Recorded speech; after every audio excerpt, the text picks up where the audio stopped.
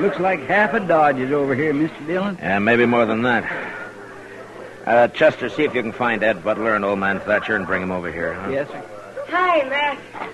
Hi, Kitty. I haven't seen this many people in one spot since last year when Eddie Foy played the Opera House. It's kind of a fiesta, isn't it? Yeah, in a way. Nobody'd think it to look at you. Where's the finish line going to be, Matt? I want to see good. Back up there about 50 yards. Oh, well, I'll go up and find me a place. Yeah, okay. Matt! Oh, Matt! Yeah, Doc. Oh, here you are. Well, I've looked over both horses. They seem sound enough. Good. I don't get much call to check horses anymore. Mostly it's babies these days. Or maybe a gunshot wound. Doc, who's going to ride for Butler and Thatcher, you know? Well, Butler's got Hank Thomas, and I think Thatcher's grandson's going to ride for him. Well, I hope the boy knows what he's doing. I think he does, Matt. He's got spurs and a switch. Well, that'll help. See, Matt, Thatcher's getting all liquored up. Well, that's his affair, isn't it, Doc? Yeah, but he's got a skin full. You know how edgy he gets when he's that way? I sent Chester for him. He should be along any The minute. whole crowd seems kind of excited and nervy. Maybe I'll pick up some business out there, huh? That's not funny, Doc. I'm sorry, man. Mr. Dillon, I found Mr. Butler, but I Afternoon, couldn't... Marshal. Where's Thatcher? Oh, I wouldn't know. Last time I saw him, he was pouring down some red-eye. Preparing for the loss, maybe. Well, Mr. Hightower and Doc here are going to act as judges along with me. Chester will fire the starting gun. It's all terrible fancy for just a whim of that old fool Thatcher's, ain't it? You may call me an old fool now, Butler, but it'll be different after the race. You're drunk, Thatcher. Any law say a man can't win a horse race if he's drunk? Oh, what's the matter? Need courage to bring your horse out here to the flat? All right, stay out of it, Butler. Mr. Thatcher's your grandson all set? Yes, sir, Marshal. How about you, Butler? We're ready. All right, then tell your riders to take their horses down to those two buckboards down there. That'll be the starting line. You thought you'd fool me, didn't you, Butler? Bringing out that thoroughbred to run. Well, I don't care. I can still beat you. You're talking an awful lot for a man who ain't worried. Don't ride me, Butler. I've had enough. Oh, listen to me, Thatcher. I put up with your chatter long enough. Why you... All right, that's enough. I'll You have just both of see you. to it you win, Thatcher. I'll have your ranch and that colt you think so much of. Oh, what did you say? You heard me. Just make sure you win, if you can. Oh, what did you say about my colt? What did you mean? Well, if my bay mare wins, I get your ranch and everything on it. That includes your colt. No, that isn't right. Well, what about it, Marshal? You're holding the purse and drawing up all the rules, it seems. What about it? Butler's right, Mr. Thatcher. That's the way you made the bet. You're no good, Butler. No good at all. I didn't make the bet. All right, both of you move your horses down to the starting line. It's 2 o'clock. Hank, move that bay down those markers. Well, go on down, Mr. Thatcher. Yes, sir, yes. Chester, you walk with him. Give him 5 minutes, and then you can start him off. 5 minutes. Yes, Mr. Dillon. Well, I was right. Wasn't I, Mac? Thatcher's been drinking some. Yeah. Come on, Doc. We'll look up Mr. Hightower. All right. You know, Matt, this is like a holiday. It's like a fiesta. Yeah, that's what Kitty said. Ooh, she's out here, too, huh? Yeah, well, I guess maybe outside of Mr. Thatcher, the only person not enjoying himself is you. Do I have to enjoy it, Doc? I'm sorry, Matt.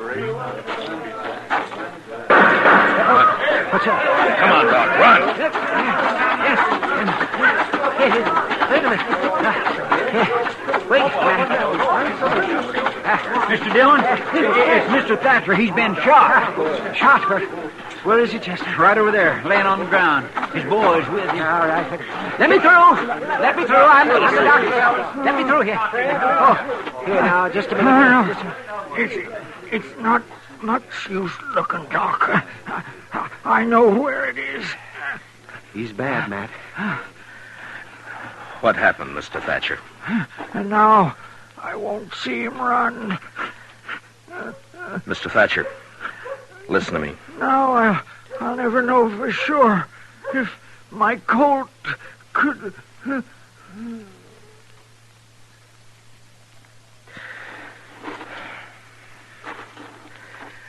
What happened, Chester? You were with him? Mr. Dillon, I don't know. I was walking along, not thinking anything particular. Thatcher and Butler was up ahead, and then Thatcher drew on Butler, tried to shoot him. I shot him, if that's what you want to know, Marshal. It was self-defense, Marshal. That's what it was, Mr. Dillon. But still, He was drunk. You man, saw that for yourself.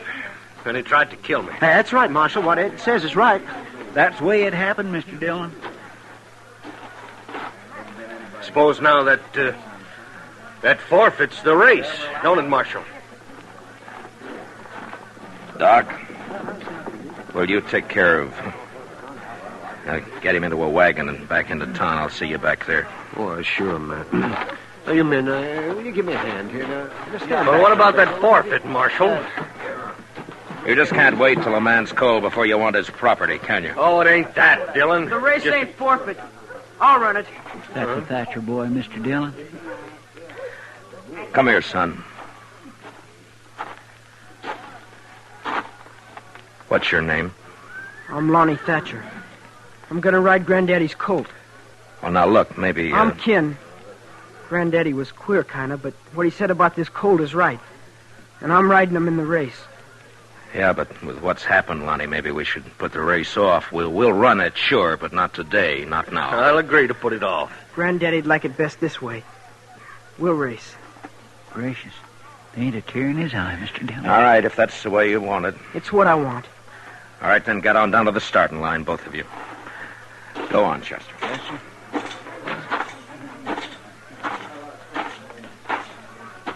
I was looking for you, Marshal. We can have the race? Yeah, That's a good thing, you know. There'd be a lot of people disappointed if it didn't come off. and we wouldn't want that, would we, Mr. Hightower? How's that? The killing's hardly enough to make the day complete, is it? No, Marshal, I didn't mean anything wrong. It's just... Yeah, sure. Just forget it. Move on up to the finish line. I'll get a couple of these riders to clear the lane. All right, Mr. Dillon. You there, would you ride down toward the start and make everybody move back and clear a lane, huh? All right, everybody, will you get back, please? Oh, would you clear the lane, please? Please move back. All you people there. Move back. That's it. Well, it's time, Marshal. Yeah. What's Chester waiting for? It looks like the colt's acting up. I've never seen two different breed of horses run against each other. And that colt's kicking up a storm.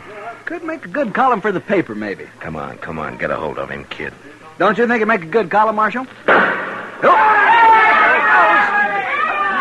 go, Matt. Look at that boy ride, Matt. Come on, kid. Come on, kid.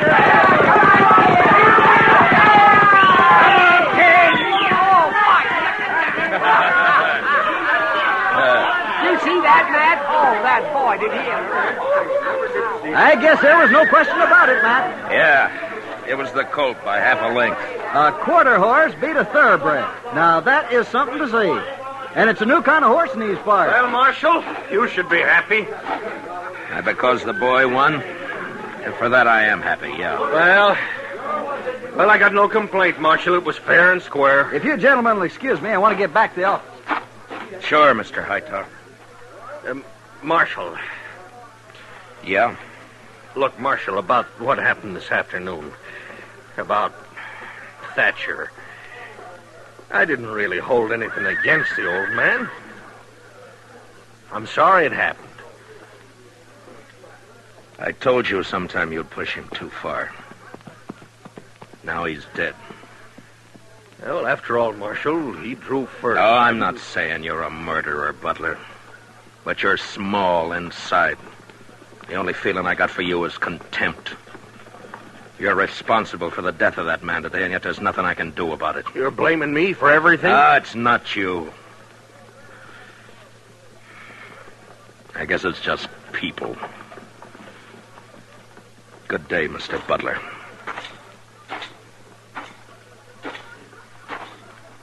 Matt, I was looking for you. Where's Lonnie Thatcher, Kitty? Standing over there by his horse, crying. Maybe you ought to talk to him, Matt. I'm going to. Well, he doesn't want to see anybody. Some of us tried talking to him, and He just walked away. I'll see you later. Hey, boy, you better walk that horse. Any horseman who knows he shouldn't be standing around after running like that. Yes, sir. All right.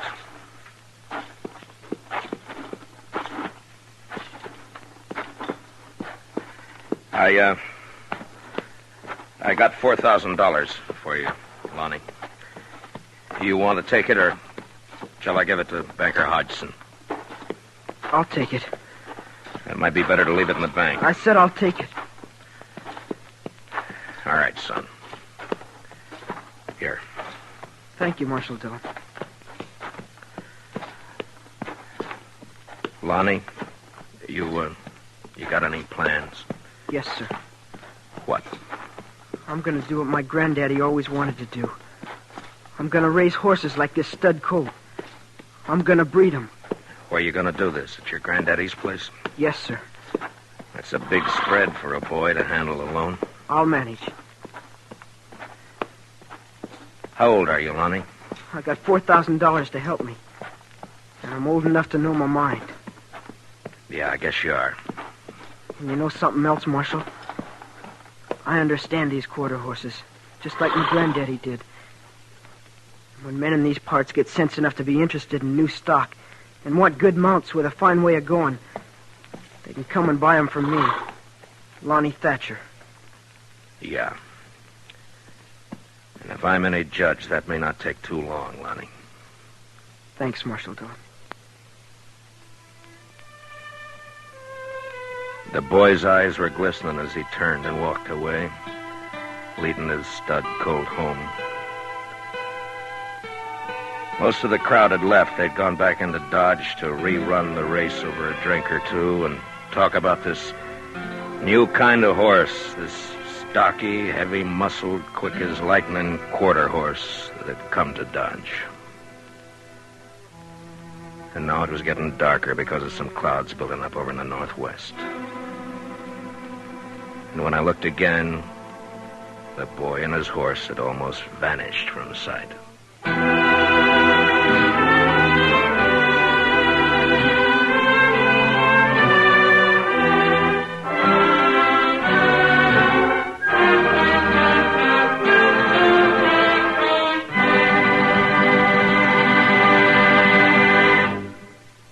Gunsmoke, under the direction of Norman Macdonnell, stars William Conrad as Matt Dillon, U.S. Marshal. The special music is composed and conducted by Rex Corey.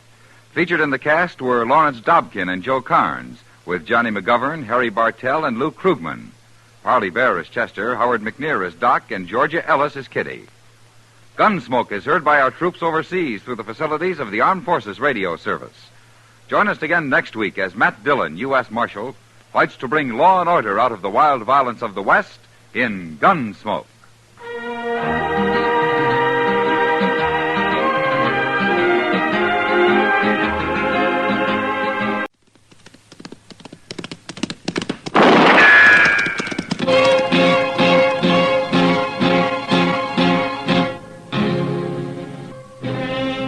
Around Dodge City and in the territory on West, there's just one way to handle the killers and the spoilers, and that's with a U.S. Marshal and the smell of gun smoke.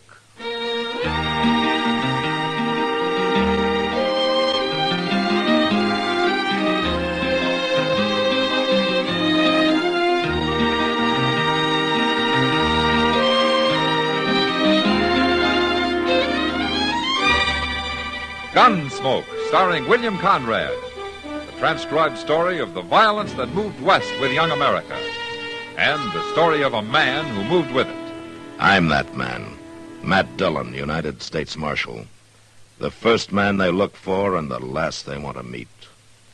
It's a chancy job, and it makes a man watchful and a little lonely.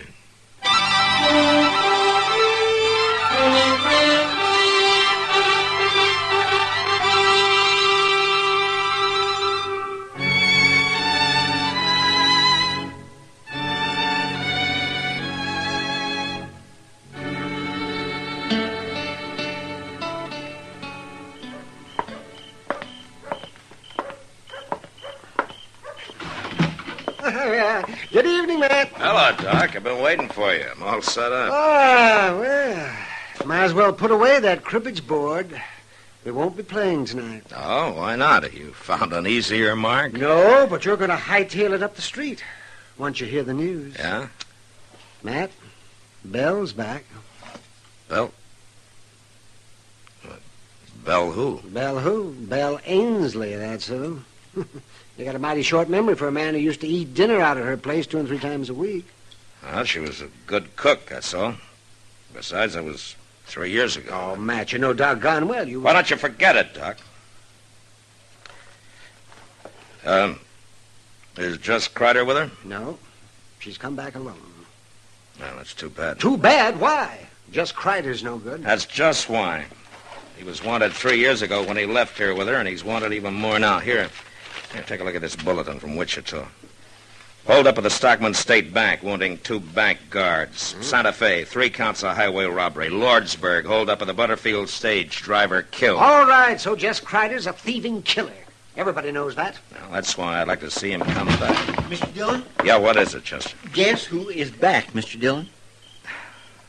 I already know, Chester. Yeah, but that ain't all. Chester, if one more person comes in here and tells me about Belle Ainsley, so help me... Well... You're what, Matt? Belle. She was right outside, I was going to say. Well, come on. Come on, Chester. I'll buy you a beer. Well, Gosh. Well, I'll see you later, Mr. Dillon.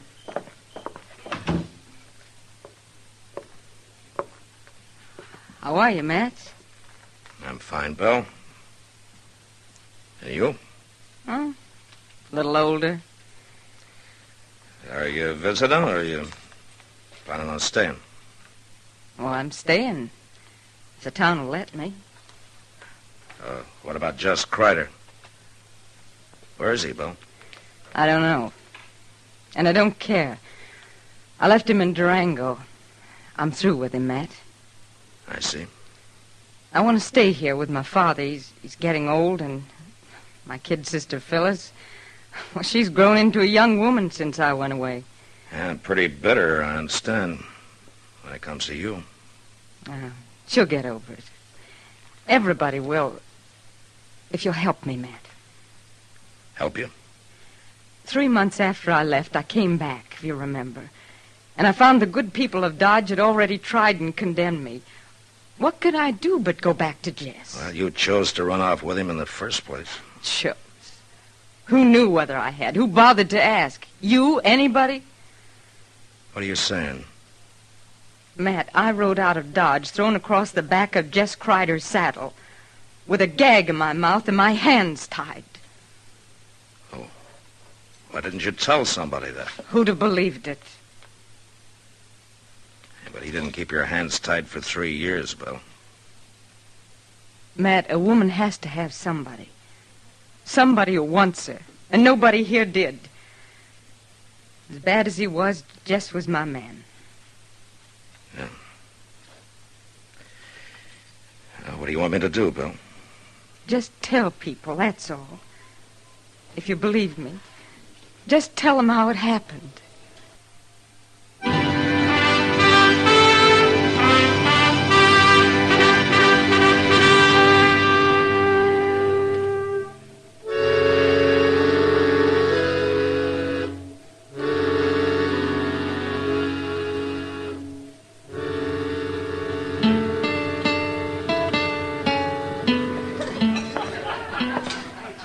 Hello, Matt. Evening, Kitty. Where'd you get all the crowd? The trail herd's in. The bar Double D from the Panhandle. No? I understand an old friend of yours came back last week. You know, a man tips his hat twice to a woman around here, and he's married. Is that really all you did, Matt? Tip your hat twice? Yeah, just about. Have you talked to Belle? Well, in passing. I heard his story. You believe it, Matt? That's possible. It's the kind of a thing Jess Kreider would do. I don't know for sure. Well, if it did happen that way and she's left him for good, then I guess maybe she's got some sympathy coming to her. Yeah. She sure didn't get much at home. What do you mean? Well, she moved back in at the ranch. Yeah, so I heard. It was all right with her father, probably on account of her cooking. You remember her cooking, Matt? I remember old man Ainsley well enough. He worked both those girls half to death. Well, anyway, I guess her sister really raised Cain. Well, I figured that'd happen. She's hated Belle ever since the night she ran away with Kreider was taken away. But I didn't think she'd carry it so far. Now, what do you mean? Phyllis left the ranch yesterday and moved into town, Matt. She's got a room over at the Dodge House. What? Uh-huh. A 15-year-old kid living here alone? Yeah, I know. I'll go see her and talk to her, Kitty. But I don't think it'll do any good.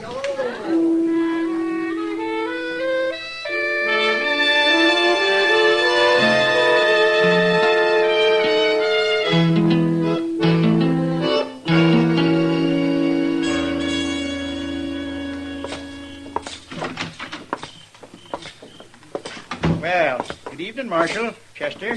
How are you, Dovey? Some of my guests been kicking up their heels, have they? Dovey, I understand that the youngest Ainsley girl, Phyllis, took a room here yesterday. Is that right? Yeah, she certainly did. Wanted to get away from that environment, I reckon. I can't say I blame her, Marshal. I know if my sister'd been cavorting around for 3 years with a cutthroat like Jess Kreider, Dovey, would you mind telling the girl that I'd like to talk to her? Well, I can't very well do that, Marshal. Oh, why not? Because she up and left this evening. What? Yep. I've already let the room to somebody else. She said she was leaving the country and wasn't coming back. Leaving the country? Well, was she alone? Well, now, she walked out alone, but I kind of had the impression there was some man waiting for her outside. And you let her go? Well, there wasn't nothing I could do about it. Well, you could have told somebody, her family or me. She's only 15, Dovey. Well, that's growed up the way I look at it. Anyway, I figured it's just another case like her sister Belle. And it sure ain't none of my responsibility.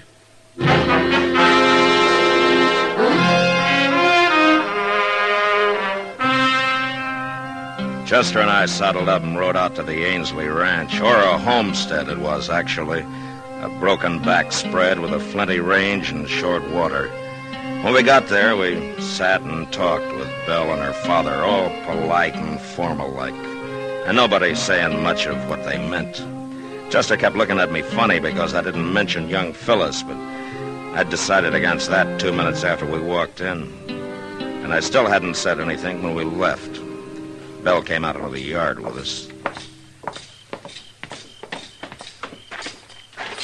It was nice of you to ride out, Matt and Chester. Well, Nobody else from town's even been near the place.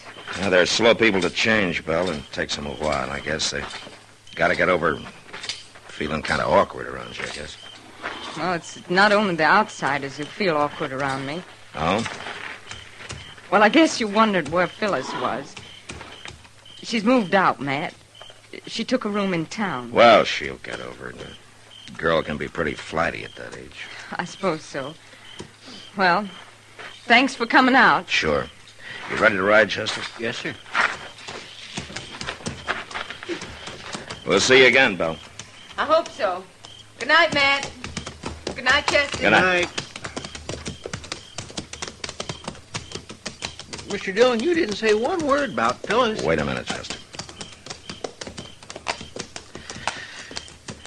We're going to ride away from here now, but we're coming back later tonight.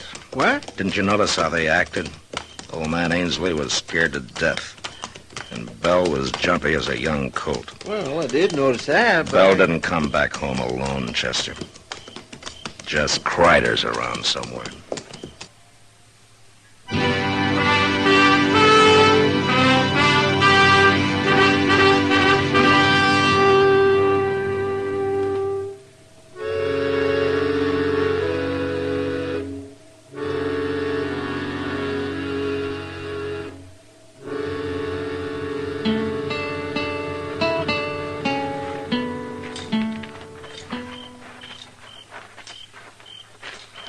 You figure Kreider was right there in the house tonight when we was, Mr. Dillon? No, he couldn't have been, Chester. There's no place for him to hide. Probably holed up in the barn. We'll look there first. Yes, sir. There's a lantern burning inside. Yeah. Now, you wait here and keep me covered, Al. Edge up to the door and then go in fast. Well, now, you be careful.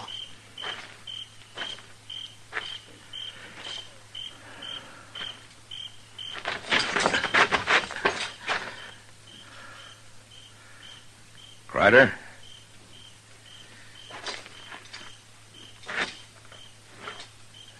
Jess?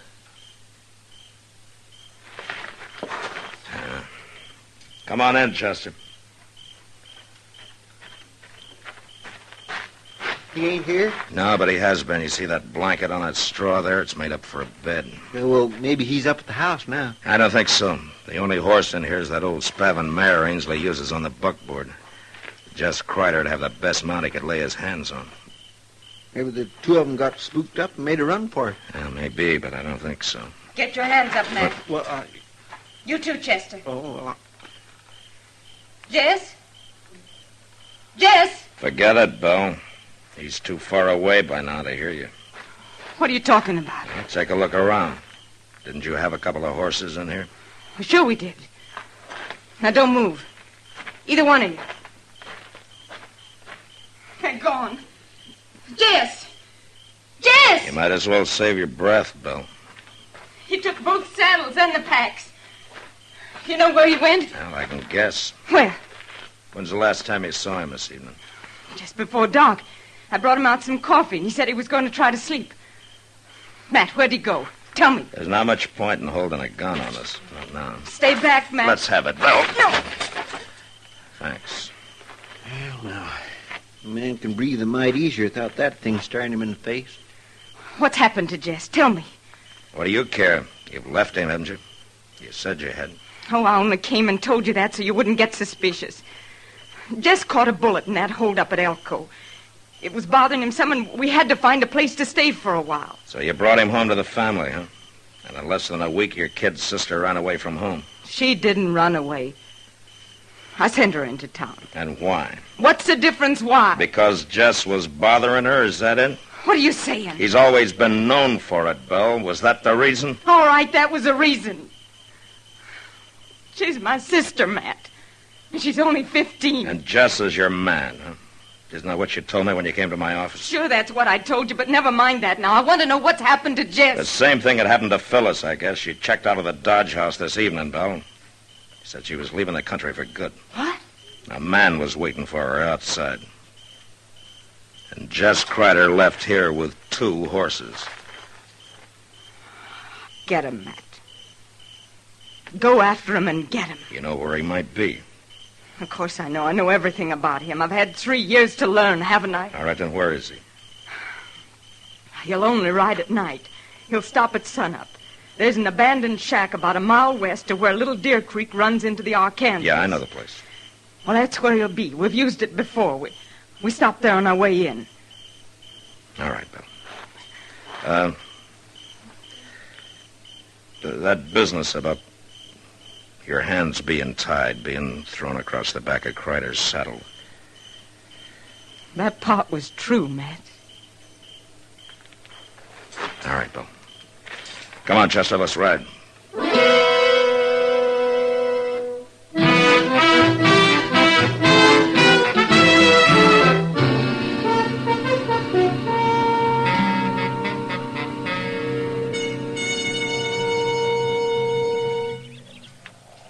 Come out of that shack all day, Mr. Dillon. He will, Chester. They just got here. Those horses are still sweating. He won't leave them standing there saddled for long. It wouldn't be too hard a chore to slip up through that plum thicket there at the back. No. If he fights, I don't want the girl in it. We just wait till he comes out. Doggone if I can understand women at all, Mr. Dillon. I've had the same trouble myself a time or two, Chester. But why would that nice young girl want to go running off with a murdering outlaw like Jess Crider? Maybe it's more a matter of hitting back at her sister. She's let her hate for Belle build up till it's driven her half crazy, I guess. Somebody's coming out. It's him. Yeah. Easy now. We'll just let him get clear of the cabin. You stay down now. All right, hold it, Crider. You're under arrest. He's going for his gun. Have it your way.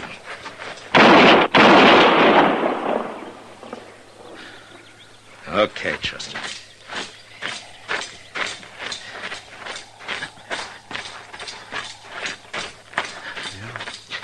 It looks like maybe he got out of hanging. Yeah. You killed him!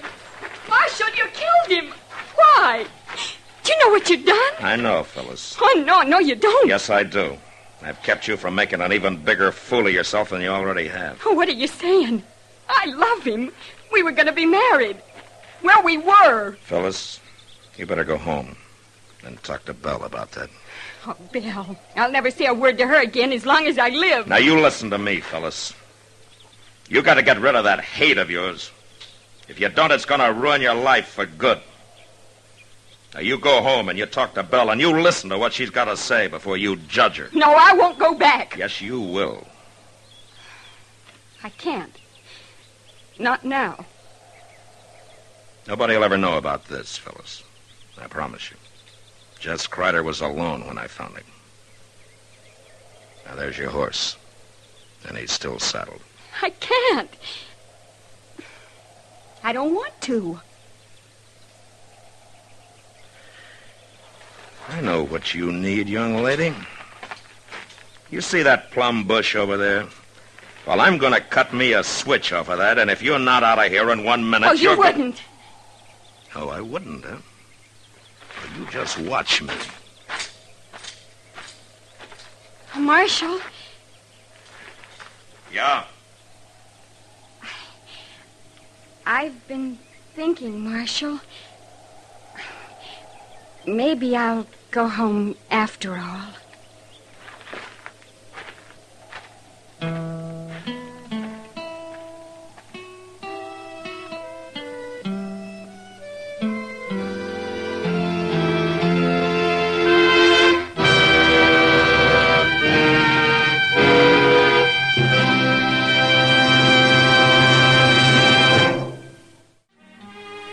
Gunsmoke. Produced and directed by Norman Macdonnell, stars William Conrad as Matt Dillon, U.S. Marshal. The script was specially written for Gunsmoke by Les Crutchfield, with editorial supervision by John Meston. The music was composed and conducted by Rex Corey. Sound patterns by Ray Kemper and Bill James. Featured in the cast were Virginia Christine, Ralph Moody, and Sammy Hill. Parley Bear is Chester, Howard McNear is Doc, and Georgia Ellis is Kitty.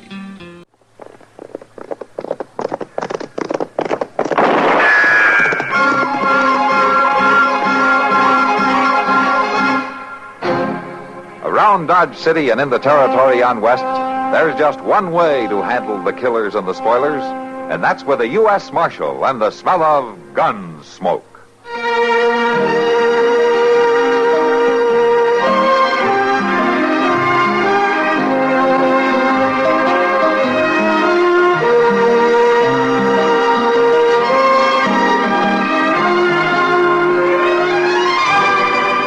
Gunsmoke, starring William Conrad, the story of the violence that moved west with young America, and the story of a man who moved with it. I'm that man, Matt Dillon, United States Marshal. The first man they look for and the last they want to meet. It's a chancy job, and it makes a man watchful and a little lonely.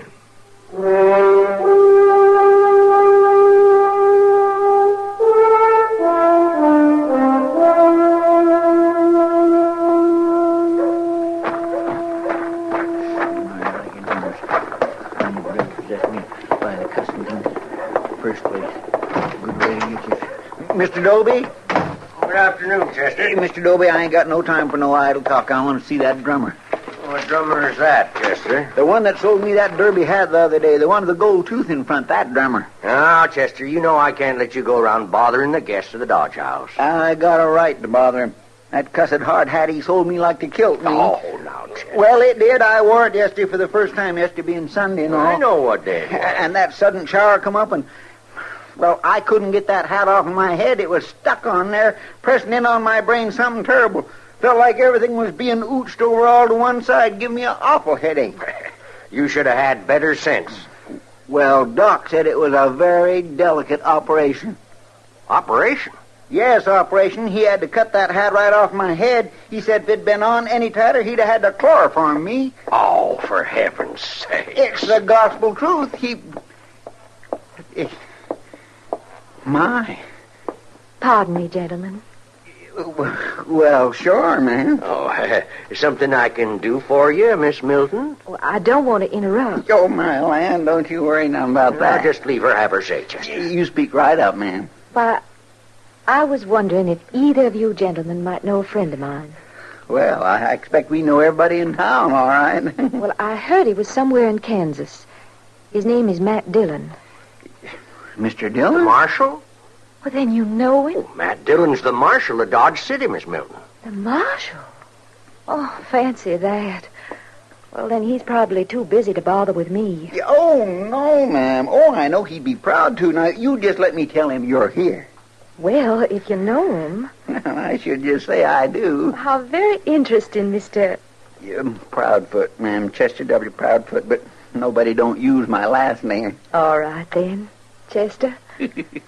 I wonder if you'd be so kind as to take a message to Mr. Dillon for me. Oh, you bet your boots, ma'am. Yes, ma'am, I sure would. Would you tell him Miss Dolly Milton is here from Texas, staying at the Dodge House, and that she'd be pleased if he'd find time to call on her? Yes, ma'am, I'll do that, Miss Milton. I sure will do that. Thank you for your kindness. Good afternoon, gentlemen. Good afternoon, Miss Milton. Afternoon, ma'am.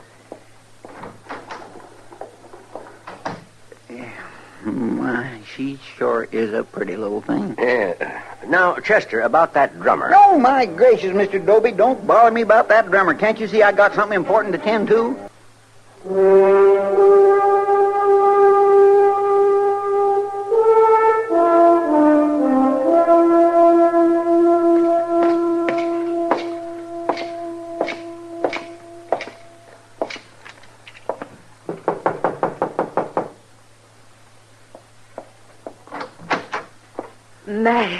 Matt Dillon. Hello, Dolly. How wonderful to see you again. Oh, it's good to see you, too. Oh, please, come in. Oh, thank you.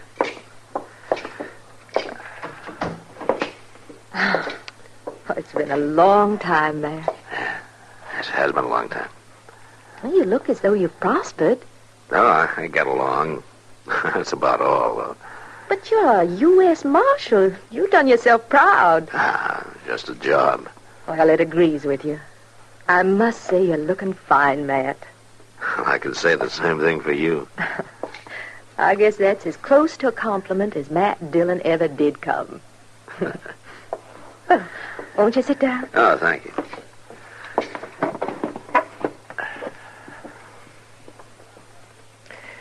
Well, what are you doing in Dodge?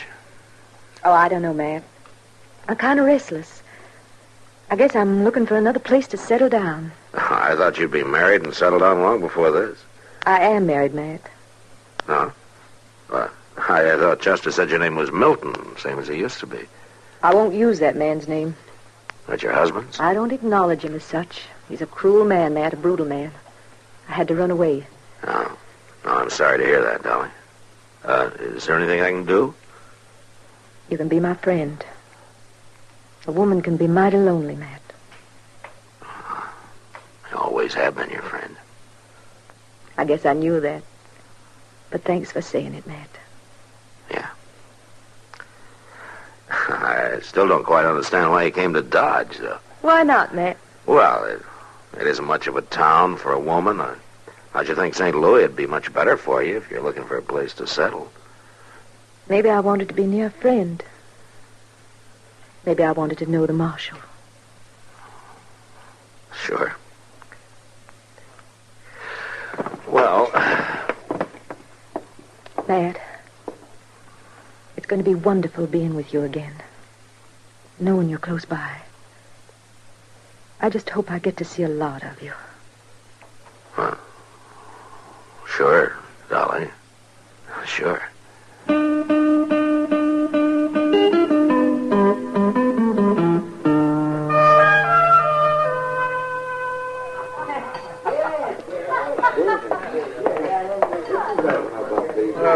Hello, Miss Kitty.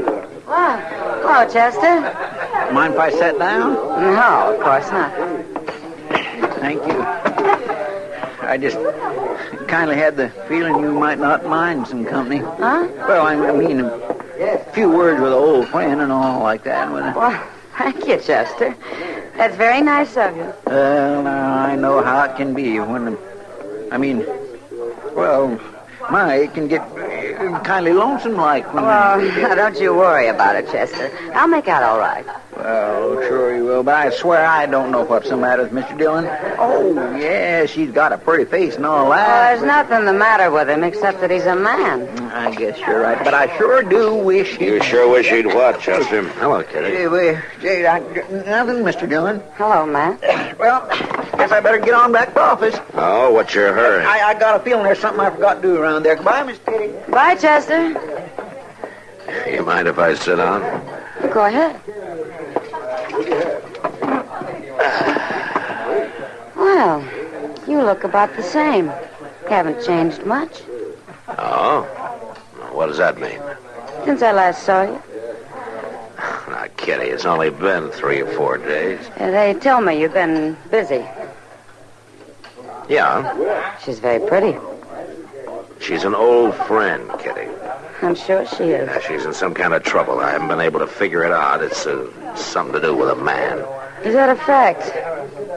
Oh, now, Kitty. Well, no, it's your business, Matt. Of course. But I'd like to tell you something. What's that?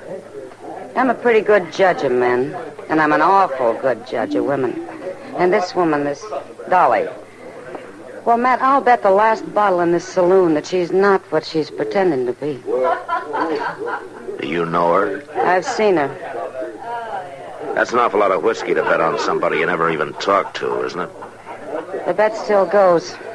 But I guess you'll have to find out for yourself. Yeah, Kitty. I guess I will.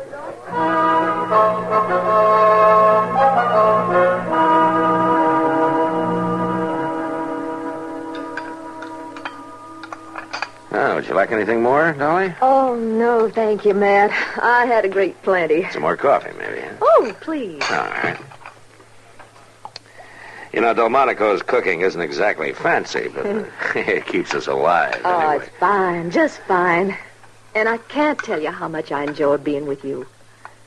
I'm not very fancy either. No, but I don't have to be afraid of you, Matt. I don't scare many women. Some men do.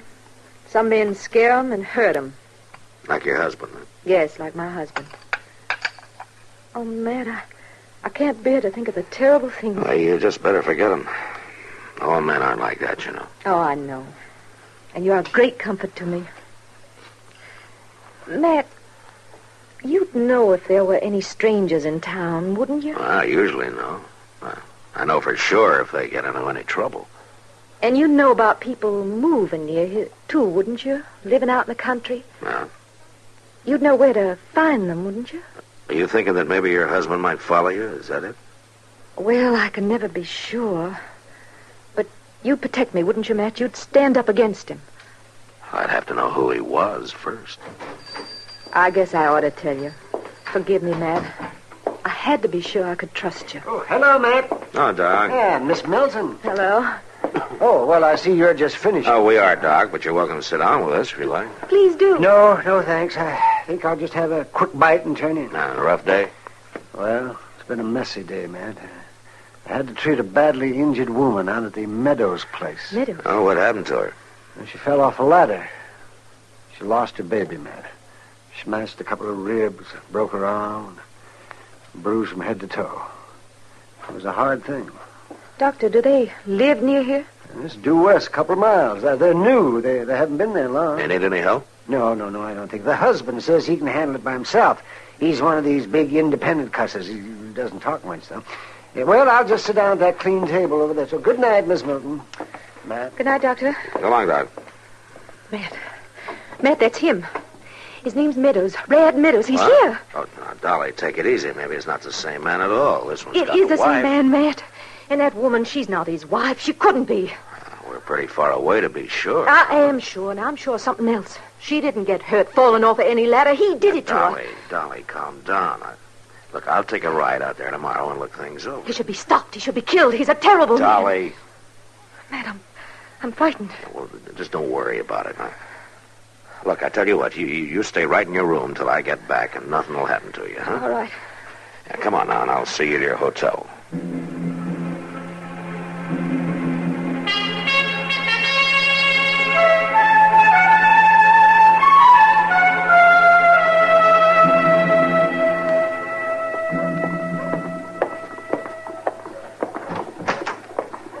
Morning, Mr. Dillon. Well, forevermore, you starting off already? I ain't even boiled the coffee yet. I want to get started, Chester. I got to ride out west of town. Oh, following Miss Dolly Milton again? What do you mean? Well, she headed off west just a few minutes ago, driving a buggy as neat as you please. Huh? Are you sure of that? Of course I'm sure. Ain't nobody else around here looks like her. Well, why in the world would she be heading out of town all by herself at this hour of the morning? That just don't make sense. I'm afraid it does, Chester. Come on. You mean you want me to come along, too? Yeah. Well, but I thought you and Miss Milton... I said I wanted you to come, Chester. Now put down the coffee pot and go get the horses. Yes, sir.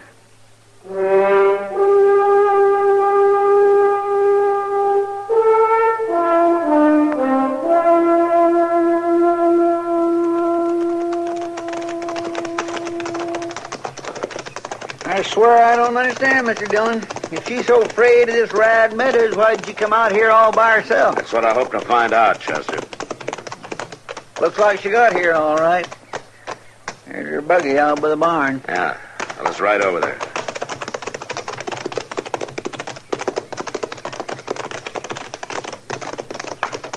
Dad, I warned you a long time ago. No man walks out on me. See to the horses, Chester. Yes, sir. I couldn't you marry me, no. But I can do this. No, Dolly. Dolly. Dolly, put the gun down. I hope he's dead. Here, give me that gun. Give it to me. Chester. Yes, sir. Here. Here's her gun. Keep an eye on her while I see about Meadows. Yes, sir. Yeah. Meadows, can you hear me? Did you come with Dolly? I'm the U.S. Marshal from Dodge. Do me a favor, Marshal. Get Dolly out of here. Chester. Yes, sir. Take her out to the buggy. Come on, Dolly. I'm not going to stop trying, Rad. Not as long as you live with any woman but me, you hear? Next time, I'll kill you. Come on, get moving, Dolly. I gotta get into the house. Gotta tell my wife I'm all right. Meadows. Huh? You never were married to Dolly, were you? No, Marshal. She liked to chase me all over Texas, but I never felt that way about her. And she never forgive me. Yeah, I see she didn't. She claims that you treated her pretty bad, that you beat her and all that. Oh, to tell you the truth, Marshal, I never even touched her. I think that's what she couldn't stand. Yeah, maybe. I don't ask you to believe me, Marshal. There are ways of checking. Folks down Texas way will tell you.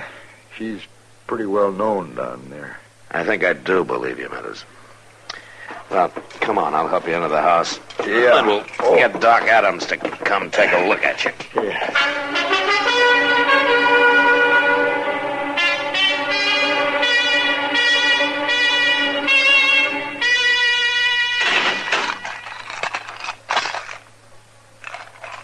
Make you feel real proud, Matt? Locking a woman up? Nothing about this makes me proud, Dolly. You were mighty silent on the way in. I was just thinking. Thinking about how you were taken in by an old friend? Yeah, maybe. Well, you're lucky, Matt. When I first heard that Rad was up this way, I had in mind you might do my shooting for me. Well, I might not have been quite that obliging, Dolly.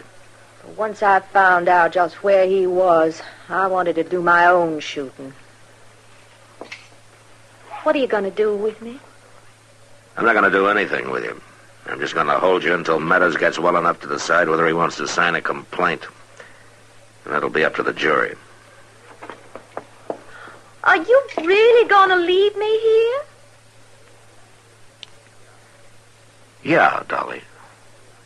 I really am.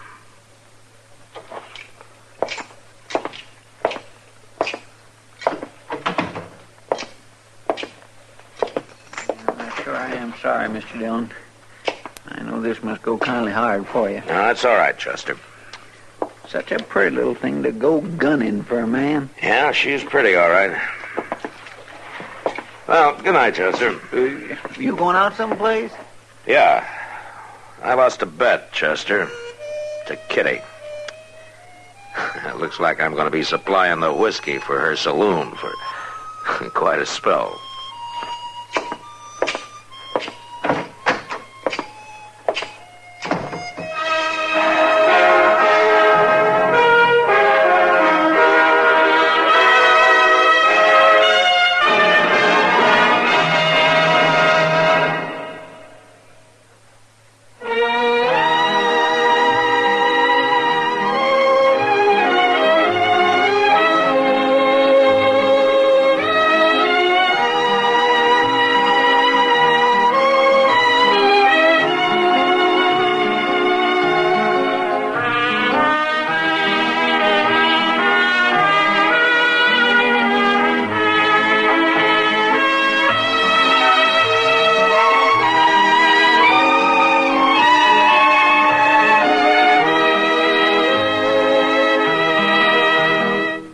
Gunsmoke. Produced and directed by Norman McDonald.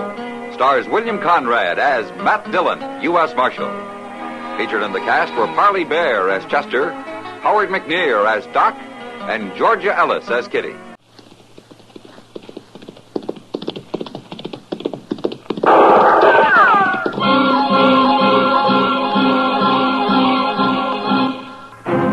Around Dodge City and in the territory on west, there's just one way to handle the killers and the spoilers, and that's with a U.S. Marshal and the smell of gun smoke.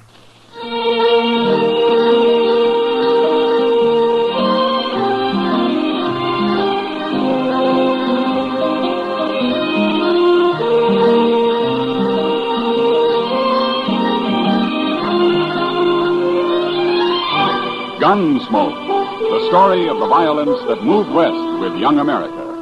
The story of a man who moved with it. Matt Dillon, United States Marshal. Gunsmoke, starring William Conrad.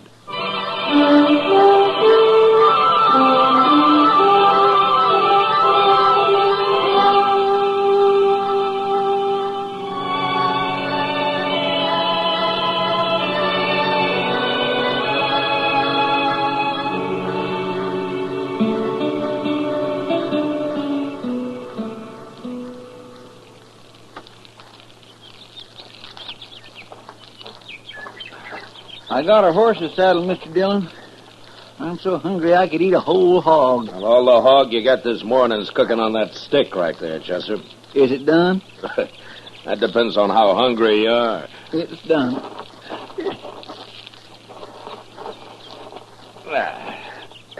Sure will be good to get back to Dodge tonight and sleep in a bed again. Well, civilization's made you soft, Chester. Maybe so, but I get mighty tired of using my back for a mattress and my belly for a covering. Obviously, Chester, you were born for greater things than rooting around on the prairie and living in the rain. It hasn't been raining, Mr. Dillon. No, it hasn't. But it will, Chester. Sooner or later, it'll rain. Yes, sir.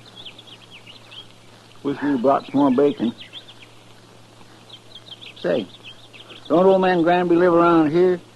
Maybe we could borrow a little from him. Well, according to what I've always heard, old Granby wouldn't loan anybody anything. You really think he's a rich miser, like they say? Oh, I don't know, Chester.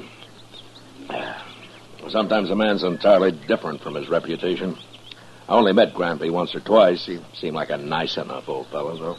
Well, I wouldn't want to live out here all alone with nothing but a few horses for company. Oh, he's used to it. Well, even if he does have a lot of money hid away, there's no place to spend it out here. Granby's pretty old for the pleasures Dodge has to offer, Chester. Well, I hope I am never that old. At the rate you're burning yourself out, Chester, you never will be, so don't worry about it. Oh, now, Mr. Dillon, I live mighty quiet for a young fella who's free and still full of blood. Sure. Hey, look over there. Huh? That string of dust laying right on the ground there. Yeah, I've been watching it, Chester. It's not on the ground, though. There's a dry wash runs along there. Somebody's driving stock down it. Maybe it's old man Granby. That may be. Let's go say hello, huh? All right, sure.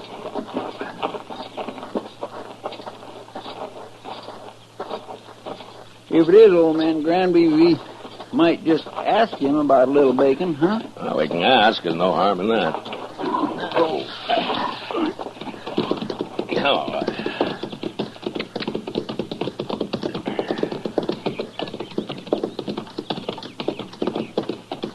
Now, that's horses down there, Chester. Yes, sir. I can see their heads now. I don't see anybody driving them. Now, he'll be along in a minute. Now, let's wait here.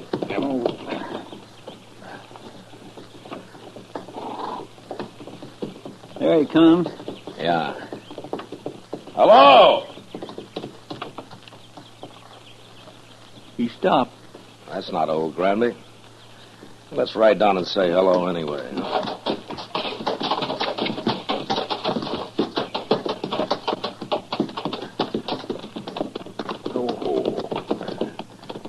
Now, that's Granby's brand on those horses, though. He must have hired him a hand. Yeah, maybe.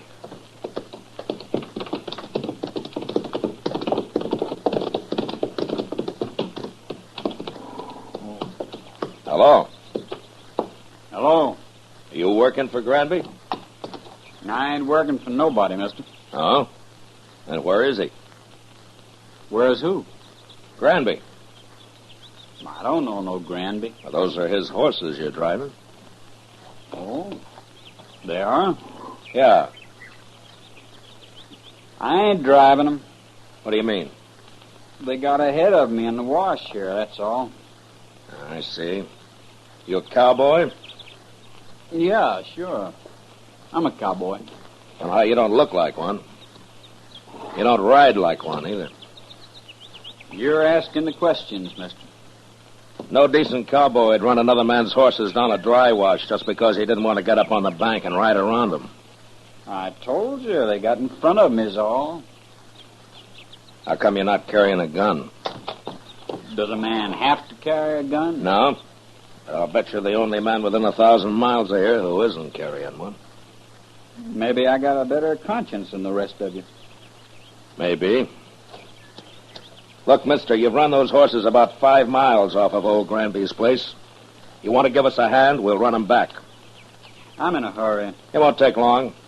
The old man might be a couple of days finding them if we don't. You worry about him. I got to get into Dodge. We'll ride in with you. Afterwards. I ain't going to do it. Look a lot better if you did. I'd like to, mister, but I can't wait. I'm leaving now. So long. You going to let him go, Mr. Wait Bill? a minute, Chester. I'll let him hear what lead sounds like. No, don't shoot. Don't shoot me. All right, then ride back here.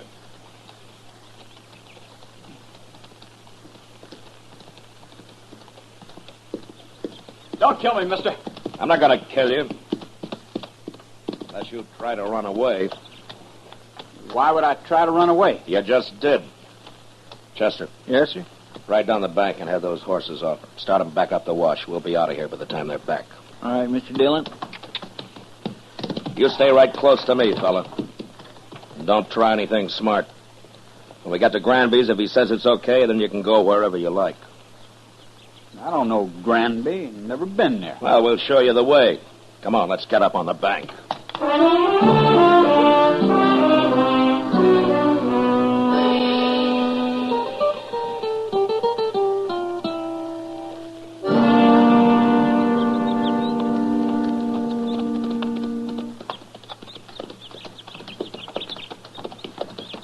Old man Granby can find his horses all right now, Mr. Dillon. Yeah. But I want this cowboy here to meet him. We'll see if he's in the house. I'll wait for you. Get off that horse, fella. Go on. That's better.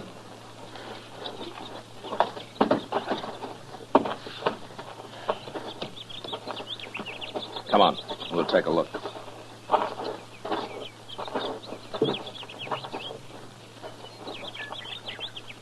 Well, what are you waiting for? Nothing. You go ahead, Chester. Yes, sir, Mr. Dillon. Looks like I'll have to herd this man in.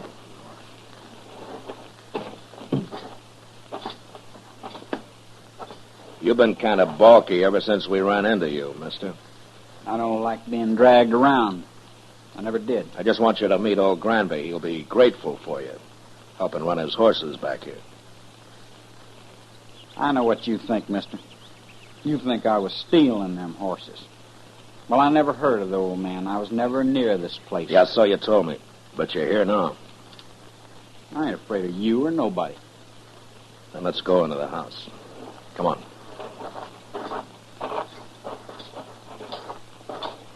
Mr. Dillon? Yeah, what is it, Chester? Old man Granby, he's in there. Oh, what's wrong? Right in the room there, Mr. Dillon. He's hanging there. What? Somebody's gone and hung him right in his own house. I don't want to see him anymore. You go take a look.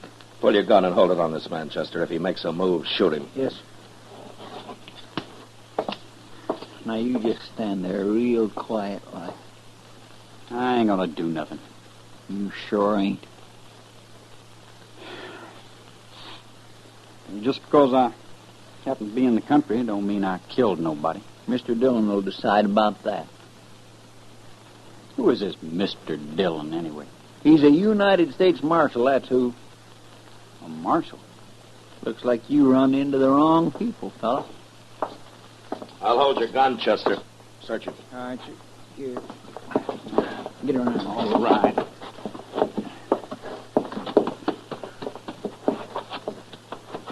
Turn around. The house is all torn up. He must have been looking for old Granby's money. I was never in that house. There's nothing on him. Not a thing. All right, Chester. Here's your gun. Catch it. Thank you. All right, now, what's your name, fella? Trimble. Joe Trimble. Where are you from? Up north. Up north where? All over. What are you doing down here, Trimble? Making a change. Yeah, sure. And some cowboy you ran into told you about Granby being rich. So you came here and kicked the old man around and hung him. And then tried to find the money. That's a lie. This is the first time I was ever near the place. I'm sure you did it, Trimble, but I wish I had more evidence. A court of law just might not convict you the way things stand. You gonna let me go? No. I'm arresting you. And you're gonna stand trial. And I'll do my best to see you hung. I didn't do it, I tell you. And I'll go free, too. You'll see. There's something mighty wrong about you, Trimble, and I can't figure it at all. But I'll sure find out.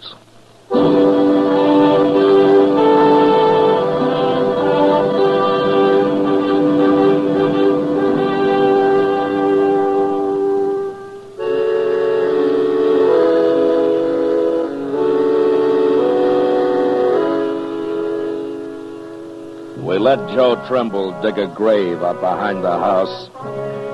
Then we laid old Granby in it and covered him with dirt. I was pretty sure now that the old man had never had an extra dollar in his life and that he'd been killed for no reason at all. Anyway, Trimble had done a pretty thorough job looking for the money, and he'd found nothing. On the ride into Dodge, I tried to figure out just what he was, but he didn't seem to fit anywhere. He wasn't a cowboy or a hunter or a gambler or even just a drifter. After we got him locked up in jail that night, Doc and I went over to the Texas Trail for a drink with Kitty, and I was telling him about it. Now then, this fella Trimble, how old is he? Oh, around 25, I guess, Doc. Then he couldn't be running away from home. No, he's a little old for that, Kitty. Well, anyway, they'll hang him. Well, I hope the judge agrees with you, Doc. Why shouldn't they? All I got so far is circumstantial evidence. But then you should have shot him out on the prairie. It's a good thing you're not a lawman. Well, maybe if I were, there'd be fewer killings around here. I doubt that, Doc. You going up to Hayes for the trial, Matt? Yeah, I'll have to, Kitty. That'll take a week, I suppose. Oh, Bob. Why do you ask? Nothing, only you've just been away for 10 days. Well, I have to earn a living, Kitty. You could make more money gambling right here in Dodge. Oh, no, Kitty, don't start that. Good evening, Marshal. Oh, Major. Miss Kitty, Doc. Evening, Major. How do, Major? I'd like a word with you, Marshal. Sure, Major. We can go over to the bar then. All right. I'll be back, Kitty. Doc. No hurry, Matt. Doc's got a lot of money. Oh, now I'll buy you one drink, Kitty. Just one drink, and that's all. Well, it's a start, Doc. Let's go, Major. I had to come to Dodge on other business, Marshal. But I wanted to pass the word to you that we're looking for a man. Oh? The Army? Yes, a deserter. Oh? Not from Fort Dodge. Where was he stationed, Major? He was with the 7th Cavalry at Fort Lincoln. Oh, up in the Dakotas. And for some reason, they think he headed south. Now, I don't have much of a description of him, just that he was a private, about 4'25", curly blonde hair, and he had a scar on his left hand. Yeah, that fits. What's his name, Major? He enlisted as Joe Gould, but he's known to have used the name Trimble. Uh-huh. Well, he's right here in Dodge. What? I got him locked up in jail. Well, that's fine, Marshal, but how did you know? I think he murdered an old man who lived a day's ride north of here. I'm going to have him tried for it. Now, that won't be necessary now, Marshal. I'll take over custody of him. No. Huh? Then he'd be tried at Fort Lincoln for desertion. I want him tried for murder. And I got to be there to present the evidence. You could go up to Fort Lincoln. No, the Dakotas are out of my territory, Major. Besides, this is a civil crime. The Army wants that man, Marshal. I'm sorry, Major. He's going to be tried in Hayes first. He is still a soldier, even if he did desert. Well, if the judge lets him off, you can have him. But not otherwise. Major, he tortured and hung an innocent old man, and I'm going to do my best to see him punished for it. Well, I'll have to take this up with my superiors, Marshal. You better hurry. I'm going to Hayes with him tomorrow. I hope you won't regret this, Marshal. I won't, Major. Not if Trimble is properly punished. I won't.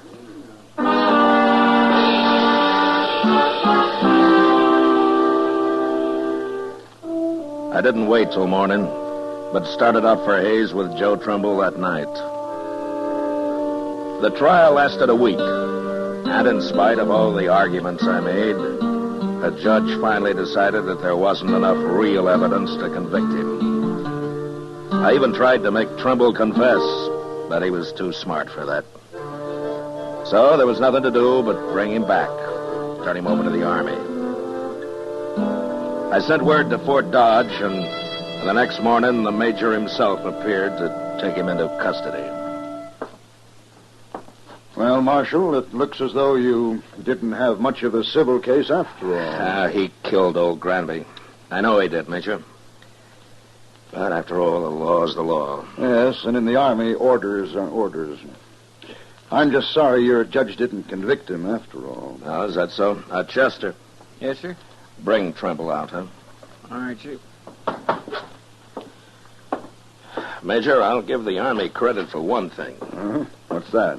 Trimble and I rode back some 80 miles yesterday, and when we got here, he wanted to sit up and play cards with Chester. Well, there may be some bad men in the cavalry, Marshal, but they're all tough. Here he is, Mr. Dillon. Well, he's yours, Major. Private Trimble, sir. You're under military arrest, Private. Not privileged to salute. Besides, you enlisted as Private Gould, not Trimble. Yes, sir. Report to the guard outside. Yes, sir. Just a minute, Trimble. You, know that you're mighty lucky, don't you? You should have died for what you've done. I told you I'd go free, Marshal. It'll catch up with you someday, Trumbull. It always does somehow. That's all I wanted to say. Yes, sir.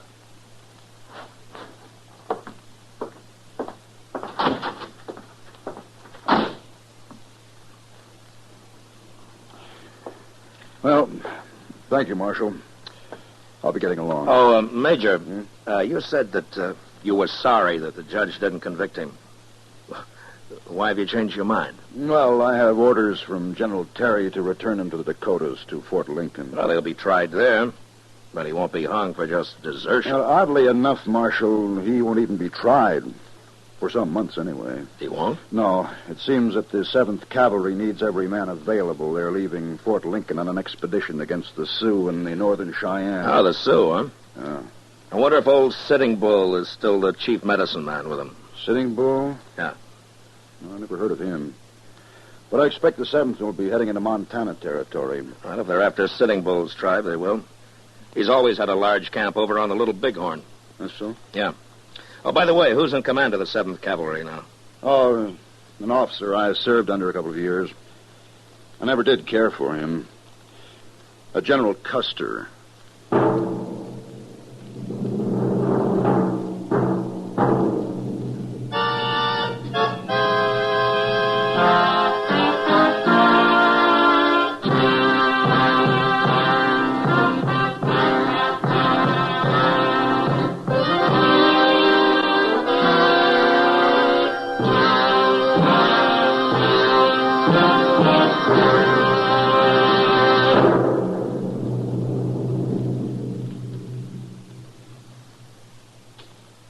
In just a moment, we'll tell you about next week's adventure on Gunsmoke.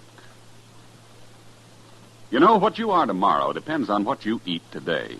So, Mother, be sure the big and little Indians at your house always eat a good breakfast. And tell me, what could be better for breakfast than Post Toasties? Post Toasties, you know, are the heap good cornflakes. The best thing that's happened to corn since the Indians discovered it. But all of the talking in the world couldn't tell you how downright delicious Post Toasties are. You have to taste those crackling, crisp flakes. Yes, you have to taste that sweet kernel corn flavor toasted. Then you'll know how perfectly wonderful breakfast can be. Put Post Toasties on your shopping list right now, Mother. Just watch how your whole tribe goes for them. Remember, Post Toasties are the heap good cornflakes.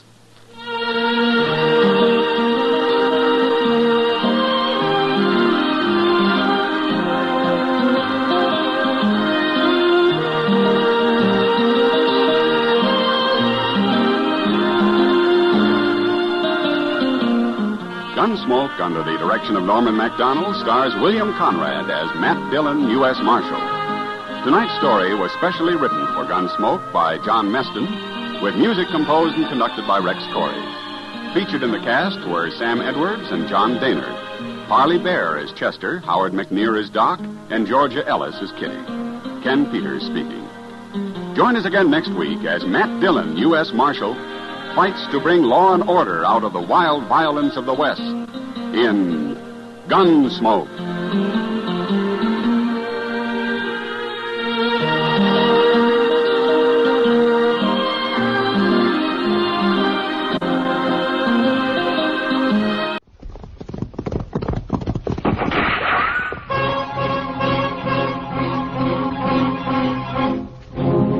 Around Dodge City and in the territory on west, there's just one way to handle the killers and the spoilers. And that's with a U.S. Marshal and the smell of gun smoke.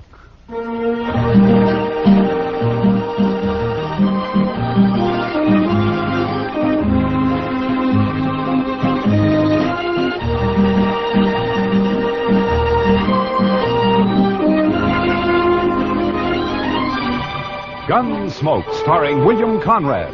The story of the violence that moved west with young America. The story of a man who moved with it. Matt Dillon, United States Marshal.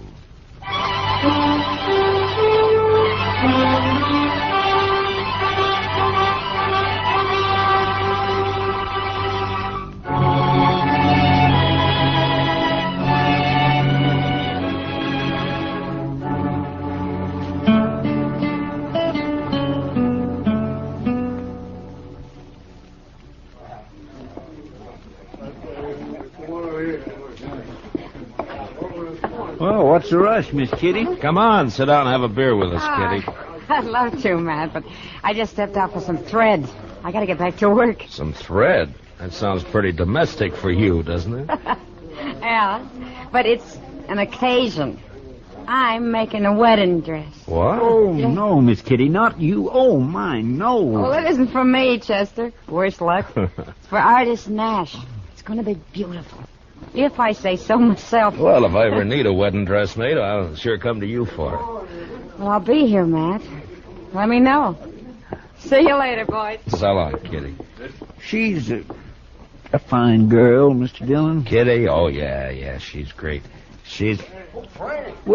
Well, look who's back in town, Mr. Dillon. Yeah, Frank Craig.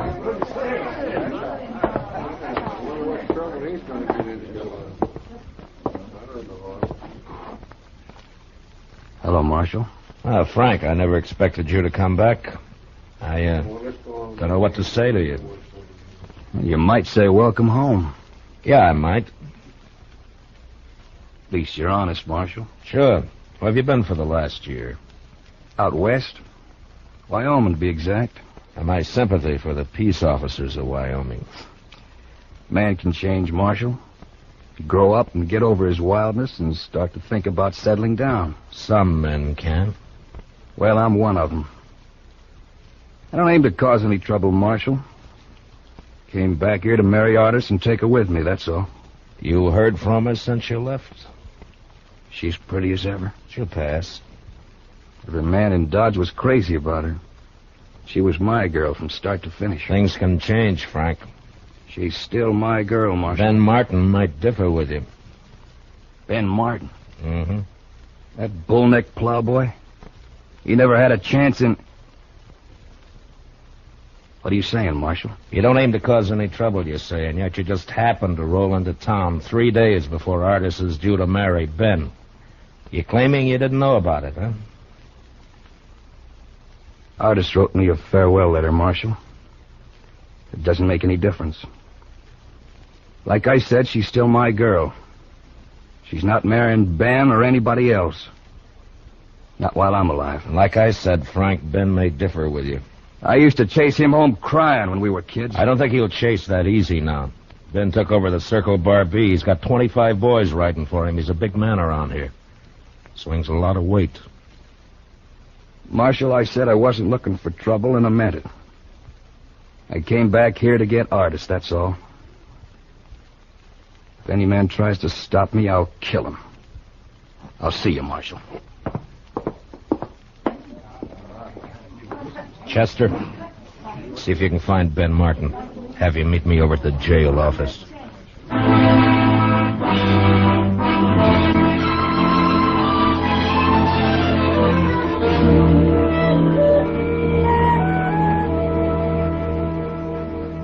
I thought he was 1,000 miles away, Marshal. I didn't think he'd ever have the nerve to come back. Well, Ben, the two of you are bound to run into each other, so I figured you'd better know about it.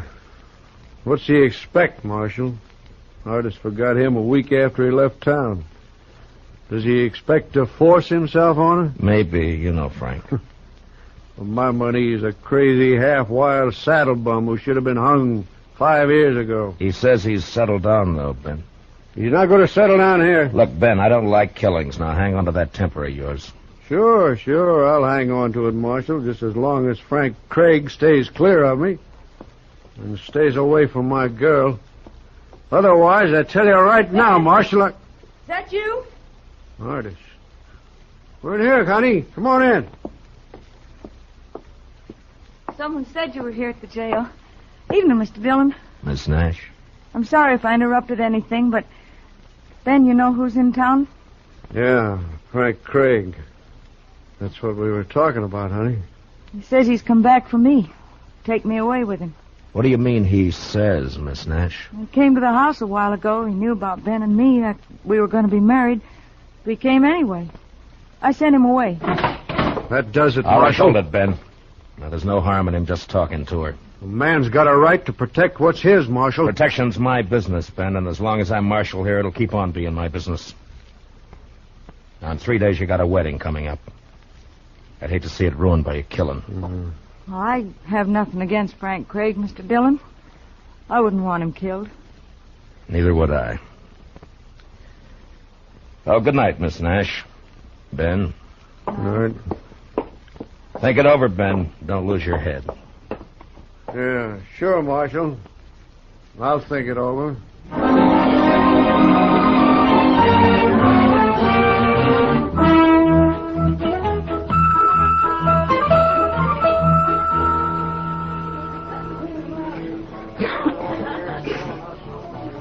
How long are we going to have to keep on riding herd on Frank Craig, Mr. Dillon? Oh, just till he and Ben meet face to face and have their say, I guess. My, that Frank Craig sure is a fancy dresser. Silver spurs, red silk handkerchief, yellow boots. Well, now, here's the marshal, right on the job. Hiya, Doc. Well, Matt, I hear we got ourselves a nice little killing coming up. You hope we have, you mean? Oh, no, it's not the fee. It's the romance of the thing. Yeah, sure. Young man comes back in the West, sees girl, finds she's on the point of marrying somebody Chester. else. Watch me for the play and keep me covered, huh? I don't know what you mean. Over there. Oh. Ben Martin and two of his boys, they just came in. I'm going to go over to the bar next to Craig. Now keep your head up. Yes, Mr. Dillon. You better give me some room, Doc. Well, how are you, Frank? Yeah, I saw him come in, too. You've been standing over there watching me for 2 hours. Now you come up and speak. I fight my own battles, Marshal. Frank, the way I'm playing it, there's not going to be a battle. Well, Ben, it's nice to see you. Marshal, I'd rather you weren't here. I guess you know that. Yeah, sure, I know that. Don't worry, Ben. Dillon's neutral. That still gives you 3-1 odds. What more do you want? Frank, we don't need you in this town. You were gone for a year and we got along fine. So if you climb on that horse of yours and ride out again, we'll still get along fine. My girl won't, Ben. You haven't got a girl in Dodge City, Frank. Sure I have. And I want to thank you for looking out for her while I was away. As far as she's concerned, you're still away. I might as well warn you, there are a couple of my boys on guard at her house armed with rifles. Ben, I never needed a guard to hold her. If you come within 50 yards, they got orders to kill you. You'll be there from now until the wedding. Oh, yeah. That wedding. I'm afraid that's been called off, Ben. You see, Artis and I have other plans. We got a wedding of our own coming up. Well, you dirty darn! Now, if either one of you draws, he's drawing against me. I wouldn't draw on him, Marshal. I feel kind of sorry for him. So help me, Shut up, Marshal, both of you. I'm gonna... Now, you both had your say. And each knows how the other one stands. Well, here's my stand. If Ben wants to keep a guard at her house, it's all right with me. You've had a fair warning, Frank, so stay away. I wish he would try to bother her. And on the other hand, Ben, Frank's got as much right to the run of the town as you or me or anybody else. Sure, as long as decent citizens hide their valuables. You can't go by rumors, Ben. Nobody ever proved a case against him, you know that. Piece of stout rope would prove I wouldn't try it, Ben. If you and your boys want a drink now, go on over to the Longhorn. Stay out of the Texas Trail here from now on. You, Frank, stay clear of the Longhorn. You're quite an optimist, Marshal. Yeah, maybe so. Well, are you leaving, Ben? Yeah. I'll be seeing you, Frank. Come on, boy. All right. Frank, you got nothing to gain here and everything to lose. Miss Nash has made a choice, and whatever was between you once is water down the river. Why don't you pull out? Because she's still my girl, Matt. I know, and she knows, too. You wait and see.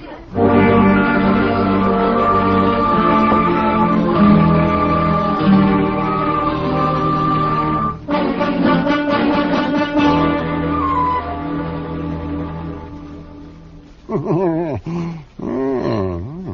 move, Matt. And let's see now. So I move there. You'll move there. Jump with my king, block the whole corner. Nah. But if I move here... Mr. Dillon, you can move. No, you don't, Chester. No, you don't. I'm playing Matt.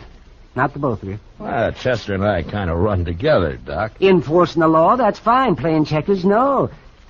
Matt, it's still your move. Yeah, I know.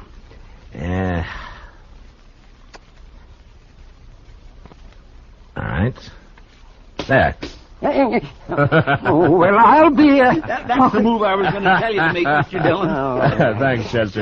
Doc, you're beat. Let's call a game. Yeah, you sneaked up on me. That's what you did. You snuck up on me. Oh, well, that's all right, then. It sure is a quiet night. I figured one of them two would make a play before this. Yeah. Well, if we can get past noon tomorrow with Ben and Artis married... Well, even Craig ought to know when he's beaten. I don't know, Matt. He never did when he was here before. Well, then he better learn. Trying to get a girl to change her mind is one thing. Bothering a married woman's another. You know, Mr. Dillon, it seems to me Miss Artis Nash is the one that could put a stop to all this. If she'd just speak her mind out plain... Matt! There wa- Matt! Oh, Kitty. now what's the matter? Kitty, what's Matt, the... they want you over at the express office right away. You too, Doc. Oh, what's wrong? Hold up, Matt. Somebody shot the clerk. He's dying. Will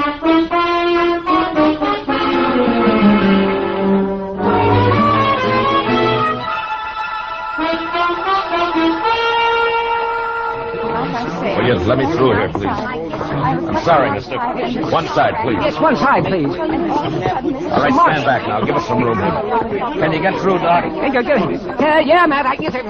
Yeah, stand back. Chester, will you move him back? Make him stand back. Yes, sir, Mr. Dillon. Yes, let me have a look now. Just let me have a look.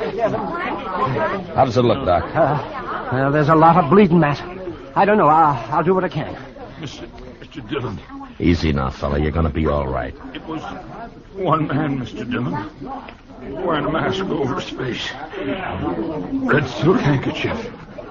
A red silk handkerchief? Oh, Frank Craig's the only man who's... Yeah. I know.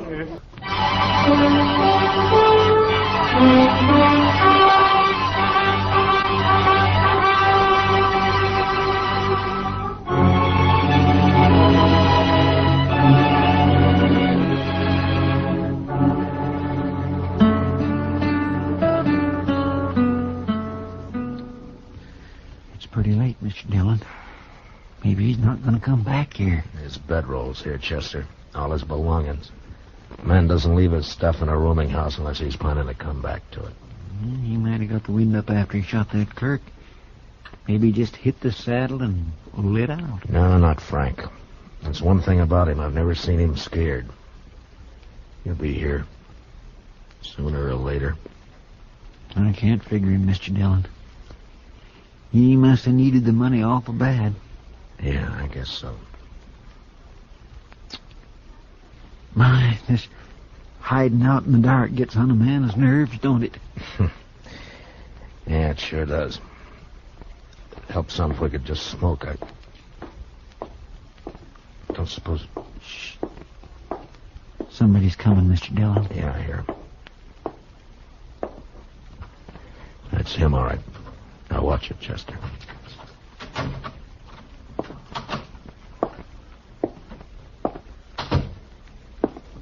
All right, hold it, Frank, and don't move. It's Matt Dillon. Thought it might be somebody else. Light the lamp, Chester. Yes, Mr. Dillon. Frank, I understand you left the Texas Trail right after dark. Nobody's seen you since. Where you been? Just friendly conversation, Marshal, or is this official? It's official. Then I guess I won't answer that. I see you're still wearing that red silk handkerchief. Any reason why I shouldn't be? Marshal, what's it all about? Murder. If that express clerk dies. I asked you, what's it all about?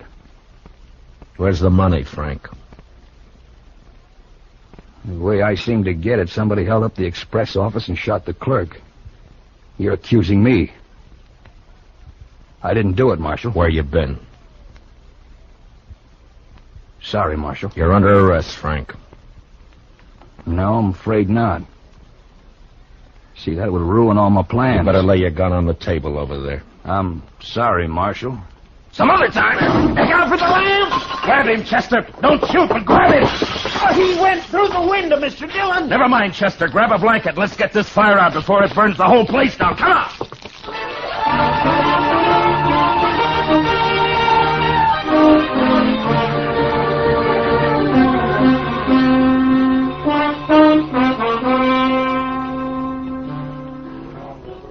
Matt, don't look so sour. In an hour, it'll all be over. Kitty, I'd be a lot surer of that if I had Frank Craig locked up in jail. No trace of him, huh? Not a sign. Then forget about him, Matt. He could be halfway to Wyoming by now. Well, I wish I could think so. I wonder what artist Nash is thinking about him. What business has she got thinking about him when she's going to marry Ben in an hour? I'm afraid you'll just never understand women. Well, who does? Frank Craig's a born drifter. He'll never settle down.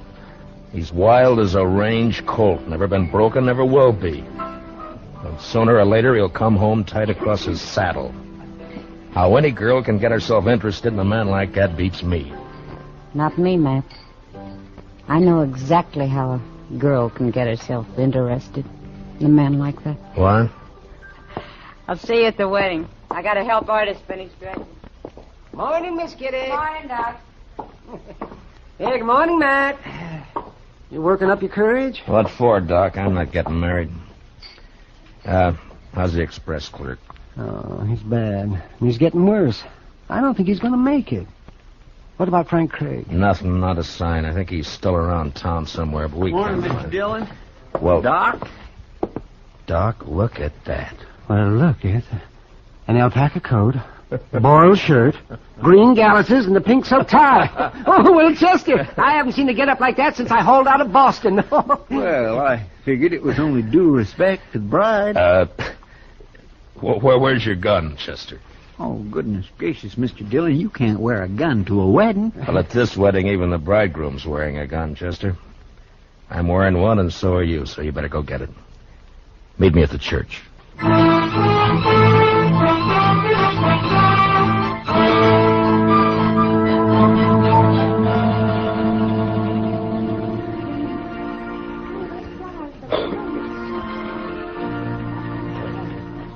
Mr. Dillon, she is so pretty, I wish I was marrying her myself. You better forget it, Chester. Ben's got enough worries as it is. He sure does look fidgety, all right. Yeah, he's got reason to. Room for me here, Matt? Oh, yeah, sure, Kitty. Here, slide right in here. Yeah. Here we are.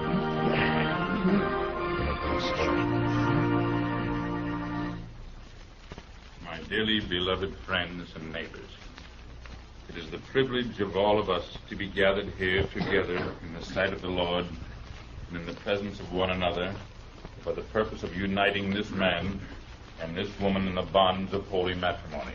It won't be long now, This Mr. fine Dillon. young couple Yeah, the standing sooner around the better. me, Barbara Artis Nash and Benjamin Martin. There is, I am sure, no need to emphasize the solemn and sacred nature of the great institution into which they are about to enter. I never heard all of this before. Stands above and beyond You still want to marry her, the Chester? wicked world, beyond and above the decay and corruption of the flesh and the devil. Your manifest presence as you come here together and forsaking all others, stand hand Matt, in hand look at the back of the church. to have Yeah, and hold Frank from Craig. this day forward. He's just standing there, Mr. Dillon, just standing there and looking. Slide out to the side aisle, Chester. Maybe we can get to him quietly without breaking up the meeting. I think it's already broken up, Matt. I defended Mr. Dillon. She fell right on the floor. Yeah. Come on, Chester. Pardon me. Would you let me through, please? I'm sorry, lady. Would you... One side, please. He was right here by the door. Outside, Chester.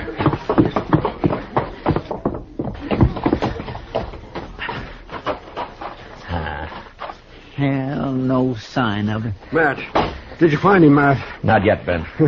Put that gun away. You want to kill some bystander in the crowd? There's only one man I want to kill. I should have done it 3 days ago. Yeah, I know, Ben. What'd they do with Miss Nash? They carried her into the minister's study. That dirty, low... walking right into the church. Scared her out of her wits. Marshal Dillon. Oh, over here, Reverend. Marshal, a terrible thing has happened. He forced his way into my study, pushed me out the door. Craig? Yes, he had a horse tied behind the church. He's gone and taken her with him. He's kidnapped her, Matt. He's kidnapped her. Save your breath, Ben. Get your horse. Come on, Chester, let's ride.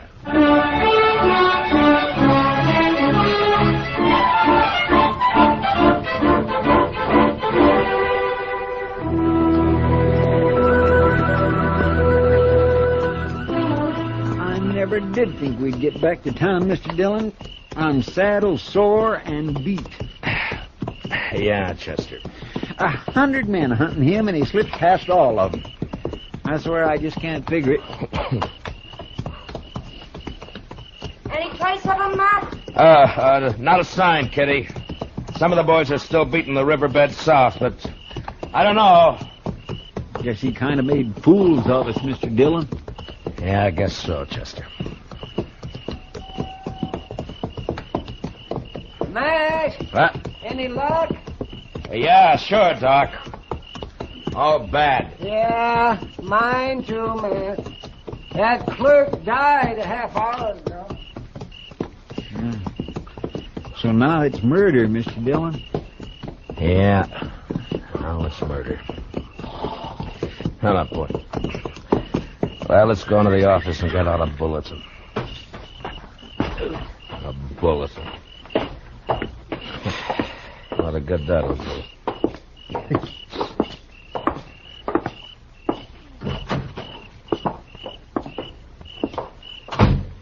Light the lamp, will you, Chester? Yes, sir.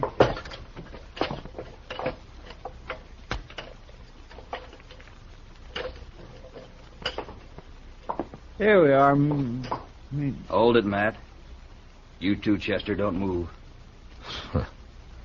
The only place nobody'd ever think of looking. Right here in the jail. Yeah, that's what we figured. Well, Miss Nash, you seem to be in pretty fair shape for a kidnapped victim. I'm not a victim of anything, Mr. Dillon. Unless it's my own foolishness. That's what most people would say, I guess. Maybe they're right. I only know this. When Frank came back to town, I knew then that it wasn't over and never would be. I'm Frank's girl, Mr. Dillon. For better or worse, right or wrong. I'm going with him to Wyoming. He's wanted on suspicion of murder, Miss Nash. He didn't do it. He couldn't have. He was with me when it happened. What did you say? He slipped past Ben's guards and came to see me. That's why he wouldn't tell you where he'd been. He didn't want to get me in trouble. He's telling the truth, Marshal. Yeah, maybe. Mr. Dillon, you might ask Ben Martin what happened to my red silk scarf. I missed it right after he came to see me that afternoon. Go on. He didn't do it for the money. But to ruin me once and for all. If we were lying, we wouldn't have come here, Mr. Dillon. Yeah, it makes sense, all right, but Chester, who rode up out there? It's Ben Martin, Mr. Dillon. Think he's coming in here? Where's your horse, Frank? In the corral back at the jail. All right, go out the back way. Get it and head for Wyoming. Take one of my extra horses and leave it at Bison Flats. You can buy another horse from the Indians there. Matt, I don't know how we can ever thank you for it. Never mind that. Just get going before I change my mind. And, good luck to both of you. Thanks, Mr. Dillon.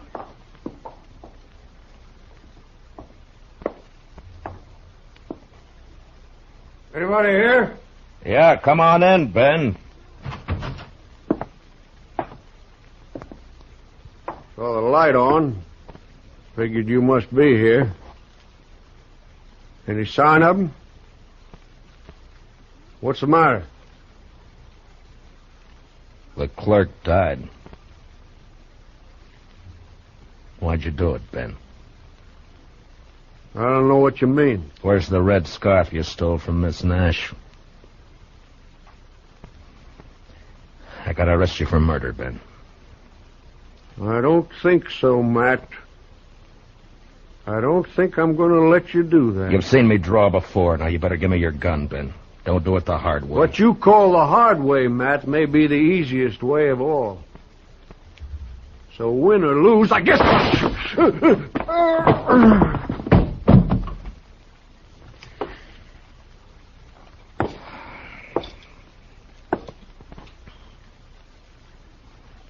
Something fell out of his pocket there.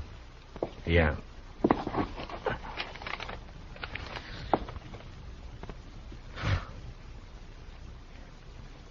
His marriage license.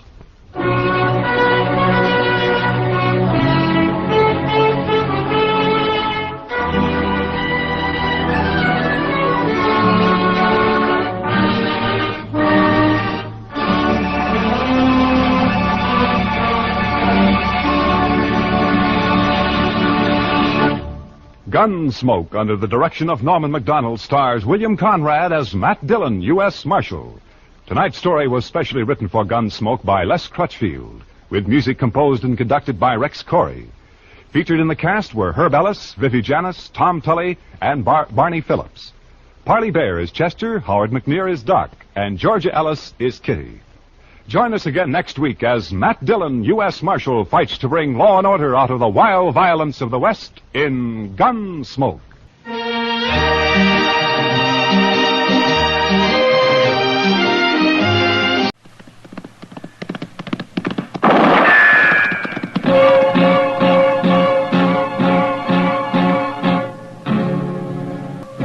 Around Dodge City and in the territory on West, there's just one way to handle the killers and the spoilers, and that's with a U.S. Marshal and the smell of Gunsmoke.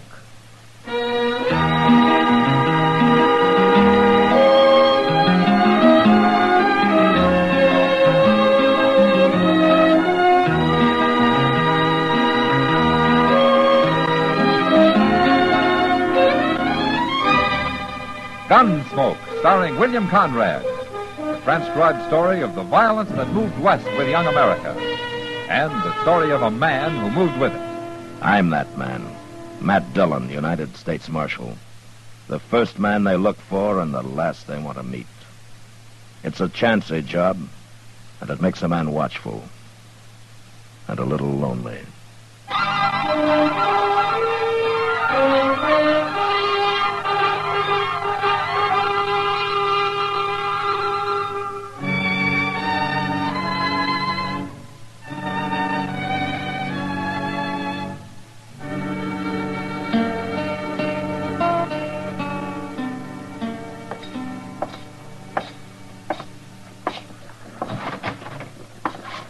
Marshal Dillon, come in, Marshal, come in. Hello, Teeters. You got time to give me a haircut? You're the only customer I've had in an hour, Marshal. Oh. You hang your coat and your gun belt right over there. I'll get things ready for you. Okay. Say, haven't seen you around town lately, Marshal. Well, I've been over in Abilene for a week. I just got back late last night. Oh, must have come in on the midnight Santa Fe, huh? Yeah, that's right. I wish I could get out of Dodge once in a while. Well, not the way I have to do it, you wouldn't. Maybe you're right, Marshal. Maybe you're right. Hey, this is a new chair you got, isn't it? Yes, sir. The finest barber's chair west of St. Louis. That's pretty fancy. Here, try it. Comfortable? Well, I'll tell you after I find out if you've raised your prices to pay for it. Here, let me get this cloth over you. Here you are. Haircut's still $25, Marshal. What about shaves? The price of a shave's gone up a dime, Marshal. A dime? Now, Marshal, you wouldn't stand in the way of progress for the sake of a dime, would you? Yeah, but whose progress? Anyway, you don't need a shave, not today. That's a good thing. Say, Marshal, you know Mabel over at the Long Branch? Yeah? Well, last Wednesday night... Oh, take a chair, stranger. I'll be with you in a few minutes. Last Wednesday night... A few minutes? Yeah, that's right. You're next, right in line. Barber? What? I ain't next. Why, of course you are. Nobody's ahead of you. I said I ain't next. You mean you won't wait? That's right. Oh, I sure won't you wait. will. I work fast. It won't be longer than 10 minutes at the most. Now, you just sit down. I want be... to shave. I want to right now. You can cut his hair later. What? You heard me. Now, look, mister, you don't know who you're... Shut up, Teeters. Get out of that chair, mister. Take this sheet off of me, Teeters. All right. There.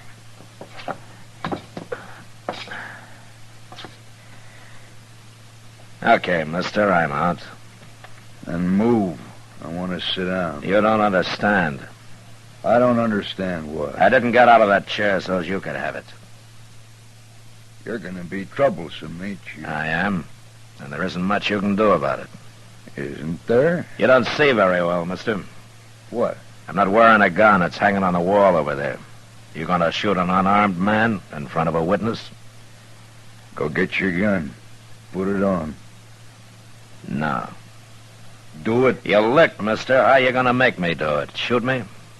Put your gun on. I don't like killings, but if you don't turn around and walk out that door, I'm going to half-kill you with my fists. Now get moving. All right. You got me this time, but next time you'll be wearing a gun. It'll be some different then.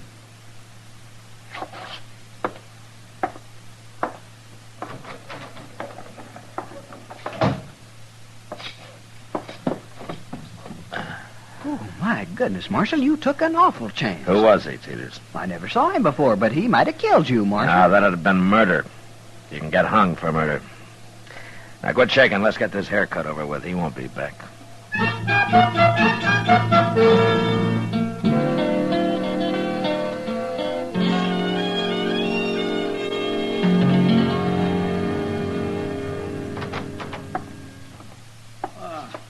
Mr. Dillon. Hello, Chester.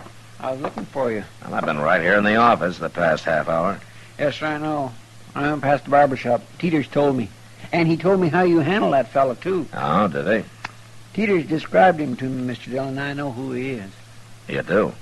He come here about a week ago, just after you went to Abilene. Oh, what's his name? Springer. Nate Springer. What? Yes, sir, that's right, Mr. Dillon. You sure that was Nate Springer? I couldn't have been nobody else. Why? You said you don't know him? I've heard about him. You have? Where? All over. Nate Springer's got quite a reputation. As a gunman, you mean? Yeah, he's a gunman. They say he's the most nerveless gunman that ever lived. He's all ice. Bat Masterson told me once that out in Arizona, a man got the drop on him and Springer started to laugh. The man asked him what he was laughing about, and Springer said he'd never had before, and he didn't want to die without seeing what it was like. Oh, forevermore. What happened? It's kind of hard to shoot a man who's enjoying his first laugh. Yeah. My. Well, I'll be darned. What do you suppose he's doing in Dodge? Springer's a killer. A paid killer. That's all he's ever done anywhere. Then why don't you go arrest him? Well, he's not wanted that I know of. There are no circulars out on him. Well, but you can't wait till he kills somebody. No. And I can't put him in jail till he does.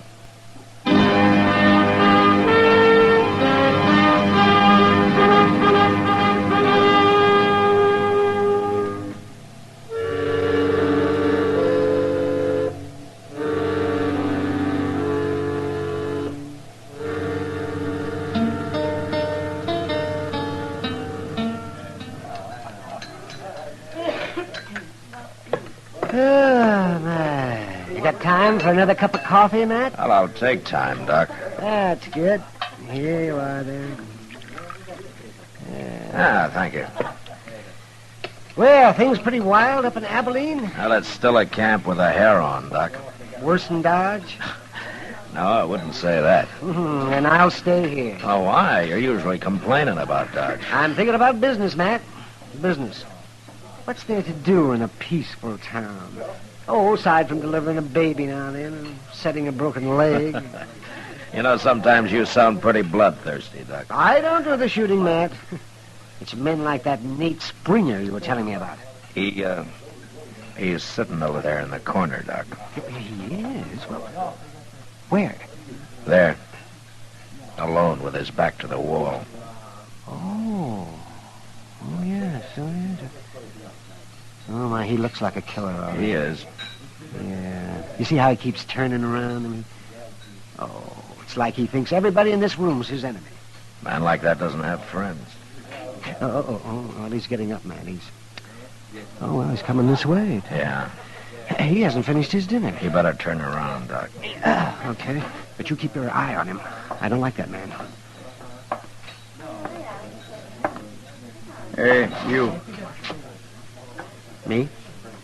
What was you staring at me for? I wasn't staring at you. No man stares at me without a reason.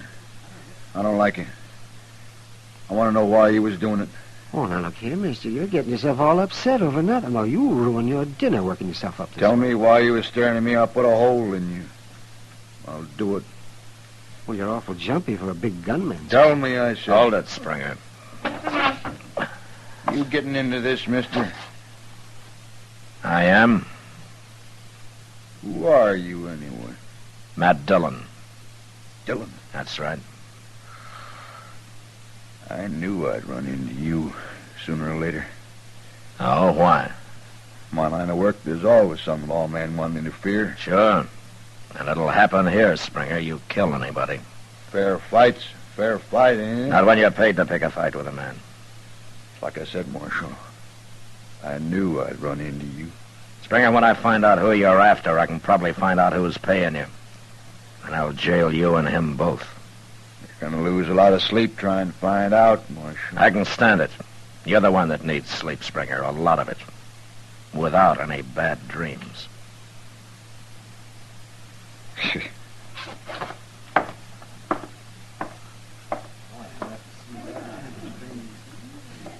Oh, well. Looks like the man of ice is starting to melt, man. Yeah. You know, something's happening to him, Doc. And whatever it isn't good.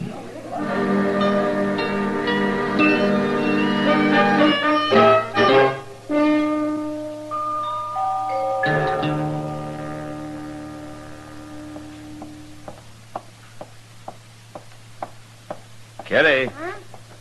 Oh, I didn't see you, Matt. Yeah, sit down, if you got time. Oh, I don't have to go to work till after sundown. Good. Guess I might as well sit here and watch Front Street with you as do anything else. Little air's good for you. Ah, and a lot of it'd be even better. Well, you ought to buy a horse, Kitty. Take a ride up the river every day or so. I'm too broke, Matt. Well, I'll lend you one. I got a little bay that's pretty gentle. Imagine having more than one horse. That's about all the government gives me, Kitty. A couple of cheap horses. I seen you riding your own. Well, I gotta keep him in shape in case I decide to quit. The day you quit, that horse will be as old as a man. I hope you're right, Kitty. Hey, look, Matt. What? Walking down the middle of the street. Yeah, Springer. Now, who'd expect a man like Springer to have a little yellow dog? I don't know the dog's his, Kitty. Maybe he's just following him. He's right at his heel. I don't think Springer knows it. Oh, he's trying to sniff at him. Matt, he shot him. Poor little dog, he didn't do anything. I'll be back, Kitty.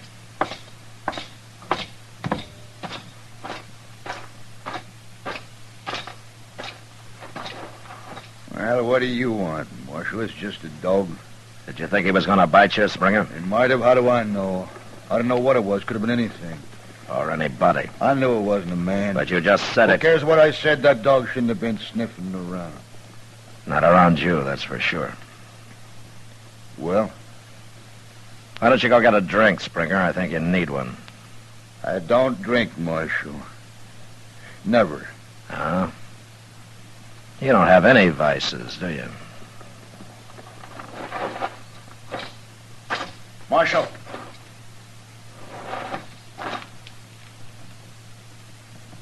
Nothing. Go ahead.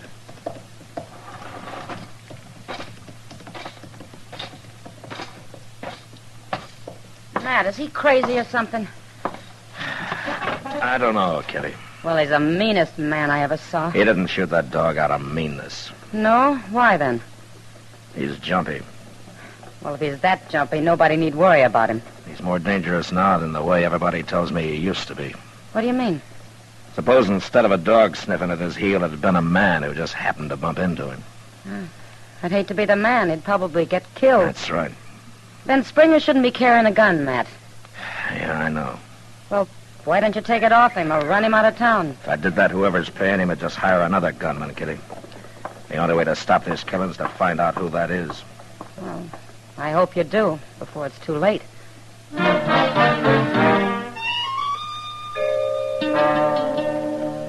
That night, I had Chester follow Springer around, keep an eye on him. But all he did was to buck the faro bank for a few hours and then go to bed earlier than the most respectable citizens. The next day, Chester went back to trailing him while I sat in the office and tried to figure a way to trap him into telling me who'd hired him. By mid-afternoon, I was no further than when I'd started. The only idea I had was to choke it out of him.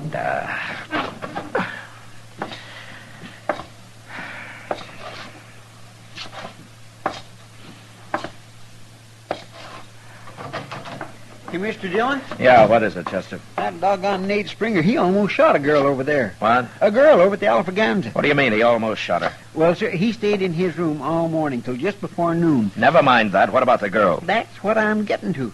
And then just after noon, he went over to the Alphaganza and started gambling. He was sitting at a table in the corner with his back against one of them wooden windows. Uh-huh. Well, one of the girls that works there, well, I guess she needed some air, so she slipped in behind Springer's chair and started pushing on that shutter. It's a wonder she got that far. He was raking in a pot. But when he heard her, I never seen a man move so fast, Mr. Dillon. Why, that poor girl near fainted the way he jumped around at her. She's lucky she didn't get shot. He had his 6-gun stuck right in her face. He was within a hair of letting go of that hammer. And then when he saw who it was, oh, he started cussing her something fierce. Well, he's getting worse. He's going to kill somebody, sure, acting that way. Yeah. And it won't even be the one he come here to kill. Oh, fancy him about to shoot a woman. Well, I guess I can't wait any longer, Chester. What you going to do? I'm going to try to shame him first. If that doesn't make him talk, I'm going to have to run him out of town.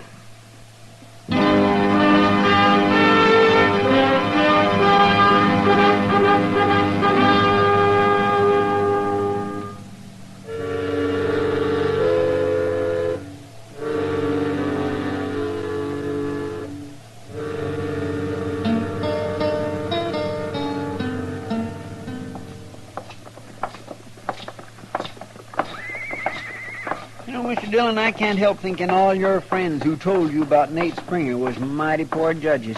He's about the uncoolest gunman I ever saw. I agree about that, Chester. Who told you about him last? I don't remember. Been 2 or 3 years. Maybe it was just a lot of rumor. You know how talk gets started sometimes. Wyatt Earp was the first man who told me about him. Oh? Look, when we get inside here, you go to the bar and stay there, huh? Yes, sir.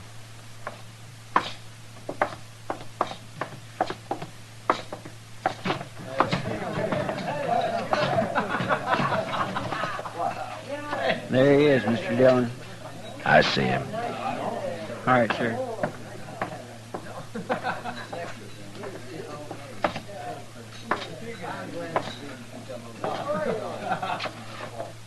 Springer? Springer, come over here.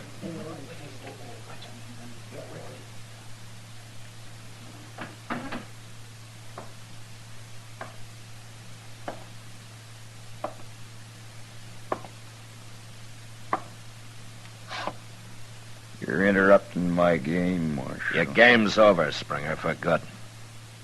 What does that mean? Get out of Dodge. What? If you've been paid in advance, you better give him his money back. You're not going to earn it. You're saying I ain't? It's an hour to sundown. You'll be out of town before dark. It's a long time since a man's talked to me like that, Marshal. How long's it been since a dog scared you into shooting him? Or since you drew on a woman, huh?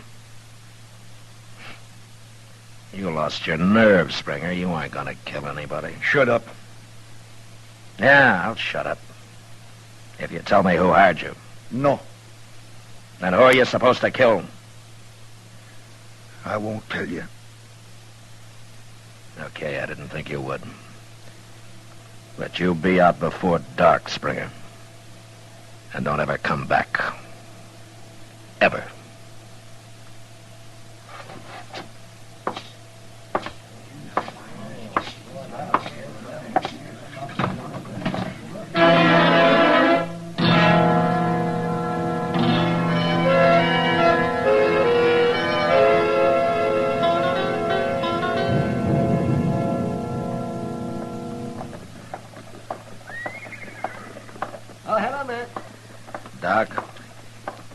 standing out here for?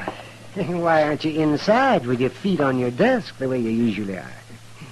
I'm waiting for somebody, Doc. Oh? Oh, you sound serious. It's Nate Springer. He's got about 20 minutes to leave town. Oh, is that so? Well, you finally had to come around here, huh? He's still in the Alafraganza over there. If he doesn't come out before dark, I'm going in after him. Yeah. Oh, here comes somebody there. What? No, that's Chester. Oh, yes. So it is. Yes, sir. Is there going to be a shooting, man? I doubt it, Doc. Springer's already backed down. Well, you never know. I'm going to get my things ready just in case. Sure, Doc.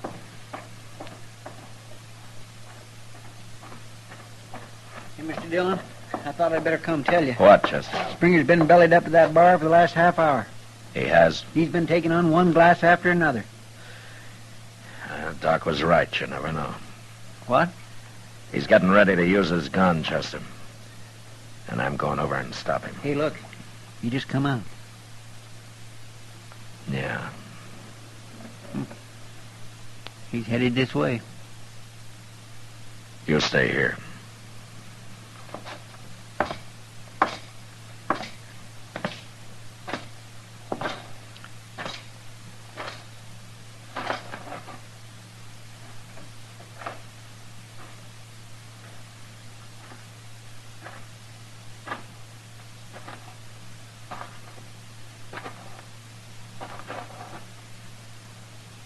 Marshal? I thought you didn't drink, Springer. I never did before. Well, you started too late. You haven't time to find your man. You're leaving town. I've found him. What? You I'm going to kill. Who hired you, Springer? Let's draw, Marshal. I feel like it now. Let's draw. Don't be a fool. You're drunk. Not that drunk. I can kill you. And I'll be all right again. Now. No!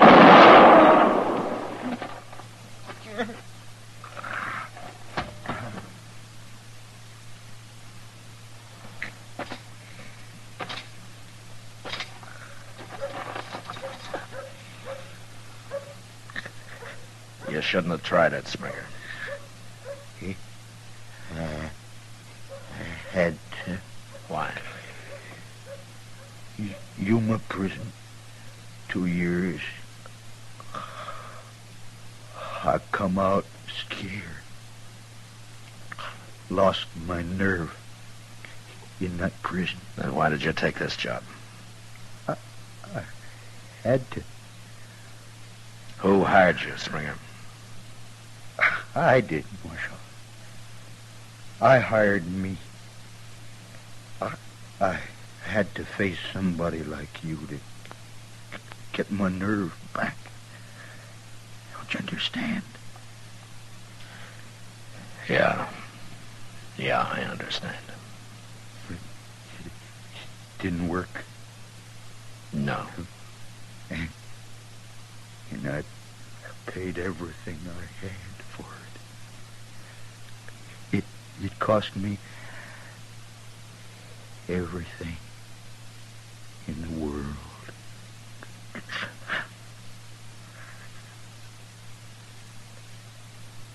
Springer.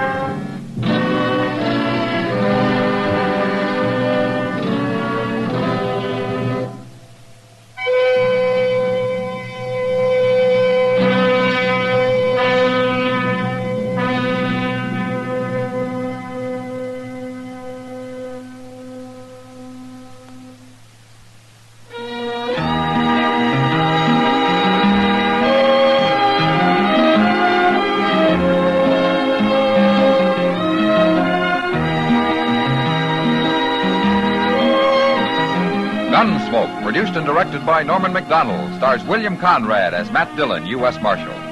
Our story was specially written for Gunsmoke by John Meston. with music composed and conducted by Rex Corey. Sound patterns by Tom Hanley and Ray Kemper.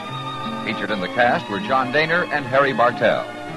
Parley Bear is Chester, Howard McNear is Doc, and Georgia Ellis is Kitty.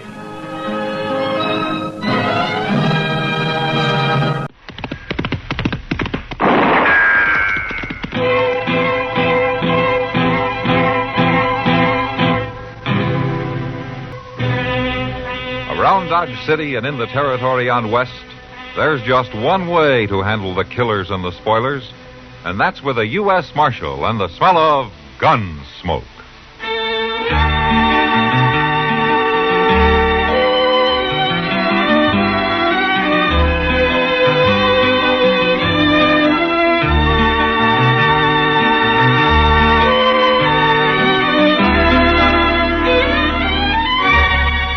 Gunsmoke, starring William Conrad. The story of the violence that moved west with young America. And the story of a man who moved with it. I'm that man. Matt Dillon, United States Marshal. The first man they look for and the last they want to meet. It's a chancy job, and it makes a man watchful. And a little lonely.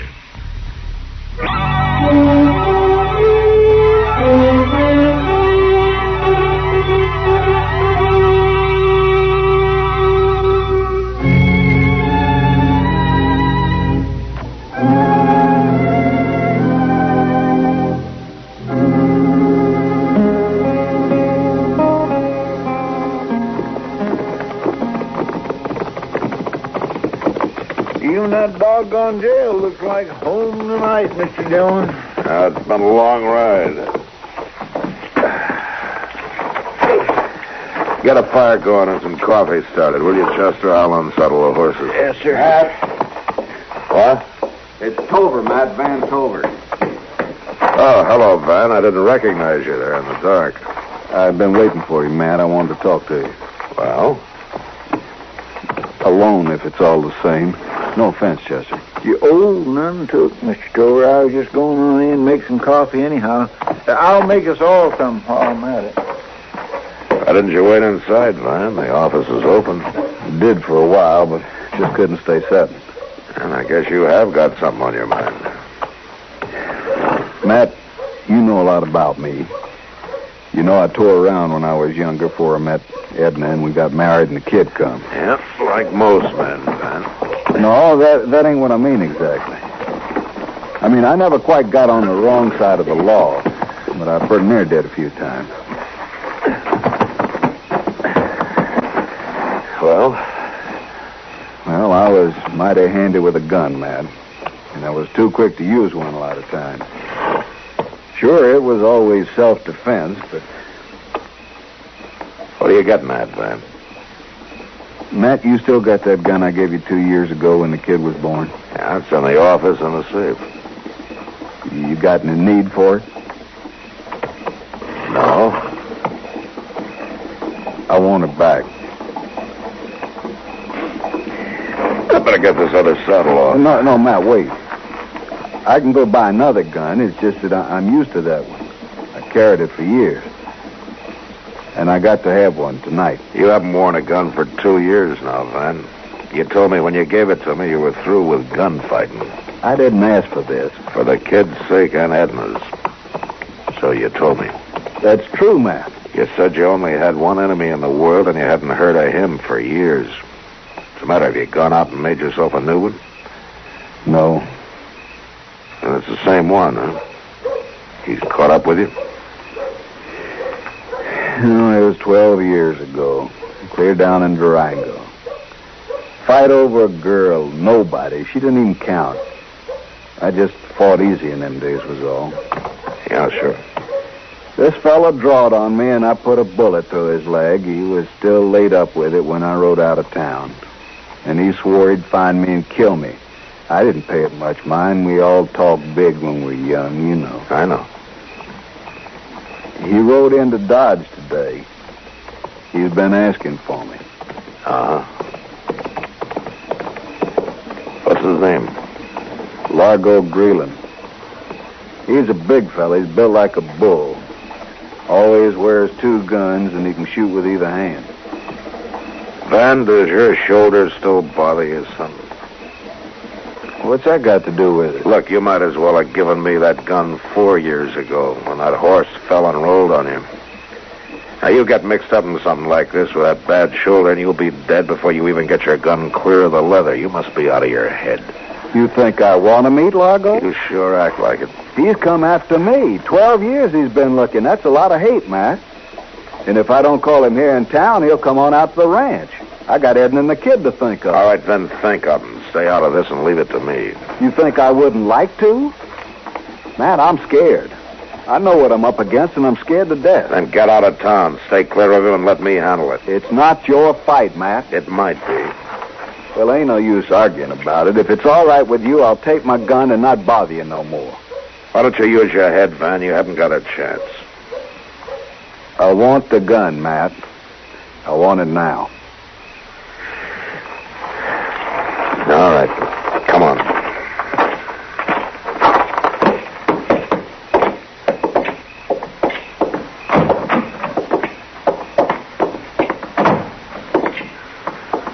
Chester? Yes, sir, Mr. Dillon? Get Van Tover's gun out of the safe, will you?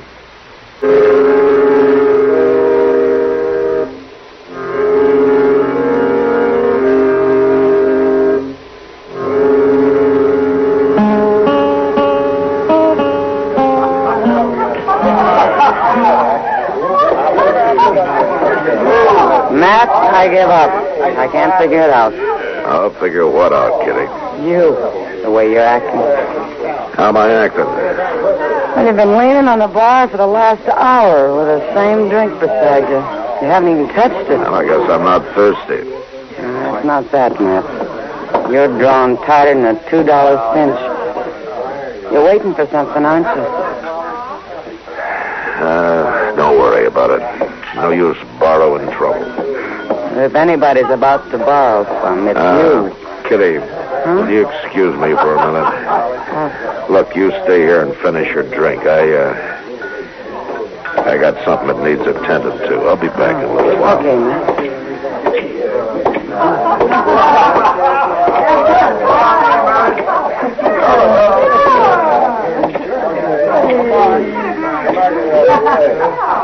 Your name Largo Greeland? Might be. What's on your mind, mister? Well, I'm the marshal here in Dodge. One of them, huh? Yeah. You, ever been on the Cherokee Strip, Largo? Oh, now I see. Van Tover come whining to you, I reckon. Got you to do his fighting for him, huh? I'm not talking about Tover. I'm talking about some wanted bulletins I've been looking over. Got your name and face on them. You don't say. One of them's for murder down on the Cherokee Strip. Van must have changed some. Spook's easier, for one thing. Hollers for his hit. Forget about Van. That's kind of a hard thing to do, Marshal, when you've looked for a man 12 years and finally found him. Understand he's staked out over by the stock pens. Got covered to sides and behind. Sure looks like he ain't running no chances. But I can wait. Let him sweat some. He can't stay there forever. You're under arrest for murder, Largo. Now, I'd like to blood you, Marshal. But I got other business in town. Not now, you haven't. Oh, I ain't gonna draw on you. More than likely, you got a man somewhere's behind me. No, I ain't gonna draw on you.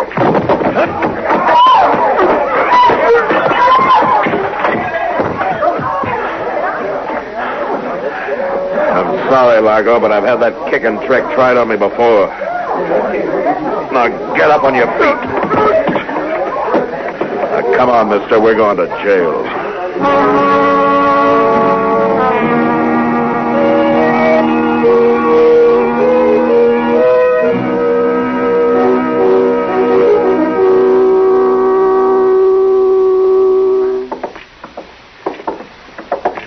Doggone that, man, I'm telling you.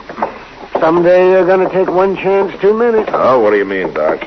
Trying to arrest somebody you know's a killer with your gun in your holster. Doc, a lawman that went around with a pistol in his hand would last about a week. Why? Because every outlaw in town would figure he had a right to ambush him. Marshal!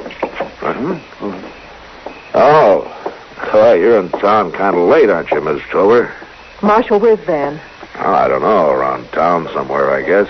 Now, Doc, you know Miss Tover, don't you? Oh, do I? Of course I know. Who do you think delivered that baby of hers? How are you, Edna? Marshal, who's Van going to fight? Fight? He's wearing a gun, first time in 2 years. And he's in town looking for somebody. He wouldn't tell me anything, but I know. I can feel it when a man's mind's took up with killing. Easy now, Miss Tover. Whatever he might have been thinking, he can forget. And you can, too. There's nothing to worry about. That's easy to say. It happens to be true. The fellow he was worrying about's in jail. I guess Van doesn't know it yet. Are you telling me the truth, Marshal? Yes, I am. Now, why don't you get yourself back out to the ranch? That husband of yours is going to be tired and hungry when he finally rides in tonight. You're sure this man's in jail, Marshal? Yeah, he's there, all right. Well, of course he's there. Now, you head for home, young lady, before you really give Van something to worry about. Gallivanting around alone this time of night. All right, Doc, I will. Good night. And good night, Marshal. Good night, Miss Tover. Blameful woman worrying over nothing. Yeah, that's right, Doc. The same as you were. Same as I was. Oh, you mean about you taking chances and all. Oh, well, that's different now. Mr. Dillon? That Chester. He can find more reasons to hoop and holler. Yeah, what's the matter, Chester? He jumped me right there in the cell. I fetched him some water so he could clean up when he come to, and he was just playing possum. Well, are you hurt? Well, no, I ain't hurt. That ain't what I'm trying to tell you, Mr. Dillon. Well, what is it then? He got away.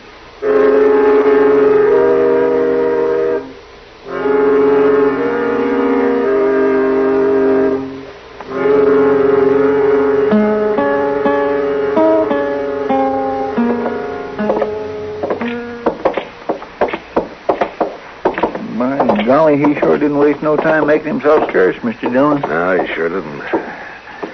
Doc, any sign of him around the railroad depot? No, not a whisper, man. Quiet as a tomb over there. And I didn't see Van Tover either. Yeah, we gotta find one of them before they find each other. It's just possible that he pulled stakes and lit out, man. Not after 12 years looking for Tover. He's still around somewhere. Well, you had him locked up in jail. Oh, Mr. Dillon, I just don't know how it happened. He just fooled me, though. Just you're probably thinking about women. They're always fooling you, too. Now, you look here, Doc. Forget it, Chester. We all get taken in once in a while. Oh, I just don't know how he tricked me like that. Well, never mind. It's done now. The thing to do is to find him. He hasn't had time to get very far. Mr. Dillon. What? Yeah, over here, Miles. I wonder what old Miles is doing out this time of night. He's probably trying to peddle something, make another 5 cents profit so he can sleep better. I heard that, Doc. I heard what you were saying behind my back. There isn't anything I wouldn't say to your front, you old skinflint. What's on your mind, Miles? Matthew, there's something mighty funny going on. How's that so? I just came past the livery stable. Mrs. Tover started to drive out, and some fella jumped into the buggy with her. What? Mm-hmm. There was a big fella, built like a bull. He made her turn around and go back into the stable. That looks like we've found Largo. Come on, let's go.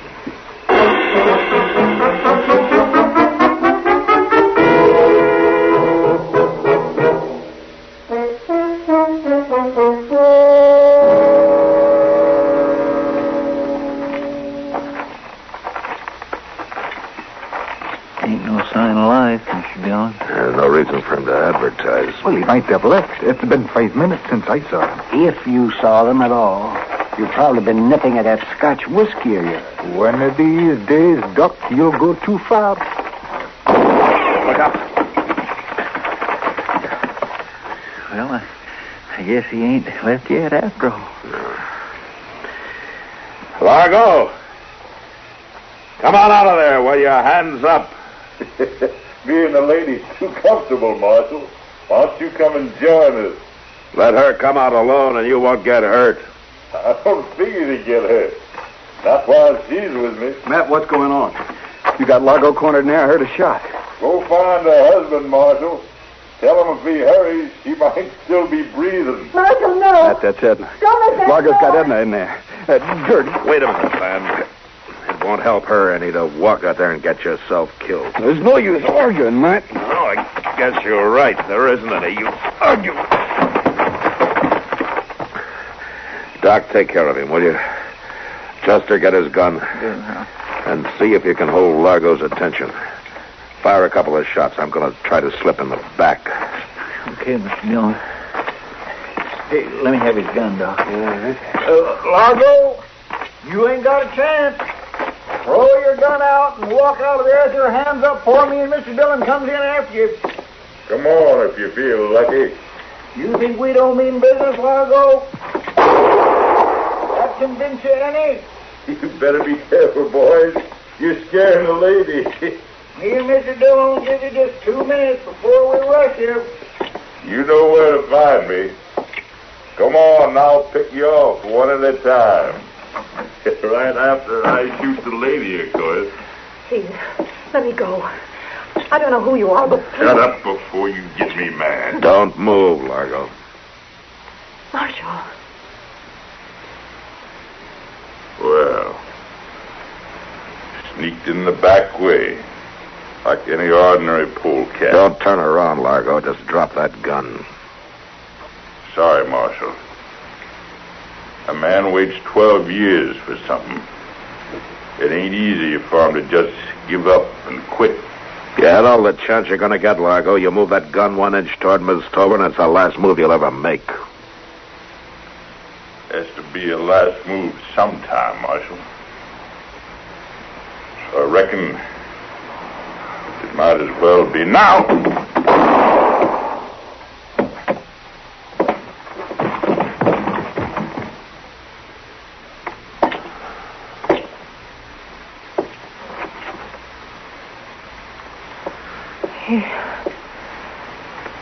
He's dead.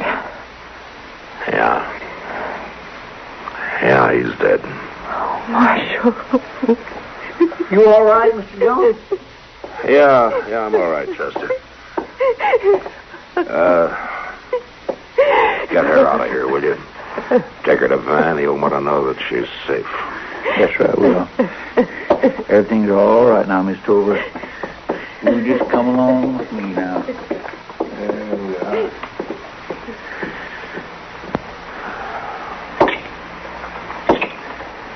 Hey, Doc. Yes, Matt? Well, looks like I've done my job. Now it's time for you to take over. Another coroner's case? Yeah, that's right, Doc. Another coroner's case.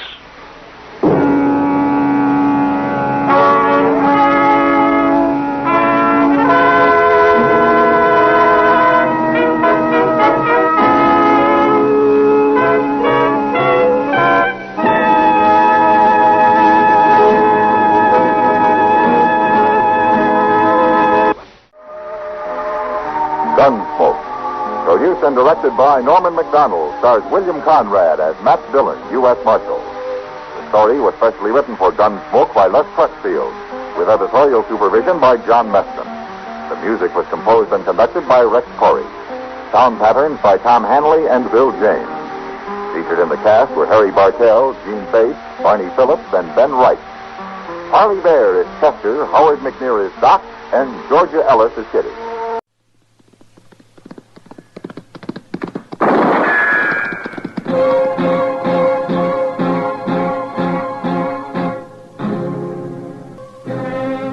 Around Dodge City and in the territory on West, there's just one way to handle the killers and the spoilers, and that's with a U.S. Marshal and the smell of gun smoke.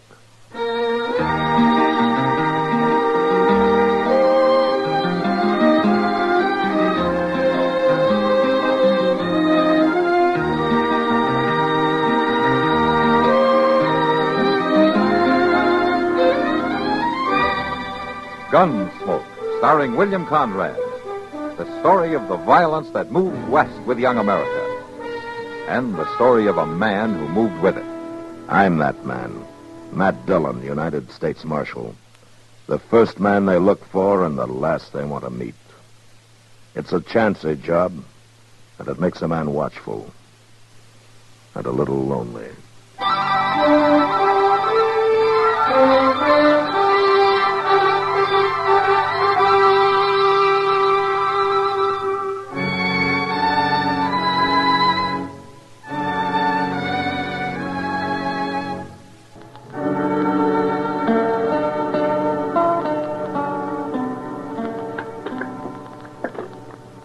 Mr. Dillon, you want another cup of coffee? No, I don't think so, Judge. I'll just pour out another little swaller for me. And Mr. Dillon, come here and look out this window. What? Yeah, but for gracious sakes, come here. What are you talking about? Oh, my goodness, look at that. Come here. Chester, what's the matter with you? She's coming here, Mr. Dillon. Who's coming here? I don't know, but she is the prettiest girl I ever seen in all my life. Why, she just can't be real. She is the one prettiest girl I ever... Good morning, gentlemen. Good morning, ma'am. Well, won't you come in? Thank you, sir. Would one of you gentlemen be the United States Marshal here? Yes, ma'am, I am. Matt Dillon. Is there anything I can do for you? Well, my name is Colleen Tawney, Marshal Dillon. And I've got the most terrible, awful trouble you ever heard of. Oh? Well, would you like to sit down and tell me about it? Well, that's mighty kind of you, Marshal. Here, take this chair, Miss Colleen. Let me dust it off a little dab for you. I'm right obliged to you, Mr... Chester Wesley Proud. How do you do, ma'am? I'm proud to make your acquaintance, Mr. Chester. There you are. Thank you. I just love people. They're always so nice to you. Except that... Oh. You, mentioned some kind of trouble? I'm an orphan, Marshal Dillon. All alone in this world. Oh? I was brought up by a dear old aunt, mostly in the South. But then she took me to San Francisco. And last month, she passed away. Oh, that's too bad, Miss Tawney. Colleen. Just about everybody calls me Colleen. It's kind of Irish, I reckon. Though I'm more Southern than most anything else. You are? I came from San Francisco on the stagecoach. And I had just enough money to get me to my kinfolks down south. If I got any kinfolks anymore. And I could just kill whoever done it, Marshal Dillon. Whoever did what, ma'am? What took all my money? I put my pocketbook on that baggage truck just for a minute. Over at the depot it was. People are always so nice to you. You just don't think. Somebody robbed you, is that it? Every living cent I had in this world.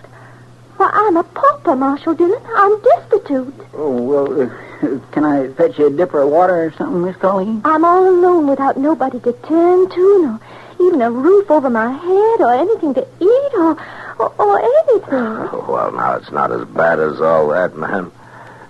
It's not? Really? Well, I think we can fix you up with a room over at the Dodge House for a few days. You could? Well, by that time, something may turn up. Maybe we can get your money back. Really? Would you like a dipper of water, Miss Colleen? I knew the minute I walked in that door you'd help me. Miss Colleen, would you like a dipper of water? No, thank you, Mr. Chester. I just knew if I told you my troubles, Marshal Dillon, you'd just make everything all right again. Oh, you don't have to worry about a thing. I'll arrange with Mr. Doby over at the Dodge House. Well, good morning, all. Oh, yes, it was a mighty fine morning, too. Oh, well, I didn't know you had company, man. This is Dr. Adams, Miss Colleen Tawney. Well, I'm pleased to meet you, miss.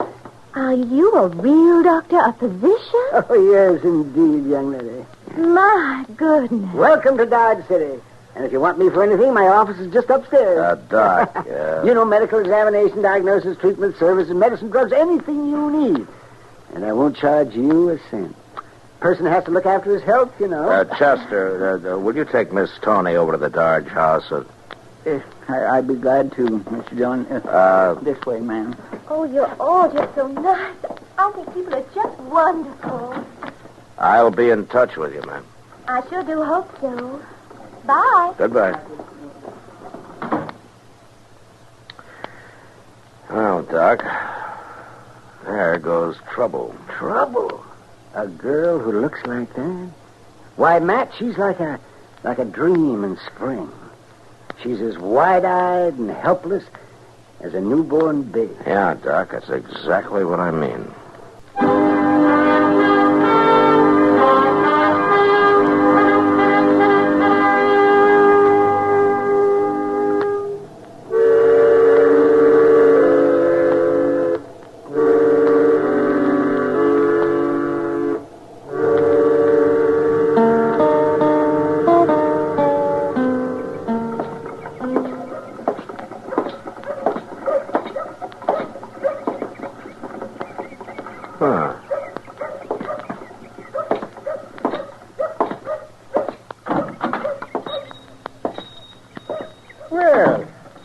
Good afternoon, Matthew. How are you, Miles? Something I can do for you, is there? Oh, no, I was just passing by and I saw Chester back there. Looks like he's stocking up for a trip or something. I haven't seen any of his money yet. Well, you're not likely to. Chester isn't exactly the biggest spender in the world. Oh, I've often suspected that, Matthew. Hello, Chester. Well, hello there, Mr. Dillon. What in the world are you doing here? No, I just came in to satisfy my curiosity. Curiosity? Mm-hmm. About what? You going on a buffalo hunt or something? No, sir. I was just thinking of buying a few groceries if I can find anything here that's fit to eat. Fit to eat? Oh, well, now, Mr. McTagg, I didn't mean nothing by that. I beg to tell you that you're in the establishment of Miles McTagg, a name that stands for principle, integrity, moral responsibility. You're getting started, and I didn't mean for you to get started. I'm a man who believes in honest toil for an honest profit, and no shilly-shallying around. A man who gives honest value on every item in the store. And whoever started that rumor about weevils in my flour barrel is an outright liar. Sure, Mr. McTagg, sure. Anybody can get weevils in hot weather. Well, of course they can. Yeah, well, now, are you really planning to buy anything, Chester? Well, sure I am. What? Well, whatever somebody could use if they're not set up to cook, if they're just living in one room. Well, a few pounds of beans and some cracklings ought to do it. Well, sure, for a mule skinner. I need something better than that. What's the matter with all this stuff you already got picked out, Chester? Well, now, sir, that's kind of what I had in mind. No? Beans and cracklings ain't fit for a lady. A lady? Ah, so that's it. Now I know what you're up to. Well, now, Mr. Oh, Colleen Tony, is it? Well, I haven't seen that girl yet, but she certainly must be something. She's got everybody turning handsprings, eh? Yeah, she sure has, Mom. Well, now, she's just a kid. Somebody's got to look after her, that's all. Somebody's already looking after her. I sent over a load of food a couple of hours ago. You did? Aye. Bull Rieger bought it. Bull Rieger? He's old enough to be her father. He didn't act very fatherly, all dressed up as though he was going to a preaching. Oh, that old fool. Well, now, I hear that he's quite the devil with the women, Chester.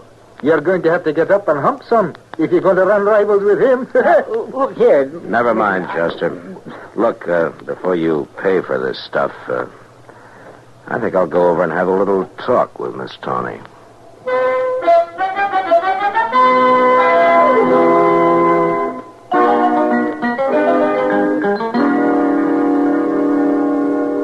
Goodness. Oh, I'm just sure you must be mistaken, Marshal Dillon. Why, he seems to be about the nicest man a girl would ever want to meet. Look, Miss Tawny, you're young, and I've known Bull Rieger for a long time. He's a rough, tough, hard-living old devil, and he's just no kind of a man a young girl ought to associate with, that's all. Oh, my dear aunt always said, rest her soul, that innocence is its own defense. Yeah, but your aunt never met Bull Rieger. Now, Marshal Dillon, Mr. Rieger is just being kind and helpful, just like you are. Yeah, sure. Everybody's been so nice and thoughtful. Mr. Chester's already been by 3 times today. Doc was here, that too. Old goat here, too? He took my temperature and my pulse and said I was just fine as far as he could tell. Yeah, well, and look... Mr. Rieger just insisted on helping me. He said he had a little old empty house up the street. Oh, yeah, that would be the old Sackler place. Well, he said I could just live in it for nothing as long as I pleased. And, of course, I told him I wouldn't think of such a thing. Well, good. And then he said he'd give me the house. Give it to you? Mm-hmm. That's exactly what I'd done. Don't you know how to knock, Rieger? Not when the door's open, Marshal. Well, I went and done it, little lady. Got it drawed up all proper and legal over at the bank. There's the deed. Ah, Mr. Rieger. The house is yours. Lock, stock, and barrel. No strings on it. You can move in right now if you're a mind to. Isn't it wonderful, Marshal Dillon? Yeah, it's great. Well, I'm just going to sit right down and read this little old paper right through. Rieger, would you come out into the hall for a minute? I'd like to talk to you.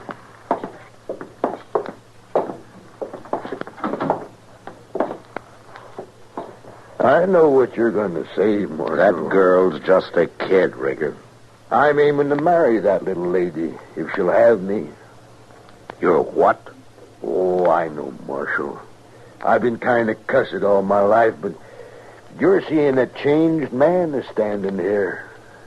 I'd better be, Rieger, or I'll change you myself, and don't you forget it.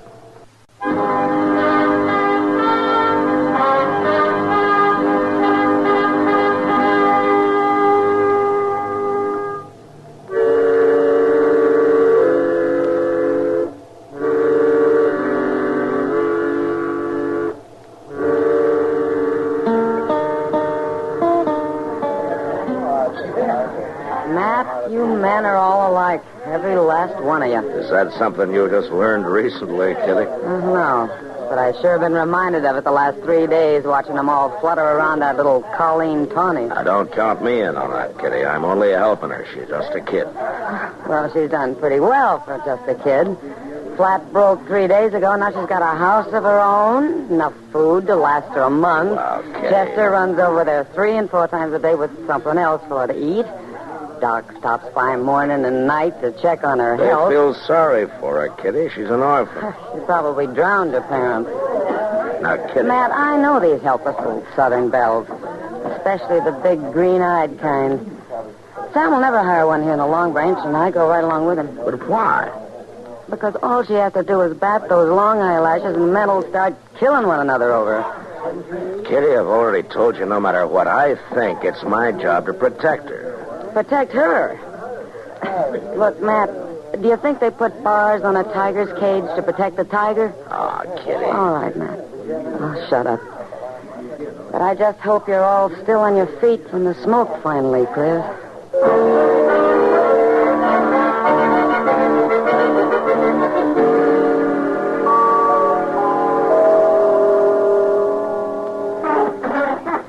Well, it's getting late, Matt. Yeah, that's right, Doc. Guess I better be running along. Won't do you any good, though, Doc. Bull Rieger's calling on her. He's been over there all evening. He has? Uh-huh. Chester's hanging around outside in case she needs help, as he puts it. I kind of find that she's more than likely will, too, with that ruffian in the house. She ought to have a cultured man, I guess. Nice and refined. You happen to know anybody like that, Doc? Well, yes, I do. I've been kind of thinking some the last few days. Forget it. You're old enough to be her grandfather. In Europe, they don't look at it like that. They're civilized. Yeah, but this happens to be Dodge City, Doc.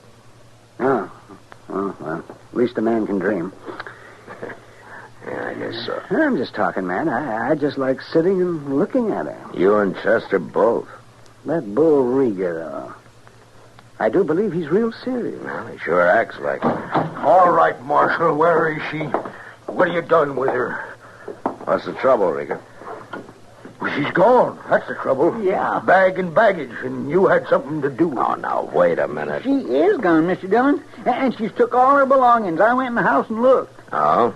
She must have snuck out the back way. I was right out there in front the whole time. Were you out in front, too? Well, we was sitting and talking, and I was teaching her draw poker, and I reckon I must have dozed off for a minute. Drunk, more than likely. Never you mind, Doc. I got the stomach for a fair amount of liquor, but she just kept filling up my glass. So you taught her draw poker, huh? How much did you lose, Rieger? About $100, as far as I could tell, but how'd you know I lost? That's pretty easy. You mean you reckon she was cheating, Marshal? Ah, you were there. But I wasn't paying no attention. I figured it was just a joke, sort of. I kept plaguing her to marry me, and she was wearing a real pretty lacy thing. And you paid too much for it, Rieger. Oh, come on in, Miles. It's open house. I could have sold you one of them house robes for half the price. Well, never mind that now. You got to do something, Marshal. You got to find her. She left town on the 10 o'clock train. Are you sure of that, Miles? I walked her to the station. Fine young woman.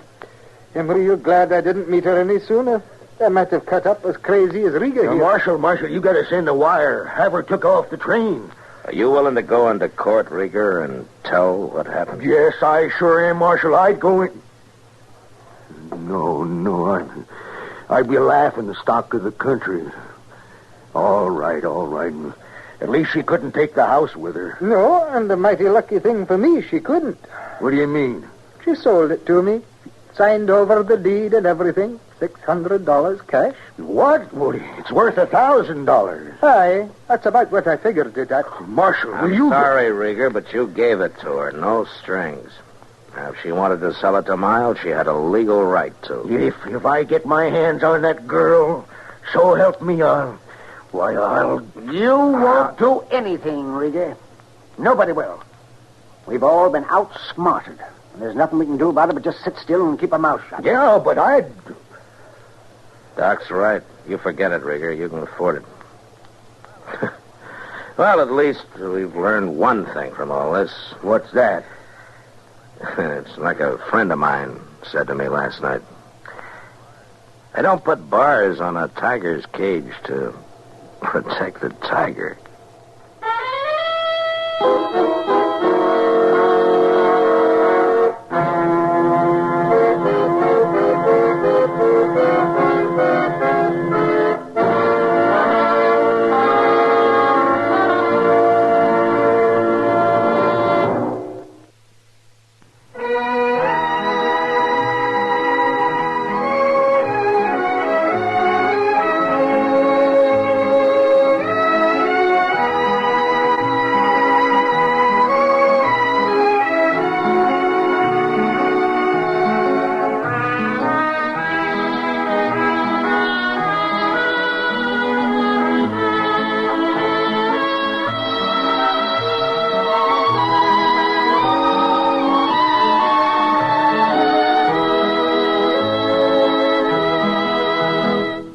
Gunsmoke. Produced and directed by Norman McDonald. Stars William Conrad as Matt Dillon, U.S. Marshal.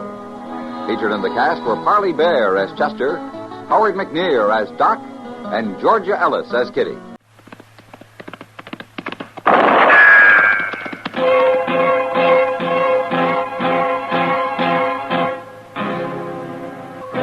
Around Dodge City and in the territory on West, there's just one way to handle the killers and the spoilers, and that's with a U.S. Marshal and the smell of Gunsmoke.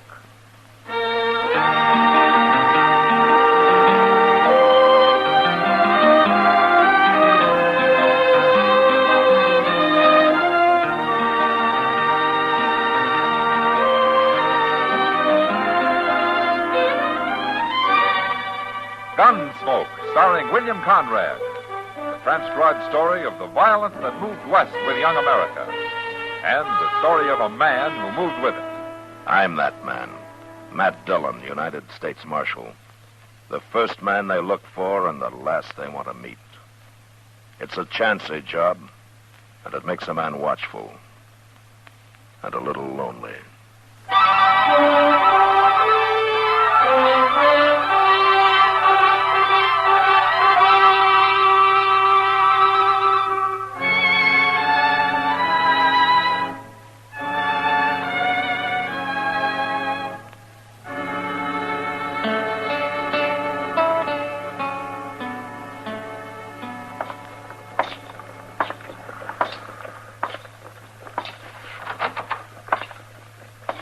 Morning, Mr. Dillon. Chester? Well, what you got there? A mail. I stopped by the depot after breakfast. Looks like it's mostly circlers. Yeah, it is. And Pinkerton people sure keep themselves busy sending circlers around, don't they? Well, if there weren't so many thieves and murderers, the Pinkertons wouldn't keep busy. Well, that's a fact. Can I look through this batch? Let's get rid of those 2 prisoners first, huh? They're mighty surly this morning, Mr. Dillon. No? I'll bring them in. Yes, sir.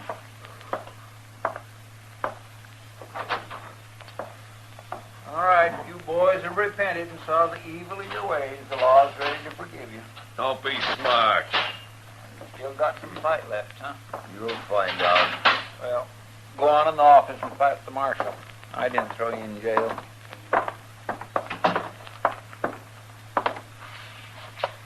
You're an awful rough lawman. Oh? You got a headache? There's no call to try to bust our skulls open with that gun of yours. What's your name, mister? You were too drunk to tell me last night. Jim Cando. Uh-huh. Yours? Lee Binders. How long you been in Dodge? We come on the Santa Fe yesterday. You planning to stay?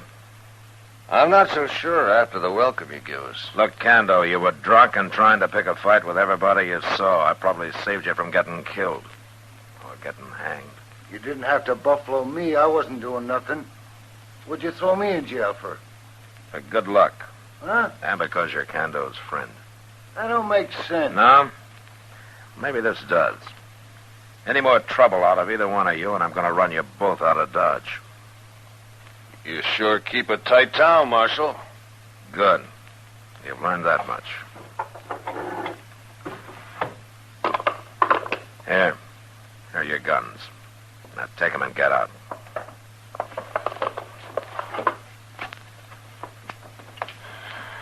You're pretty sure of yourself, Marshal. There are 2 of us, and your jailer ain't armed. I expect you're a killer, Cando, but you talk too much for a real gunman. Now go on, get out of here. Come on, Cando, I'm hungry.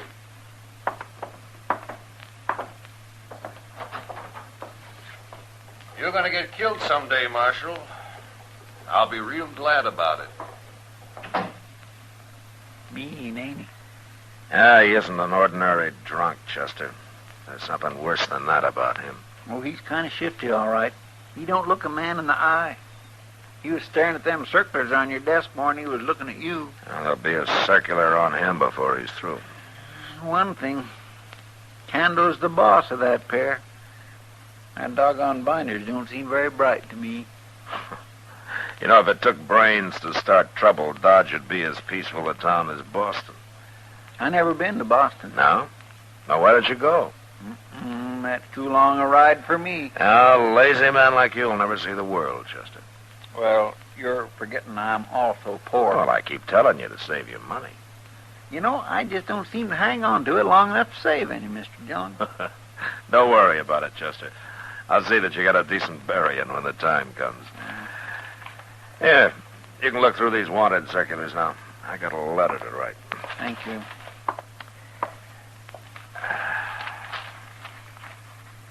Oh, my. This is the one ugliest man I ever laid eyes on. This new out on William Bonney. He wanted it. Whoa! What? Mr. Dillon! What's the matter, Chester? Oh, my goodness. Well, what is it? Here, take a look.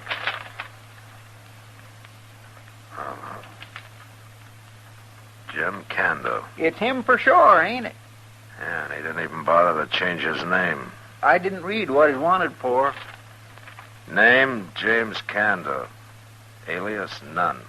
Nativity, United States. Occupation, highwayman and murderer. Charged with stage robbery and murder near Denver. Took driver, prisoner, and cut his throat. Act committed with help of unknown accomplice. Sent information to William A. Pinkerton, Chicago. No wonder he was staring at them circulars. I must have known there'd be one on him. Yeah. And I had him right here in jail. Well, if he's smart, he's probably on his way out of town already. Well, let's go find out, Chester.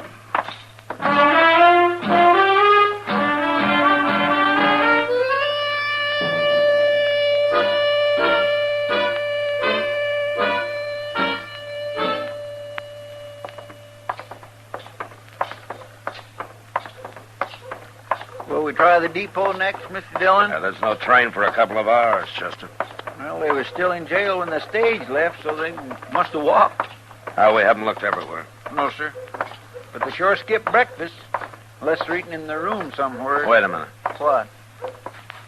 They're coming out of the stable over there.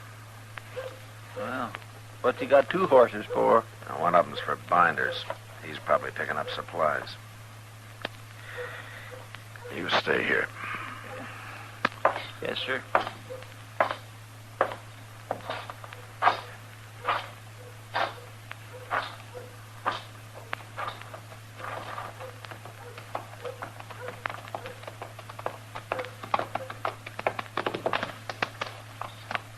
Now, what do you want, Marshal? You won't get very far on that horse, Kando. He's spavined. Don't matter none. I'm renting him cheap. Oh, you didn't buy him? Why should I buy him? You ride off on a rented horse, and I'll be after you for horse thieving, too. I don't steal horses, Marshal. But what do you mean, too? Murder. You gone crazy? Was Binders your partner? Somebody's been putting ideas in your head, Marshal. Yeah, William Pinkerton. Maybe I better get off this horse.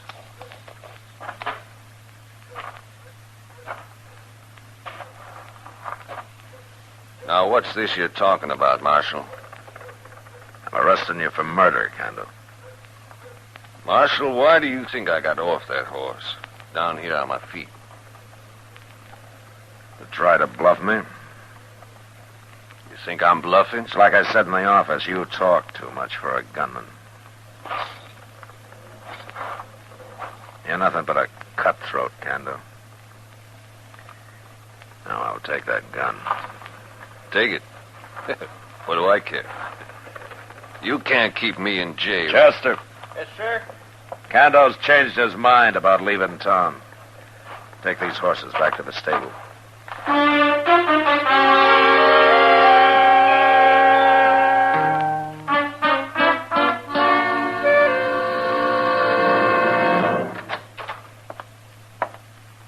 Did you get him locked up, Mr. Dillon? Yeah, he's not very happy about it. I just run into Lee Binders. She's coming to see Kando in a minute. I wish I could lock him up, too. Sure is a good thing I looked through them wanted circulars, ain't it? Huh? Yeah, you get the credit, Chester. Yes, sir. Well, I try to keep my eyes open. I don't let very much slip past me. At least I try not. Marshal. Yeah. I gotta talk to him, Marshal. Okay, Binders. I'll go with you. Yes, sir. I sure don't miss much in them circles. I watch the close. You got a visitor, Kando. How'd you know I was here, Binders? Chester told me. Did he tell you why? They got a circular on you.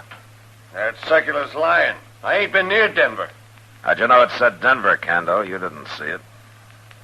Well, wherever it was supposed to be. What happened? Did Binders hold the driver while you cut his throat, or was it the other way around? It didn't say nothing about me. It said Kando had a partner. They can't prove it was me. No, I guess they can't. Binders? Yeah? I want out of here. Well, sure, Kando. But what can I do? I ain't gonna stay here. You understand what I mean? Sure, I understand. Then do something about it. Well, give me time, Kando. You've had enough time, Binders. Oh, sure, Marshal, sure. I'll be back, Kando. You better be. So long. Well, thanks, Marshal. So long.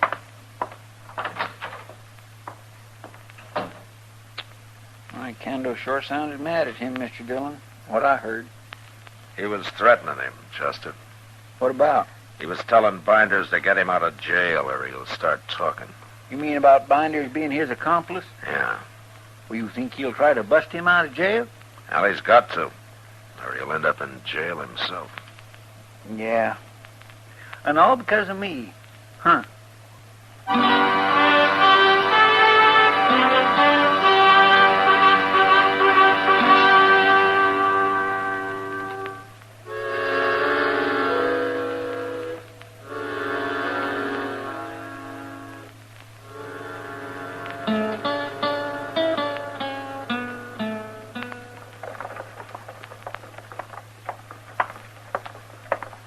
I've been waiting long, Matt? No, that's okay, Doc. Well, a man came in with a bad tooth. I didn't have the heart to make him wait until after we'd had dinner. Oh, did you pull it? I pulled 3 of them. Oh, poor fellow. Oh, poor fella. No, he sat there and he drank a pint of Tanglefoot whiskey before he'd even let me look at him. Where are we going to eat? At Delmonico's? Yeah, that's good. Oh, it is. It's a nice day, isn't it? Oh, did Hinka-Do get out of jail yet? No, not yet. Mm-hmm. Well, give him time. Binders has only had a couple of days to work on it. We're ready for him. How? I hired 2 shotgun guards to sit outside in front, the one in back. Say, you're taking this real serious, aren't you, man? Just as serious as they are. They're playing for their lives, Doc. Both of them. Well, here we are. Yeah, go ahead. Thank you. There's Kitty. Shall we join her? Sure. Hello, Kitty. You waiting for somebody? No. Sit down. Thank you. Oh, my. You'll get a free meal for putting up with us, Kitty. You think I didn't have that in mind, Doc? You finished or you just starting? Oh, I'm having this coffee, Matt. Oh, that's not good for you. You should eat something, Kitty. I don't worry about getting sick. I'm a friend of the local doctor. No. I'm serious, Kitty. Honest. No. I had a big breakfast about 10 o'clock, Doc. Oh, well, that's all right. That will be all right. Where's Chester? He's at the jail, Kitty. One or the other of us stays there 24 hours a day now. Seems to me if you took the key to Candle's cell and threw it away, that's all you'd have to do. Take forever for somebody to saw him up. Well, I've hid the key. Even Chester doesn't know where it is. You don't trust Chester? No, I want to protect him, Kitty, if he's the one who's there when it happens. Oh, I see. I don't know why you go to so much trouble, Matt. Binders doesn't impress me as much of a man. No, both of them are more weasel than lion, Doc. Did I tell you how they killed that man in Colorado? Cut his throat. Yeah. They ought to hang. Well, if he does raid the jail, Binders is going to need help. Say, that reminds me, Matt. What? You know Jack Haney? Jack Haney? He's in town. Binders was having a drink with him over at the Long Branch a while ago. He was? Uh-huh. Who's Jack Haney? He's a gunman, Doc. From Abilene. Oh, so that's the help Binders has been waiting for. Well, I'm going to go find out right now. He's probably got a room at the Dodge House, Matt. Well, I'll try it, Kitty. Order me a steak, Doc. If I don't get back, you can eat it.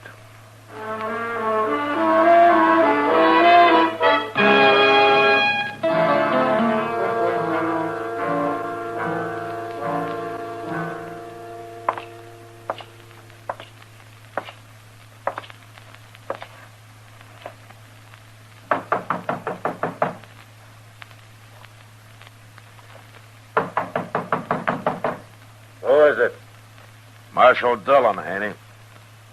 Open up. Hello, Marshal. I didn't say to come in. What are you doing in Dodge, Haney? Something wrong, Marshal? There might be. I've never caused any trouble here. No, not yet. What are you here for now? Nothing, Marshal. Man needs a change of scenery now and then. I'll be going back to Abilene in a few days. Uh-huh. Lee Binders hire you? Who's Lee Binders? Don't lie to me, Haney. You know him. Okay, I know him. I had a drink with him. I know a lot of people. I said, did he hire you? What would he hire me for? I ought to run you out of town right now. But you won't. What? I know you, Marshal. You don't like being high-handed. Man's got to do something before you'll jump him. And I ain't done a thing. You're smart, Haney. But you just remember something. What's that? Jim Hinka-Do's going to stay in jail. And if you try to get him out, you're going to get torn apart with buckshot. And that's a pretty bad way to die.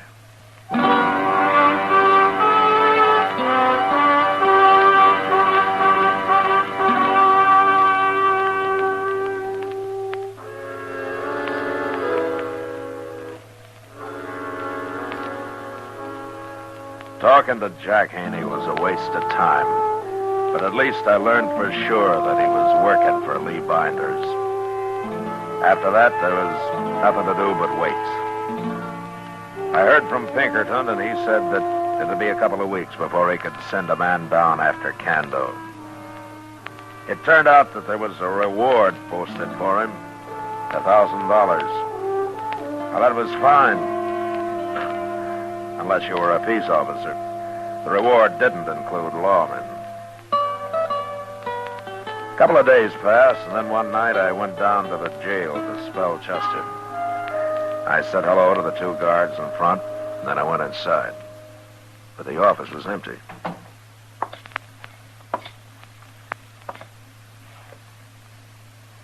Custer. Mr. Dillon?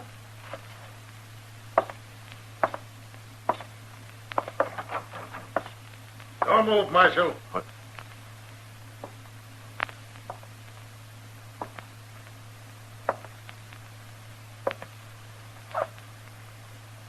You haven't a chance. I'll take your gun.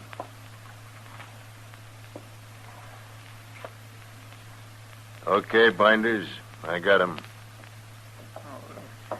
They made me answer you, Mr. Dillon. They'd have shot me if I hadn't. That's okay, Custer. I had to come back here anyway. Get up, Binders. I want to get out of this place. Don't get jumpy, Hinka-Do. Everything's going fine. I've been in this cell long enough. Calm down, I tell you. I'll calm down once I'm out of here. I'm doing everything I can. Now shut up. You said that once too often, Binders. For a man locked up in a cage, you talk mighty big. Get me out of here! You two quit arguing and we'll get this done. Did you kill the guard out back, Haney? Hit him on the head. Might have killed him. They had Hinka-Do yell for me, Mr. Dillon. I walked right into him. Hinka-Do's still locked up, Custer. Don't worry about it. Where's the key to that cell, Marshal? Chester claims he don't know where it's hid. He doesn't know, Binders. Well, it's a good thing you come along. No? Is it? Quit fooling around and find that key, Marshal. You men are no closer to getting Hinka-Do out of this jail than if you were over at the Long Branch having a drink. Where's that key? You'll never find it. Tell me, Marshal. Go on. Tell me. No. Shoot him, Haney. What do you think the guards out front will do when they hear a shot? Cut his throat, Binders. They can't hear that. Go ahead, Binders. Get it over with.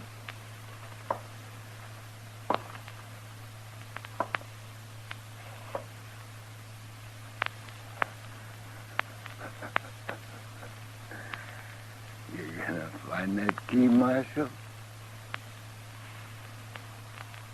No. Then I'm gonna kill you. Don't be a fool. I'm the only man in the world knows where that key is. Wait, Binders. He's right. But I got an idea. What? There's a piece of rope back there. Go get it. Okay.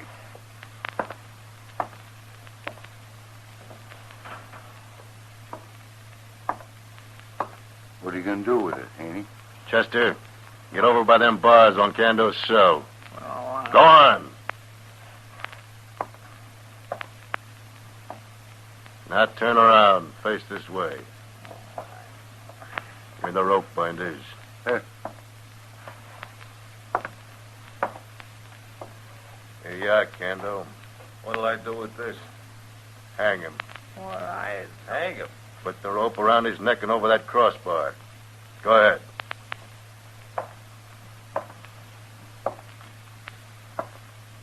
Well, Marshal, how do you like this? Staring at him ain't gonna save his life. Want to find that key? Mr. Dillon, Yeah. What, Chester? I'm okay. I ain't scared. Good. I'm ready. Don't tell him nothing. You sure? I'm sure. Okay. Hang him, Hinka-Do. You heard him, Haney. It won't do you any good to hang him. Go on, Hinka-Do. Wait till I get a good hold on here. Okay. Here goes. Hey!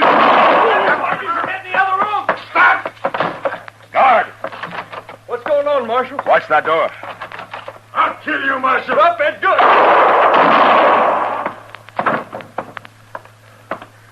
My scattergun tore him half in two. Give me your 6-gun. Yeah. Here. Yeah. I'm going in there after binders. You men run around back and hurry. Come on, Jim.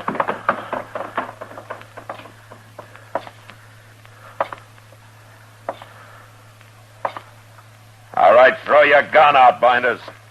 You're trapped. Throw it out now. I give up, Marshal. There's my gun.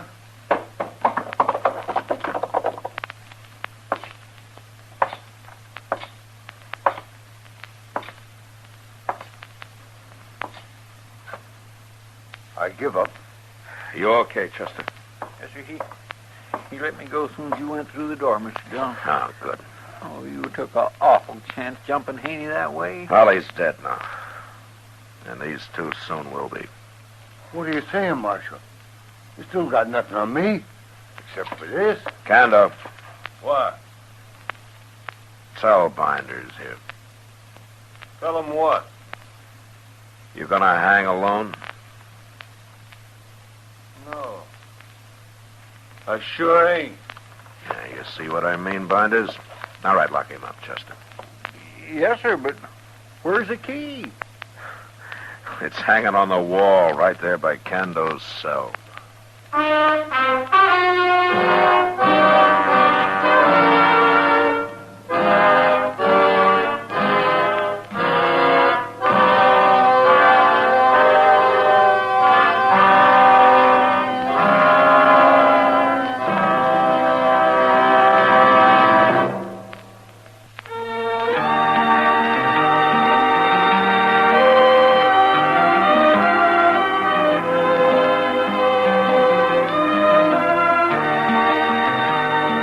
Gunsmoke, produced and directed by Norman McDonald, stars William Conrad as Matt Dillon, U.S. Marshal. Our story was specially written for Gunsmoke by John Meston, with music composed and conducted by Rex Corey. Sound patterns by Tom Hanley and Ray Kemper. Featured in the cast were Paul Dubov, Clayton Post, James Nusser, and Joe Cranston. Parley Bear is Chester, Howard McNear is Doc, and Georgia Ellis is Kitty.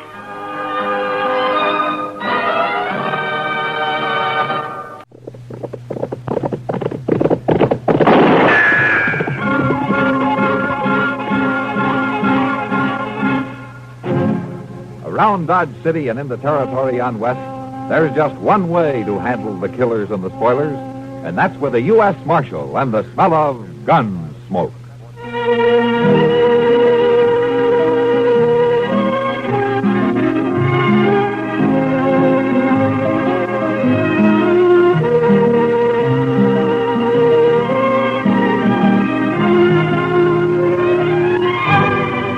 Gunsmoke, starring William Conrad, the story of the violence that moved west with young America, and the story of a man who moved with it.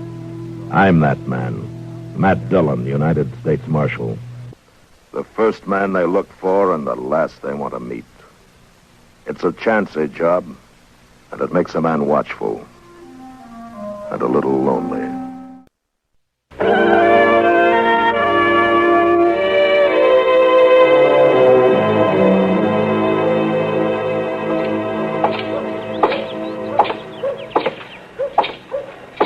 Hey, Matt. What? Wait a second. Ah, hello, Doc. I was on my way over to the jail after you. You heard about the Lady Gay? The Lady Gay? What about it? You haven't heard her, you wouldn't ask. Heard what, Doc? Well, I'll walk along with you if you're heading that way. As a matter of fact, I was, but what's all that crowd out front? In due time, Matt. In due time. You know, Doc, there's only one thing that makes you happier than having a secret, is to collect your coroner's fee. You might get a fee out of this, too, before it's over. Well, no wonder you're all worked up. Good morning, Mr. Dillon. Chester? You heard about the Lady Gay? No, Chester, I have not heard about the Lady Gay. What? He's upset, Chester. He's the only man in Dodge who hasn't. So help me, Doc, if this is one of your practical jokes. No. I had nothing to do with it. You'll see.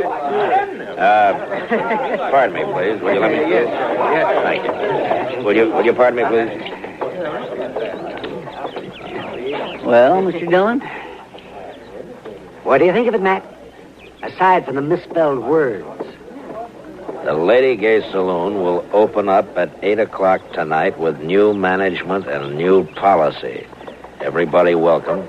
Signed, the new manager, Mamie. A woman? Lately of Kansas City, St. Louis, and Points East. A woman can't run a saloon in Dodge. Oh, I don't know. Miss Kitty, well, I've been doing pretty well at it. Well, yes, ma'am, but what I meant was You're not a woman, Kitty. You're an institution. Well, that might be a compliment, Matt, but I'm not quite sure. The reason you manage is because you got respectable patrons like me and Matt and Chester. I'm not sure I'd call any one of you respectable. Oh, now, Kitty. You three know anything about this Mamie person? Nobody ain't even saw her, Miss Kitty. She must have come to town last night sometime. Probably some frilly little piece of Boston fluff. You sound jealous, Kitty. Why should I be jealous? There's enough business in town for both of us. Well, satisfy your curiosity and then come on over the Long Branch for a decent drink. Well, now, Kitty, I'll have to wait until I get a look at her. Yeah, and you just might lose our trade, you know. I kind of doubt that. I'll see you boys later. Goodbye, Kitty. Say, Mr. Dillon, this Mamie is the new manager. What went with Herman Bleecker? I don't know. Maybe he sold the saloon to her, but he sure didn't say anything about it yesterday morning. That's right, and I seen him over at the livery stable yesterday afternoon, showing off one of them fancy vests he's always ordering. He never said a word about it. Well, you know that little popinjay, he's flighty. It probably happened suddenly. Too sudden, Doc, even for Herman. Say, come to think of it, I ain't saw him all morning, and he's usually strutting up and down Front Street, preening himself like a powder pigeon. He's probably upstairs there, sleeping in, getting ready for the opening night. We gonna be here for opening night, Mr. Dillon? Yeah, Chester, I think maybe we better.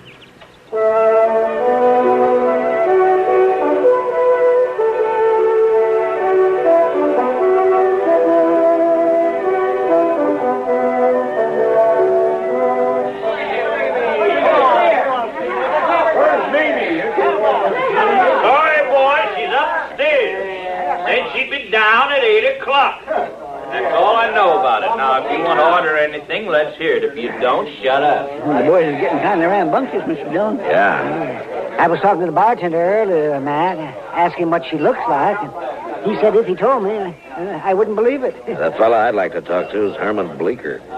Howdy, stranger. Yeah. Welcome to the Lady Gay. I'm Mamie, the new owner. Oh, jumping Jehoshaphat. 190 pounds if she weighs an ounce. Oh, that bartender was right. I wouldn't have believed it. Boys, looks like we're going to be doing business together. So let's get things straight right in the beginning. Now, in the first place, the minute you stick your foot inside that door, you're on my stomping ground. I'm the boss of the shebang, and don't ever forget it. When I tell anybody to hop, he hops. Is that clear? I aim to give the squarest deal in town. All the liquor here is going to be aged over 30 days, and the dancing girls aged under 30 years. The liquor's straight. The girls are graceful. There's only 4 aces in every deck, and the cards only read from the front side. You'll get a fair shake for your money, but there ain't gonna be no fandango. And another thing... I know it. Mister! I'm talking. So now, you old battle axe. Excuse me, boys. He paid for his drink, Finnegan? Yes, ma'am. All right, you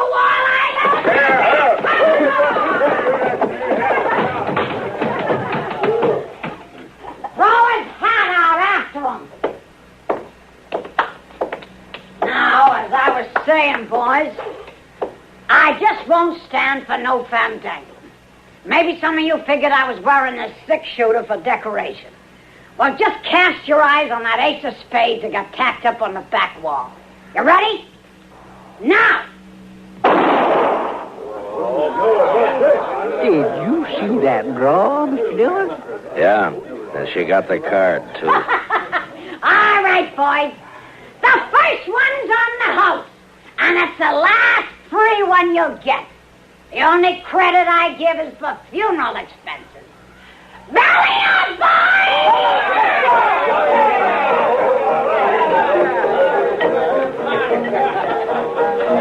Well, Mr. Dillon? I'll be right back, Chester. I want to have a talk with her.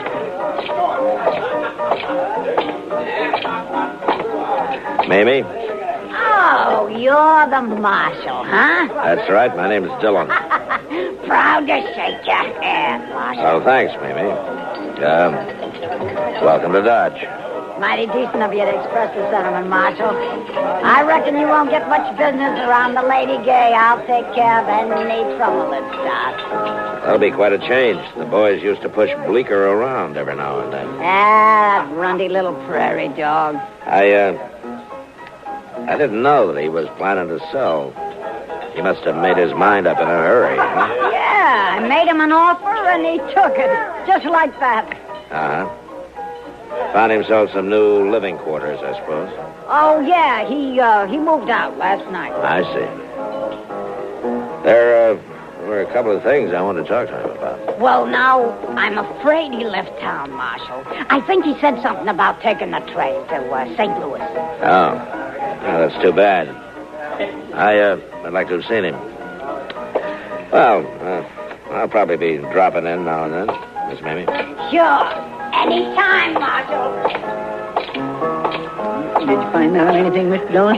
Let's get out of here, Chester. You coming, Doc? Sure.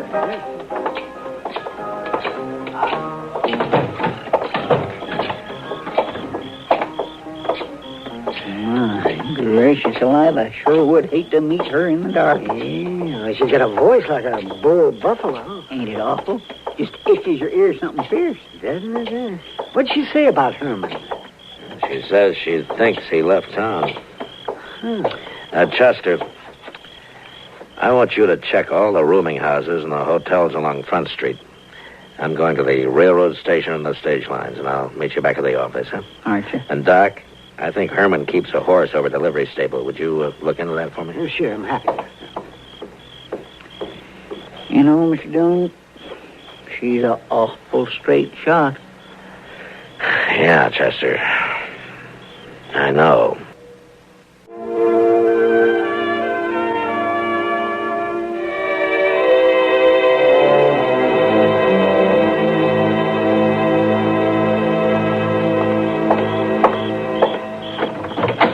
You here, Matt? Yeah, come on in, Doc. Well, Bleeker's horse is still over at the stable. He didn't tell them anything about leaving. He didn't leave, Doc. Mamie came in on the 9 o'clock train last night. Only one train out after that, around midnight, and he wasn't on it. And he didn't buy a ticket on the stage. What'd I tell you? Matt, that settles it. Mr. Dillon, Manuel wants to see you. No? Oh, come on in, Manuel. Gracias, Senor Dillon. What's on your mind? I was at the railroad depot when I hear you ask about Senor Bleecker. Yeah, go on. Senor, last night I see something which is strange. Oh? I come home very late. 1 hour or 2 hours before dawn. I was visit a friend, you understand? Yeah, I understand. I walk home in much hurry, you know. It's very dark, senor. Well, all at once I see this lantern in the arroyo behind the Lady Gay Cantina. Lantern? I'm thinking to myself, what is this, huh? So I wait, and this lantern keeps coming toward me. And when it's close, this woman who I have never seen no one like her, this Mamie, what a scare. What was she doing in the arroyo? Quien sabe, but she carries something in her hand. Well, what was it? A shovel, senor.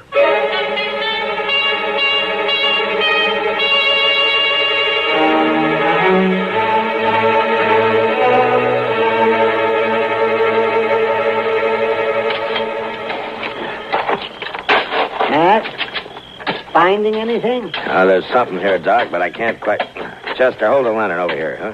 Yes, sir. Found something here, but I can just get it loose. Lantern all right? Can you see it? Yeah, that's fine, Chester. Yeah, I got it. Yeah. That's a boot. Here's another one. Oh, yes. And all that fancy stitching. Matt, those are his.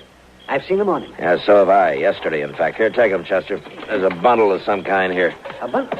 The body? No, it's clothes, I think. I'll have a look.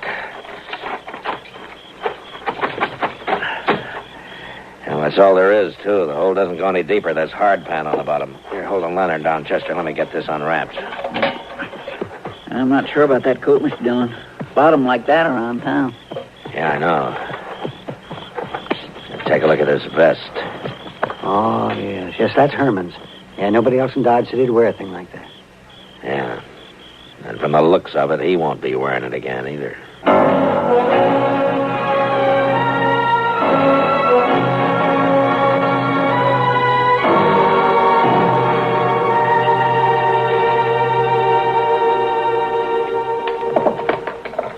How you coming, Doc? Now, don't rush me, man. I haven't made one of these blood tests in years. If you ask me, I don't see any use of making one now. But we'll see here. Pour the precipitants into here. Yes. Matt, what other kind of blood could it be except human? Doc, I only want to be sure, that's all. All right, then. Let me see here. 5 drops of the sulfate. And, well, you sure look uncomfortable, Matt. How would you like to try arresting Mamie, Doc? It's not my job to arrest her. You're lucky. And now we'll shake this up and warm it a bit. One thing, Mr. Dillon. Shooting at a mark's not the same as a gunfight. Maybe she won't resist. You really believe that, Chester? I'm sure. Well, there's still a chance we may be going off half-cocked here. That blood could have got on Herman's vest a dozen different ways. We'll soon see. Now then, a couple of drops of reagent. And look for the color change. Turn up that lamp a little bit, will you, Chester? Yeah, no. What? Well, Doc? Too bad, Matt. It's human blood.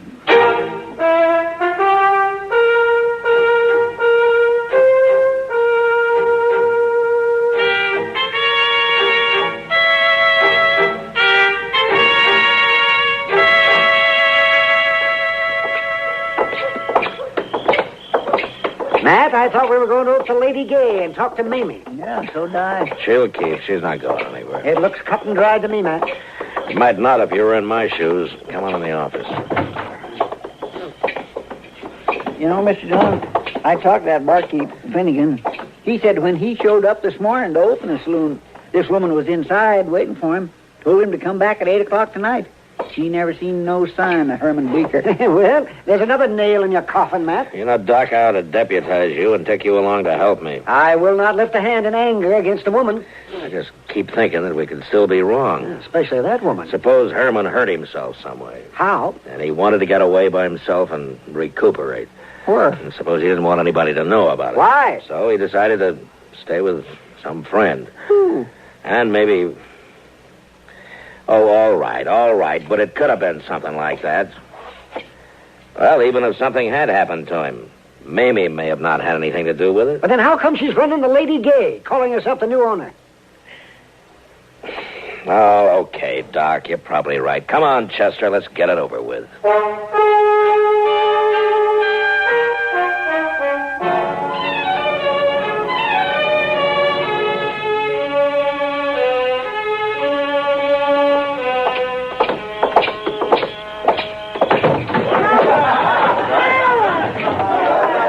She is at the end of the bar. What are you going to do, Mr. Dillon? Take her in, Chester. Maybe she'll talk when she's arrested. But I've got to get that gun away from her somewhere. By jing, it's not going to be easy. That's got to be done. I've never drawn a gun on a woman yet. I'm not going to start now. You got a plan? Yeah. Come on. Yes, sir. Well, Marshal, mighty glad you dropped back in. Just wondering how you were getting along, Mamie. Like a kid with two tongues and an all-day sucker. Oh, did you find that little weasel Herman Bleecker? I thought you told me that he left town. Well, I was just guessing, Mr. Dillon. He said something about planning to. Here, step up and have a shot of poison. No, thanks. As a matter of fact, I came back here for a particular purpose. You see, Chester and I have a bet on. We do? What kind of bet, Marshal? Well, it was that shooting trick of yours hitting the center of that playing card. Oh, Chester figures it was nothing but luck. So he's betting me that you can't do it 5 times in a row. Well, now, we'll soon settle that. The card's still up there. Stand aside, boys. Mamie's gonna limber up a shooting iron. All right. There's one. A couple of them. You're doing fine so far. How am I doing up there, boys? All dead center so far. 3 down and 2 to go. There's 4. And 1 more to... Oh, yeah. What's the matter? What are you stopping now for? I got some rules I go by, Marshal. One of them's never to fire my last shot and leave my gun empty. I see. Well, that's a pretty good idea. Sorry to lose your bet for you, Marshal. I just guess you're not a gambler, Miss Mamie. Who says so? I'll take a fair bet at even odds any day of the week and twice in Philadelphia. Oh? Well, in that case, I'll make you one. I got a pretty fair gun here. Or at least I thought so until I saw yours in action. I'd say yours is every bit as good as mine. Then how about a bet, huh? Your gun against mine. 1 cut for a high card. Well, Well, it's, of course, all right with me if you'd rather back out. who's backing out? You got yourself a bet, Marshal. Finnegan, Yes, ma'am? shuffle us a deck. Yes, Miss Mamie. If it's a bet or a fight, Mamie never backs out. There you are, Miss Mamie. Now, who goes first, Mr. Dillon? Ladies, always. All right. If your friend Lester will cut 'em for us once. Chester. Never mind, cut the cards. Yes, ma'am. Now, let's see what we've got. Well, Jack of Spades. That's not bad. Pretty good, Marshal. Bloody good enough to beat anything. Oh. King of Diamonds. All right. I'm beat fair and square. You won yourself a gun. Thanks. Here, Chester, will you take it? Now the handcuffs. Hey, what's the... Mamie, you're under arrest.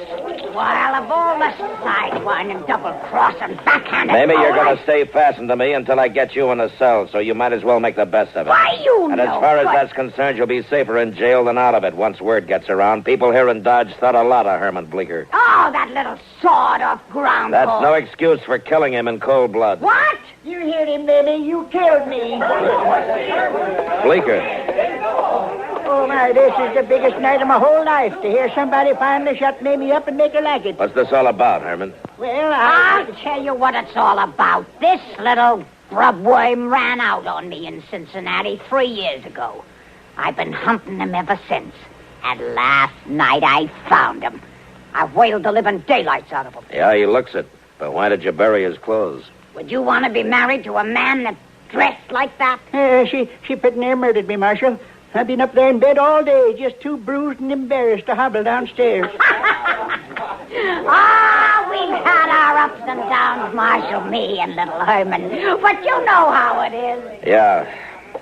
Chester, give me the keys to the handcuffs. Yes, sir. I got them right here in the... Maybe they're in the... No, I guess they're... What's the matter, Chester? Well, Mr. Dillon, when we was digging out there, well, I guess I maybe lost them keys.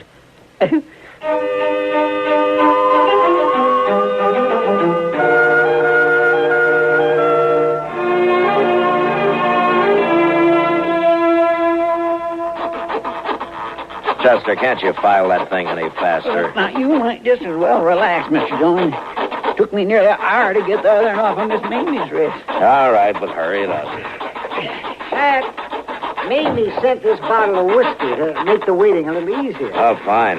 Chester, let that go for a minute. And open up the bottle, huh? Oh, yes, sir. Can you imagine it, Doc?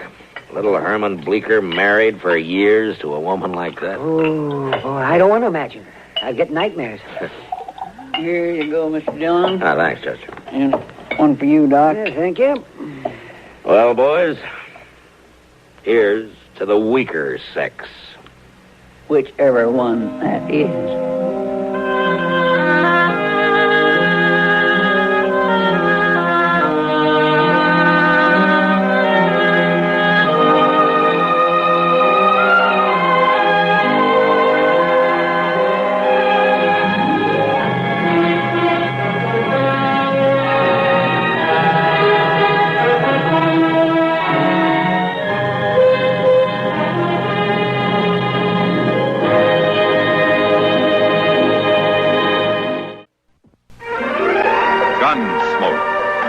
Produced and directed in Hollywood by Norman Macdonald, stars William Conrad as Matt Dillon, U.S. Marshal. The story was specially written for Gunsmoke by Les Crutchfield, with editorial supervision by John Meston. Farley Bear is Chester, Howard McNear is Doc, and Georgia Ellis is...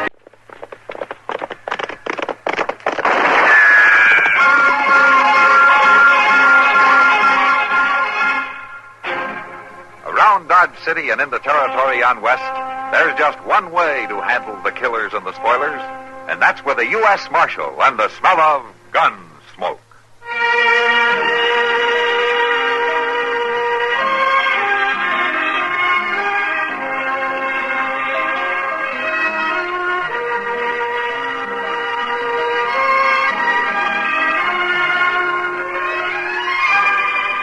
Gunsmoke, starring William Conrad, the story of the violence that moved west with young America, and the story of a man who moved with it. I'm that man, Matt Dillon, United States Marshal. The first man they look for and the last they want to meet. It's a chancy job, and it makes a man watchful and a little lonely.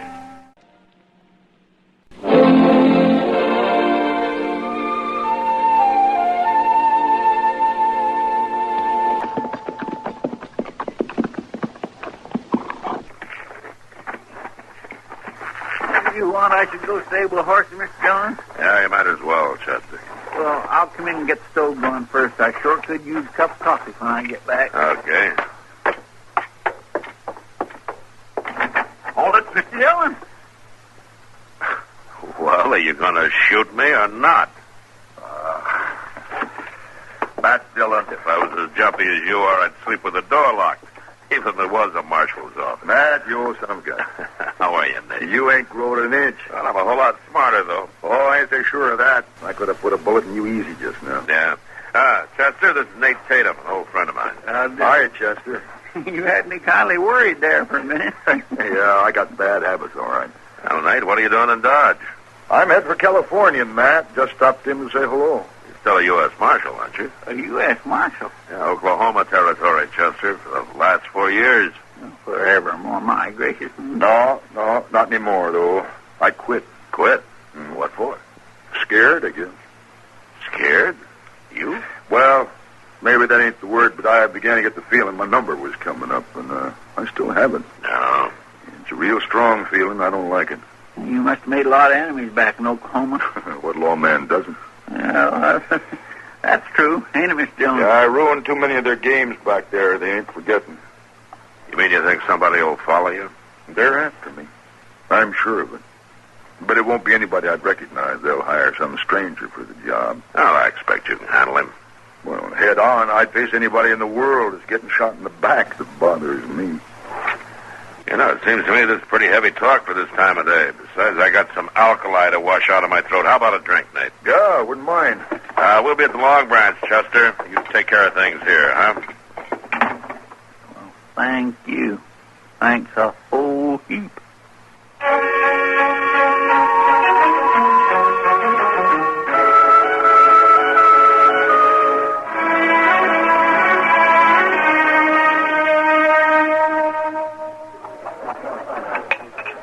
I sure envy you, Nate. Going to California. You been there? San Francisco. Yeah? I've always wanted to go back. If you were in San Francisco, you'd start wanting to be back in Dodge. Maybe, but I'd like to find out for myself. But you're making money here, Miss Kitty. Looks to me like you got good business. Well, money isn't everything. To some people it is. Can't be to you. You just quit a good job, didn't you? It didn't pay much. Ask Matt. Well, I guess Washington figures if a marshal's doing his job, he won't have time for more than one meal a day. Yeah. That's about the size of it. Yeah. Evening, Kitty. Oh, Bonnie. You came to work early. Nothing else to do. Bonnie, this is Marshal Dillon and Nate Tatum. Oh, you sit down, Bonnie? Tatum? No, wait. I got a better idea. Huh? You'll excuse us, Miss Kitty? Well, sure. First drinks on the house. Well, thank you. Bonnie, shall we go to the bar? Whatever you say. Nice meeting you, Marshal. Nice meeting you. Now, there's a man who knows what he wants. Nate never was one for wasting time. Who's the girl, Kitty? Bonnie? Just arrived a few days ago from Abilene. She's trying to get a stake to go to California. Oh? Well, maybe she's found the right man in Nate. No, I'm afraid not. She told me her man's coming from Abilene in a day or so. Some gambler. Well, that's all right. Nate's traveling pretty light these days, anyway. He looks like a good man, Nate. Yeah, he is. The best. You know, Kitty, there's something that you might do for me while he's here. What's that? Keep an eye open for strangers. Anybody you think might be carrying a gun for money. After Nate, huh? Yeah. What a rotten world.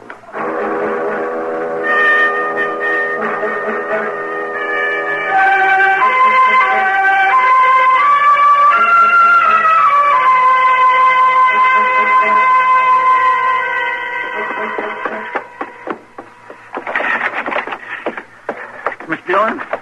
Miss Dillon? What? Oh, what is it, Chester? You dressed? Oh, what's the trouble? There's been a shooting. What? I didn't hear anything. Neither did I. It was way down at the end of Front Street. I was having a nightcap for Lady Gay, and somebody stuck his head in and hollered something about a shooting. Gunfight? I don't know. All he said was this man had been shot. Come for you right away. Miss Dillon? Yeah? The man that was shot... What about him? It was Nate Tatum.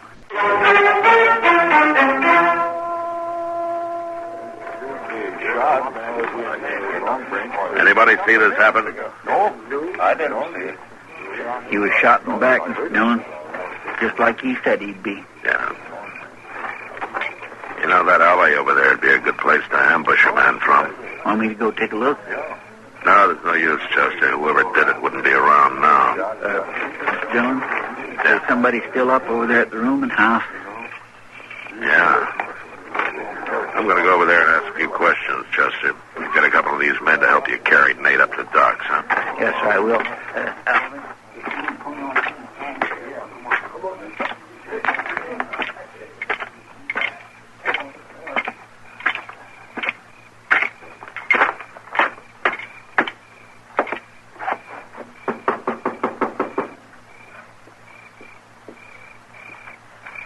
Who is it? Marshal Dillon.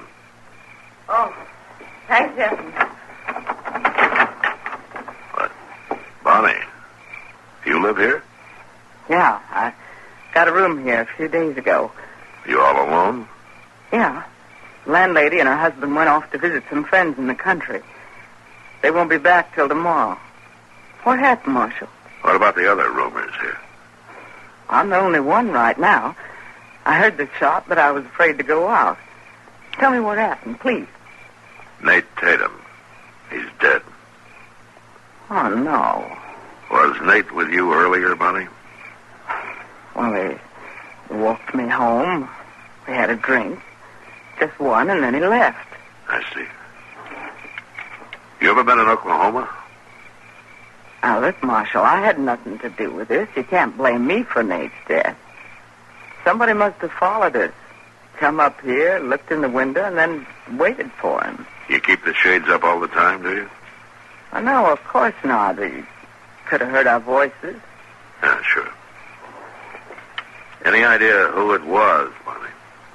You're being unfair, Marshal. Yeah, maybe, but you're the only thing I gotta go on. I want you where I know you're safe. You talking about jail? That's right, I am. He was a good friend of yours, wasn't he? All right. I'll be right out. Don't try to run out the back way, Bonnie. Wouldn't do you any good. I won't, Marshal.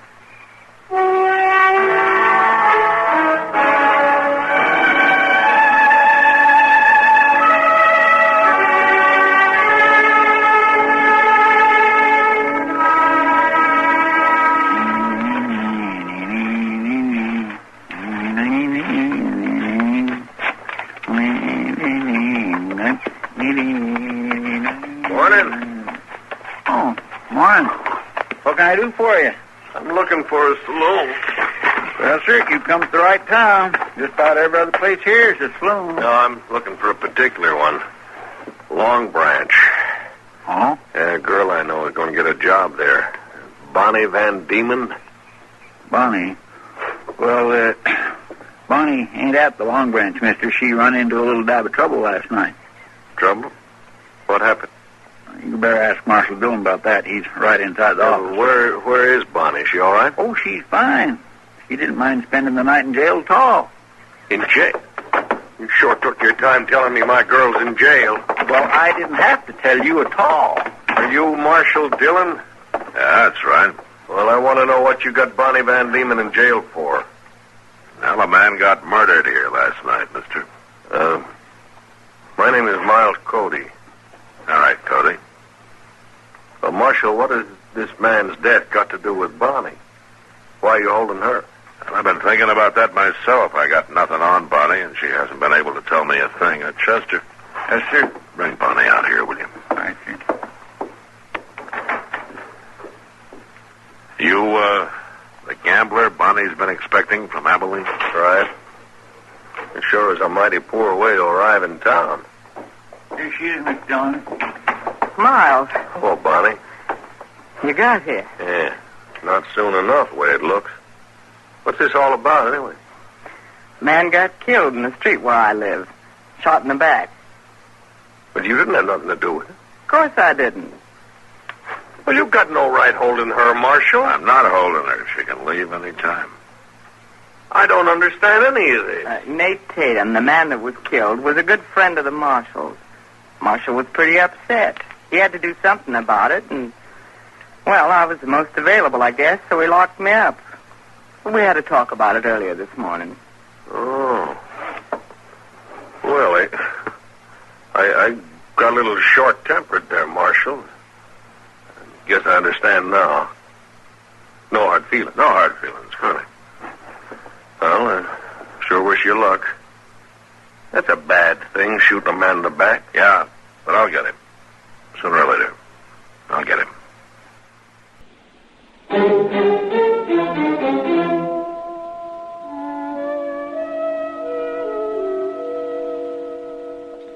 Bonnie, Marshal just came in. Yeah, I saw him. You still think you can swing it? Always pays to be nice to the law. Mm-hmm. And you go be nice to him. And good luck. Thanks.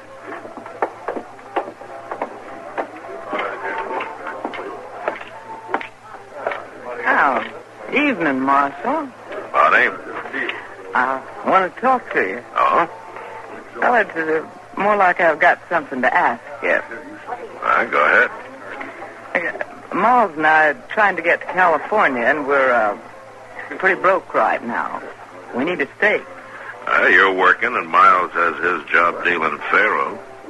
Sure, but I want to get out of here. I want to get to California. Now. What's that got to do with me? Well, Miles is a good dealer, Marshal. He could be a whole lot better if he didn't watch him so close. Wouldn't take him more than a week. Going real easy so there'd be no trouble. Sorry, Bonnie. No crooked gambling. I could make it worth your while. I can't be bought, Bonnie. Not any way at all. Well, if you change your mind, you know where to find me. Yeah.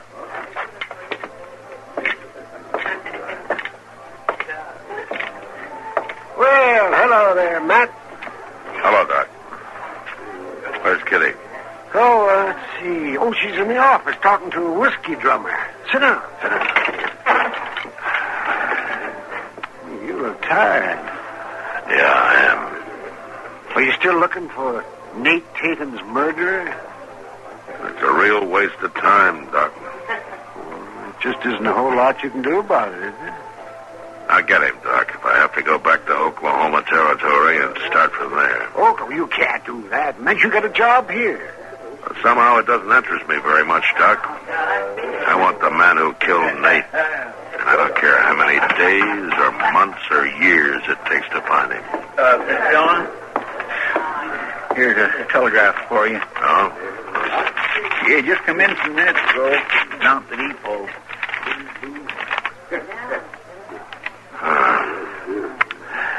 And it looks like Washington came through with something for once.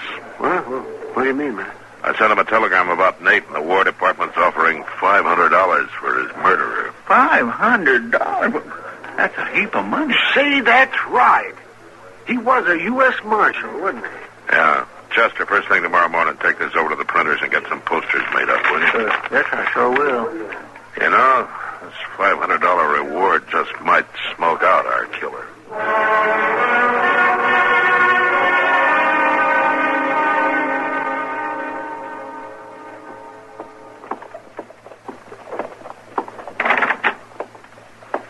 Hello, Marshal. Oh, Bonnie. Can I sit down? Sure. What's on your mind? Money. You don't change much, do you? Not when it comes to money, Marshal.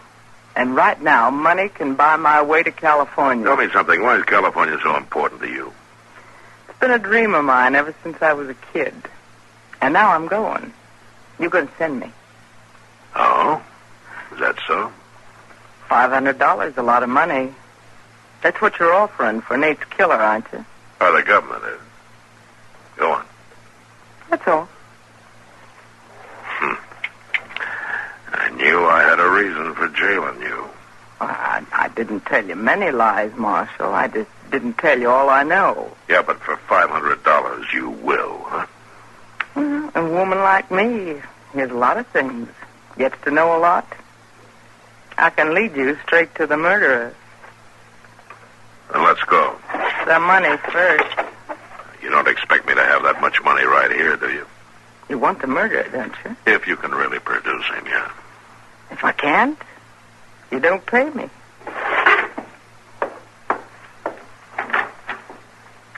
I'll be at the Long Branch this evening. You bring the money there, and then we'll go find your murderer.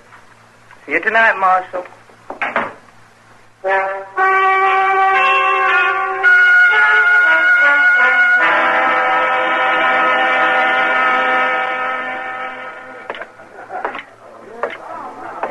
Well, evening, Marshal. Bonnie? Did you get the money? I got it.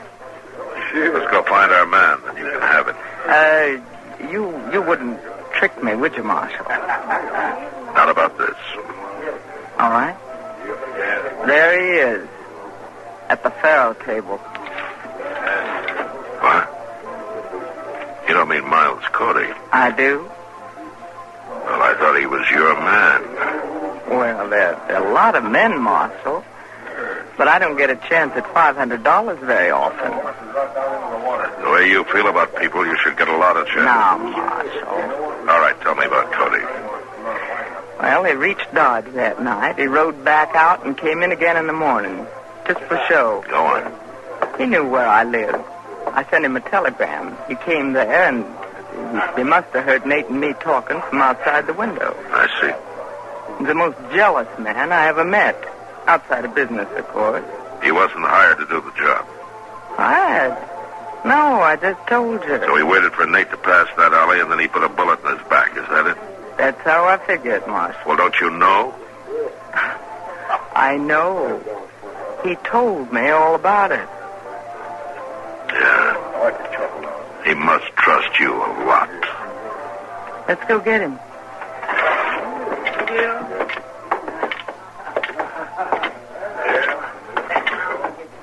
Well, Marshal, been thinking over our proposition, Bonnie's and mine? About running a crooked game? Yeah. No, that isn't it, Cody. Well, and what is it? Bonnie, what'd you tell him? Did you kill Nate Tatum, Colleen? Huh? I ask you if you killed Nate Tatum. So you sold me out, Bonnie. I saw them reward posters today. You sold me out. Well, there's your confession, Marshal. I'll take your gun, Colleen. All right.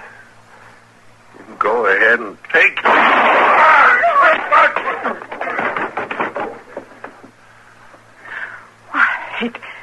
He tried to shoot me. Couple of you men give a hand. Get Cody over to the jail.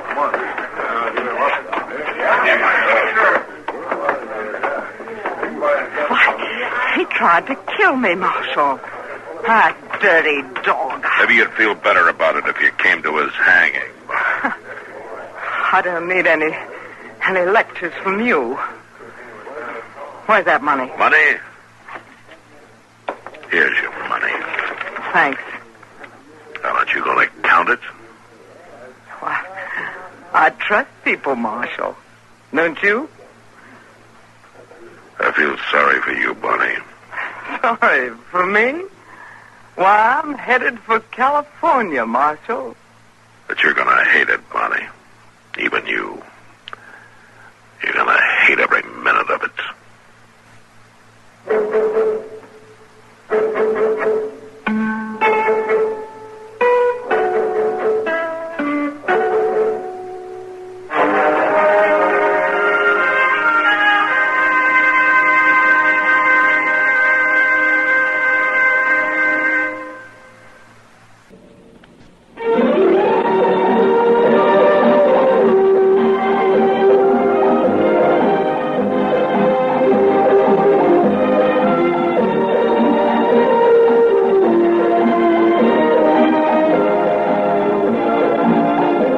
Gunsmoke. Produced and directed in Hollywood by Norman Macdonald, stars William Conrad as Matt Dillon, U.S. Marshal. The story was specially written for Gunsmoke by John Meston and adapted for radio by Norman Macdonald. Featured in the cast were Lawrence Dobkin, Virginia Christine, and John Daner. Harley Bear is Chester, Howard McNear is Doc, and Georgia Ellis is Kitty.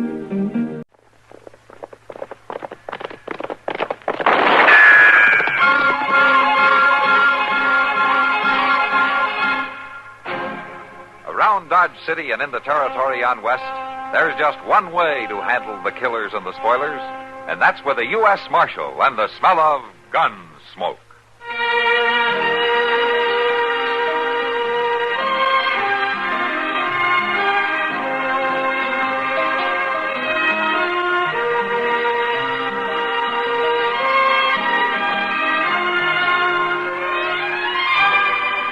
Gunsmoke, starring William Conrad.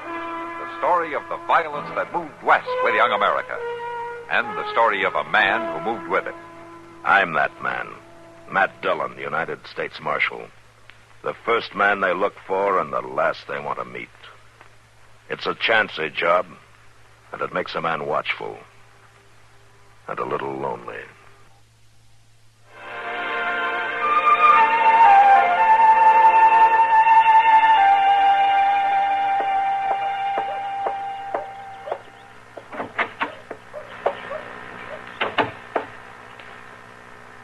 Matt?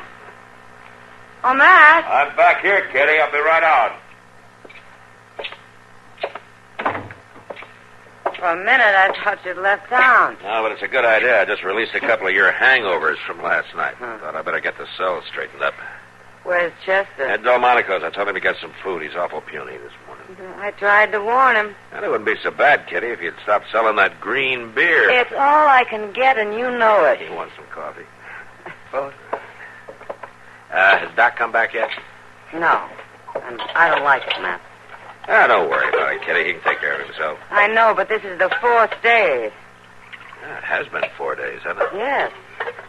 Matt, why don't you and I ride out to Emmett Bauer's place and find out where Doc was going when they left there? How do you know he isn't still there? Bauer's boy could have had complications with that broken arm. Well, at least we'd know. Something's wrong, Matt. I can feel it. All right, Kitty, all right. Look, have you had breakfast? No. We better eat first. Come on, let's go over and join Chester, huh? All right.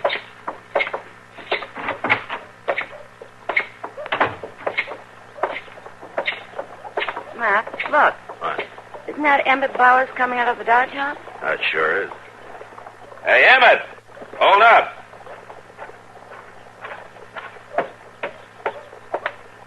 Hello, Marshal. I was just coming over to see you. Morning, Miss Kitty.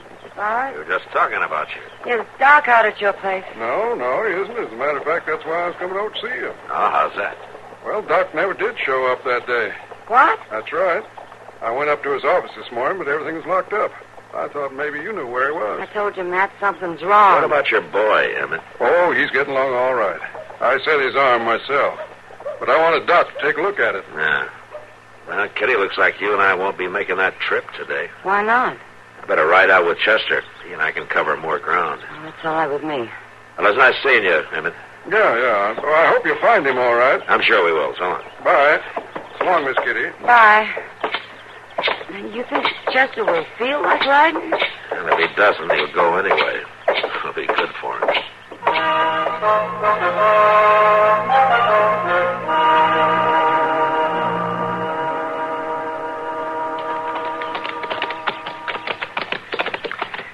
Miss Ketchum sure is a stingy old lady. Now, how do you figure that, Chester?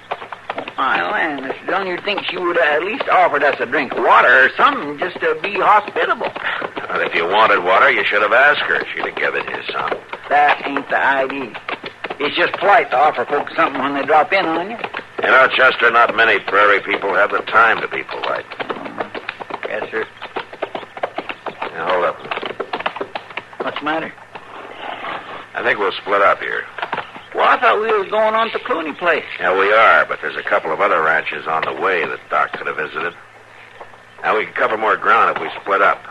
The trail to the right leads by the Pope Ranch. I want you to go by there. And I'll meet you at the Clooney place later, all right? Well, but how do I get to the Clooney's after I leave the Popes? Oh, Matt Pope can tell you. Just follow the trail. The Clooney's are about 10 miles north of the Popes. All right. You know, I got me a kindly funny feeling about Doc, Mr. Dillon. Oh? How's that? Well, you know how him and old man Clooney are such good checker buddies, and they don't hardly ever get to see each other. Well, I just bet you Doc's been there with him these past 4 days, taking a little time off of playing checkers. Ah, Chester, that's not likely. No, I guess I was just wishing. Yeah. Well, better get started. It'll be dark by the time we meet at the Clooney's. All right, but what if I find Doc? You just bring him on to the Clooney's with you. We can spend the night there and then head back to Dodge in the morning. Yes, sir. It's been an awful long time since I've been out this way, Mr. Dillon. I'll just stick close to the trail. You won't get lost. Well, so long. So long. And don't waste any time visiting with the Popes, huh? Yes, sir. Get out. If I knew I was going to be riding all day, I wouldn't have drunk so much beer last night.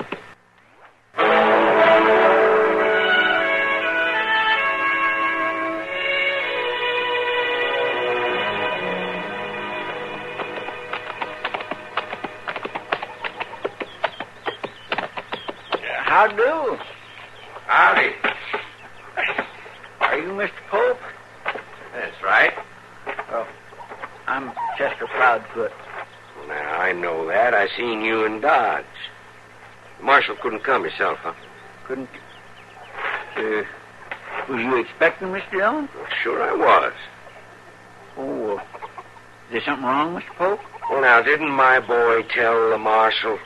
Tell him what? About the horse thieving. Horse thieving? Yeah. The boy went into town this morning to tell the marshal to get out here. I've lost 3 of my best brood mares within the last week, stole right from under my nose. Well, Mr. Dillon didn't know nothing about that. We left Dodge earlier this morning. I guess that was before your boy got there. Well, what are you doing out here, then? Well, we're out looking for Doc Adams. See, nobody ain't heard from him in 4 days, and we've been awful worried. Well, I ain't seen him. Did you say the marshal was out with you? Yeah. He took the other trail at the fork about 5 miles back. I'm to meet him at the Clooney Ranch later on. Well, you tell him about my mares. Now, something's got to be done. Oh, yes, sir. I sure will. Say, how far is it to the Clooney place? A good 9 or 10 miles, right toward them clouds. is kind of black looking over there, ain't it? But I don't suppose a little rain will hurt me. You can catch a good dose of fever soaking up rain. I got my slicker. You're going to need it. Well, I ain't making no track standing here, am I? I wish I had time to visit with you a little bit, Mr. Pope. Yeah. Don't you forget to tell the marshal about my horses. I won't. Go on. Go on.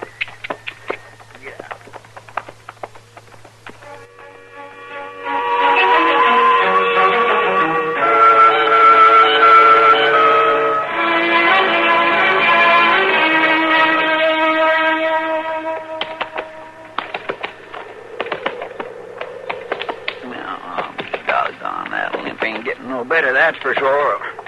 Oh.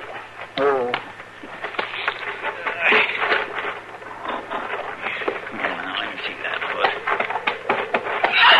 Easy, boy. Easy. Stone bruise. A bad one. Yeah, it looks like you ain't going to be no use to me at all. If I ride you anymore, you'll give out altogether. I ain't sure how long that'll last if I have to walk to the Clooney's. Be a good 5 miles yet.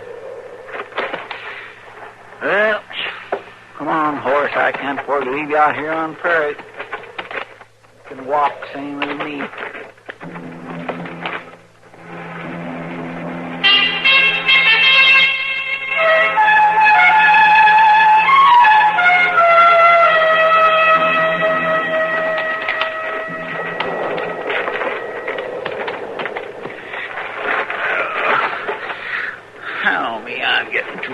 Such carrying on at this.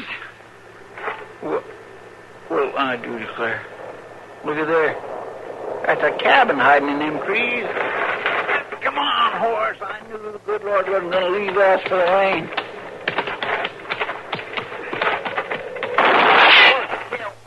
You ain't hit. Get up and walk in here. Easy like. Come on, I said. Yeah, all right. I'm coming.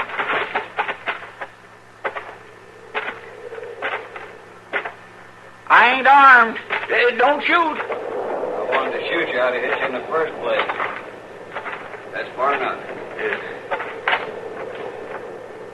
What are you doing traipsing on my land?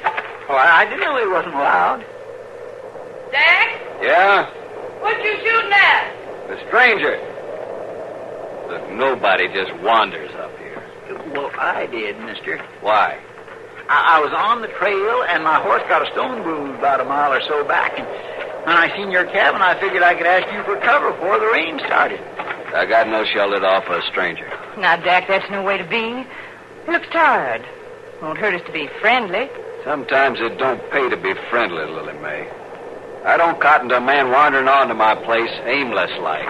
I ain't aimless, mister. I'm out here for a good reason.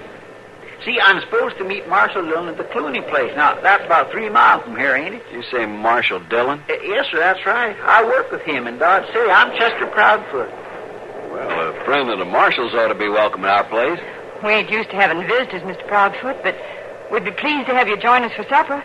Well, thank you, man. You go on in the house, Lily May. I'll put your horse in the shed. You'll stay dry.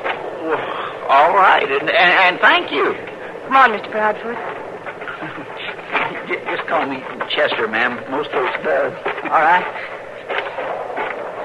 My, you folks sure do have an awful big crowd for such a little ranch.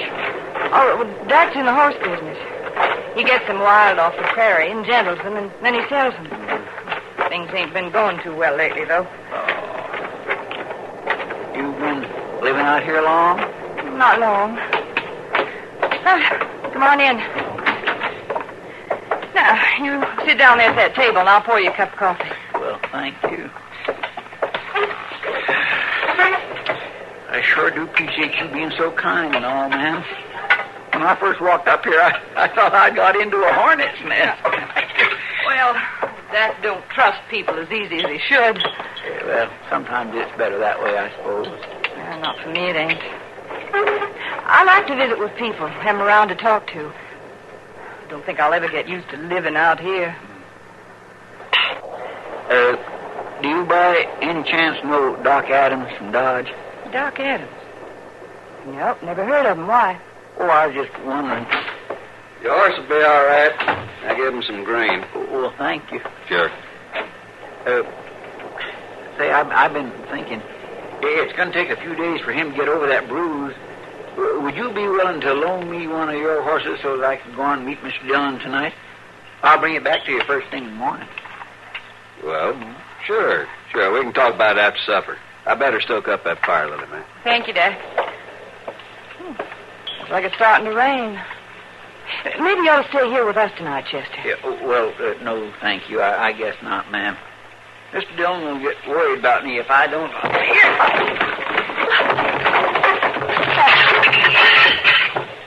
Dick, you killed him. He ain't dead.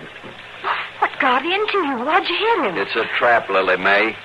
What do you mean, a trap? Just that. I suspected it when he told us who he was. Marshal sent him in here to borrow one of the horses so they'd have proof to hang me. They're on to us. What are we going to do? Move out.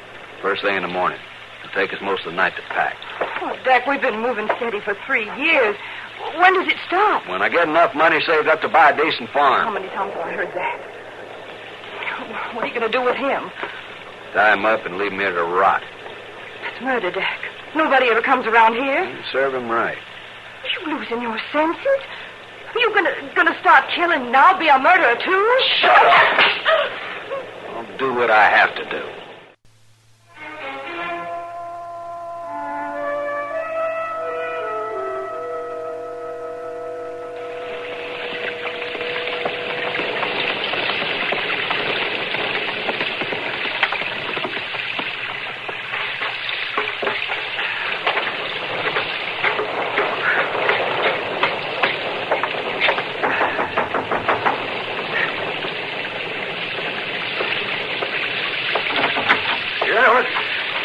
Marshal. Hello, Mr. Maloney. Come in.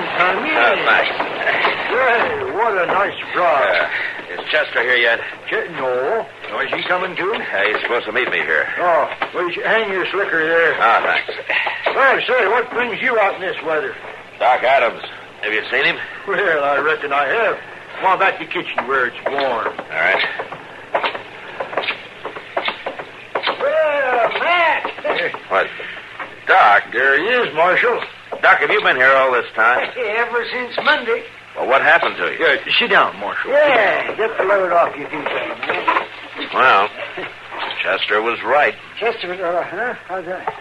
He said you probably decided to take a few days off and come out here to play checkers with Clooney. Oh, he did he? Yeah, that ain't it exactly, Marshal. Well, looks pretty clear to me. Now, don't be too hasty.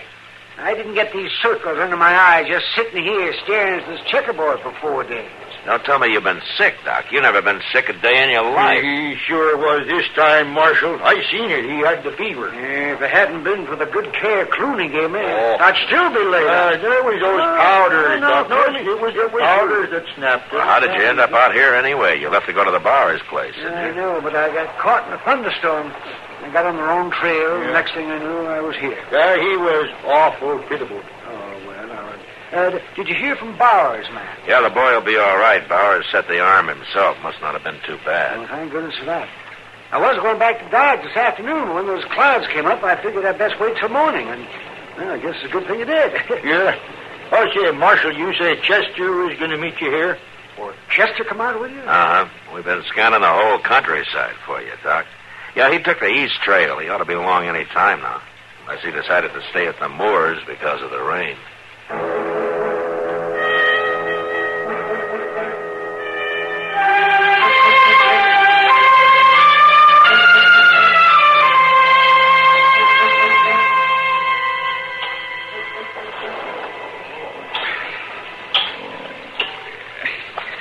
Oh, my head. Well, I'm glad to see you come out of it, and that's a fact. What? What happened to my head? Why am I all tied up like this? Dak hit you on the head and he tied you up. Why? Why in the world did he do that? He's got you figured. The marshal sent you in here to borrow one of our horses, didn't he? No. What are you talking about? Don't lie to me, mister. I'm being nice to you. Almost got myself bruised up for being so nice. I ain't lying. I don't know what you're saying. The marshal knows about Dak. Knows he's wanted for horse thieving. He wanted proof, so he sent you here. No, that ain't so. But if your husband is a horse thief, Mr. Dillon will catch up with him sooner or later. No, he won't. We're going to move on, away from here. Move on? So what's he going to do with me? He's going to leave you here, tied up. It ain't let up, Sonny. Oh, he come too, huh? Yeah. Maybe I ought to give him something to eat. Forget that. We got work to do. I finished up in the barn. Now let's get started in here. Think we're going to get any sleep tonight? When we finish packing, we can take turns sleeping. I ain't going to take a chance on that marshal sneaking in here. If he so much as puts a foot on this ranch, I'll shoot him. Not Jack. It's him or me, Lily Mae. And it ain't going to be me.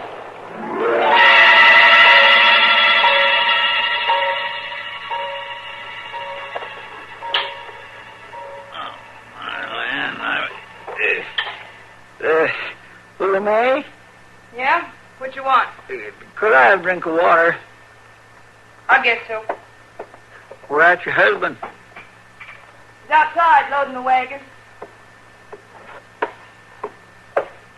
Here you are. Good. I'll hold it for you.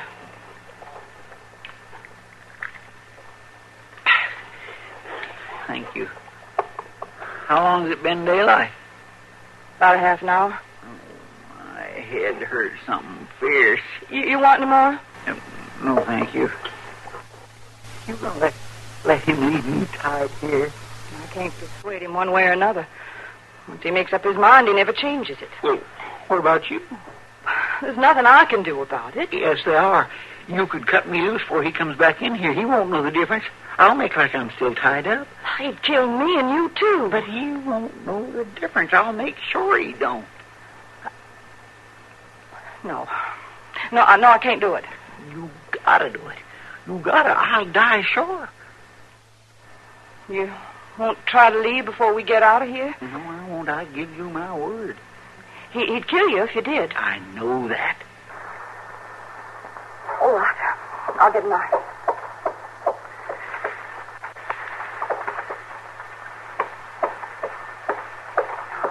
Just cut your arms loose. You can untie your feet after we leave. That'll be fine. There. Now, you keep him behind you or we'll both be dead. There's a buggy down on the trail. Looks like that fool Marshal riding behind it. Come here after his friend. Get that rifle. Hey, wait a minute. What do you got in your hand? Nothing? Let's see that. A knife. Why, you was going to cut him loose, you little wench. Don't, Jack. Don't be. Shut up. I'll tend to you later. Right now, there's a marshal we got to take care of. Grab that rifle over there and cover that window, you hear? No, I ain't going to do it. What? I ain't going to do it. I'm tired of running, living like an animal. Let that marshal come in.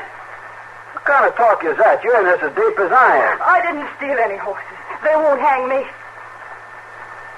All right. No, Jack. Jack, please, no. No, please, no. All right, Jack. Leave her alone. I got your rifle. What? I'll shoot you if you hit her again. So she did cut you loose. Well, you really done it this time, Lily Mae. Back over towards the door. What for? So you'll be there when Mr. Dillon comes in. Go on. All right. Sure.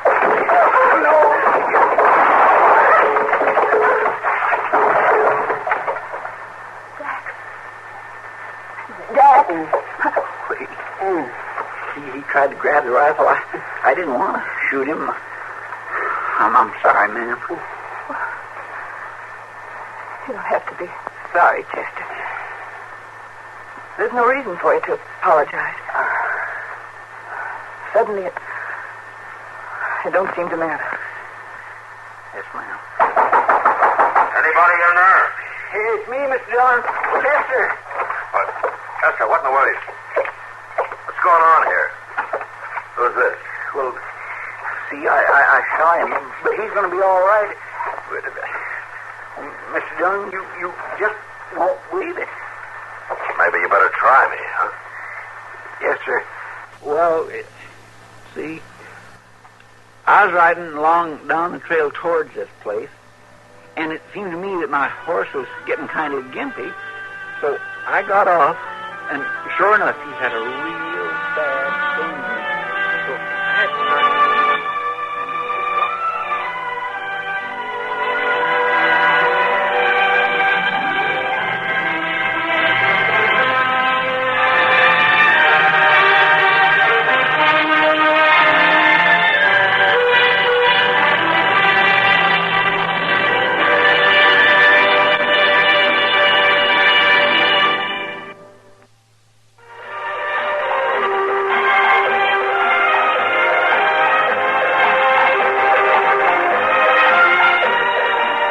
Gunsmoke. Produced and directed in Hollywood by Norman Macdonald, stars William Conrad as Matt Dillon, U.S. Marshal. The story was specially written for Gunsmoke by Frank Paris, with editorial supervision by John Meston. Featured in the cast were Harry Bartell, Lynn Allen, Vic Perrin, and Bartlett Robinson. Harley Bear is Chester, Howard McNear is Doc, and Georgia Ellis is Kitty.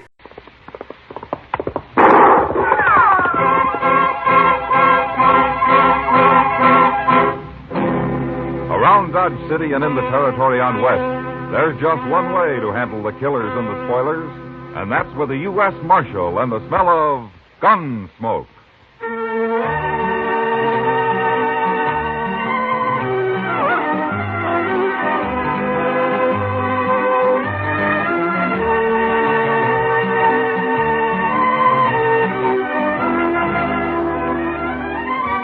Gunsmoke, starring William Conrad. The story of the violence that moved west with young America. The story of a man who moved with it. Matt Dillon, United States Marshal.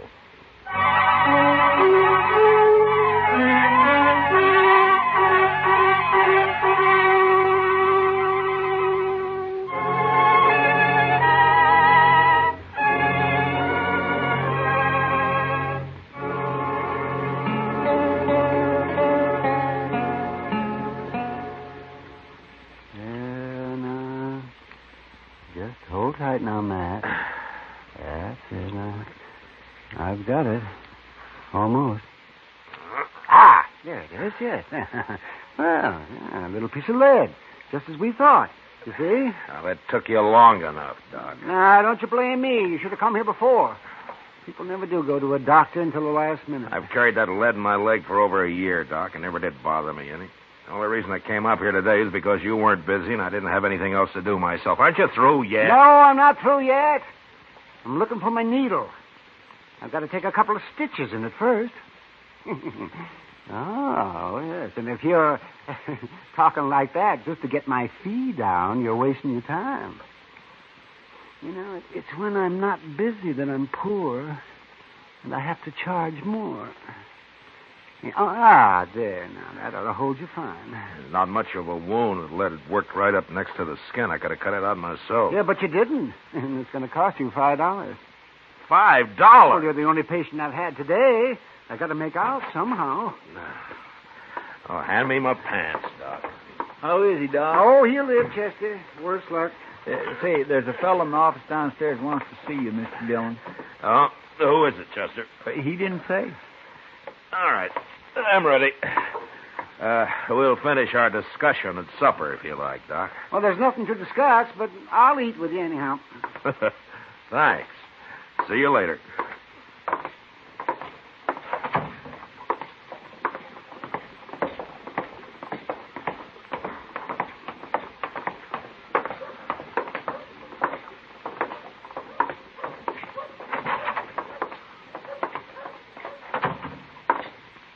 Are you Marshal Dillon? I am. My name's Parker. I'm a special deputy representing the New Mexico Stock Raisers New Association. Mexico? Of course. Haven't you heard of the association? Yeah, I've heard of it. I was just thinking you're a long way from home, aren't you? Perhaps. Marshal, I have a warrant here for the arrest of Dane Shaw. Dane Shaw. I never heard of that name around here. We'll let the marshal handle this if you don't mind. Oh, we will, huh? Well, now, you're a pretty high and mighty for just a doggone... Easy, Chester, easy. Here's the warrant, Marshal. Who issued this, Mr. Parker? We had Judge Blent of Santa Fe issue it. You had him issue it?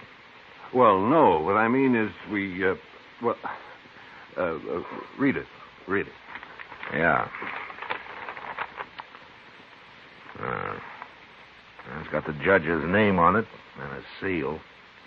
That looks okay to me. What makes you think this Dane Shaw's in Dodge? I didn't say I thought he was in Dodge. You're the one looking for help, mister, not me. It's a warrant, and you're a marshal. And we think Dane Shaw may be in or near Tascosa. Tascosa? That's a long ride from here, Mr. Parker. Isn't there someone closer than I am? No, I was told to deliver the warrant here. I see. Oh, what's this Shaw wanted for, anyway? Rustling, murder, banditry. All of that? He once rode with Billy the Kid. Does that explain it? Not quite, Mr. Parker. We hold those men equally responsible. Every one of them. We? The Stock Raisers Association. And others. Ah, I see. Now, you say Shaw once rode with a kid. You mean he isn't still with him?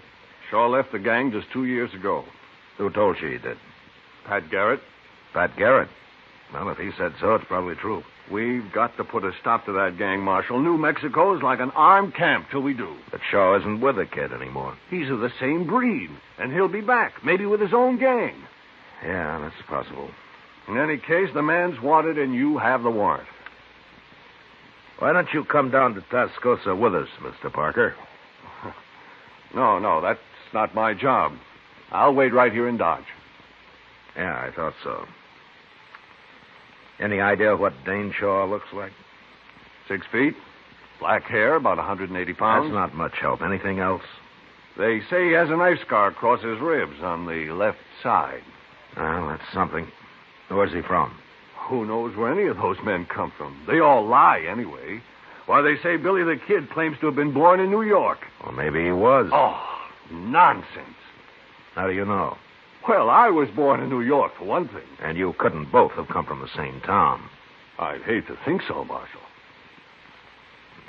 All right, Mr. Parker, you keep nice and cozy here in Dodge, and we'll ride down to Tascosa for you. Now, Marshal, I don't think that's quite called for. Chester, go get our horses. Yes, sir, Mr. Dillon.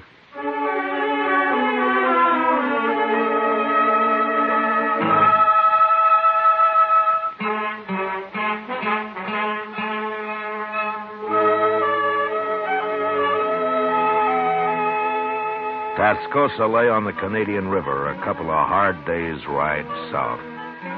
Until recently, it had been a Comanchero trading point. Now it was mostly a center for cattle thieves looking for a place to spend their money. I hadn't been there for several years, and when we rode in, I was surprised to see how much the town had grown.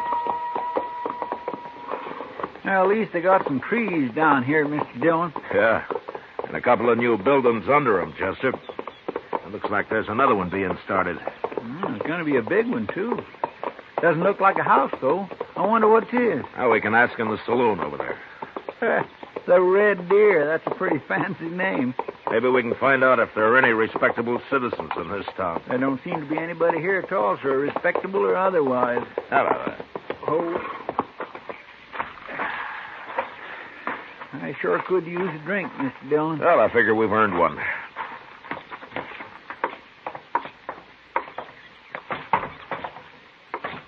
Gentlemen, what'll it be? Beer. Oh, Mr. Dillon. One beer, one whiskey. Right.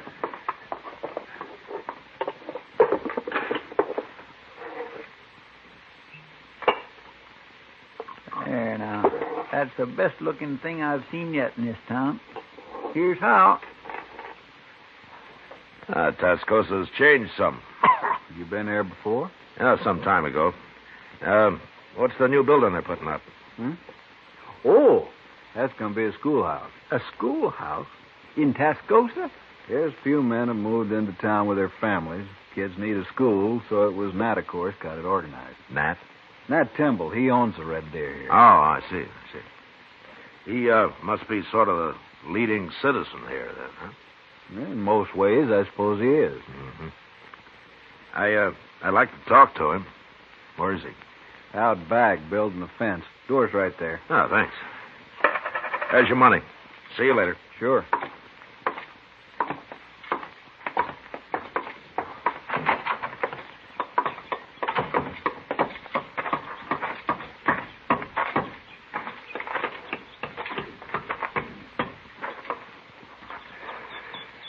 Hello. Mr. Temple?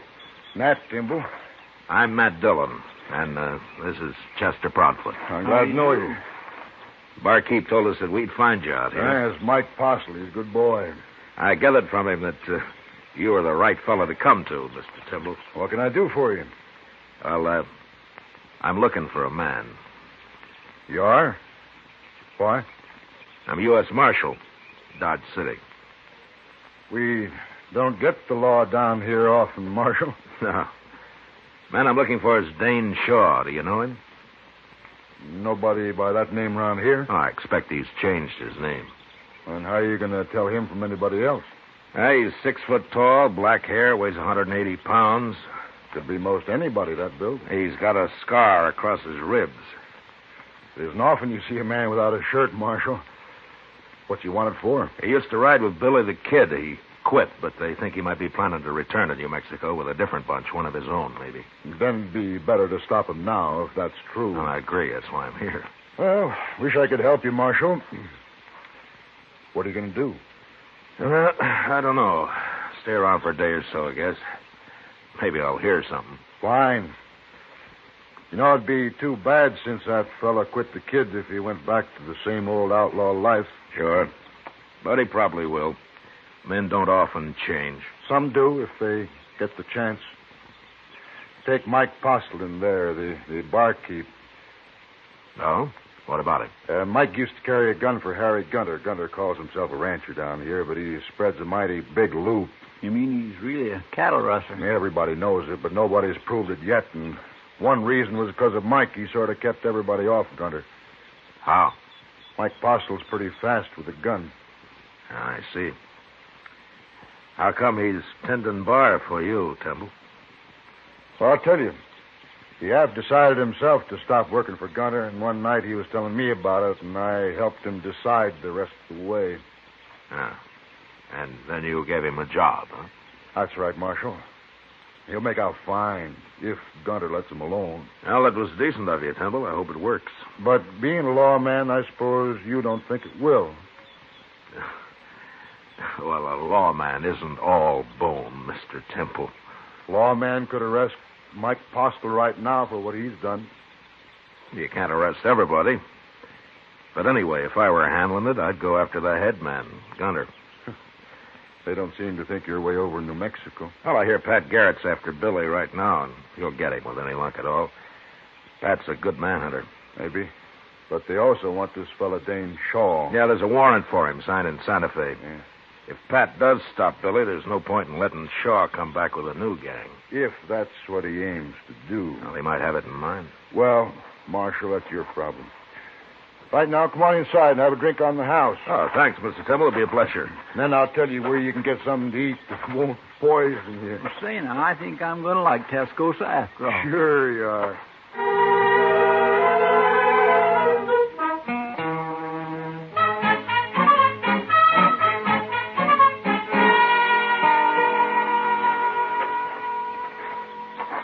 That was pretty good turkey, Mr. Dillon. You should have tried it. And they must have a Chinese cook in that place. It's better than the usual feed trough in a town like this.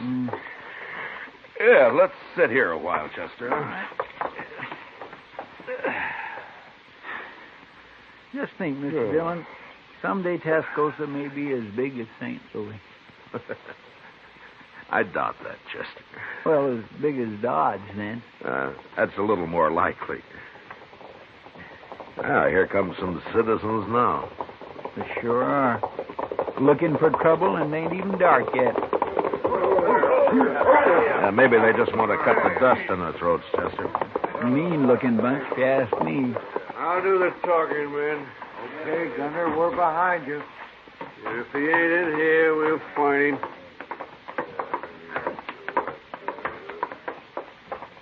Did he say Gunter? Yeah, I did, Chester. Come on, let's watch this. All right, come on. here, Chester. Yes, sir.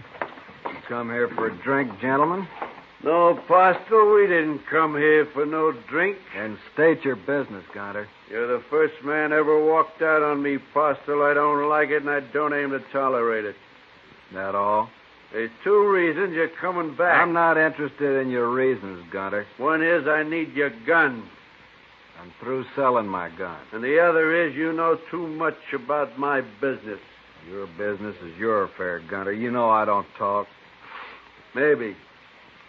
But you're still coming back. That's so?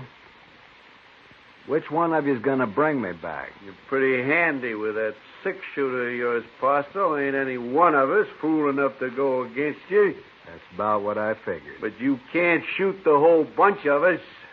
Well, sure try hard. Then you'll die trying. I'm telling you, Postle, be back in camp a day after tomorrow. We ride in after you. Wait a minute, Gunter. What do you want, Timbo? You've caused enough trouble already. I ain't through yet. Gunter, if you come back here, you'll have to face me. No, Timbo, no. Shut up, Mike. Now, just remember that, Gunter. I'll be here, too. And you'll both die.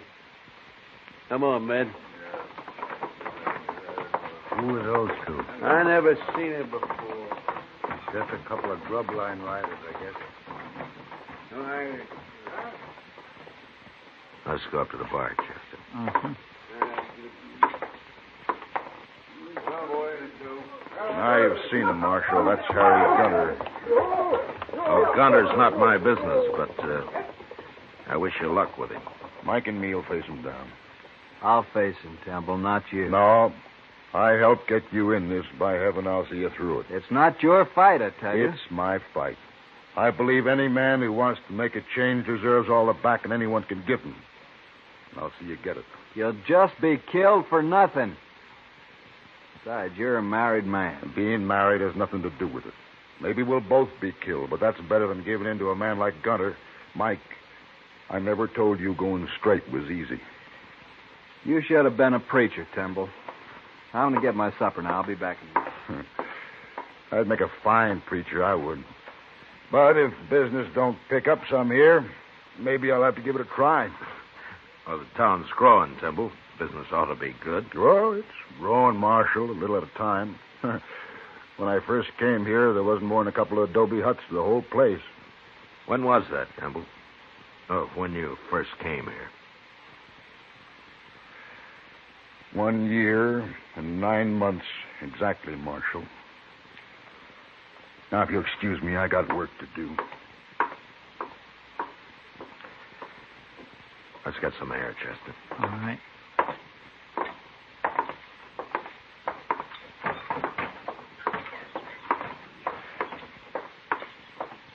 He's a mighty nice fellow, that Matt Timble, isn't he? I mean, willing to back up Mike Postle that way. He's a man of his word. And building a new school and all that. Married, too. Funny thing, Mr. Dillon, I can't quite figure out if you like Timble. I like him fine, Chester. Only his name isn't Timble. What? It's Dane Shaw. He's the man we're looking for.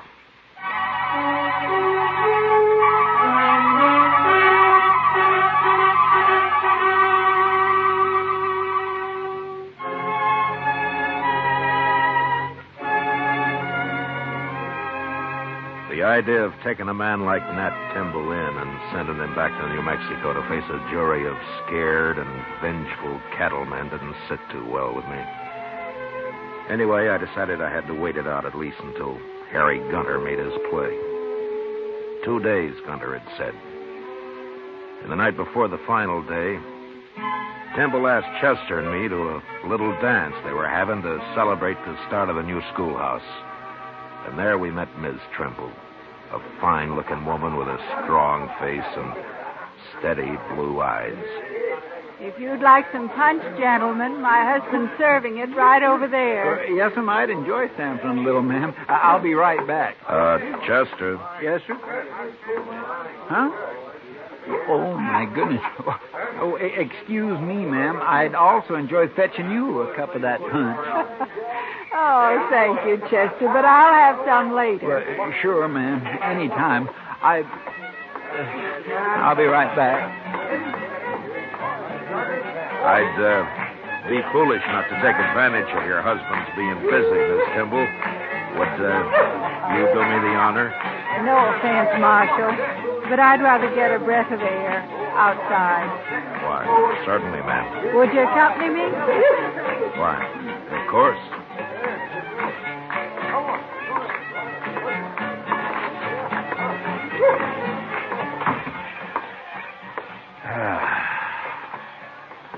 Nice evening. You think it'll hold, Marshal? Oh, it won't rain. Not for the next couple of days, anyway. That's not exactly what I meant. I was wondering how nice tomorrow evening will be. Afraid I don't quite follow, ma'am. After Harry Gunter and his gang ride in. Oh. Well, now, I wouldn't worry about that, Miss Timble. My husband's involved, Marshal. I'm bound to worry. Of course. It's not that I don't want him to back Mike Postle and fight alongside him. He's got to do that. But I don't want him killed. He's the finest man that ever lived, Marshal. Yeah, sure, Miss Timble. He believes that a man's got a right to change, and he's willing to die for that. I know. Tell me, do you think he's right, Marshal Dillon? In spite of what the law might say, do you think he's right? I think he's right, ma'am. I had a feeling you would. But maybe things will work out all right tomorrow. Maybe everything will be fine. I hope so, Marshal. Anyway, I'll bring our son up to know his father for the rare kind of man he is. Oh? Well, I didn't know you had a son. We haven't yet. What? I haven't even told Nat. But we're going to have one, Marshal. Oh, I see. Shall we go in now? And I'll be your partner for the next dance, if you like. What? I'd be proud, Miss Timble. Real proud.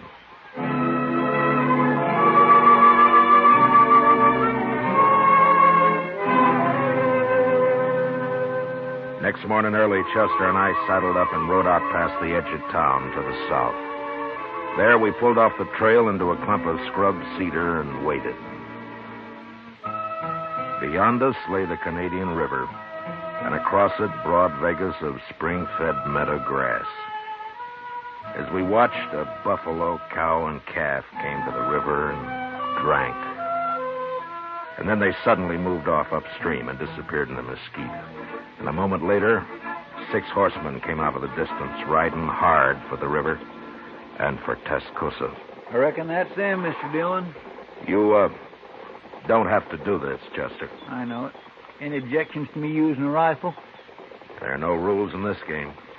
I'll feel a mite cozier behind the Winchester. Eyes open, Chester. Yes. Come on.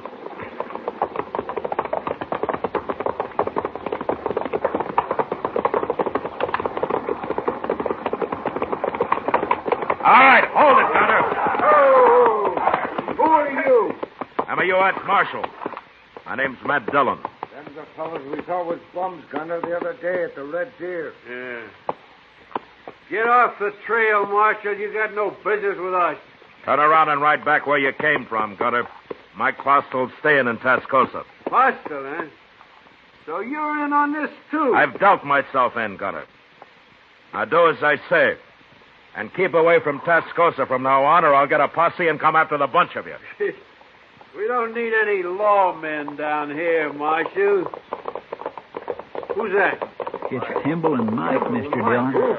How did they know we were out here? Looks like we won't have to go into Tascosa, Marshal. We can settle this right here. You were missing this morning, Marshal. I kind of figured we'd find you hereabouts. You and Timble both ought to stay out of this. This is my trouble. It's a little late for that now, Postle. Well, the odds are down, Gunter. They sure are. I ain't facing all them. Come on, Gunter. We'll catch Postle later when there ain't such a crowd. Here we are. Not me. I'm going. Shut up. Timble, you're responsible for this. I'm proud of it, Gunter. Get him and Postle, men. Get Stop it,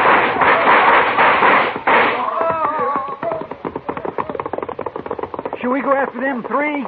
No, let them go, Chester. They won't be back. Temple's been hit.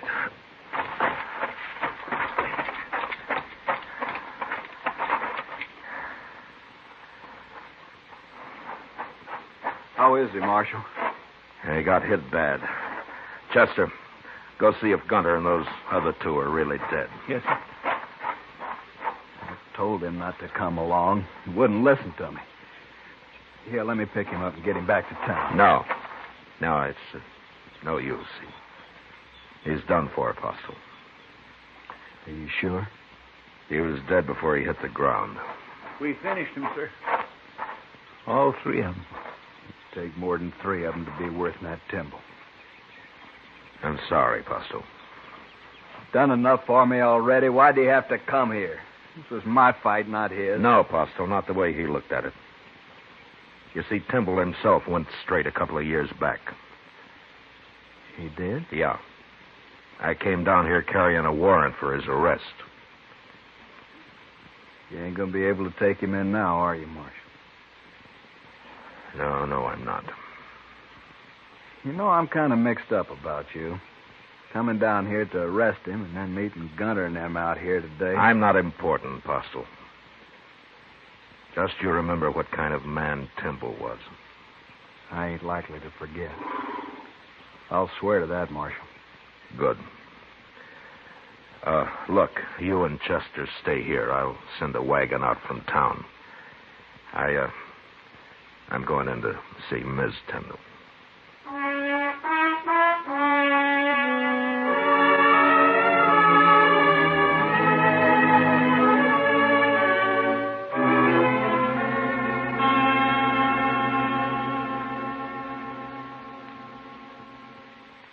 You'll be going back to Dodge now, Marshal? Yes, ma'am, I will. I want to thank you for trying to stop it. It's my job. No, not quite. Well, I guess Mike'll have to run things now. He's a good man. He'll make out fine. Sure. Tell me one thing, Marshal. Yes, ma'am. I know you came here to arrest my husband. I figured you did. If this hadn't happened today, would you really have taken him back? Miss Temple, I don't know. But I'll tell you one thing. If I had, it'd have been my last act as a lawman. You mean you'd have quit after? I'd have quit. If you're around Tascosa again, Marshal, come and see us.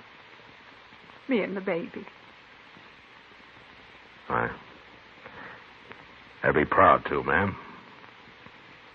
Real proud.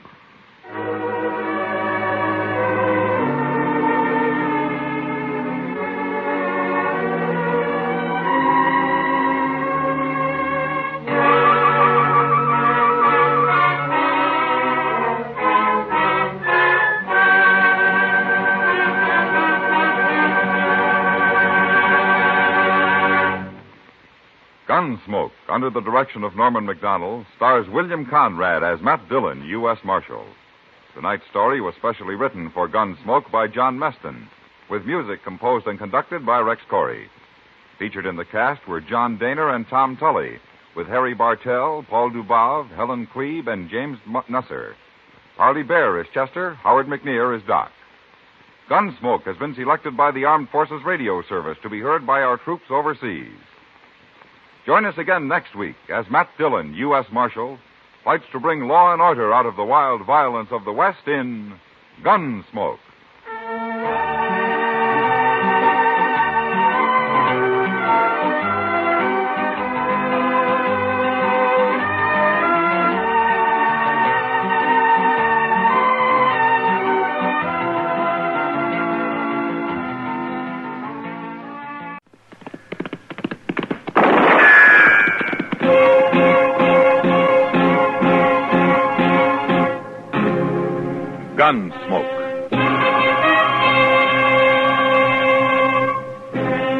Around Dodge City and in the territory on West, there's just one way to handle the killers and the spoilers, and that's with a U.S. Marshal and the smell of gun smoke.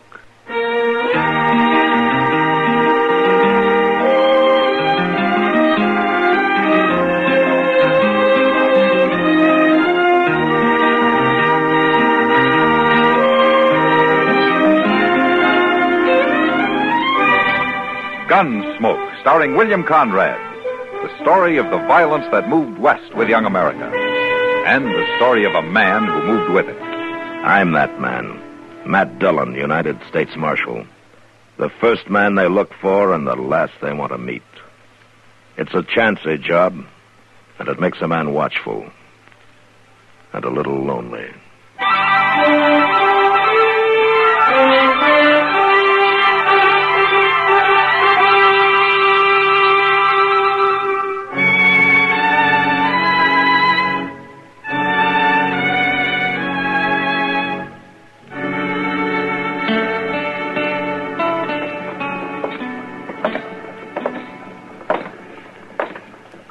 You know, Mr. Dillon, it's pretty doggone funny when you stop to think about it. What is, Chester? Life is. No? You, been reading another book? Well, yes, sir, I have. It's one Doc lent me. It was wrote by some fellow named Shakespeare. Did you ever hear of him, Mr. Dillon? Shakespeare? Yes, sir. Pretty well known in his day, I guess. He died, though, quite a while back, according to Doc. Oh, yeah, so I understand, Chester. He don't use English too good. He's one of them foreigners, so it makes it kind of hard to follow him, you know. But I'll say one thing, Mr. Dillon, he sure does call the turn on the way people act. Is that so? Why, the things that was going on over there in Europe and all them cities in the olden days, it's just the same as what modern folks are doing here in Dodge right now. You don't say. Why, they were scheming and plotting and lying to one another just the same as now. Well, then at least things aren't getting any worse, huh? Every time a person turned around, somebody was killing somebody, seemed like. Used swords and knives, mostly. It appears they didn't have no guns to speak of back then. Stay out. Wait a minute, Don't come Chester. back here again unless you're sober. Well, that's Buck Weber, Mr. Dillon. Yeah. Come on. Back here. I'll show you if I'll come back here, Noonan. Hello, Buck. Marshal? What seems to be the trouble? No trouble, Marshal. No trouble at all. No? If Sam Noonan was to throw me out of the Long Branch, I'd call it trouble. He didn't have no cause to. Well, they must have thought he did. Sam's a pretty fair man, ordinarily. I wasn't doing nothing. I just wanted to see Rancy was all. Rancy?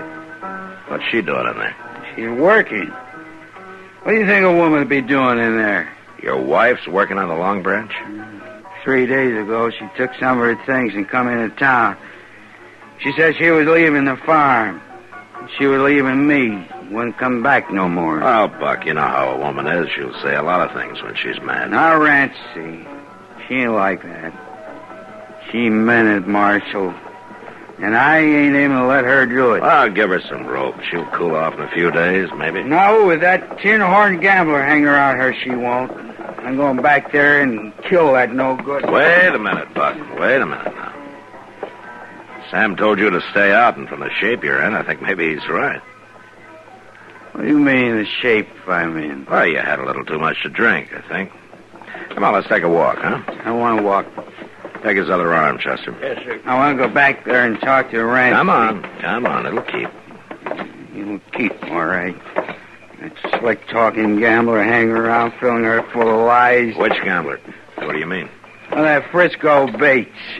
He's been in there every night since she started. Talking soft to her. Trying to give her doubts about her rightful place in the world. She must have had a few doubts already, Buck, or she wouldn't have left you. Carrying on the way she is with that Frisco Bates. Everybody laughing at me. I'm going back there and kill him. Wait, no, you're not. No, you're not. Now, come on. That's it. That's it. Whole town talking behind my back. Well, a funeral wouldn't give him any less to talk about, you know. You take me to jail, Marshal? Not just for tonight, Buck. It's the only way to keep you out of trouble. Whose side are you on, anyhow? Mine or that no-good gambler's? Maybe neither one, Buck. There's another side to it. Whose? Your wife's.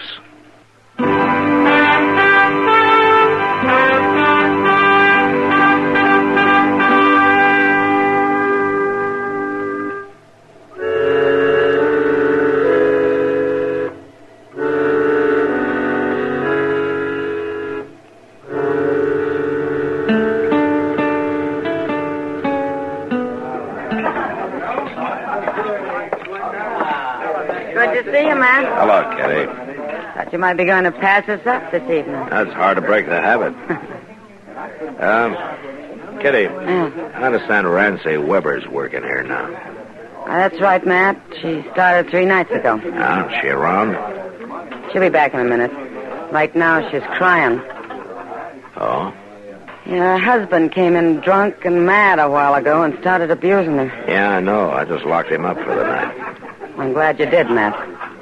Buck Weber could be real mean if he got started. I'm afraid he's already started, Kitty. What about this Frisco Bates? Oh, so that's it. I told Rancy the talk would get around. Anything to it? I don't think so. Not really. Buck's got the idea there is. Well, he's a touchy one, Matt. He's awful hard to figure. Yeah, I know. I hated to see Rancy start here, but she told me she'd left him. She didn't have a cent to her name. I thought she might be better off here than some of the other places. At least I can sort of look after her. I'm sorry, Kitty. I shouldn't have acted like that. Oh, good evening, Marshal. How are you, Rancy? Oh, if you two will excuse me, I better look after a couple of things. Yeah, sure, Kitty. I guess you're probably kind of surprised to find me working in a place like this. No, I'd already heard about it. I saw your husband a little while ago. Oh. You, sure you know what you're doing, Rancy? I'm sure, Marshal. It's an easy life to get into, but it's rough to get out of. Those farming. And I'm afraid Buck's going to cause you trouble. He's caused me trouble for 7 years. Is that so? 7 years of drudgery. Make a woman a slave and work her to death. Never a decent word. You know, some of the easy ways work out hard, too, Rancy.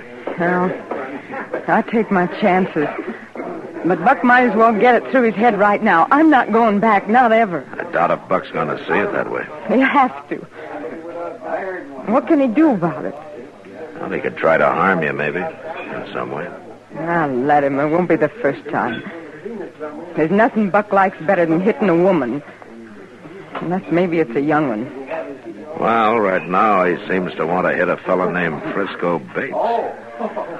Mr. Bates he's just been kind to me. That's all. Uh-huh. You know, men like him are new to you, Rancy. They can cause a lot of trouble sometimes. Just by being kind. I'm not a bad woman, Marshal. At least I don't think I am.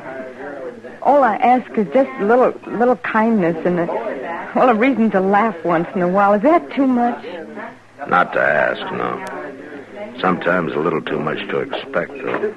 Are you going to monopolize this young lady all evening, Marshal? Oh, how are you, Frisco? Rancy, you better go see what it was that Kitty wanted, huh? Well, Kitty... Yeah. Oh. All right, Marshal. You excuse me, Mr. Bates? Certainly. Is this a policy of the law in Dodge City, Marshal, interfering in people's personal affairs? Sometimes, yeah. At least when their personal affairs seem to be heading toward a killing. You mean Rancy's husband, I suppose. Well, he came around looking for you, didn't he? The way he's been treating her, I may go looking for him. Why her, Frisco? There are other women around. Not like Rancy. She's out of place here. She's not the kind to be working here, you know it. Maybe she won't be long.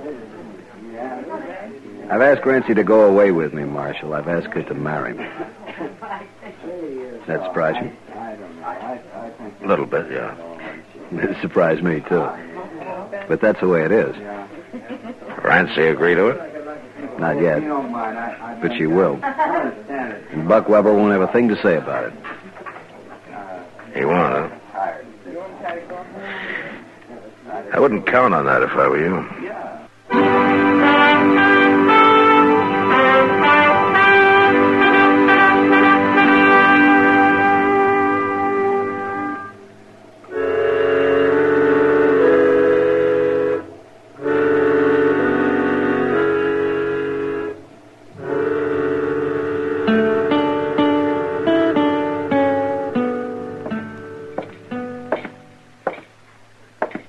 Morning, Buck.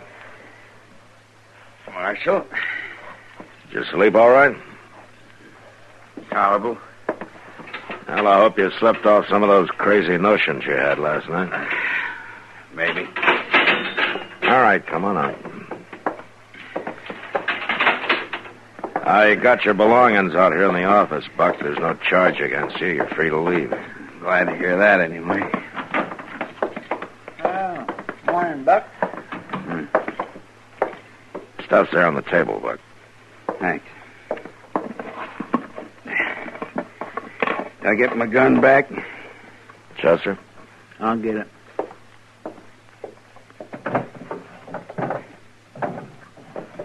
There you are, Buck. What are your plans? Well, I reckon I better ride back out home, take care of the chores. Stock's used to being fed a couple hours earlier than this. Not what I meant, Buck. What about Rancy? I ain't rightly made up my mind yet, Marshal. Leave her alone, will you?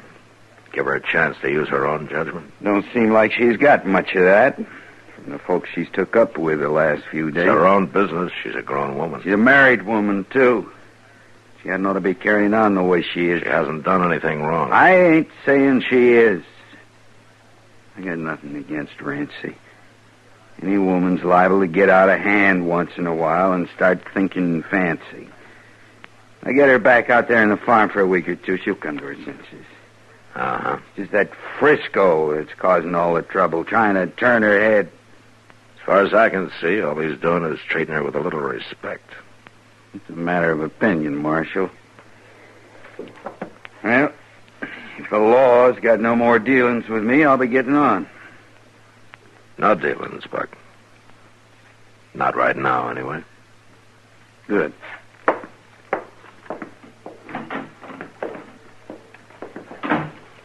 That fellow was born under a bad star, Mr. Dillon. Yeah, you may be right, Chester. He lives mad and he's going to die mad. You just wait. That's about all I can do, Chester.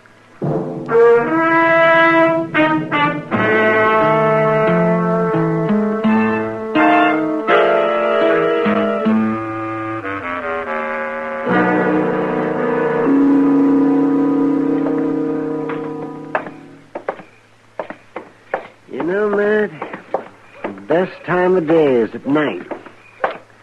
I always look forward to it. Oh, why so, Doc? Because after dark, this flea-bit town doesn't look so goddamn ugly. That's why. I see.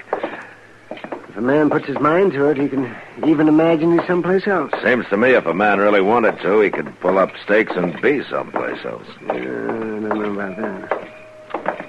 A couple of years out on this blasted prairie leaves a man uncivilized for the rest of his life. Doc, you were born uncivilized. Oh, in medical school, I was regarded as a lad of culture and refinement. Medical school? I always thought you had veterinary training. I'd have been better off if I had. There's more animals around here than people. And that's not counting the people that are animals. Or just the same as, anyway. Oh, they're improving a little bit year by year. Oh, yeah, sure, they're improving. They're all for themselves, and the devil take the hindmost. That's what. Human nature doesn't change, Matt. Well, that's what Chester thinks. Since you started him reading Shakespeare. Yeah, it won't do him any harm. Come on, Doc. It's over back of the Dodge House, I think. Yeah, you say civilized, huh? Oh, sure, yeah. Yeah, improving. People shooting each other all the time and bullets flying around. Come on over this way. Yes, nobody dying in their beds. Oh, yes, they're civilized. Yeah. Over here, Mr. Somebody fired through the window in the Frisco Bates room. They must have been hiding out here in the dark somewhere. All right, come on. We can get in through the back door. Yes, sir. Will you stand back, please? Stand away from the door, will you? All right, go on in, Doc. Chester. Good. It's the first room, Mr. Dillon. Right here at the corner. Uh-huh. Quiet, huh? For Mr. Dillon. Well, good Lord, Matt. Yeah.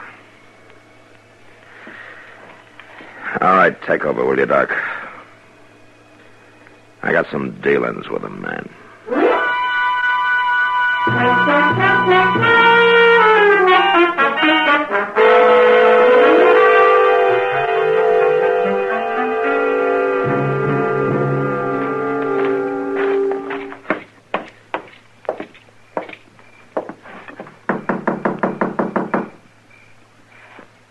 I don't hear nobody inside, Mr. There's Dillon. one way to find out.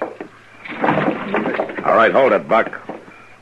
Why, Marshal, I thought I heard somebody knock. You did. Been doing some shooting, huh? No, I was just cleaning my gun. Sit down, Marshal. I'll clear this stuff off the table. Never mind, Buck. Here, let's have a look at that pistol. What for? Well, there have been 3 shots fired here. Oh. Yeah, I forgot there was a coyote bothering around this morning. There were 3 shots fired in town tonight back of the Dodge House. That's so. And a half a dozen people saw you running away from there right afterwards, Buck. Why, I ain't been out of the house since dark. Huh? And somebody's been riding one of your horses pretty hard, still lathered. You don't say. The way I figured, Buck, you waited outside Frisco's window till you saw the lamp lit and a shadow on the blind, then you fired through the window and ran for your horse. That about the way it was? Yeah. Just about. And you're under arrest for murder. There won't nothing come of it, Marshal. When a man's wife's being bothered, there's an unwritten code. There's no code about killing from ambush. Well, you had it coming to him. The jury will see it that way. He was trying to get her to run away with him. Everybody in town knew about it. They didn't know she'd made up her mind not to do it. What do you mean? She told Kitty tonight, and she went over to tell Frisco, but he wasn't in. The clerk of the Dodge House gave her the key to Frisco's room so she could go back and wait for him. What are you saying, Marshal? It was Rancy who lit that lamp tonight. It was her shadow on the blind. Well, then I... That's right, Buck. She's dead. And juries don't have much sympathy for men who kill women. You're gonna hang, Buck. Just as sure as shooting.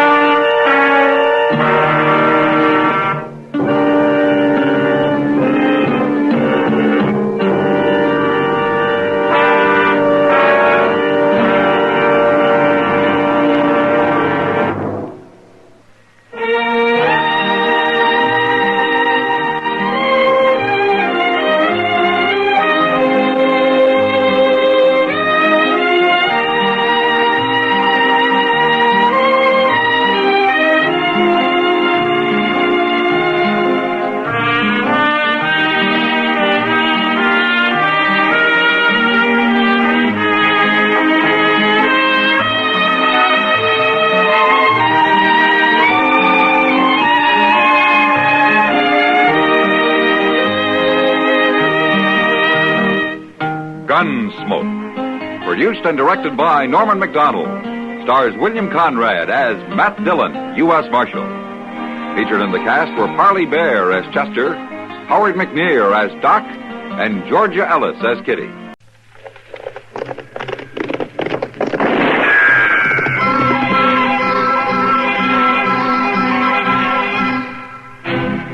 Around Dodge City and in the territory on West, there's just one way to handle the killers and the spoilers, and that's with a U.S. Marshal and the smell of gun smoke.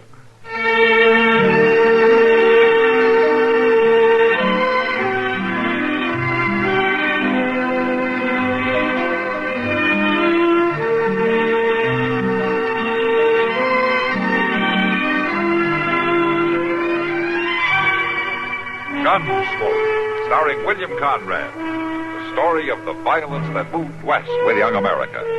And the story of a man who moved with it. I'm that man. Matt Dillon, United States Marshal. The first man they look for and the last they want to meet. It's a chancy job, and it makes a man watchful. And a little lonely.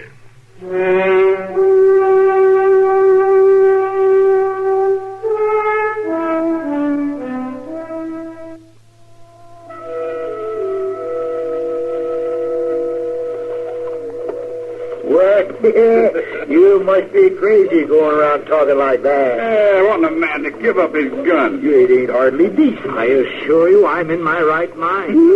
Why, it would be a protection to all. A protection? It'd be like inviting your own killing. That's right, Zach. The man wouldn't be safe. Oh, he'd be safer. Now, you notice I don't have a gun. Yeah, and you ain't safe, mister. No one attempts to assault me. Well, what'd you do if they did? Yeah, what would you do? Well, no one has any reason. Well, what did you do if somebody pushed you? Like that? And knocked you off your feet. I'd walk away from you. Oh, you'd have to get up first. Now, a gun would have come in handy now, wouldn't it, huh? All right, hold on there. Leave that man alone. Well, he kicked him. Yeah. Listen, you. Hey. Well, let go of me now. That other fellow's running off. Let him go. Well, you should have let go of me, too, Marshal. We wasn't doing nothing. You don't think knocking an old man down is anything, huh? Why, he was talking crazy, Marshal. So you knocked him down and kicked him? Well, he wanted to take our guns away, Marshal. I bet you were scared to death. We thought he ain't coming around, Mr. Dillon. All right, Chester, you better go get Doc. What about me? From now on, you get out of here. But if anything serious is wrong with this man, I'll come after you. Yeah. Sure, Marshal, but we didn't mean no harm. Go on. All right, change my mind.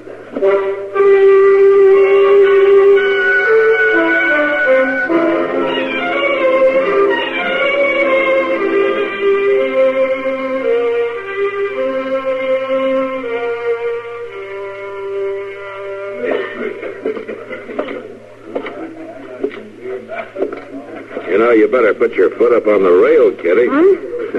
Having a drink at the bar is illegal without doing that. Oh, you Is it legal to stand here without drinking at all? Hey, you'd know more about that than I would, since you own the place. Maybe it wouldn't be a bad idea to charge everybody for just standing around your back. I don't think you have to worry. Your customers don't waste much time without glasses in their hands. Sometimes I wish they would. It'd save wear and tear. Hello, Kitty. Oh, hello, Doc. Hello, Doc. You gonna give me one of your old jokes about how you knew you'd find me wasting time in here? No, not today. No. It's so hot outside that this is the only sensible place to be. Even for you. Hey, better remember he said that, Matt. It may never happen again. Yeah, you're so right, Kitty. I'll see you two later. I want to check some things with Sam. Yeah, sure, Kitty. Now, Doc, how's the old man? Homer lately? Yeah, I think he's going to be all right. He twisted his leg when he went down, and he hit his head an awful crack. Yeah. I'm keeping him with me for a couple of days just to keep an eye on him. Oh, that's good. We should come up and talk to him, Matt. Oh? Any special reason? Yeah, I'm afraid if you don't, this thing is going to happen all over again. Well, how's that? Well, this Homer isn't just an old fella who wanders around the town acting strange.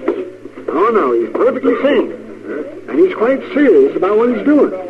Now, he believes with everything that's in him that there's a lot of senseless killing and violence in places like Dodge. Yeah, he's right about that. Of course he is. Of course he is. But he's bound and determined to wage a one-man campaign about it. See, he's going from town to town trying to put across his idea wherever he goes. You mean he wants everybody to give up their guns? Huh? That's it. Not very likely, Doc. No, it isn't. But he's completely dedicated about it. He's packing all of his worldly goods around with him. He has quite a sack of gold, and he's planning to spend the rest of his life trying to get men to give up guns. He's likely to get himself killed if he talks too much in a place like that. You're probably right, Toad Duck. I better go have a talk with him, I guess. Yeah, I'm heading for the barber shop, so I'll walk a ways with you. All right, let's go. You know, Doc, if you get a haircut, nobody's going to know you. You're a fine one to talk. Lou, you've been listening or just swilling on that whiskey? I was listening when that marshal's around. Don't tell me what a man might hear. Like now. Yeah, like now. Lou, that old feller, that Homer, sounds kind of interesting. You might want to get a little bit better acquainted sometime, huh? That's what I was thinking, Harry. All right, then, Lou, you just finish your drink, and we'll think about it.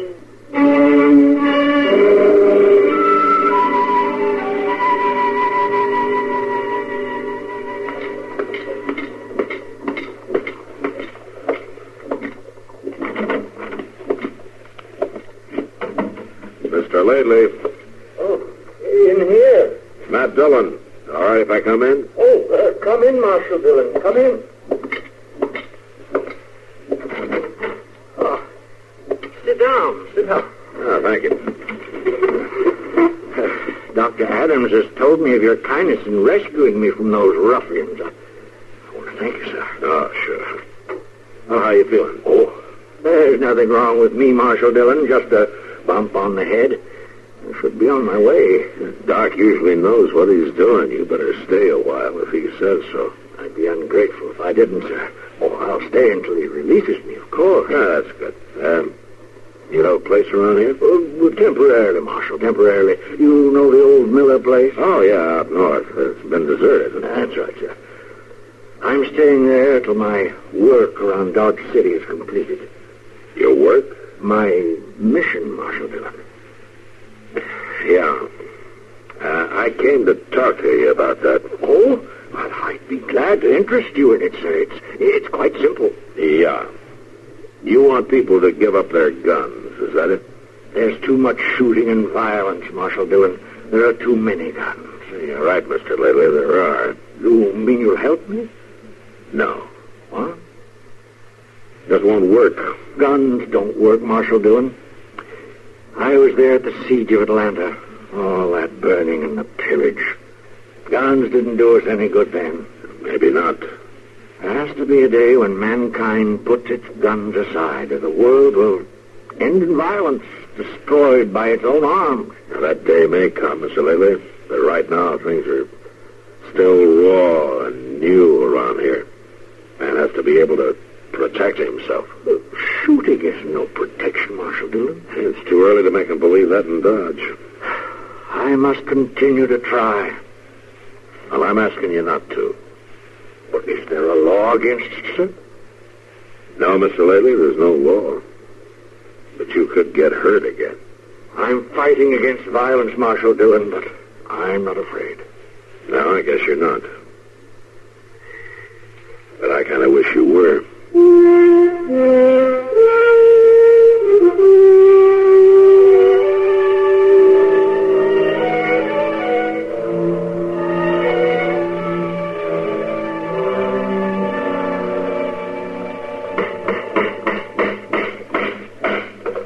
Can't even close his eyes when he's asleep on this here.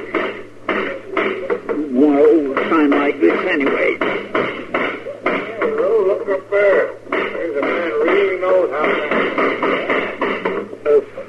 How's that? Why you tell my partner here you sure do know how to handle that hammer? Well, now, I don't know if there's so much to it. For sure there is. I seen fellas never get the knack. Ain't you? Yeah, sure, huh? Well, it ain't that he gets too much practice. Folks don't steal the marshal's sign very regular. There. Let him try and tear that down. That looked like a good job. Right, nice job. Well, I thank you kindly. Yeah, I'll help you down. Well, thank you, sir. I declare it's nice to meet up with somebody who appreciates a man's work. Well, I bet the marshal appreciates your work. Well, now, sometimes I ain't so sure of that at all. Oh, he's got to know what's going on and all? Oh, well, sure, I know what's going on. That's why we come to you. We thought maybe you could help us. Well, I'd be proud to help. Oh, that's mighty friendly of you. Well, now, if a man can't take time to be friendly, he ain't worth much. That's true. And now that's what we come to see you about, is a friend of ours. And we'd like to know where we could find him. Well, I know most everybody in Dodge. What's his name? Homer. Yes. Well, there's Homer Parks, but he's been dead for 2 years. Then there's Homer Lately. Yeah, that's the one.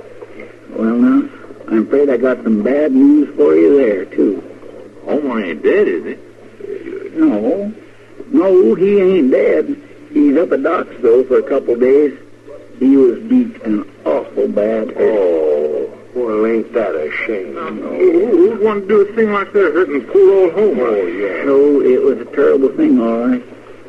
You want to go on up to Doc's and pay him a visit? Well, now, I tell you, I always figured a man ought to have some time to himself when he's bad hurt. Yeah, to get strong with. Yes, well, he'll be going home in a couple days. Well, that'd probably be better. You know, for us to wait and see him out there when he feels better. What do you think? Well, that's what I think. Sure it is. Yeah. Only thing is, with us new here in Dodge, I don't know where Homer's place is. Well, my goodness me, I can tell you that. You can? Yeah, he's out at the old Miller place just out of town a piece. Oh? You know how to get there? Why, sure I do. You head north about a mile to the first crossroads, then you head east down the creek. You can't miss it. Well, that's fine. We sure do thank you. There wasn't nothing at all. Oh, say, we'd like to ask you just one more thing. What's that? If you should run into our friend Homer, you know, don't tell him we're going to look him up. We sort of want to surprise him. Now, that's kindly nice. Of course, I won't tell him. Okay, then. Thank you. Yeah, thank you. That's all right, and I won't say a thing. I couldn't rightly tell him nothing anyhow. I don't know what your names are.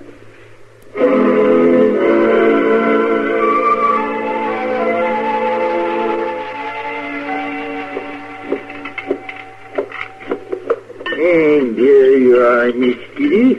Marshal. Thank you, John. You're welcome. I wish I could buy you a better dinner for your birthday, Kitty, but this is about all Dodge has to offer. That's all right, Matt. I don't want my birthday remembered too well anyway.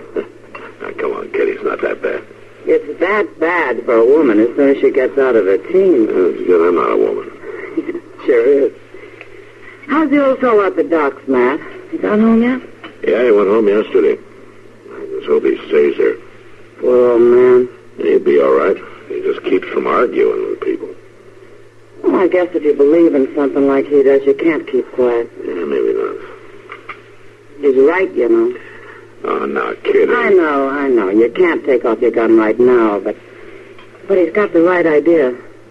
It makes me sick, men and their senseless gunfights. Well, old man lately has at least one follower. Yeah, he certainly does. It's awful lonely when the world won't listen to you. Yeah, I guess so. Good, he has friends. Friends? Mm-hmm. I didn't think he knew anybody in Dodge. Well, according to Chester, he does.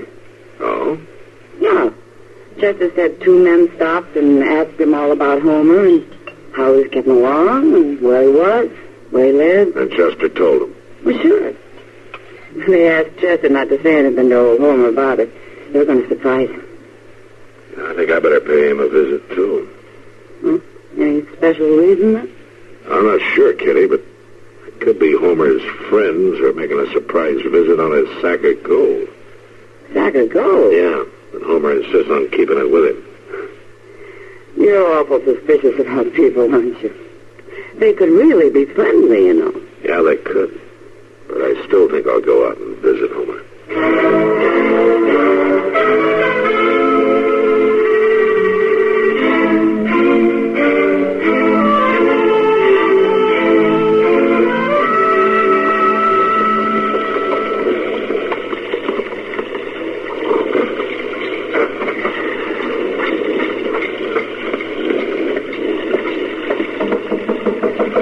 Mr. Lately, you home? Who's there? Matt Dillon. Oh, just a minute, Marshal Dillon. I'll unlock the door. Oh, come in. Thank you. I'm glad to get in out of that rain. Yes. Oh, pull up that chair near the stove, Marshal Dillon. I was just making some coffee. Could I offer you some? Oh, that'll be fine. Yeah, thank you. Oh, yes, it's good and hot. The hotter the better. There you are. Thank you. That's fine. You got quite a bolt on that door of yours. Just because a man doesn't wear a gun, Marshal Dillon, doesn't mean that he's foolhardy. I'm glad to hear that. That's one thing I came to see you about. The bolt on my door? No, Mr. Lely, the gold you have with you. You know about the gold? Well, news like that gets around fast. Marshal Dillon, are you suspicious of my gold? I assure you it's mine. No, I'm just wondering if it's safe. I've always been able to take care of it. And you're getting farther west all the time, Mr. Lately. Things are sometimes harder to control, especially if it's known that you don't carry a gun. Have you ever thought about putting your gold in the vault at the bank? No, it won't be necessary. I'll be glad to ride in with you when you do take it in. No, thank you, Marshal Dillon, but no. A man has a right to keep his things with him. I just want to be sure you keep it. I know you mean well, Marshal Dillon. You have storms like this often in this part of the country? Yeah, it gets this bad and worse. Why don't you stay here the night? Why, you can't go out in that. Just look there. Why, you can't see 10 feet in front of you. Yeah, maybe you're right.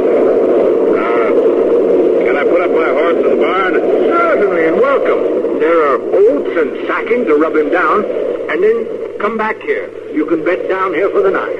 Well, thanks, Mr. Lately. I'll be back as soon as I take care of my horse.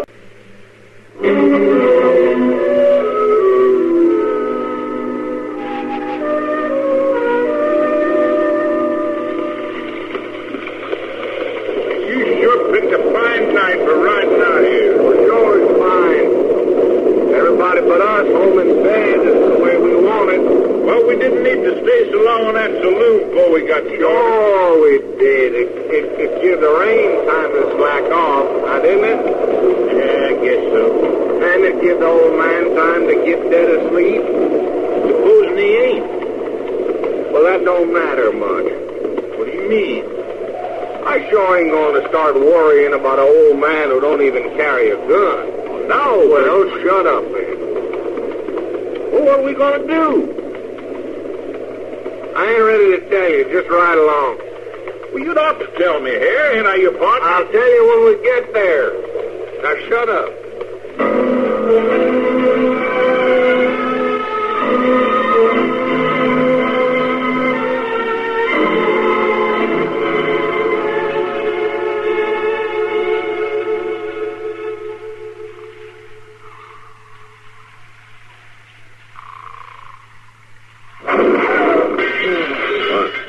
Open up, old man. Mr. Lately? What was that? Old man, throw the bull around. You stay down, Mr. Lately. I'll take care of it. Did you take my gun? Marshal, I don't want any shooting. There's shooting already. You're in trouble. You better dig up that gun. Oh, no. I can handle it. My gun, Mr. Lately. I'm not afraid. I'll talk to them. No, don't open that door.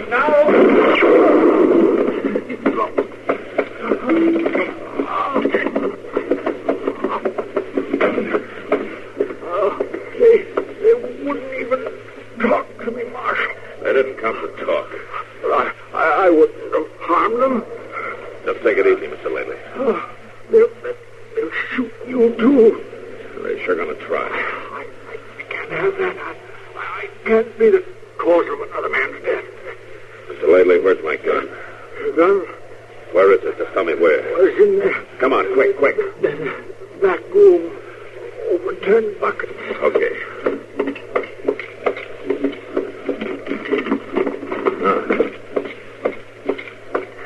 least you didn't unload it.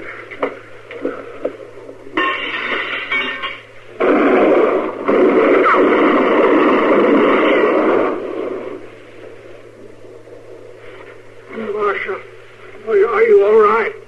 Yeah, I'm all right. One of them rode off. I think I got the other one. You just lie easy while I check.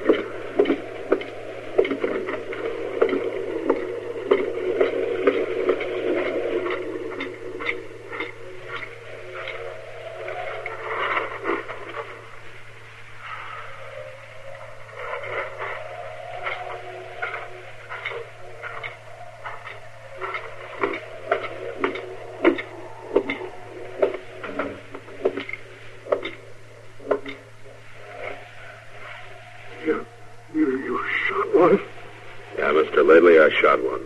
He's dead. Maybe you were right. How's that? Maybe it is too soon for men to give up guns.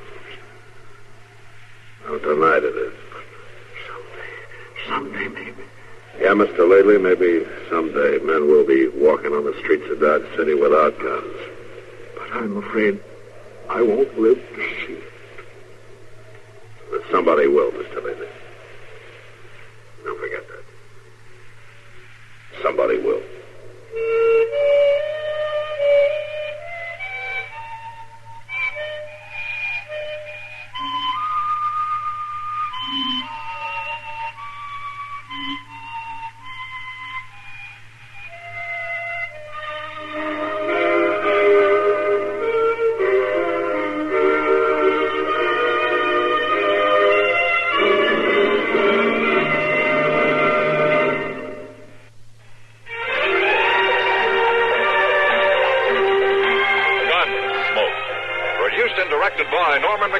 Stars William Conrad as Matt Dillon, U.S. Marshal. The story was specially written for Gunsmoke by Marion Clark, with editorial supervision by John Meston. Harley Bear is Chester, Howard McNear is Doc, and Georgia Ellen.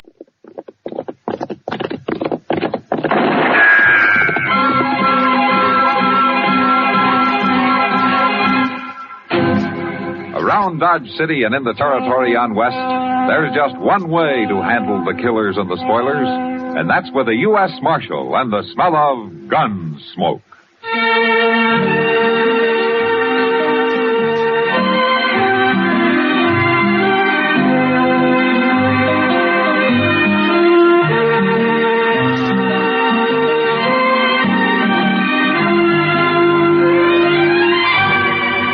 Gunsmoke, starring William Conrad. The story of the violence that moved west with young America. And the story of a man who moved with it. I'm that man. Matt Dillon, United States Marshal. The first man they look for and the last they want to meet. It's a chancy job, and it makes a man watchful. And a little lonely.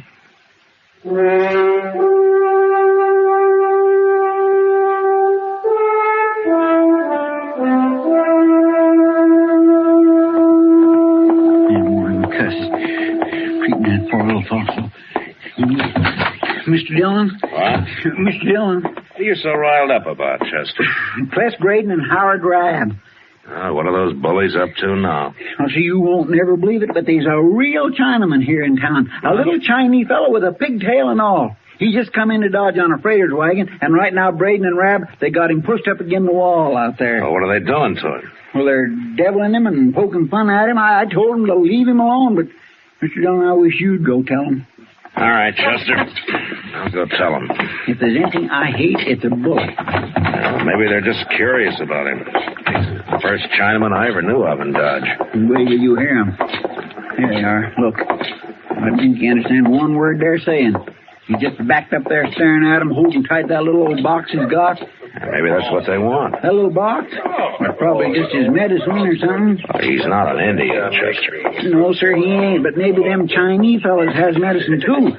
Look how he's hanging on to it. Don't talk real good, do you, Rat? Somebody must have split his tongue. Oh, no. You know Chinese boys always sound like that. Now, look, good fella. I'm just asking you one more time. What are you doing in Dodge? Oh, me catchy jobs. Me all the time working hard. Oh, job, huh? Well, I sure hope you ain't brought your family with you. No family. One man and one boy. All the same me. Well, that's one good thing. Why shouldn't the man have a family, Reb? Oh, yeah. Hello, Marshal. I said, why shouldn't he have a family? Oh, well, you want a lot of Chinamen running around loose here? What's your name, fella? Chen Lang Wong. Me good boy. Catch him place Dodge City all the time working hard. Chen, I'm the U.S. Marshal here, and you're welcome in Dodge. You can stay here as long as you like. What are you mixing in this for, You got no business protecting him, Marshal. He's just dirty fawn, ain't he? Except for the Indians, we're all foreigners here, Braden. Chen, I told you you're welcome, and you are. And if either one of these men bother you again, you come and tell me about it. Now, look, Marshal, you look at that little box he's got. That's probably full of money that he stole somewhere. No money. Chen no stealing no money. Oh, who's gonna believe you? Get out of here, you two. Huh? Go on, move. See about this later. I never heard nothing like it. The law protecting... Chen no like you bring trouble, Marshal. I'll worry about the trouble, Chen. Tell me, what kind of work do you do? Oh, we catch on place. Very good cook. A cook, huh? Oh, yes. Well, what kind of cooking do you do, Chen? All kind. Chinese cookie, American cookie, all kind. Say, you know what, Mr. Dillon? We ought to take him over to Delmonico's. Oh, why? Well, sir, Mr. Green fired the cook he had there yesterday. Might be he ain't found another one yet. All right, Chester, you take him over. Chen, you remember what I said about Rab and Braden. You come tell me if they give you any trouble.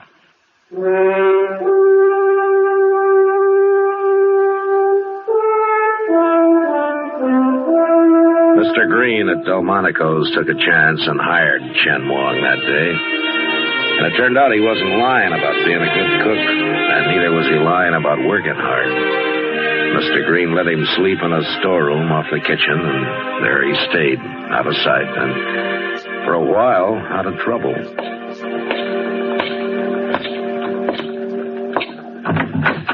Oh, hello, Matt. Come in. Hello, Doc. I'll be right with you as soon as I finish with Chen Wong here. No, what's the matter with Chen? There, lying right there, you see? That's what was the matter with him. You lost a tooth, huh, Chen? There you are, Chen. I'm through. See, you better let me take a look at that in a day or two, huh? Thank you, Doctor. I'll come back. How much do I owe you? Oh, $1. May I pay you next time? See, I won't get my salary from Mr. Green until Saturday. I have no money except for that. Oh, sure, Chen, anytime. Chen, the first time I saw you, you were being a very good Chinese boy, all the time working hard, catch 'em job, that sort of thing. Isn't that how a Chinaman's supposed to talk, Marshal? Well, I thought it was, till just now. Oh, some of my countrymen do talk like that, Marshal. English is a very difficult language for us. Oh, what about you? I was more fortunate than most. When I first came to America, I worked for a man who was very kind. He taught me, made me study and practice several hours every day. Oh, I see. Well, why were you talking the other way when I first saw you? Experience has taught me that many men resent a Chinaman who does not talk the way they expect him to. I wish to avoid trouble. Chen's on his way to San Francisco, Matt. He's going home as soon as he can save up enough money for his passage. Oh, well, I wish you luck, Chen. Thank you, Marshal. Well, I must get back to work now. Good day, gentlemen. So long, Chen. Goodbye. Yeah. He's a nice fella. Yeah, he is. I believe him about being broke, too. Doc, why shouldn't you, Doc? Haven't you heard? Heard what? Pless Braden and Howard Rabb. They've been saying Chen's got lots of money. Now, they say he keeps it hidden in that little box of his. Oh. Yeah, with that kind of talk going around, Chen's in trouble. There are men besides Braden and Rabb who would murder him for his money and not even think it was a crime. Suppose you're right, Matt. I think I'll catch up with him and have a talk, Doc. I'll see you later.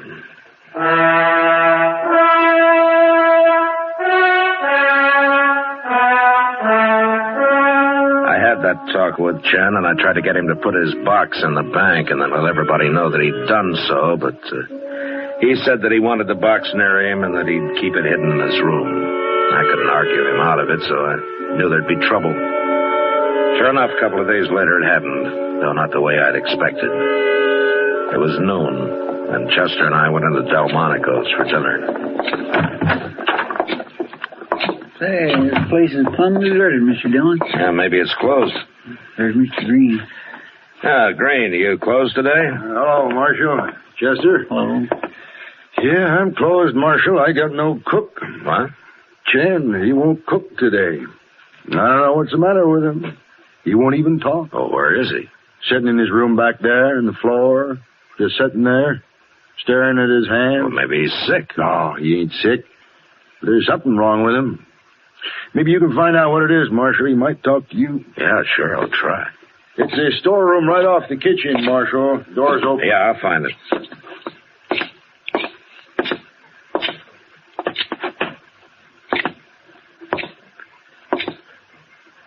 Hello, Chen. Hello, Marshal. Okay, can I come in? I'd like to talk to you. Come in. How's your tooth? Giving you any trouble? No. Tell me something, Chen. What, Marshal? Do you consider me a friend? I believe you are. Well, good. Then maybe you'll let me help you. In what way? Well, I don't know. You'll have to tell me what's wrong first. It would be difficult for you to understand, Marshal. Well, maybe, but tell me anyway. I'm Chinese, Marshal. I've lived many years in America, but I am still Chinese. Yeah, go on. Years ago, my country was overrun by a tribe of Tatars called the Manchus. As they took each city, they required the inhabitants to shave around their heads, leaving only a long strand of hair to be braided into a queue.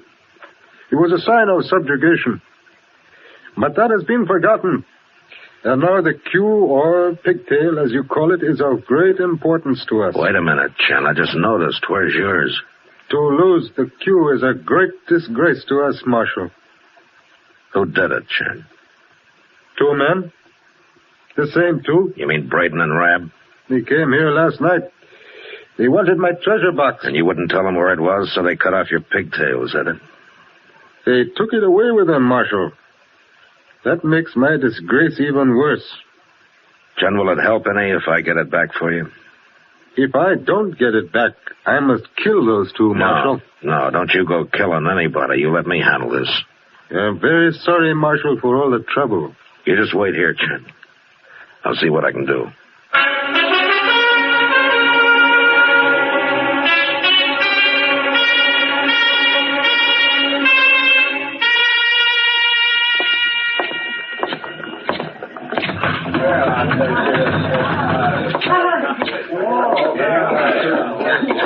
Well, if it ain't Marshal Dillon. You gonna buy us a drink, Mark? I thought I told you men to stay away from Chen Wang. Chen Wang?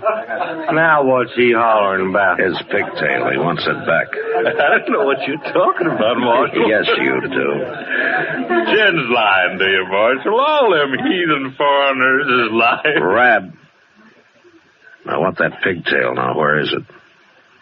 I don't know nothing about it, I tell you. It was not us, honest. Now, Marshal, we did not do it. Maybe I ought to beat the truth out of you. Oh, we're telling you the truth now, Marshal. I don't believe you. You get that pigtail back to Chen or you're in trouble. No, what do you mean, trouble? You'll find out when it's too late.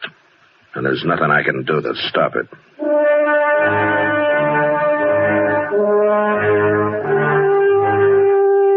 I went back to Chen and I tried to explain things to him. I told him what had happened if he killed anybody, but that didn't bother him. And then I got mad at him for being so stubborn, and I guess he figured I didn't understand at all. So I left him feeling pretty helpless. The next day he made his first move. I found out about it at the Long Branch. Oh, it sure has been a long day, Matt. I'm worn out, and I got the whole night ahead of me yet. Oh, well, what happened today, Kitty? Oh, well, Sam over there got the bright idea of offering every other drink on the house to any soldier that walked in here. Well, that's one way of keeping your saloon full. Oh, yeah, it sure is. And if this goes on, I might as well move out to Fort Dodge and join the Army. I think it'd be easier. I'm sure they'd be glad to have you, Kitty. Marshal Dillon. Yeah, what's on your mind, Reb? That Chinaman, that's what. He's haunting us, me and Braden, and if he don't stop it, I'm going to put a bullet in him. What do you mean he's haunting you? Why, all afternoon he's been following us. Wherever we go, he just stands around staring at us. Why, it drives men crazy after a while. Now, I'm warning you, Marshal. I'm going to shoot him. Good. Then I can come to you hanging. Reb, I told you before to give Chen back his pigtail. He won't bother you if you do. You still believe him, don't you, Marshal? I believe him. Well, it's a fine thing when a U.S. Marshal takes the word of a stinking, dirty little... Shut up! Now, you get out of here, Reb. Go on. All right, I'm going. Matt, you better do something about that. They'll kill Chen for sure.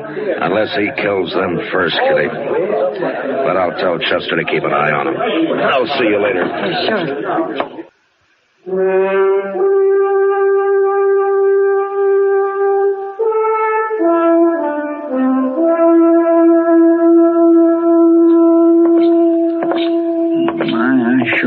Sorry, Mr. Dillon. Why did you lose them, Chester? Well, see, they was in the Texas Trail having a drink, and I was watching them like you told me.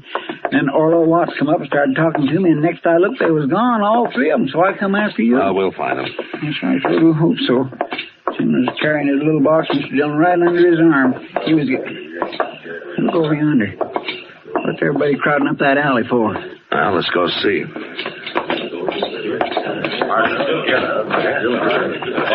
All right, let Mr. Dillon through here, Don. Stand back, everybody. Alvin,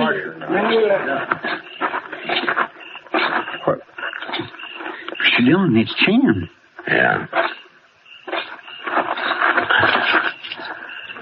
He's been strangled, Chester. Strangled? Yeah, with his pigtail. They gave it back to him, all right. Hey, look there. Knife. It's got blood all over, too. Yeah, it's a butcher knife.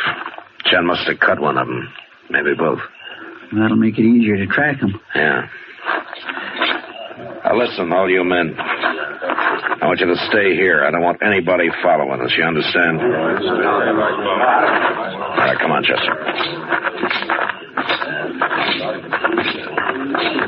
Just take it easy. He may be waiting for us. Yes, sir.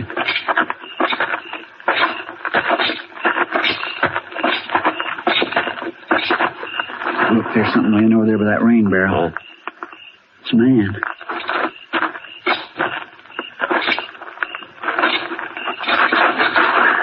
Yeah, it's Howard Rabb, Chester. Looks like Chen cut him up pretty bad. He's dead? Yeah, he's dead. Now let's find Braden. Get out. Going back, Marshal. You ain't gonna take me. He's out by that shed there, Mr. Jones. Yeah. You stay here, Chester, and keep down. I'm going to crawl up there to where I can see him. All right. I'll holler at him a little to keep his tension. All right, good. You ain't got no chance, Braden. Get on back, I tell you. Mighty poor shooting, Braden. You must be awful scared. Did Chen get his knife into you, too? You just stand up one time, Chester. I'll be happy to kill you. You drop your gun, Braden. No!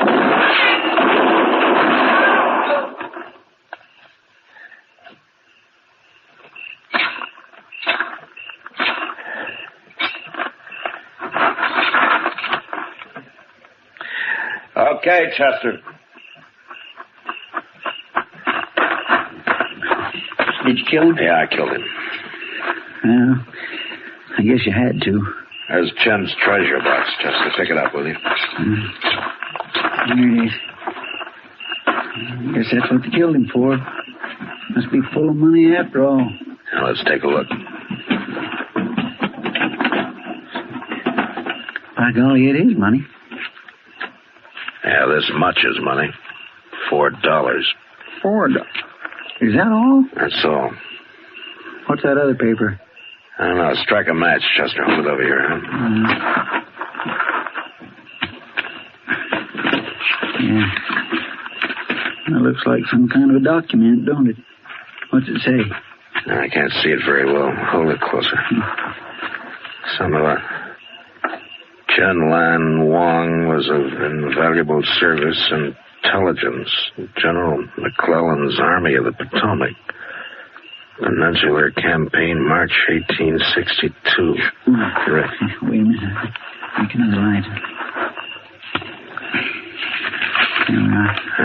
March 1862, in recognition, something. Chen Lan Wang is hereby granted full citizenship of the United States. Signed, Ulysses S. Grant, President. Well, I'll be doggone. Well, it looks like Chen wasn't exactly a foreigner after all, doesn't it? Poor little fella. Chester. Yes, sir. I'm going to take this letter out to Major Honeyman at Fort Dodge. I got an idea he might want to give Chen Wang a military burial. That'd be fine, Mr. Dillon. That'd be just fine.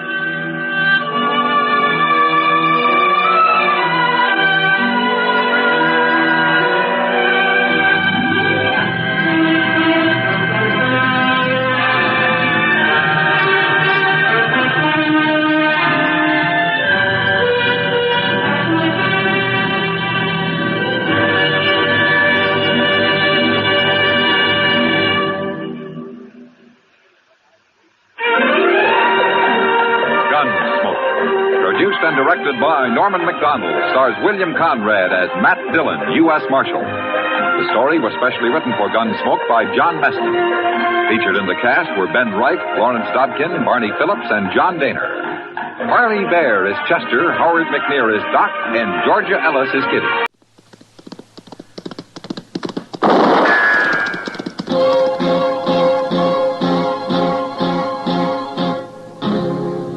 Around Dodge City and in the territory on West, there's just one way to handle the killers and the spoilers, and that's with a U.S. Marshal and the smell of gun smoke.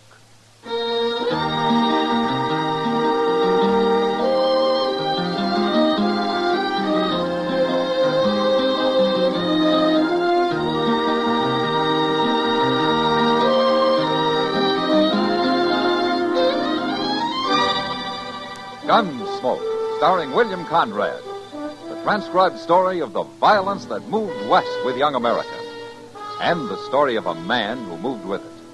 I'm that man, Matt Dillon, United States Marshal. The first man they look for and the last they want to meet.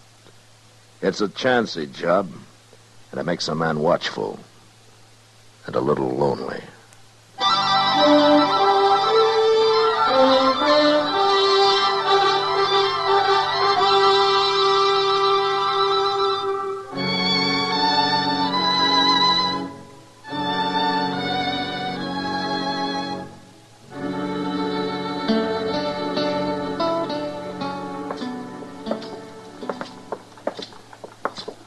Come on into the office if you got time, Kitty. I'd better not, Matt. It's late.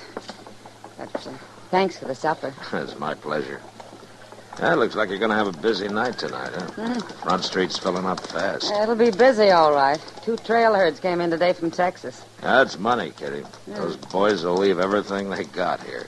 They sure go through a lot of misery for the sake of a few nights howl and dodge, don't they? Well, I'd better go start making it worth their while. Say, isn't that Doc's buggy? What? Yeah, it is. What's that on the seat with him? Looks like a body wrapped in a blanket. Yeah, it sure does. And maybe you don't want to see this, Kitty. I'll stay here.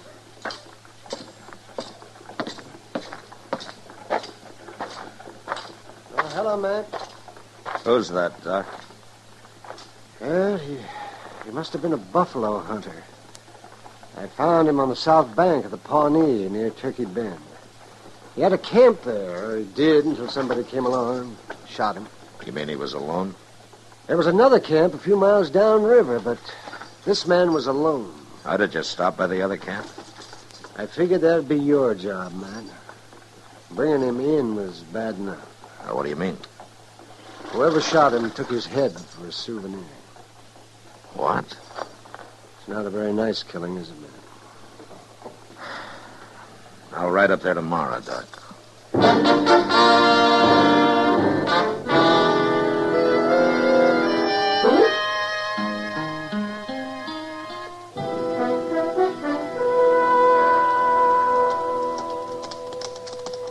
It don't look like nobody much is around, Mr. Dillon. There's a man coming out of the wagon now. Well, now, there is the one longest, skinniest buffalo hunter I ever seen. He looks like a plucked crow. Well, he isn't very handsome, is he? Well, there must be out hunting, huh? Hello. Where's the rest of your outfit? There ain't but 3 of us. That's counting the woman. Oh, you got a woman out here? Abby. She belongs to Ben Seipel. Now, what's your name?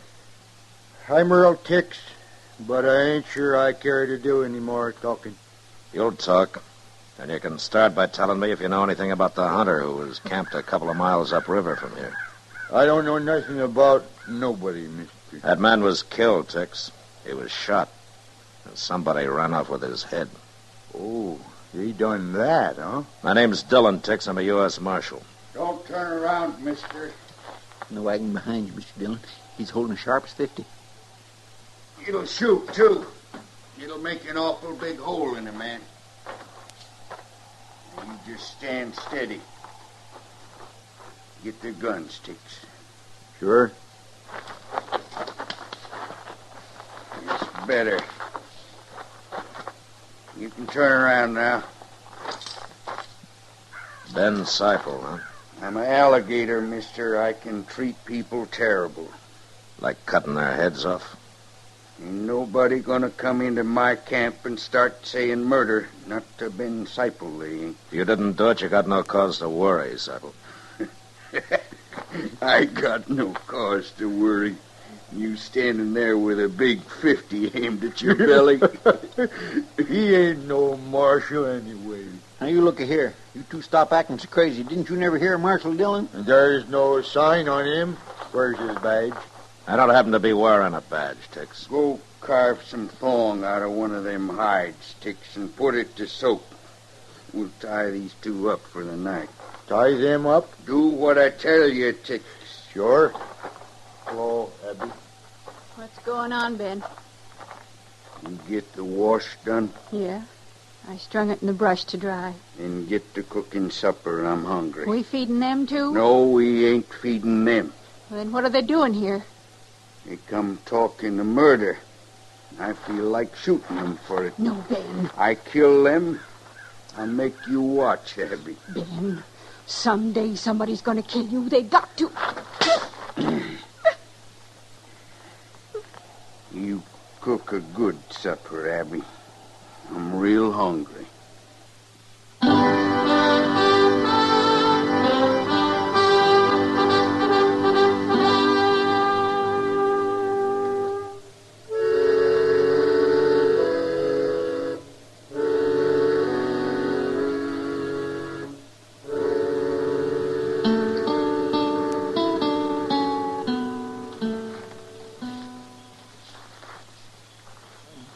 Must have been laying here for hours.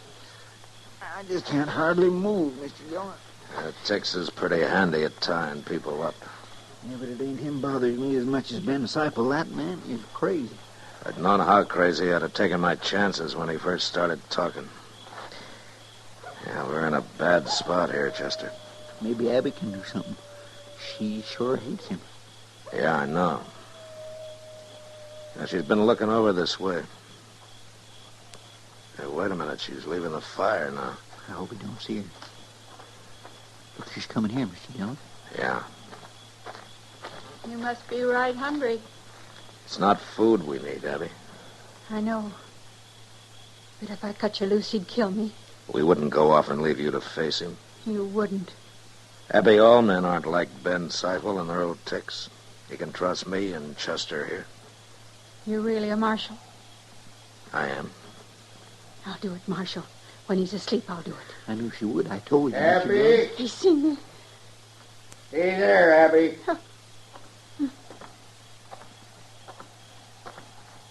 Now, what you been talking about, Abby? You been making plans, maybe? No, I was on my way to the river. I wasn't talking. You wasn't, huh? Well, I think I'll go to the river with you. No. Walk ahead of me, Abby. What kind of a man are you, Seifel? You take it out on me if you have to, but not her. I'll take it out on both of you. You dirty dog, Seifel. Oh, shut up. Get going, Abby. Mr. Dillon, you hurt? Mr. Dillon?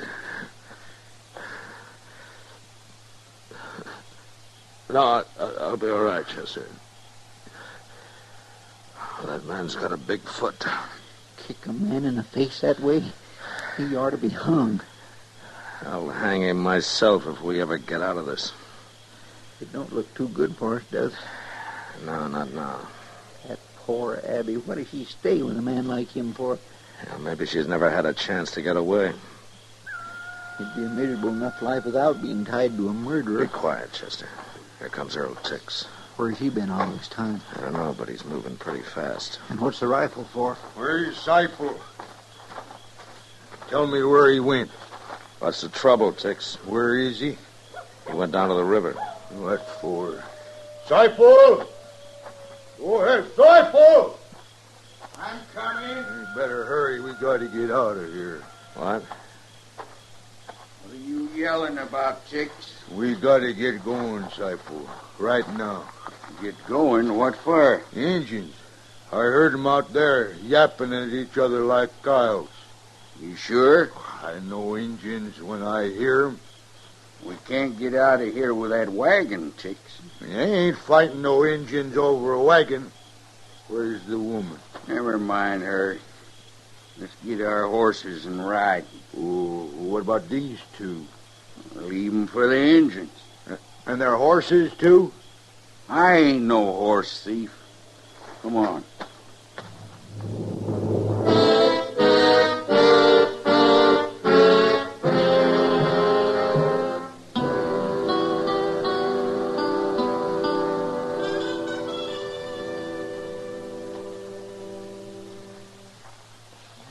Day is breaking, Mr. Dillon. Yeah. I guess them Injuns will be coming soon. Funny how a man gets to thinking things, ain't it? Oh, like what, Chester? Well, like how I'd like to see one of them circuses before I die. Huh? A circus? Oh, I spend an awful lot of time thinking about that. Wondering what lions and tigers and stuff like that looks like. Quiet. Yeah, I guess Tex was right. I just hope they see we're tied up and helpless before they start planting arrows in us. Look over there. Just beyond the wagon. He's got a rifle. He's signaling with it. Yeah, there are 4 more, too. 5. Look, he's signaling them others to stay back. Fierce looking, ain't he? Steady now, no more talking.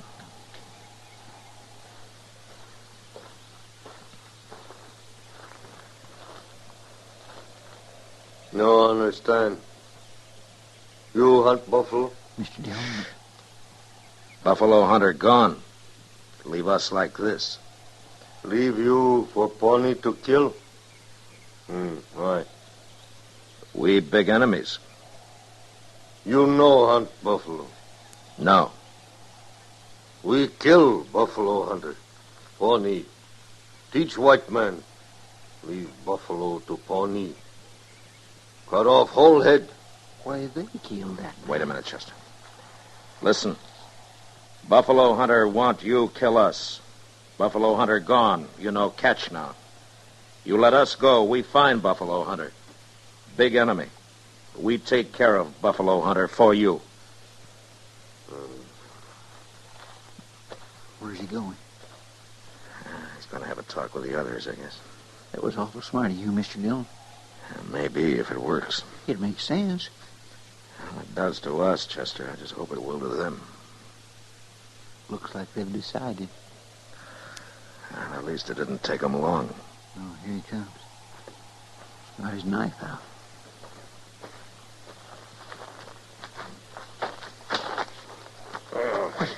He's doing it. He's cutting us loose. Yeah.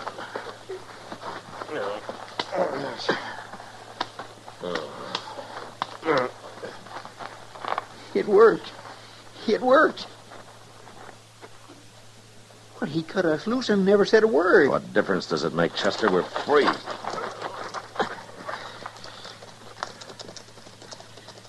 There they go. Oh, my, it feels good to stand up, don't it? Yeah, it sure does, Chester. Look, they ain't even taking our horses.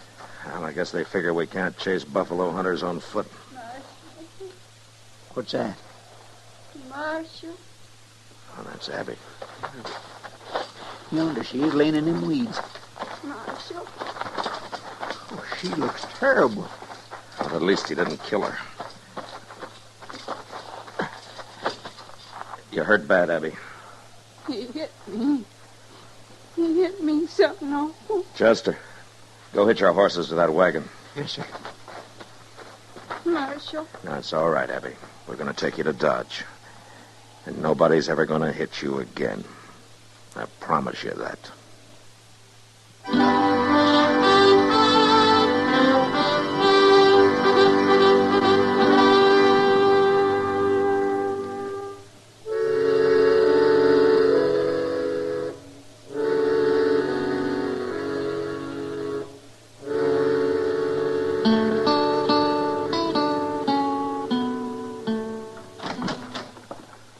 Hello, Matt. Come in, Doc. My, hot today, isn't it? Is that what you came to tell me? No, I came to tell you nothing. Oh, except I ran into Kitty down at the depot. She and Abby were watching the Santa Fe come in. Uh-huh. They said they might come by and say hello on their way back. Ah, good. Oh, my, that Abby's looking better every day, isn't she? Well, between you and Kitty, she's been getting some pretty good care. Yeah, she deserves it. You know, she's already talking about finding a job. I know, Matt. I think she's going to be real happy. Oh, that's Kitty. Matt, hurry. Kitty, what's the matter? It's that man, that Ben Seipel. Seipels and Doc? Yeah. He came up to Abby and grabbed her by the arm and dragged her off toward his wagon. Huh? Chester saw it, too. He thought he'd better stay nearby while I went for you. Where are they now? Across the street there, by that wagon. Now, you wait here, Kitty. Don't let him hurt her anymore, Matt. Just been talking to her so far, Mr. Dillon. Has he seen you, Chester? No, sir, and neither's Earl Tix. And they're in for a big surprise. You keep an eye on Tix, then. Yes, sir, I will. What are you telling me lies for, Abby? You want another beating? That's enough, Seipel. If you wasn't lying. You really are a marshal, huh? Abby, Yes? you can go with Seipel if you want. But if you don't want to, you'll have to kill me first, and I don't think you can do it. What are you saying? This ain't no business of the law. Shut up. You make your choice, Abby. Kitty's waiting for me. Come back here, Abby. You keep your hands off me. Seipel, you broke a promise I made to her. What? I told her nobody had ever hit her again. You interfering with my right to beat her when I want? Yeah. You're talking awful big, Marshal. Has everybody always been afraid of you, Seipel? They have. And for good reason. And you're about to lose that reputation, Seipel. For good.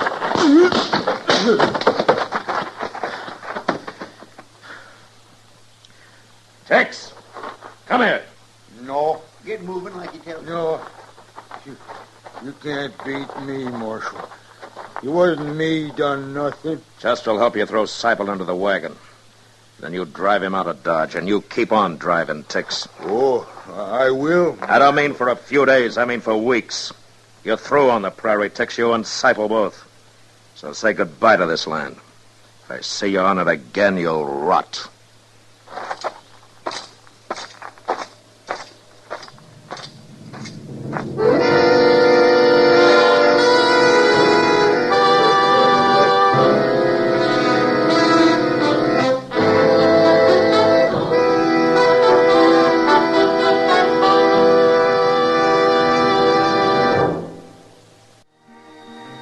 Gunsmoke. Produced and directed by Norman Macdonald, stars William Conrad as Matt Dillon, U.S. Marshal. Our story was specially written for Gunsmoke by John Meston, with music composed and conducted by Rex Corey. Sound patterns by Tom Hanley and Bill James. Featured in the cast were Vic Perrin, John Daner, Helen Klebe, and Lawrence Dobkin. Harley Bear is Chester, Howard McNear is Doc, and Georgia Ellis is Kitty.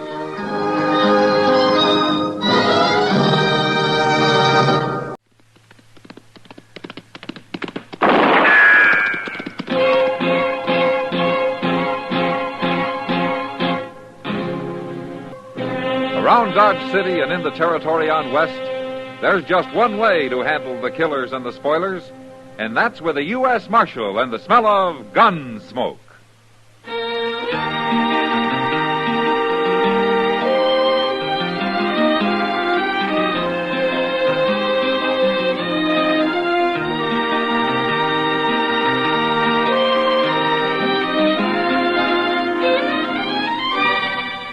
Gunsmoke, starring William Conrad. A transcribed story of the violence that moved west with young America. And the story of a man who moved with it. I'm that man. Matt Dillon, United States Marshal. The first man they look for and the last they want to meet. It's a chancy job, and it makes a man watchful.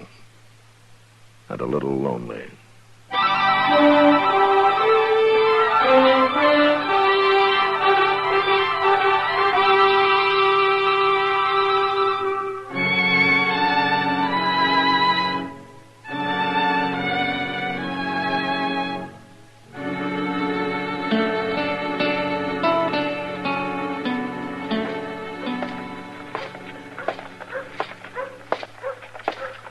Hello, Marshal. Oh, Mr. Hightower, how are you this morning? Fine. Fine, thank you.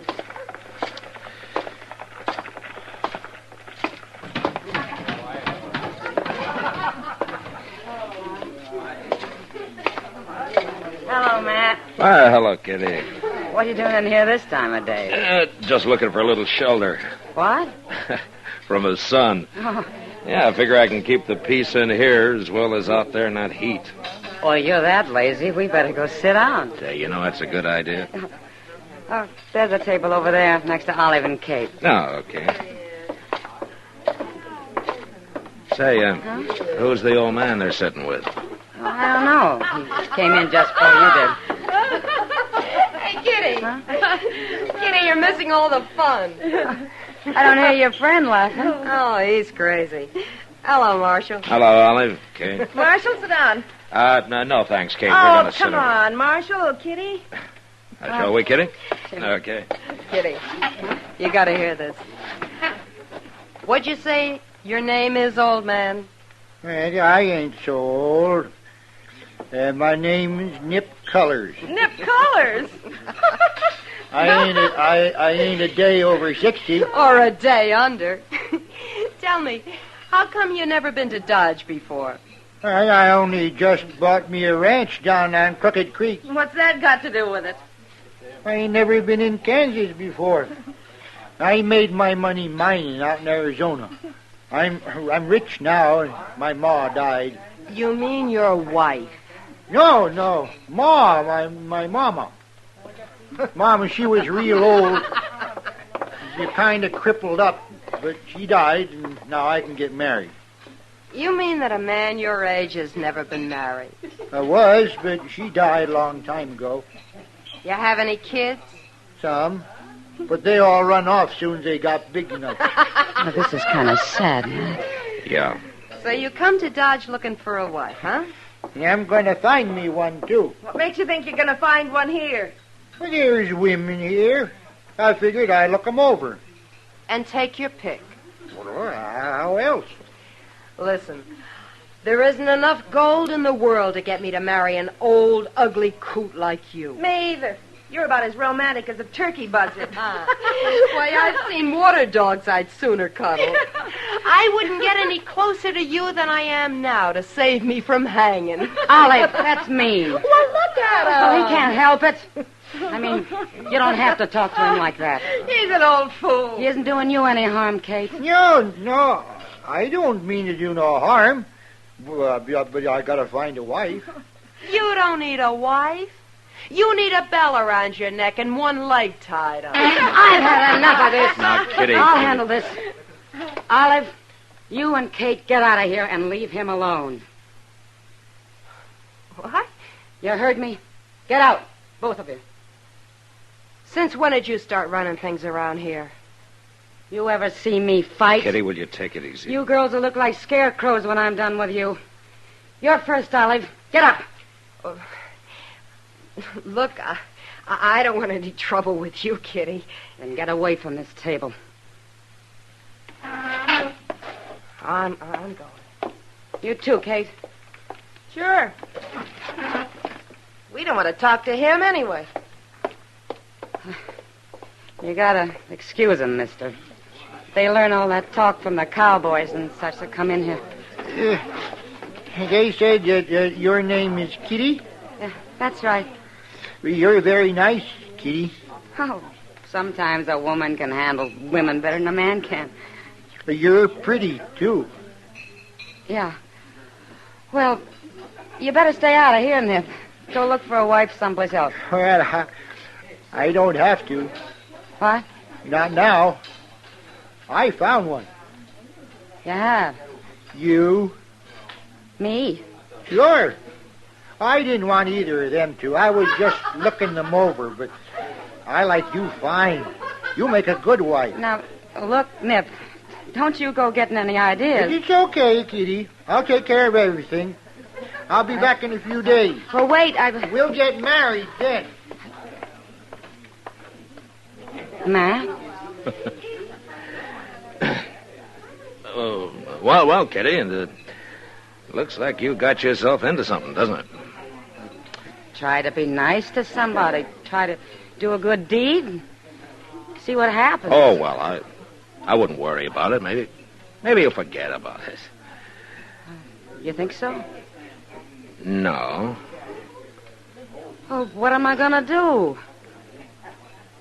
Why don't you marry him, Kitty? You ever see me fight? Now, Kitty.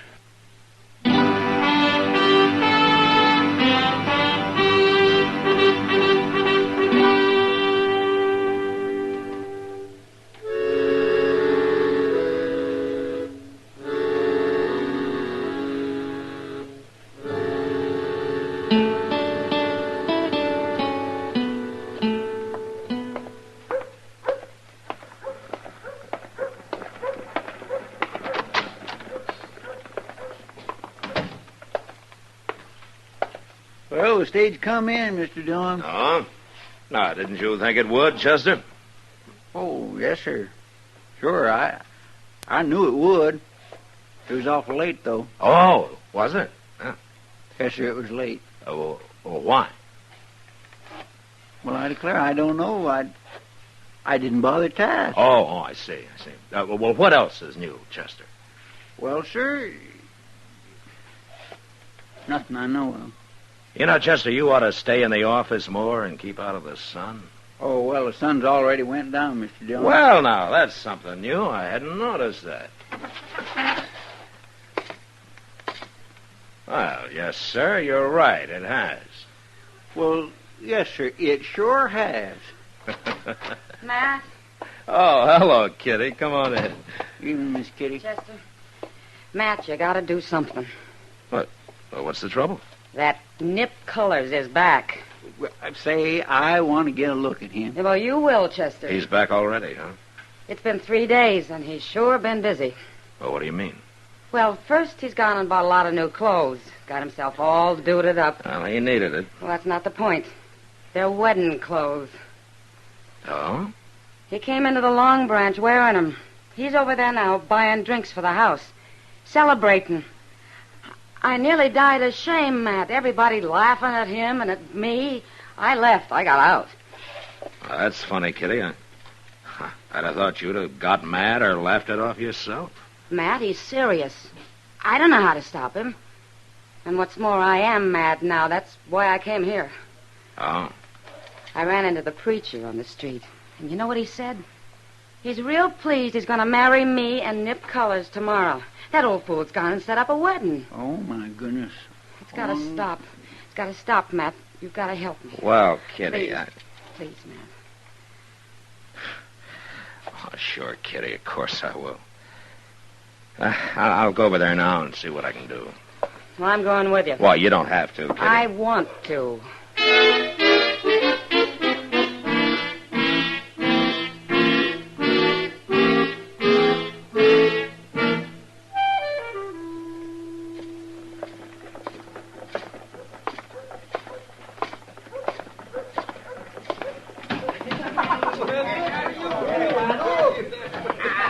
There he is, at the bar, talking to Olive. Yeah. Now maybe he's changed his mind. I doubt it. Look at that beaver hat. He must be rich. Matt, he's crazy. He's awful crazy. Oh. Easy now, Kitty. It's going to be all right. Hey, Kitty! Oh, no. Kitty! Hey, set up some drinks, bartender. Sam. No, never mind. Oh, what? Oh, you're the marshal, ain't you? Yeah, that's right. You come to the wedding, too, Marshal. Everybody's invited. Yeah, I'm going. I wouldn't miss it for nothing. You'll miss the next 2 days if you don't shut up, Olive. Now, wait a minute. Look, Colors. Kitty says that she doesn't want to marry you. Yeah, she told me that, too. You know how women are, Marshal. Kind of bashful like. Olive! Kitty isn't a bashful woman, Colors. She doesn't want to marry you. Now, can't you understand that? But she can't back out now. Oh, for mercy's sake, it's no use talking to her, I Matt. gotta have me wife, and I decided on her. That's how it's going to be. And I'm coming by for her noon tomorrow, and we're going to get church. You come by at noon tomorrow or any other time, and I'm going to be waiting with a shotgun to blow your head off, and I mean it. I think she does. No, that ain't no way to talk, Kitty. All right, Colors, the talking's over. What? You get out of town or I'm going to lock you up. Lock me up? In jail, and you'll stay there till you're ready to quit bothering people. Well, now, whoever heard of going to jail for wanting to get married? You see? I'm not going to argue with you, Colors. Now you take your choice right now. You're the meanest marshal I ever met. I just ain't going to jail. All right, Colors, come on. No, let me go now. I'll leave. I don't want to go to jail. All right, then get out. Well, I'm going. But I'll be back, Kitty. You'll see. And I'll be waiting with a shotgun. Oh, Kitty. Oh.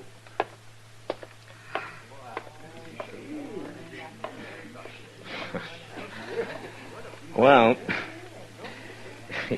you let me know if he does come back, huh, Kitty? You'll know. Thanks, Matt. Yeah, sure.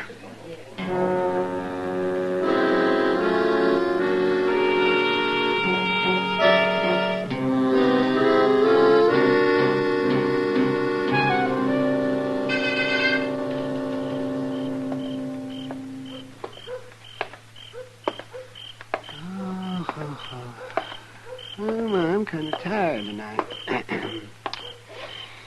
Well, it was a good dinner, though. Turkey and chocolate sauce. Well, can you imagine that? Turkey and chocolate. Doc. Yeah, huh? Hey, Doc. What? Over here. Oh! I didn't see you standing there, Matt. And I don't like standing in the light very much. Oh, no, I don't blame you. Oh, where you been? On a call? No, I had a late supper. I was busy until, after 10 o'clock tonight. No? That was over at Delmonico's? No, I wasn't. I went to that new Mexican place. I had some of their turkey and chocolate sauce. Said, you tried that? Yeah, it's good, too. Yes, it is. Yeah, well, I think I'll turn in now. Okay. Wait a minute, Doc. Why, it's Chester. Mr. Dillon, you better come too, Doc. What's the trouble, Chester? Out back the stable. Old Nip Color, she's been shot. What? Yes, sir. With a shotgun.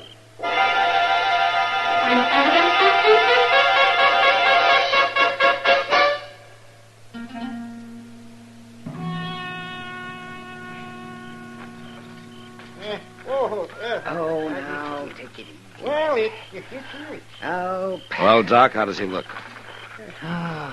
he looks like a Virginia ham just sprinkled with cloves. Well, now, that's no way for a doctor to talk. I've been shot. It isn't my talk you should be worrying about. It's whether I can dig all those pellets out. That's going to be quite a task. Yes, sir. It's going to be quite a task. Well, why don't you get started before I die? Oh, be quiet. Better get him up to my office, man. I'll need better light than that lantern at Chester's. Well, one lantern's all I could get, Doc. You know, I ain't in the habit of carrying more than a half dozen around with me. Never mind, Chester.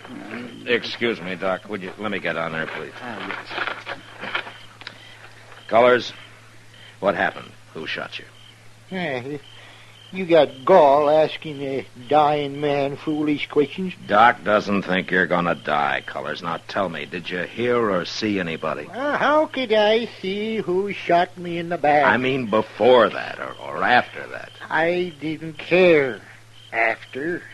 I just lay here hoping they wouldn't pepper me again. And before it happened? I didn't see nobody. But I can tell you who it was. You heard her. Kitty. She said she was going to shoot me with a shotgun, too. Now, wait a minute. She said she'd shoot you if you came back bothering her, but that was just talk. Kitty wouldn't shoot anybody. No. Look at my back. Where'd the shot come from, Colors? Out there, by the water trough. Chester. Yes, sir? Bring that lantern, will you? Let's see what we can find over there. Well, you mean you're going to leave us here in the dark? Well, it'll rest your eyes, Doc. You're going to need them. Come on, Chester. Ow. Fine way to treat a dying man. Hey, what if they're still around, Mr. Dillon? Won't they take a shot at us? It's not us they're after, Chester. Here, hold that lantern down by the ground here where it's muddy, will you? Okay.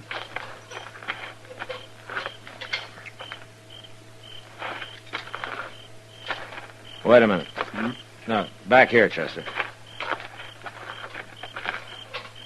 There. Look at that. Well, I do declare, Mr. Dillon, them is woman footprints. Yeah.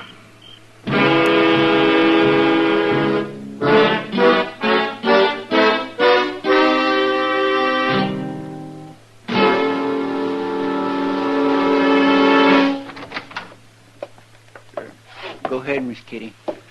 Come on in, Kitty. What's this all about, Matt? Chester won't tell me a thing. Well, sit down and I'll tell you. Must be serious to have me dragged away from work at midnight. Yes, it is, Kitty. It hasn't got something to do with old nipped colors again, has it? Have you heard anything? No. Well, what, Matt? He got shot Got shot? about a half hour ago by a woman. She used a shotgun.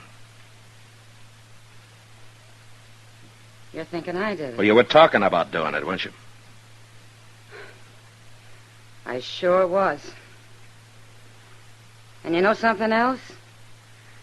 I went out to get some air about an hour ago. I took a walk. Alone. And I got back just before Chester came in. I don't even have an alibi. Yeah. So, as soon as the word gets around, there are going to be a lot of people thinking you did it. Sure. Olive was there, too. She heard you threaten him. She'll be real pleased to testify against me.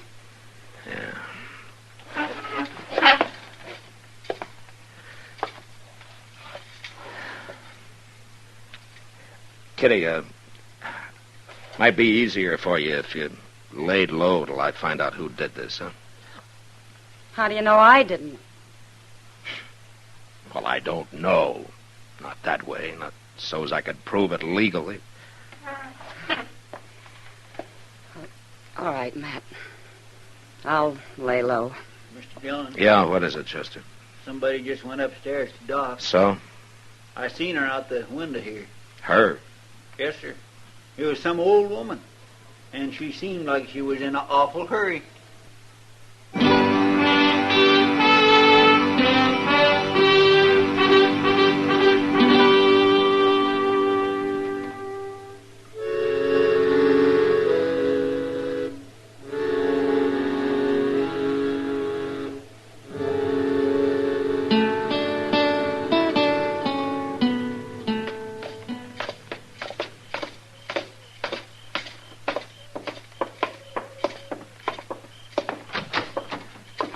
Hello. Where is he? Are you looking for Doc? They told me he was here. Man at the stable did. They said the doctor brought him here. You mean Nip Colors? Where is he? Well, Doc's working on him in the back room there. He got shot. I know he got shot. Here, now, wait a minute. Oh. You're the marshal, ain't you? Who is she, man? Oh, we'd all like to know that. Who are you, ma'am? I'm Nettie Beecher. Now, let me go, Marshal. I got to see him. He's not gonna die. You sure? Well, I thought maybe you'd come to finish him off. No, I come to see him and tell him I'm sorry. I got mad when they said he was going to get married. Oh? Well, were you engaged to him or something? Well, I thought I was. I've been with him 20 years, cleaning his house, cooking his food, raising his kids, nursing his old crippled ma. All them years he kept saying he'd get married again when his ma died. You thought he meant you? Well, who else would have him? Him and his crazy ways. Well, I didn't believe it when he said some girl here was going to marry him. I didn't believe a word of it. Nettie, I'm the girl he was talking about. No, well, I'm right, ain't I? A girl like you marrying him? I told him no. If you didn't believe it, why did you shoot him? Oh, I didn't aim to kill him. I only wanted to hurt him some. But why? Because he never looked at me. 20 years, and he never once looked at me. But I'm sorry now, and that's why I come here. What's going on in here? Now, we'll tell you later, Doc. Right now, this lady would like to see Colors. Can she come in? Well, does she have to? Yeah, she has to. All right, but you come with her. I don't want any trouble in there.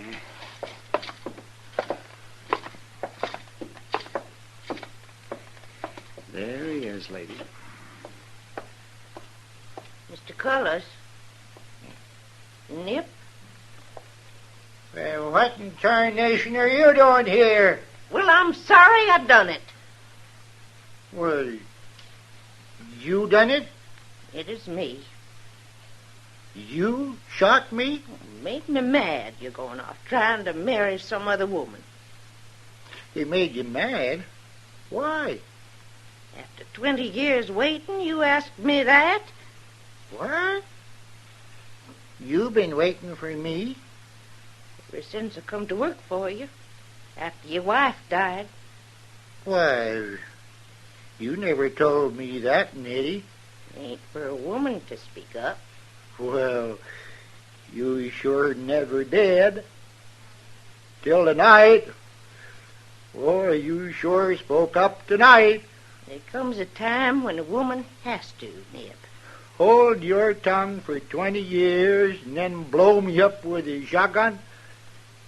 Well, you're quite a woman, Nettie. Funny. I never noticed that. You ain't looked at me in 20 years. I'm looking at you now. Doc. Yes? There isn't going to be any trouble. No. Come on.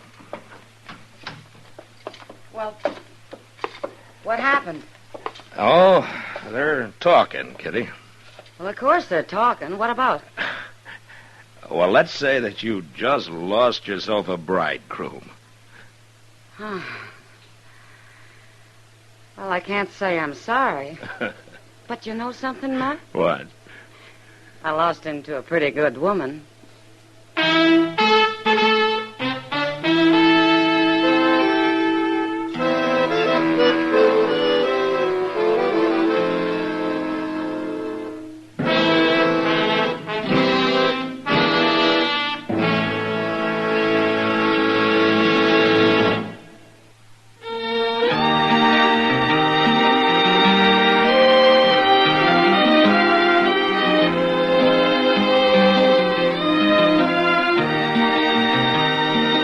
Gunsmoke, produced and directed by Norman Macdonald, stars William Conrad as Matt Dillon, U.S. Marshal. Our story was specially written for Gunsmoke by John Meston, with music composed and conducted by Rex Corey. Sound patterns by Tom Hanley and Bill James. Featured in the cast were John Daner, Michael Ann Barrett, and Virginia Gregg. Parley Bear is Chester, Howard McNear is Doc, and Georgia Ellis is Kitty.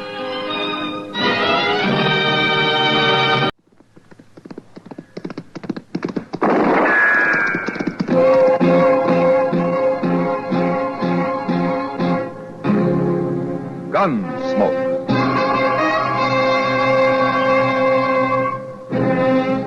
Around Dodge City and in the territory on West, there's just one way to handle the killers and the spoilers, and that's with a U.S. Marshal and the smell of gun smoke.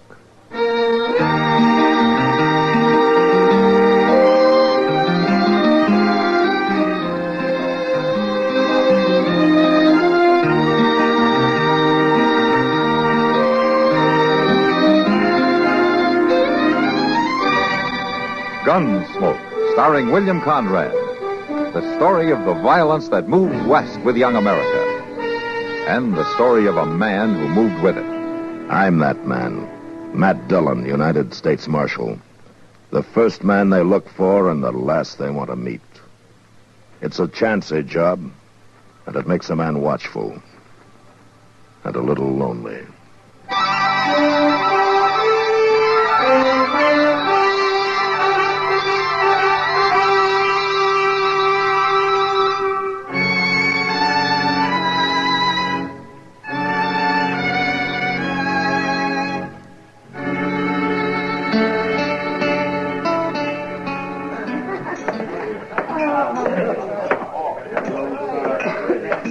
Doggone it, Mr. Dillon. One of these here days, I'm just going to shake the dust of Dodge City off of my boots for good. Sure, I know, Chester. How much you lose this time? $11.20. Who said anything about losing? Well, every time you sit in on one of those draw games, the boys whipsaw you and you threaten to pull stakes and leave town. And one of these times, I'm going to do it, too. Sure, and the first thing you look for in the next town will be a draw poker table. Well, maybe I ought to change to stud or blackjack. Maybe you ought to just keep your money in your pocket. You ever think of that? No, I got a hunch my luck is right on the point of turning, Mr. Dillon. No? Well, if I only had, say, $5 or so to get back into the game... No. I could be... Well, even if I only had $1... Oh, Miss Kitty. Just one single dollar. You broke, Chester? Well, yes. Here you go. Oh, no. Now, I just couldn't think of taking money from a lady, Mr. Ah, well, I'll take except it, as a loan, maybe I could. Excuse me, Mr. Dillon. I'll pay it back in just a few minutes. You know, Kitty, you're a born soft touch. Oh, well, if he needs it, Matt. It's those sharps over there at the poker table that need it. Oh, well, he can't get hurt bad on $1. Chester's hurt bad when he loses 10 cents. Yeah? Maybe he's lucky, Matt. Ah, how so? Oh... Forget it, Matt. Just one of those nights, I guess. Dad, would a drink help, maybe? Probably not. But I'll have one anyway. At least it won't do me any harm. Okay. Oh, well, I see the Marshal of Dodge is out carousing again. Hello, Doc. How are you, Doc? Oh, my kitty, you look prettier in a basket full of sunflowers. Well, thank you. Yes, you do. Oh, say, Matt, you'll never guess who came to my office for help this afternoon. No, but they got my sympathy, Doc. It was old Carpus Degg.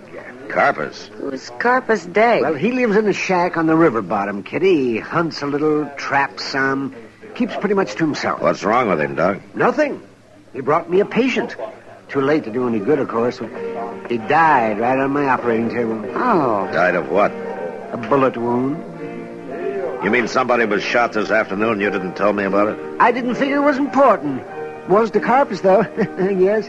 He looked mighty broken up when he left. Doc, will you please... I reckon a man living alone that way, without any human friends, can get pretty fond of an old hound dog. A dog? Yeah, I guess I did forget to mention, it was that old spotted hound dog of his that was shot. How are you, Doc? Miss Kitty?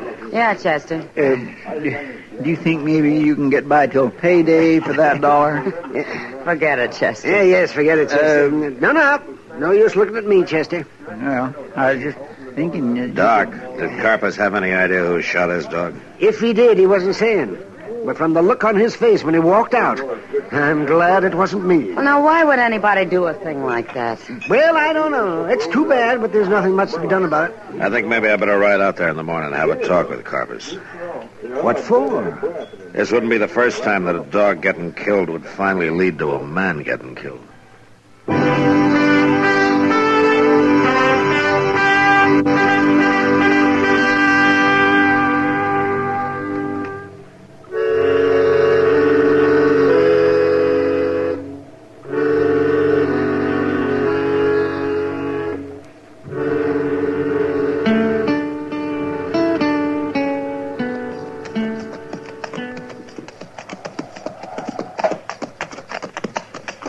Shack looks deserted, Mr. Dillon. Maybe old Carpus has gone off somewhere. And there's somebody cutting wood over there in the draw. Let's leave our horses here in the lean-to, Chester. All right, sir.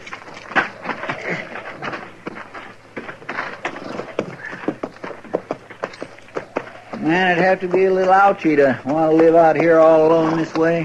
Maybe it's not a matter of choice. No company except for a dog. No neighbors for 10 miles or more. That's not quite that far. Pete Raymer's got a homestead about 2 miles north of here. Maybe he shot that hound, Mr. Dillon. Oh, why do you say that? Oh, I don't know. But folks mostly leaves old Carpus to himself. Yeah, I know. Hold it there. Right where you are. Mr. Dillon? Take it easy, Chester. Who is it? Speak up there. It's Matt Dillon, Carpus, and Chester. Now, you better put that rifle down. Oh. Well, I didn't recognize you, Marshal. My eyes ain't what they used to be. I thought maybe it was... Well... You thought what? Well, I just didn't know. You mean you thought it might be whoever shot your dog, huh? Oh, Doc told you about that, huh? I'm sorry to hear it, Carpus. I'd had Danny Boy 11 years, Marshal. He was going blind, pretty near bad as me. And he sure weren't no use to hunt with no more. But I'll say one thing, Marshal, I'd given my right arm rather than lose that hound. I reckon folks should call it crazy, but that's how I felt. Well, living alone, I guess a man learns to appreciate a dog. Well, he understood every word that was said to him, just as good as you or me. By evenings, we'd sit there in my shack and I'd talk to him, and, well, we won't be doing that no more now. Who do you think shot him? Let's walk back up to the shack, Marshal. It's getting mighty cold standing here. All right. Here, look, yonder. Here goes a rabbit. Look at that fool run. He's sure scratching gravel. Danny Boyd'd been after him like a shot. He'd have lost him right off, but he'd sure give it a try. Rabbits, coyotes, prairie chickens. He'd chase anything that moved. Blundering along, blind as a bat, baying his lungs out. Carpus, you have any idea why anybody would want to shoot him? 'Cause they're plain low down mean, that's why. Ain't no other reason for doing a thing like that. Well, come on inside. All right. Ain't nothing fancy, but it keeps the weather off. Have some coffee going here in a couple of minutes, Marshal, if you're mind to set a spell. Well, don't go to any bother on our account. No, it's no bother. Just get a few more logs in here. I ain't sure I can scare up 3 mugs, though. It's kind of unusual having callers here. Folks who always acted like I had the plague or something. Well, people get caught up in their own troubles, I guess, Carpus. Just get too busy sometimes to be neighborly. Yeah, man can get lonesome, Marshal. Yeah, I know. Pete Raymer and his missus ever drop by here? No, never. Uh-huh. Where'd you find the dog after he'd been shot? I didn't find him. He found me. He come dragging himself back here to the cabin. I rushed him right into dock, but it was too late. And you don't know where it happened, then? Yes, I know. I followed his trail back this morning. It was on a brushy draw, about a mile from here. Toward the Raymer place? You know, more or less. I'll take care of it, Marshal. You just stay out of it. Laws for people and not for dumb animals. Your dog wasn't shot by a dumb animal, Carpus. I'll settle it in my own way. And you know who did it? Well, I know, all right. And I'll see they pay for it, too. That kind of paying for it gets out of hand sometimes. I'm the one that suffered the loss. It's my concern, not the loss. Carpus, come out here. Somebody's out there in the yard. You hear me? Get out on the floor. Well, it seems like one of your neighbors has finally come calling on you, Carpus.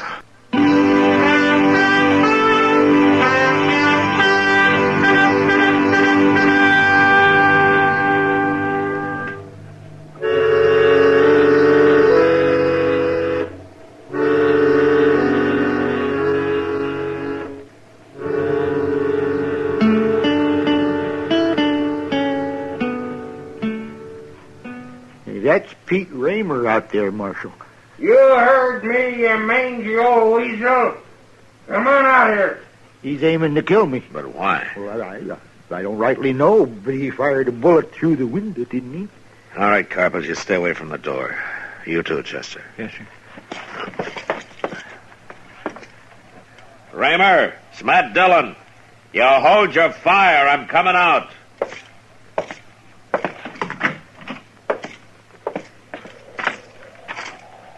I didn't know you was in there, Marshal. No, I guess you didn't.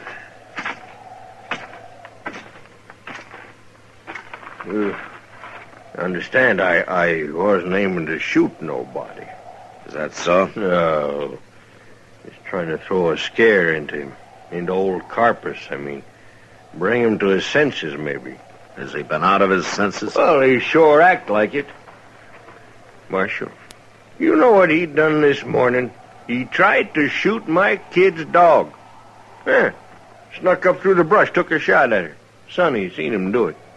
Any idea what had caused him to do a thing like that? Oh, dang if I know. He's just crazy, I reckon. He always been to my touch. You know that. That's why folks around here just stay shy of him. Well, that might work both ways, Raymer. How's that? Being lonesome, acting strange. They kind of go together sometimes. Yeah, maybe. Are you the one who shot his dog? What? If he says that, he's a liar. I ain't even seen that old hound for a week. Didn't know he was shot till you told me. Anybody says I done that is a liar. Well, I say you done it, Raymer. You calling me a liar? I'm calling you anything you're right, willing wait to a minute, stand there and both of listen you. to. Marshal, is that what he told you, that I killed his dog? No, he didn't tell me anything. He said he'd take care of it himself. Yes, and I will, too. That's what you was doing, sneaking around my place this morning. An eye for an eye, a tooth for a tooth. It's the law of the scripture. All right, Raymer. you just take warning from me right now. Oh. I catch you around my place one more time, I'm going to put a bullet in you. Well, I ain't too bad to shot myself, You Raymer. better be a good I'll shot. take You care got of All you right, shut up, both of you. place. Shut up. It's like I told you, Carpus, this way of paying for things comes high sometimes. Danny boy was the only thing I had in the world, Marshal. Well, then you ought to find out who killed him instead of coming around and scaring my kid after death. I know who killed him. Sonny come running home like old Scratch yourself was after him, yelling. It's Mr. Dag he's yelling. He just took a shot at my dog. Oh, Carpus, if I could have got my hands on you. Wait a minute, right Raymer. then. Wait a minute. Is that really what he said? I ain't known to be a liar, Marshal. The exact words, I mean. Well, that's the gospel, so hell, if lightning was to strike me dead right here where I stand. I suppose we all ride over to your place, Raymond. My place? Yeah. I want to talk to Sonny. What for? It might help to prevent a murder.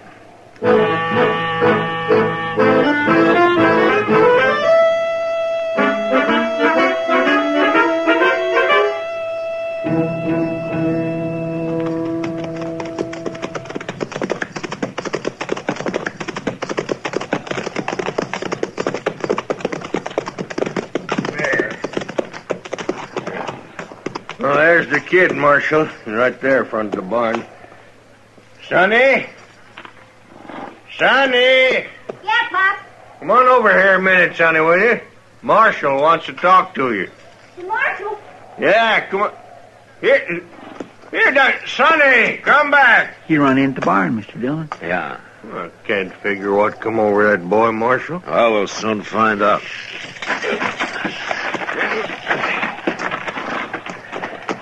Maybe it'd be better if you and Carpus stayed here with the horses, Kramer.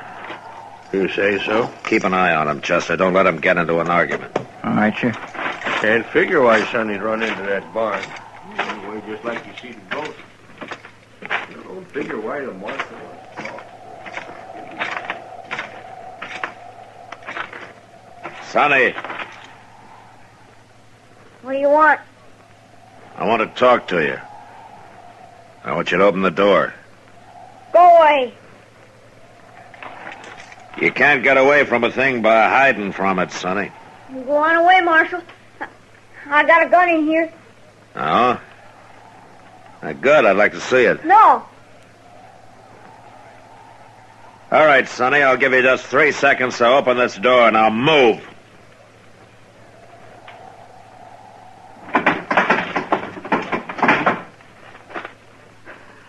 All right, Marshal. Go ahead and arrest me if you want to, but please don't let Mr. Diggs shoot Nellie. He won't. He tried to this morning. That's why I got her tied up here in the barn. Now, why do you suppose he did it, Sonny? Why, to get even because I... Well, I guess you know about it, don't you? Know about what? It was an accident, Marshal. Cross my heart it was. I was after an old coyote, and he run into that brush patch. And I went in after him and seen something moving. I thought it was him, so I fired. Only it wasn't. It was that old hound dog of Mr. Diggs. Oh. A man should never pull a trigger unless he's sure what he's got in his sights, Sonny. Yes, sir, I know. Pop always told me that, but I just forgot. Now I have to go to jail and... Now, you stop that kind of talk. You're not going to jail. Hey, Carpus, come over here, will you? You too, Raymer. I was scared to tell what happened because I knew Pop would be mad, and I didn't think anyone would believe me. What is it, Marshal? Carpus, it was the boy here who shot your dog. It was? I didn't mean to do it, Mr. Digg. I thought it was a coyote, but it was old Danny boy. Oh, I know how you like that old hound. I sure feel awful about it.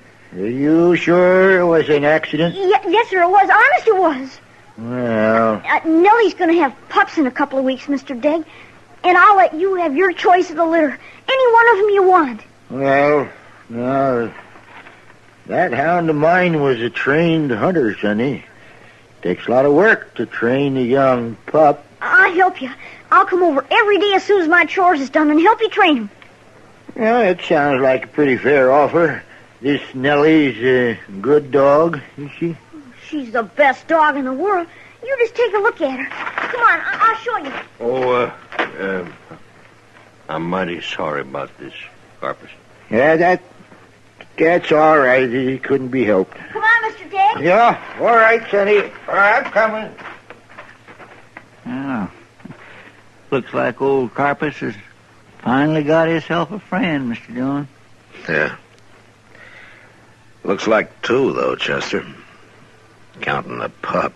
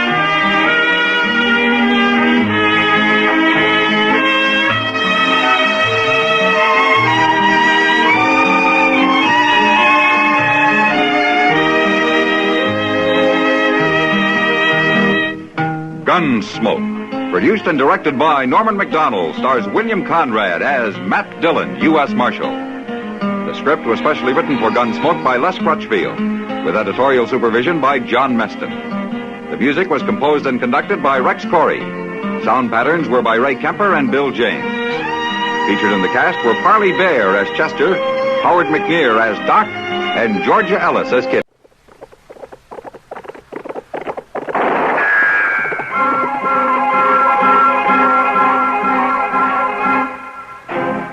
Around Dodge City and in the territory on West, there's just one way to handle the killers and the spoilers, and that's with a U.S. Marshal and the smell of gun smoke.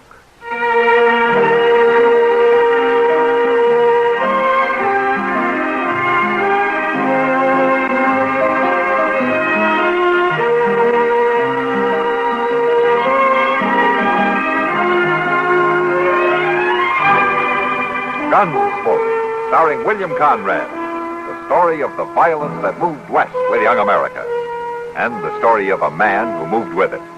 I'm that man, Matt Dillon, United States Marshal. The first man they look for and the last they want to meet. It's a chancy job, and it makes a man watchful and a little lonely.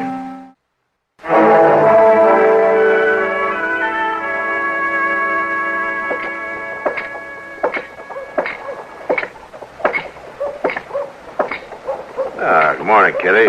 Well, you're out early today. I'm a working man. I have to keep regular hours, you know. Then what were you doing in the Long Branch at 2 o'clock this morning? Well, sometimes it's a regular 24 hours. Like you. Well, at least I make good money at it. Kitty, would you really like to see me settle down and run a saloon? You might get to like it. All right, I'll do it. When? When I'm about 50. Thought so. Good morning, Miss Kitty. Oh, hello, Chester. Yes, sir. Miss Dillon, here's a letter for you. Yeah, thanks.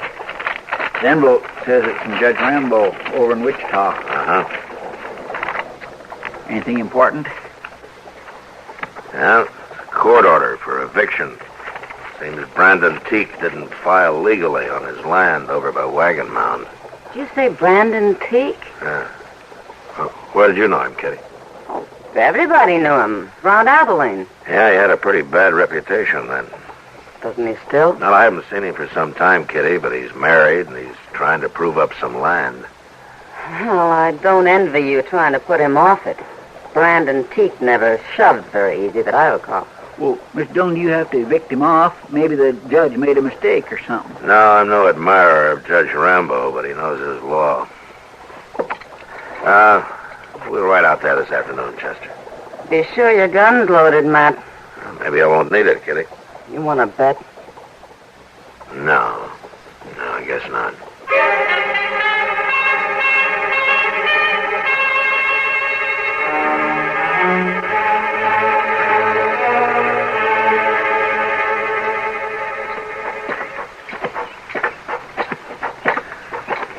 Miss Dillon, you asked me. Teeks went and built himself a mighty nice place out here.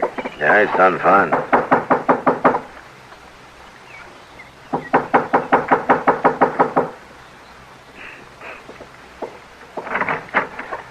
Hello, Teak. Hello, Marshal. Chester? All right, Teak. What brings you out this way?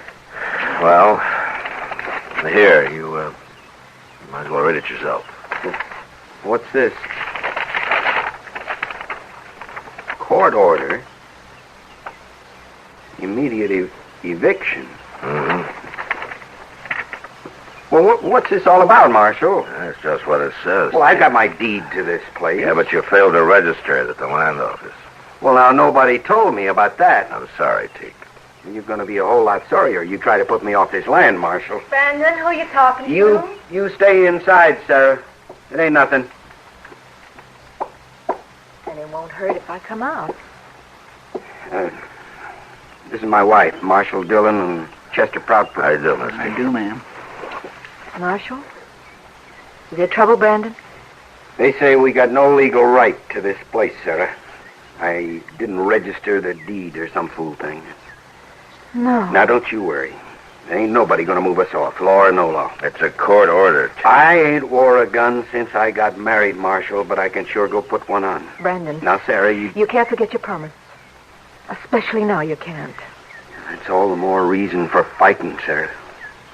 We're going to have a child, Marshal. Most any day now. No.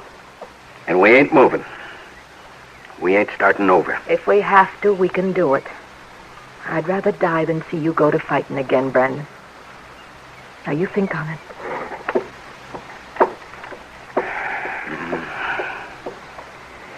She sure don't make it easy on me, Marshal. What are you going to do, Tick? Well, it's a hard thing for a man like me to swallow, but I can't go against her, and I ain't putting on my gun. Well, why don't you go in and tell her that? And when'll I tell her we got to get off the place? There's no hurry. Now, what about that immediate eviction? I'll be responsible for that. I guess I ought to be grateful to you. No. No, Tick, not to me. Goodbye. Goodbye, Marshal. Chester. Here. Bye, Teak.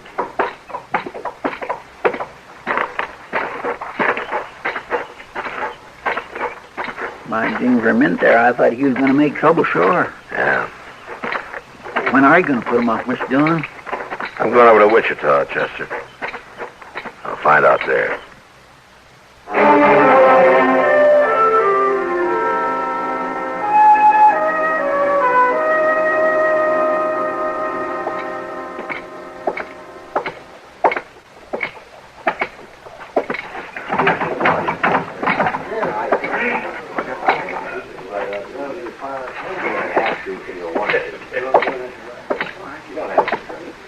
Hello, Judge. Marshal Dillon. What are you doing in Wichita? I came to see you. That's so. How'd you know I was in here? Well, that's where I found you last time, Judge. Oh. Have a drink. No, thanks. It's about that court order you sent me. Which court order, Marshal? To evict Brandon Teak off his land near Wagon Mound. Oh, that, yeah. I remember. What's the trouble? Is he putting up a fight? No, he isn't. Well, he sure must have changed. I remember Teak around here. He was a wild one. He's married now, Judge. They're expecting a child any day. A child? I told them that they could take their time about moving. Take their time? That order was to evict them at once, Marshal. I know that.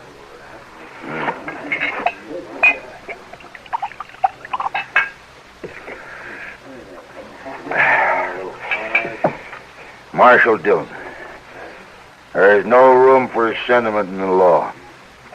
What's right is right. What's legal is legal. Teak's been on that land over a year, Judge. How come this business about failing to register his deed just came up? It was only recently brought to my attention. And who brought it to your attention? Lee Sprague. Not that it makes any difference. Lee Sprague owns a lot of land around Wagon Mound. And he's filed on this piece, too. There's nothing irregular about it, Marshal, if that's what you're thinking. Legally, I'm sure everything's correct, Judge. But I just guess it isn't my kind of law, that's all. There's only one kind of law. The way you see it, maybe. You can't argue with facts, Marshal. Now stop being a sentimental fool. Go do your duty. Look, Judge, Brandon Teak's a changed man. He's done more than prove up that land. He's proved himself up, too. Homestead Act, 1862, paragraph 12, after 1 year of the deed to such land is not duly recorded at the nearest... Never mind, Judge. I know how it reads. And start acting like it. I can hold even a U.S. Marshal in contempt of court, you know. Yeah, sure, I know. You got a lot of power, Judge. There's just one thing wrong. What's that? You never learned how to use it.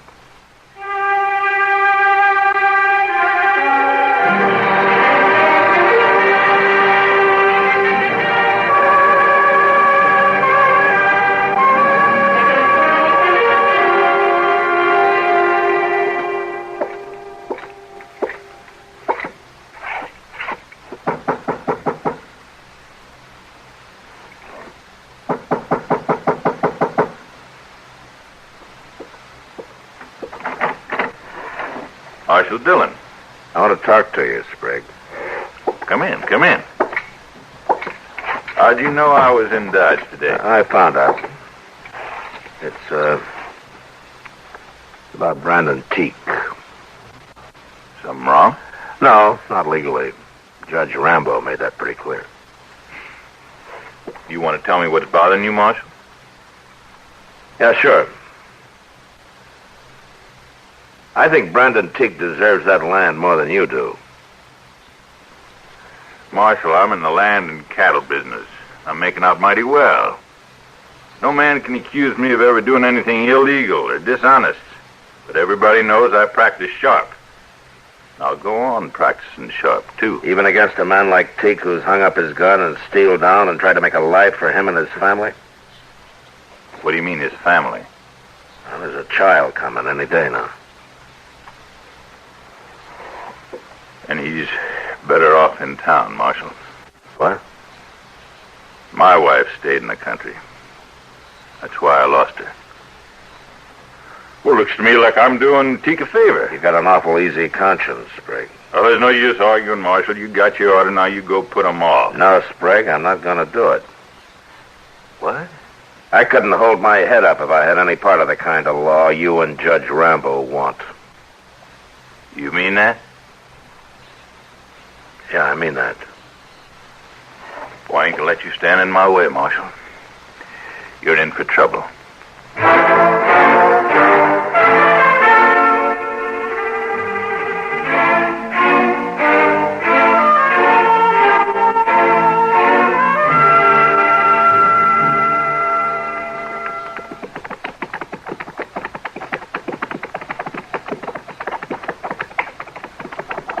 It's Brandon Teak and his missus both talking to that fella yonder, Mr. Dillon. You recognize him, Chester? Oh, sure I don't. He's a stranger to me. I'm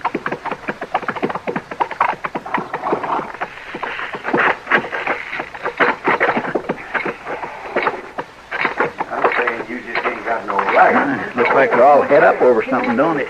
Yeah. Miss Teak oughtn't to be standing out in the heat of the day that way. You let Marshal Dillon settle this, Haley.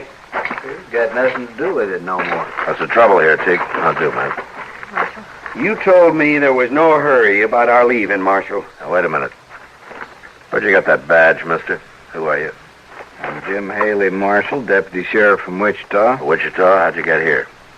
Well, I took the train to Dodge, and then I rented me a horse. Answer me, Haley. Judge Rambo sent me. I guess he felt the law needed a little enforcing down this way. He's got a court order, Marshal, just like the one you have. Plumb legal. I want you people to pack up. Be out of here by tomorrow. Just a minute, Haley. I can take care of him, Marshal. No, Brandon, there'll be no fighting. Now, Sarah, You ain't gonna do nothing except move, Teak. And right now. No. Let go, Marshal. No. Here, Haley.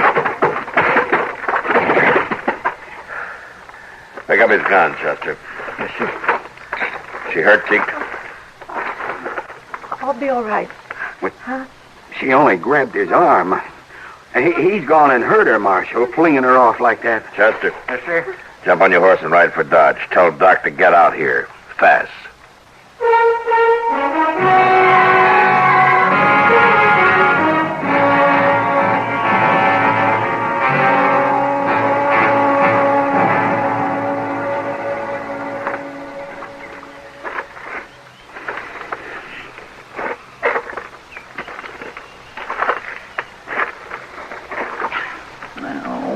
Ain't Doc never coming out of that house, Mr. Dillon? It's been a long time, hasn't it?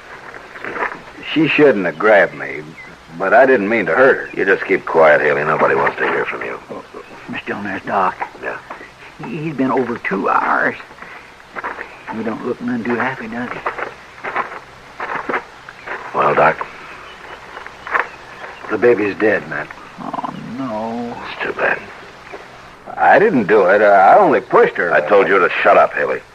There wasn't a chance of saving the baby. It's her I've been working on. She's going to be all right now, Matt. Well, good for that anyway, Doc. Doc, tell you, Marshal? Yeah, I'm sorry to hear it, Teak. I'm sorry, too. But you can't blame me for it. Haley, I just now promised my wife I wouldn't kill you. Now, don't make me break it. Come on, Haley. I'm going to take you into Dodge with me. Now, look here. Ain't you forgetting I'm a lawman, too, Mark? I'd like to forget it. It doesn't make me very proud of being one. I come here to do a job, and I'm going to do it. As soon as his wife can be moved, of course. Now this is all over. There's no reason for waiting longer. I promised her I wouldn't kill you now, Haley, but you come back here, I promise you I will. A man can take only so much. I'll be back. No, you won't. I'm going to throw you in jail for a while. What? Teak, as soon as your wife's better, you come and see me. I don't know what I can do, but things aren't going on this way.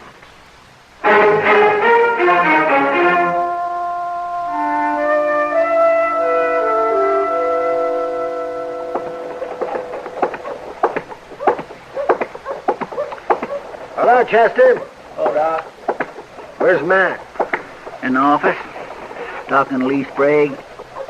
Well, it's a little late to be talking to him, isn't it? I'd say so. Doc, you sure Brandon Teague's coming to Dodge today?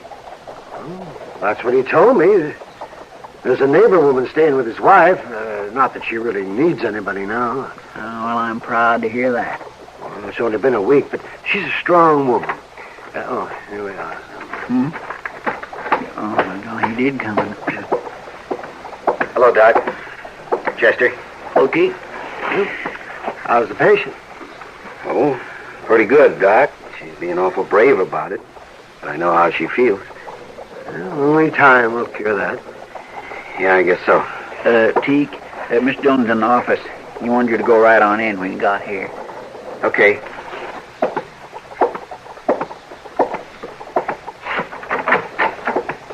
Hello, Teak. Come on in.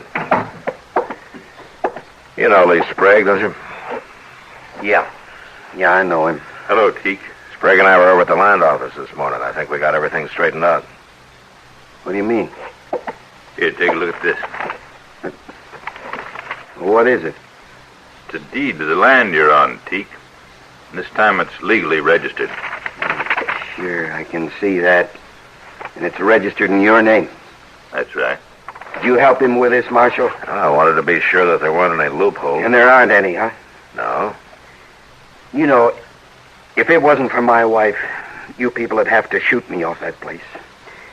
But I warned her I can only stand so much. You send Jim Haley out there, I'll kill him on sight. I sent Haley back to Wichita this morning. Teak, I want to tell you something. Ain't you said enough, Sprague? No. Now listen. I'm a greedy man, Teak, and I'll take anything I can get, legally. But Marshal Dillon here's been talking pretty hard to me lately. Sure.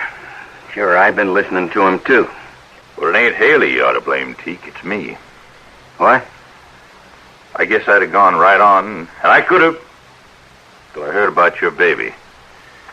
Why should that matter to you? I lost my son, Teak. I lost my wife, too. Taking my land, gonna help you? You tell him, Marshal. Teak, he's not taking your land. Now, that deed's in his name, ain't it? Didn't you go along to be sure he didn't make any mistake? There are no mistakes this time. Sprague can deed that land to anybody he wants to now. All clear. Well, what about it? It's yours, Teak. You mean you're giving it to me? I'm not giving it to you. It's yours anyway. I'll tell Sarah. I'll tell her she was right all along. That's right, she was. But, well, what about you, Marshal? Ain't there going to be trouble? You're jailing a deputy sheriff? Well, as soon as he gets back to Wichita, there'll be trouble. Don't you worry about that. I always wanted to see California anyway.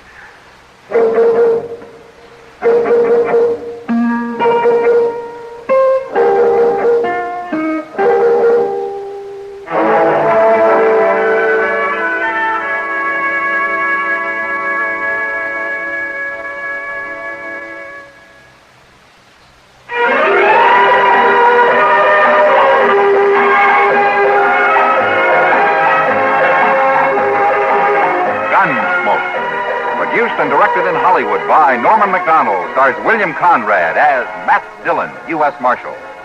The story was specially written for Gunsmoke by John Meston. Featured in the cast were Vic Perrin, Gene Bates, John Daner, Barney Phillips, and Harry Bartell. Parley Bear is Chester, Howard McNear is Doc, and Georgia Ellis is Kitty.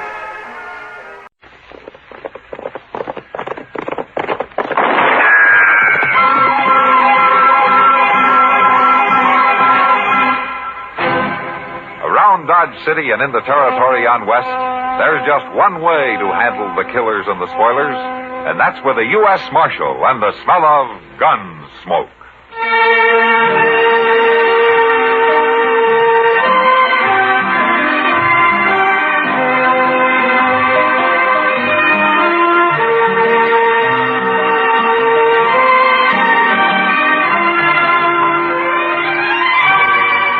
Gunsmoke, starring William Conrad, the story of the violence that moved west with young America, and the story of a man who moved with it.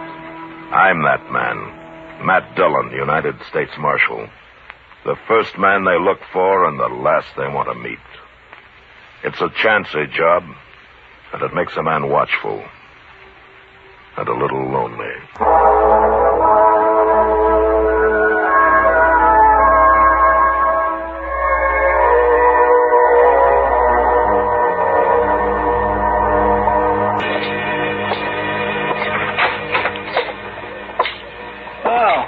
Mr. Dillon. Turned them all loose early this morning, just like you said. Good, Chester. They was the one sorriest-looking bunch of cowboys I ever did see. No? Well, I guess I didn't really hurt any of them, Chester. Well, being banged on the head with a 6-gun ain't the gentlest way to end the evening's pleasure. But they'll live. Trouble is, they've been taking their pleasure too seriously. Yes, sir, but things quieted down a little last night after you locked up them 5. They might have been real trouble otherwise. Declare, I don't know what's got into everybody lately, Mr. Dillon. Well, it goes like that, Chester. Things will be peaceful enough for a while till some wild outfit like this drag our herd his town. And you got to come down on them hard and fast before they really get the bit in their teeth. Well, you sure did last night. Yeah, and it isn't over yet. You Marshal Dillon? Yeah, that's right. My name's Rance.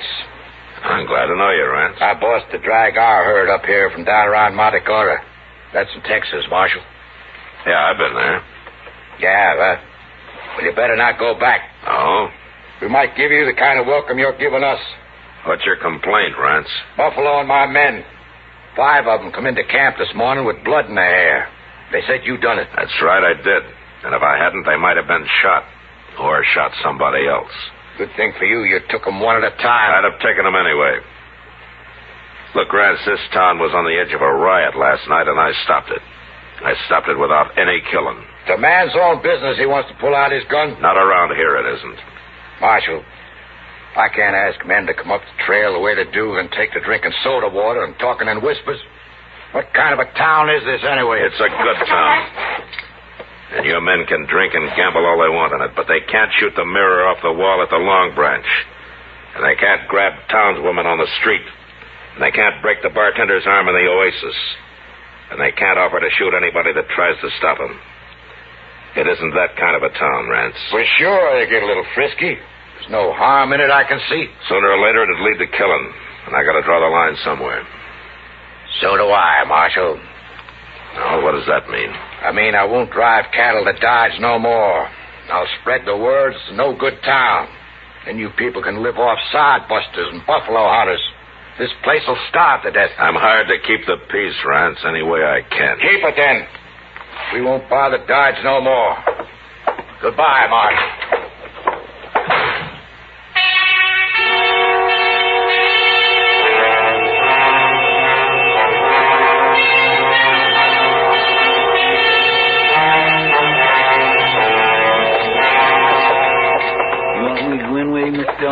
No, you wait outside, Chester. Okay, sir.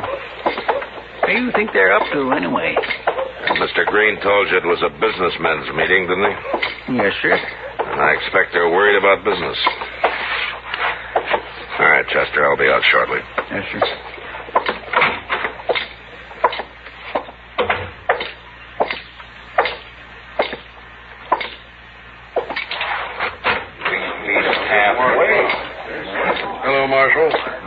Green. Oh, there.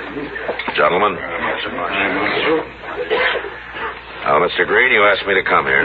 We all did, Marshal. Mr. Pepper, Mr. Howe, and, well, all of us. Practically every man who does business in Dodge is here. I don't see Rance. He says he does business here, too. He sure does. And that's what we want to talk about. Uh-huh. All right, go ahead. Well, we've had a meeting, Marshal. We've decided you've got to go easier on these cowboys. Oh, why? Well, we can't afford to lose all that business. That's why. There's always been some trouble the first day or so after a herd reaches Dodge. All I do is buffalo a few of the wildest, and gradually the rest of the cowboys calm down a little. Well, they won't stand for your slugging men and throwing them in jail. Huh? Nobody got killed last night, did they? Well, that isn't the point. According to the law, that's a pretty good point, Mr. Green. Well, now, the law's a fine thing, Marshal, but, well, we're also interested in business. You scared because one hard-headed trail boss has threatened you, Hal? You know, they're not all like Rance. Well, there's no use to argue, Marshal. We've got our minds made up. You're too rough with those men. Mr. Green, would you like to run this town? Why, no, of course not me, but we thought maybe if you'd kind of leave Dodge alone and do your work in the country, then we'd hire somebody the cowboys here take to a little better, if you know what I mean. Yeah, I do. It's a good thing for me I'm employed by the government, isn't it? Well, now, Marshal, we're just making a suggestion, sort of. Sure. And you know what, Mr. Green? You men are acting like fools. Well, now, just... It's true. There's only one way you'll learn. Gentlemen, I won't make any more arrests in Dodge until you come and ask me to. It's your town, and you can blow it right off the map if you want. Good day.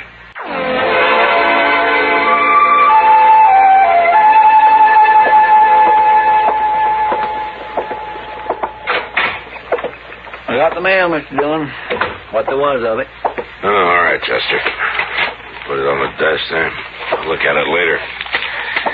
Yeah, I'm going to have a lot of time. Yes, sir, but you just wait till the word gets out that Dodge is wide open. Ain't going to be nothing but trouble. Yeah, maybe. This is the only way I can handle it, though. They won't listen to me otherwise. Excuse me, Marshal. Oh, well, what for? Well, I don't want to bother you, but I thought I'd better come see you. You're not bothering me. I sure hope not. What can I do for you? Marshal, you don't know me, but I heard about you. Oh? Seems like a lot of people have lately. I know. Marshal, Go ahead, mister. There's nothing to be afraid of. I'm the new constable. You're what? The new constable. They picked me. I had to take it, Marshal. I'm so broke and all. You sound like you're apologizing. Well, I reckon I am. I didn't want you to be mad at me. I need the money. That's why I'm doing it. That's all right. Somebody had to take the job. I didn't know they were going to call it constable. Well, they wanted to sound as peaceful as possible, I reckon. Yeah. What's your name, mister? Dillard. Dillard? Yes, sir. Dillard Band. Huh. Where are you from? Well, I used to be a cowboy. But when I got so fat and all, I just sort of worked around wherever I can. I've been awful broke, Marshal. Yeah, you mentioned that. Yes, sir. How come you're not wearing a gun? Oh, shucks, Marshal. I don't never wear a gun. I don't even know how to use one very good. You're a whole lot better off without one. And I don't aim to get into any fights, Marshal. If there's any trouble, maybe I can sort of talk them out of it. Yeah, maybe. Well, Dillard, I wish you luck. Oh, thanks. I got to be going now, Marshal. I'm on pay already. So long. So long, Marshal. Oh, my goodness. Yeah, I agree, Chester. Why, They'll ruin that poor fellow if he tries to stop them. He won't even raise his voice against them. But they sure might ruin Dodge.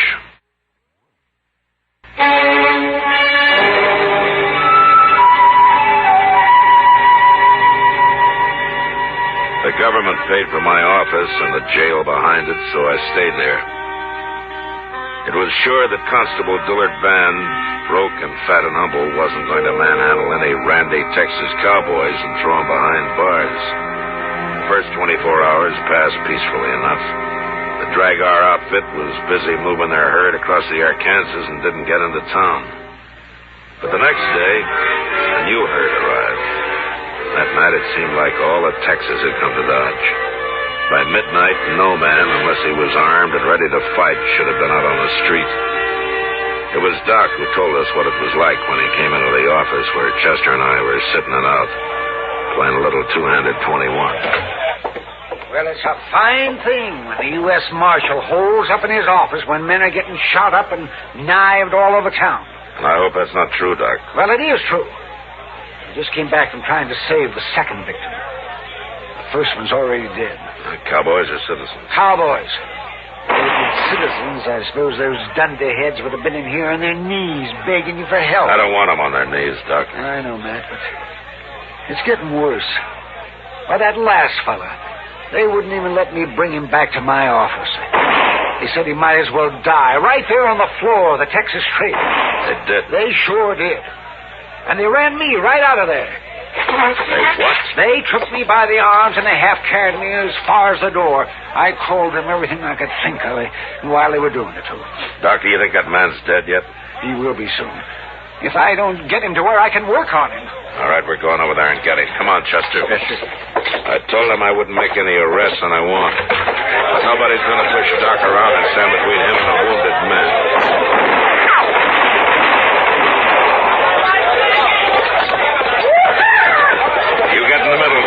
I wish there was a tunnel under the street. I don't see Dillard nowhere.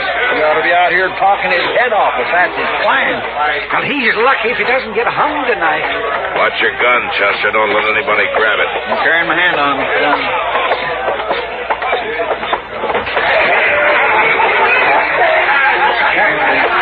He's right over there, Max, lying in front of the bar. All right. All right, get out of the way, will you? Will you make room? Will you move, please? Come on. All right, go ahead, Doc.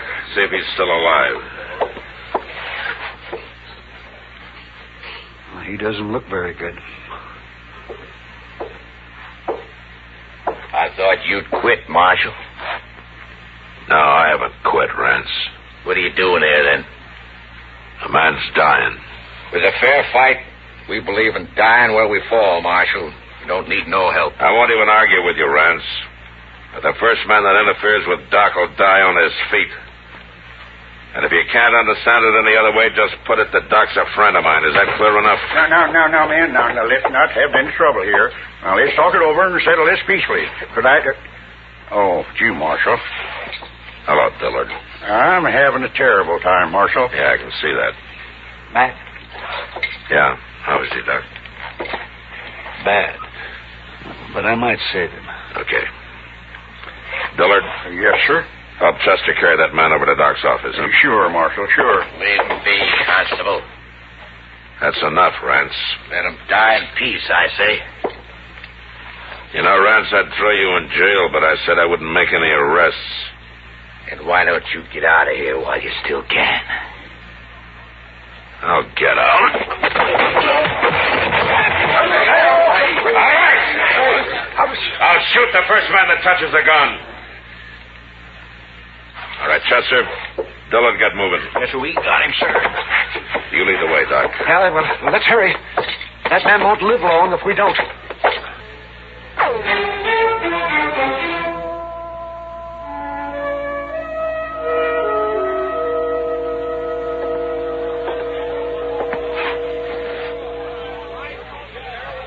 O'clock in the morning and the crowd's thicker than ever, Mr. Dillon. Just come here and take a look.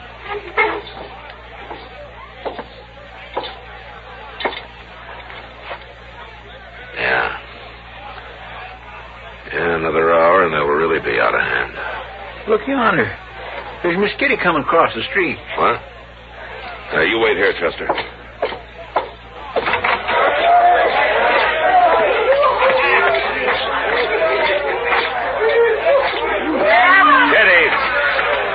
Kitty, what are you doing out here? Coming to find you. Let's get off the street. Come yeah. on.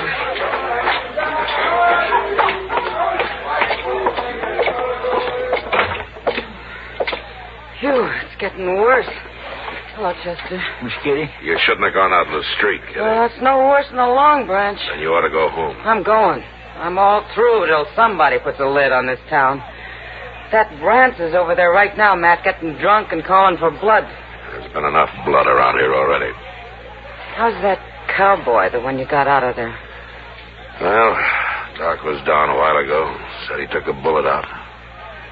Said he thinks he has a chance now. Oh, good. You say Rance is working up trouble, huh? Yeah, he's trying.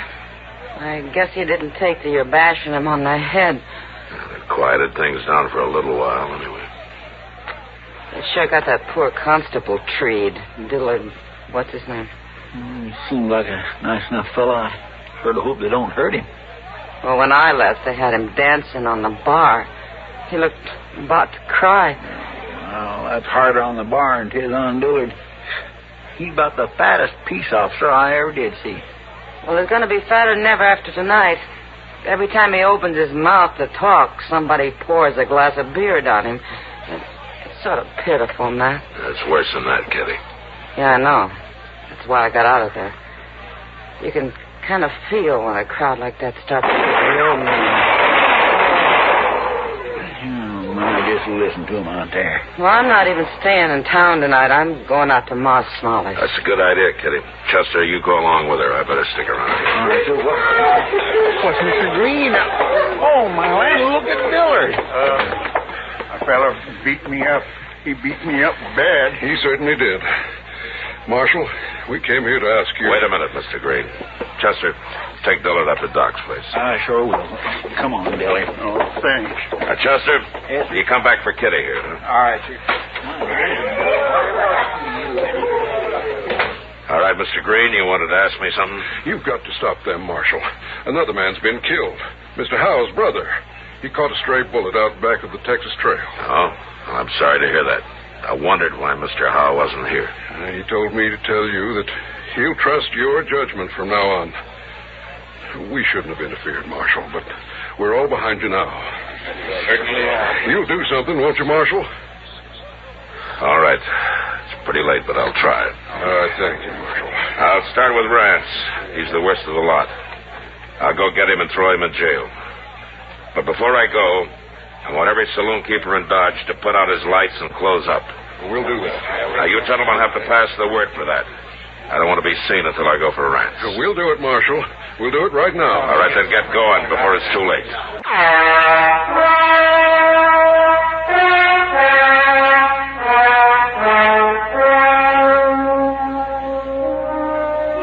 I waited for a half an hour while Green and the others spread the word to close up the saloons. The lights gradually went out up and down the street. Then I left the office alone. I found Rance in front of the Long Branch. I was able to reach him before I was recognized.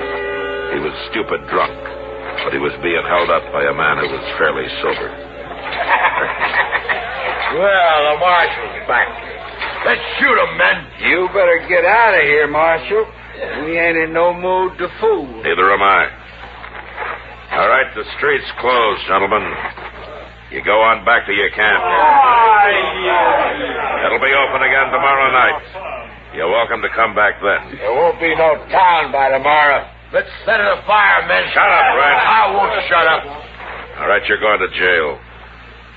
What? You leave him be, Marshal. You want to fight, mister? Rance here's too drunk. He wouldn't have a chance. But you might. He's right, Pete. I'll never make it. You draw on him. Go on, shoot him. Well, I'm waiting, cowboy. I ain't no gunfighter. Go on, you coward. No. Why should I die? This ain't my business anyway. Will somebody do it then? I'll fight any man here. And I'll fight him fair. And I'll have to try it myself. Well, now, don't be a fool, Rance. He'll kill you. Get out of my way. No, you don't. Give me that gun, Pete. I'll keep your gun. Look out now, or I'll slug you. That was smart of you, mister. But he's still going to jail. Sure got a lot of nerve, Marshal, bucking a crowd like this. Now, I'm one man against any other one man here. I'm not bucking a crowd. You cowboys aren't built that way. I've been in Texas, too, mister.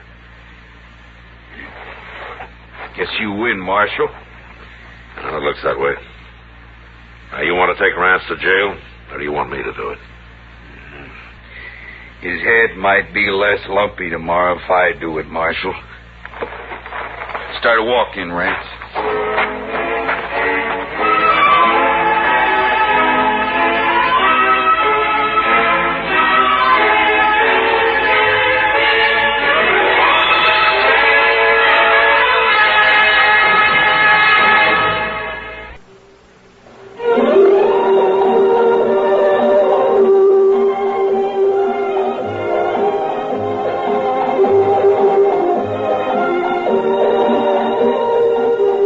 Gunsmoke. Produced and directed in Hollywood by Norman Macdonald, stars William Conrad as Matt Dillon, U.S. Marshal. The story was specially written for Gunsmoke by John Meston. Featured in the cast were Ralph Moody, Ken Lynch, Bartlett Robinson, Vic Perrin, and Howard Culver.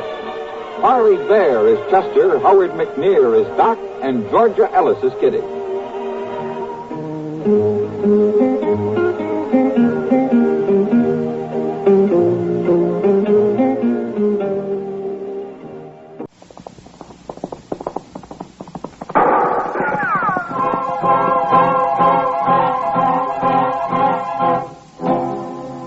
Around Dodge City and in the territory on West, there's just one way to handle the killers and the spoilers, and that's with a U.S. Marshal and the smell of Gunsmoke.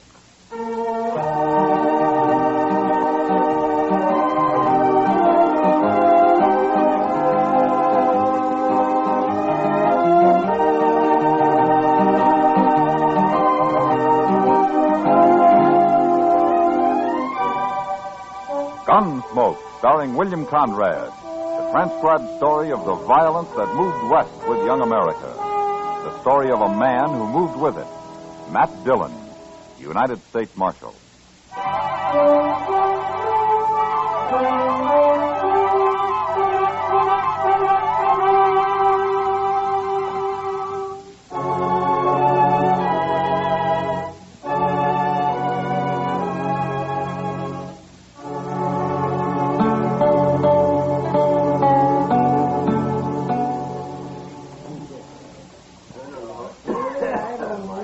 That's Harry Pope over at the bar there, Mr. Dillon.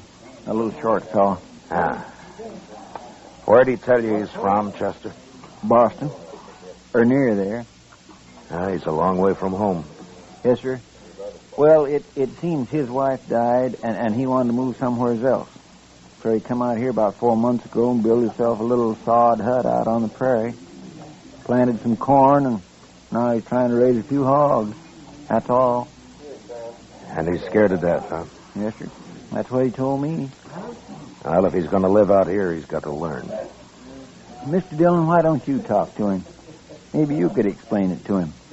I'll call him over, huh? From what he's told you, I don't think anybody could explain it. It's all in his head. Harry? Hey, Harry, come here. Hello, Chester. Oh, Harry. This is Marshal Dillon, Harry Pope. How do you do, Mr. Pope? Why don't you sit down? Nobody ever called me Mr. Marshal. All right.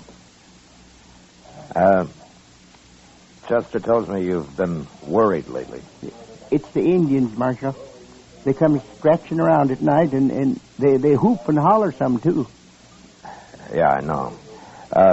Tell me, do they do this every night? No, sir. But maybe once a week they do.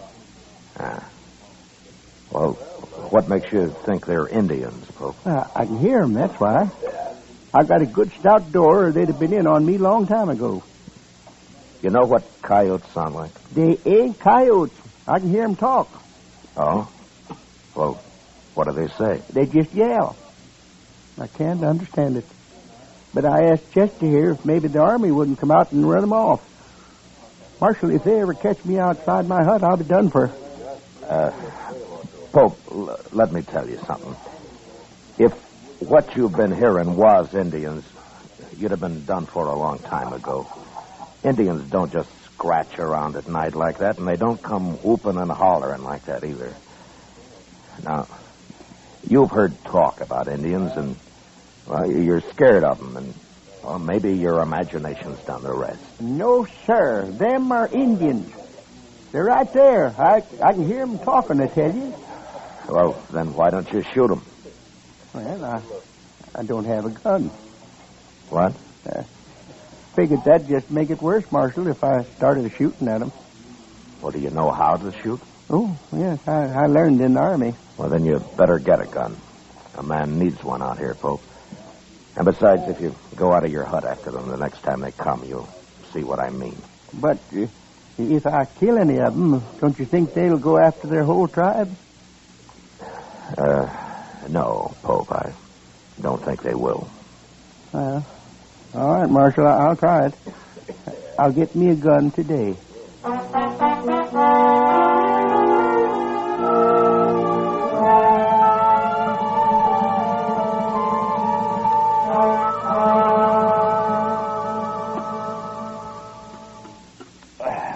Oh, say, that was good. I was hungry. Oh, and I nearly forgot, Matt. Chester said not to wait for him. He'd have supper later. Oh, what's he doing, Doc? He's talking. Talking? To a girl, Matt, and a pretty girl. And he was doing all the talking when I left. She just stood there shaking her head. Smart girl. Oh, I don't know, Matt. Chester's young yet, and may not be real handsome, but at least he's not old and mean. Did you ever try to borrow $1 from him, Doc? Yeah, and I did, too. Of course, I had to pay him back $1 and a dime the next day. But it was easy. I didn't have to lift a finger. He came right up to my office after. Yeah, I know. He's got about 8 of my time. Well, he's smart, that's all. Marshal Dillon. Oh, hello, Honeyman. You know Doc Adams here, Ned Honeyman. Oh, how do you do? How do you do? Sit down. Yeah. Bad news, Marshal. Oh? You know that new feller, that Harry Pope? Yeah, I met him a couple of days ago. I'm going to meet him again, Marshal. What do you mean? He killed Joe Carter last night. What? Carter's worked for me a long time. One of the best friends I ever had. They buried him this morning. Well, where did this happen? Did they have a fight? Pope shot him in cold blood, that's all. Out near that hut of his. Blasted Easterner. I'm looking forward to seeing him hung. Were you there, Honeyman? No. Then how do you know Pope shot him? Well, Earl Brandt was there. He brought Joe's body back to the ranch. Brandt works for you, too, doesn't he? Yeah, not so long as Joe. Oh, tell me what happened. I did. Pope murdered Joe Carter. They was riding by that dirty little sodbuster's hut last night. He come out and he shot Joe and he killed him. Well, maybe it was a mistake, honey. Oh, you don't kill men by mistake, Marshal. Well, now you going to arrest him? I'll ride out first thing in the morning. He might run. No, he won't run. He wouldn't know how. Yeah, I guess that's right. Okay, Marshal.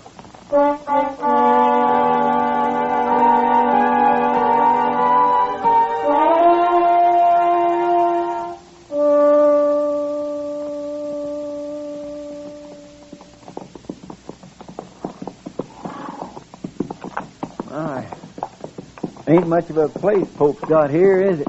Well, he's only had a few months, Chester. Yeah. Besides, he's new to this country. There he is, over by the hog pen. Oh, yeah.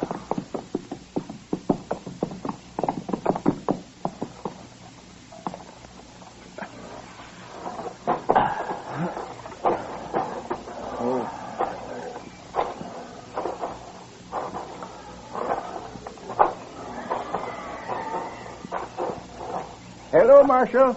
Chester. Hello, Harry. Pope. Marshal, they was back again, all right. Night before last. Who was, Pope? Them Indians. But I came outside and shot at them, like you said, and they rode off. I just hope the whole tribe don't come out after me now. Pope, how many Indians were there? It's just 2. That's all I saw, anyway. You say you shot at them. Did you hit them? Well, I couldn't tell. It was too dark. I tried to, though. Well, tell me what happened, Pope. Well, sir, I heard him just like before. So I got my gun and I loaded it. Then I yelled at them. I don't know if they heard me, but they put a couple of shots into my hut there. Then I opened the door just a little bit, and I heard one of them riding off right over that way. I took a couple of shots at him, and then the other one started shooting at me from somewhere, so I ducked inside again and waited. But they didn't come back. At least not yet, they ain't. No. I sure hope you're right about them not bringing the whole tribe, Marshal. Pope, those weren't Indians. Oh, Marshal, why do you keep saying that? I know better. They were 2 men who worked for Ned Honeyman, and one of them, Joe Carter. You killed him. What? Earl Brandt was the other man. He took Carter's body back to the Honeyman Ranch. He did? I'm afraid you made a bad mistake, Pope. Oh, but how do you know about this, Marshal? Ned Honeyman told me. He could be lying. Honeyman has his faults, but lying isn't one of them. Then you believe I killed that man? It looks that way. Well, I don't know what to say, Marshal. Pope, has there been any trouble between you and these men? Oh, no, sir. No, I hardly know them. They've ridden by a few times, that's all, but I wouldn't have shot at them if I'd known who they was. Except it couldn't have been them. They were shooting at my hut first. Oh, it just don't make any sense at all. I think he's telling the truth, Mr. Dillon. You going to arrest me, Marshal? Well, the Indians that you've been hearing around your place don't exist, Pope. Indians just don't act that way. And, well, I believe you think you've been hearing them. Maybe it's getting worse with you. And so the other night you heard those men riding by and, well, you just started shooting. You think I'm crazy, don't you? I don't think you intentionally murdered Carter, if that's any help. Then you're not going to arrest me? No, I'm not. Maybe we ought to go talk to that fella, Brandt, huh? No, it's better if they come to us, Chester. And they will. He and Honeyman both. Okay. Now, don't get scared and try to run, Pope. You wouldn't get very far. I won't, Marshal.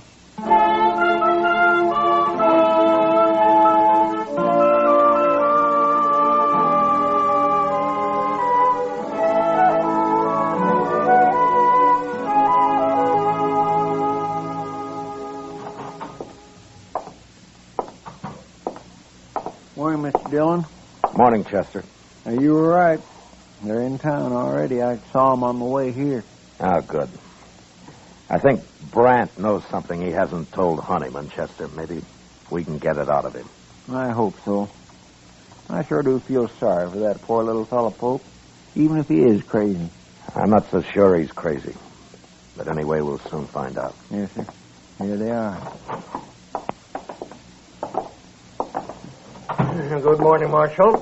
Good morning, Chester. Ned. Morning, Mr. Honeyman. This here's Earl Brand I brought with me. Hi. How do, Earl. Mr. Brand? Marshal, I figured you'd want Brandt's report from the tribe. Me and Carter was good friends. I aimed to see that Yankee sodbuster hung. All right, Brandt. Tell me about it. Nothing to it, Marshal. Me and Carter was riding past his place. He come out and started shooting at us.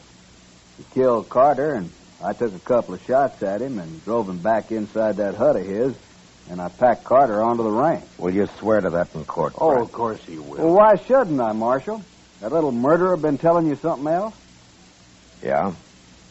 He thought he was shooting at Indians. What? Oh, that miserable dog. Now, you weren't there, Honeyman. How do you know what happened? Well, Brandt told me what happened. Who else would have shot Carter?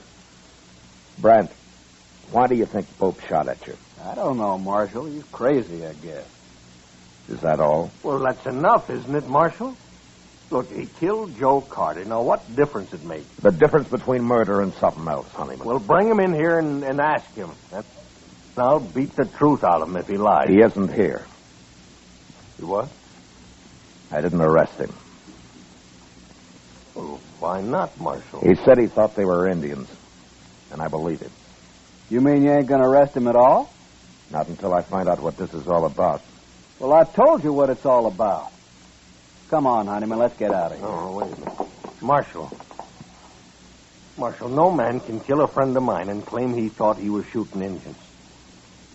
Now, what's the matter with you anyway? You think I'd let anybody get by with that? Carter was my friend, too. If the law won't see justice done, we will. Now, I'm warning you. You try to kill Pope and I'll arrest you. And if you do kill him, you'll hang for it. Well, I always thought you was a good man, Marshal. And I always respected you.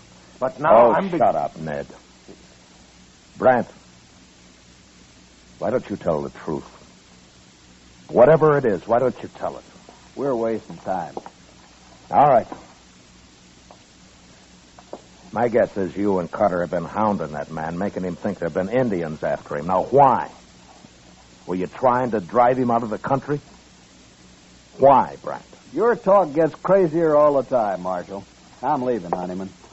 For the last time, Marshal, you going to do anything about Carter's murder? It wasn't murder, Honeyman. Don't you see that now? He's dead and Pope shot him. That's all I know. That's all I need to know. Come on, Brant.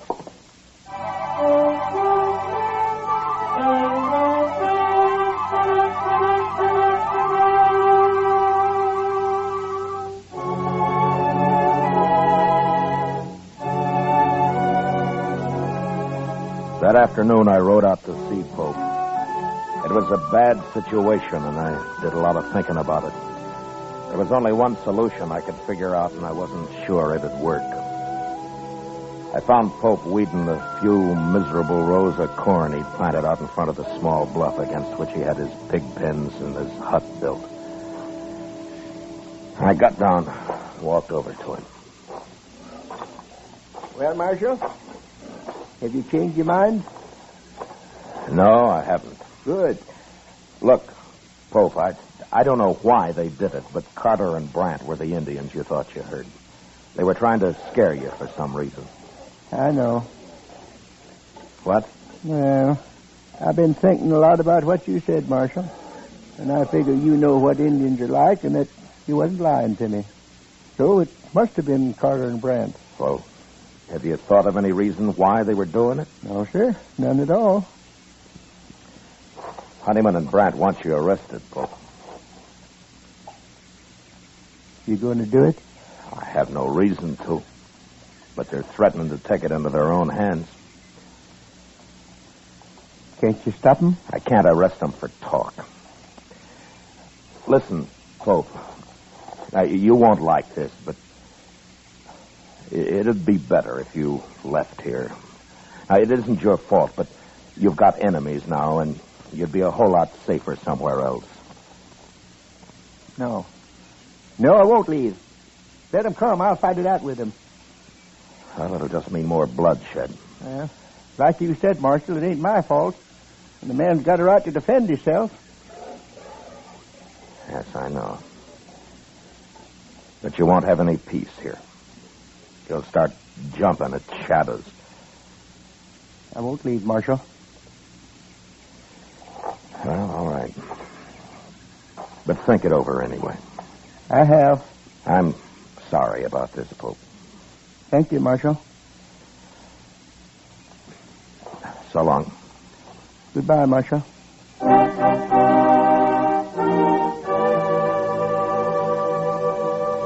Pope went back to weeding his corn, and I rode off past his little hut and around the narrow bluff he'd built it against.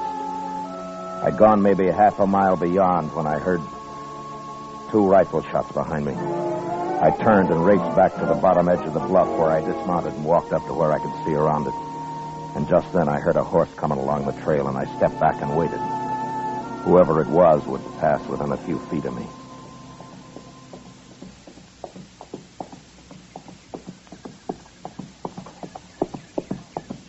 I got the drop on you, Brent. Don't shoot.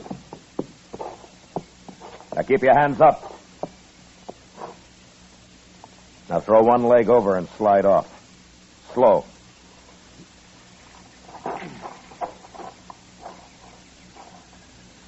How long you been here, Marshal? Turn around.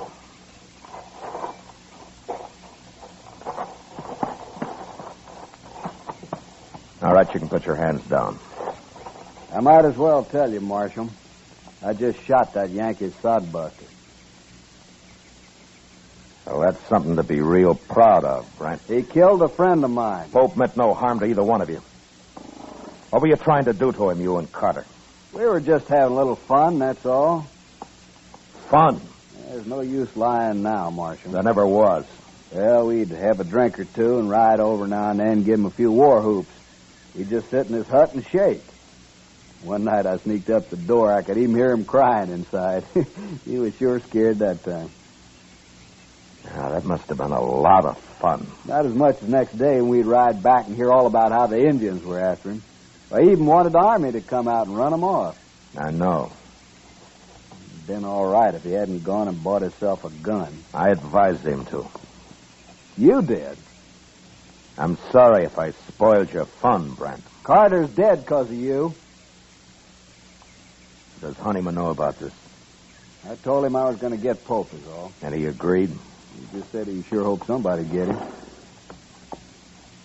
All right, Brent, let's go bury him. I ain't going to bury him. Let him rot. You'll bury him. Or I'll bury both of you. Now, you take your choice. You mean that, Marshal? Get moving. Sure.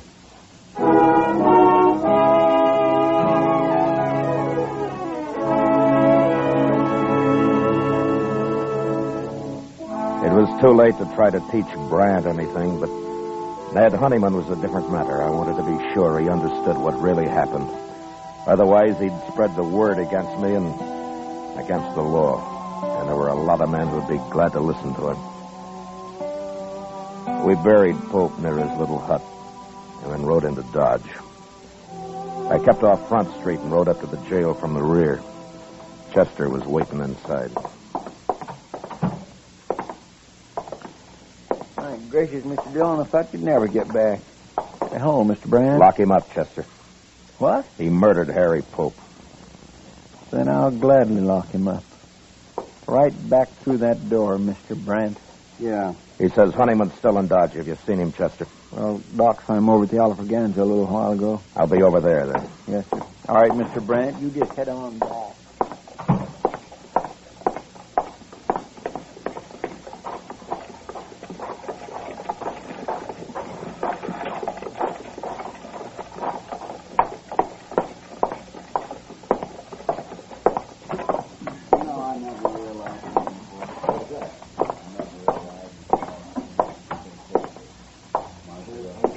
Hello, Honeyman. What do you want, Marshal? I want to talk to you. I don't want to hear it. No, I don't think you do. What? I've been talking to Brant. He's told me the whole story. Where is he, anyway? He told me that he and Carter have been having fun, as they called it, with Pope. Making him think they were Indians. Well, you told him that this morning. He admits it now. I don't believe it. And even if they had, is that reason enough to kill a man? Pope was acting in self-defense. He wouldn't have shot Carter otherwise. It was a mistake. But Carter brought it on himself. I don't believe it.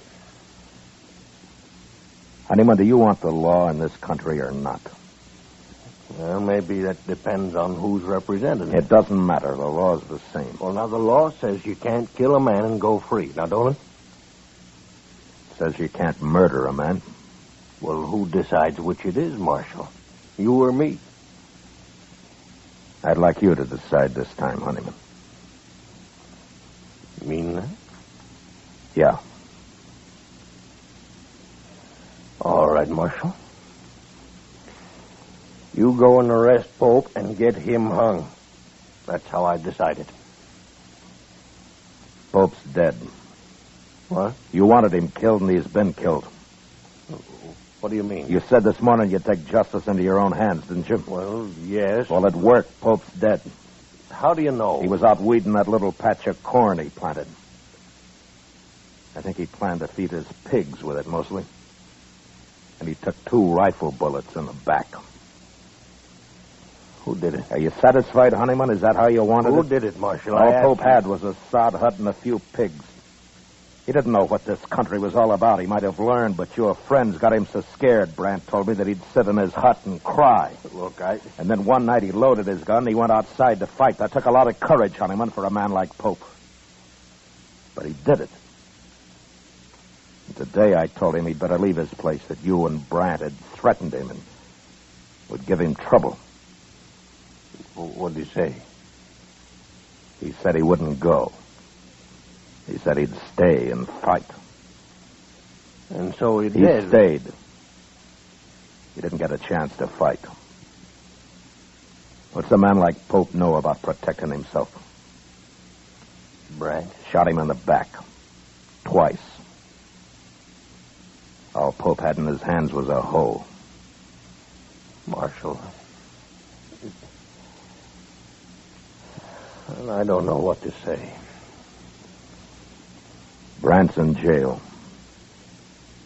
I'm going to see him tried for murder. And he'll be hung. Yeah, but I guess I'm just as guilty as he is. You could have stopped it.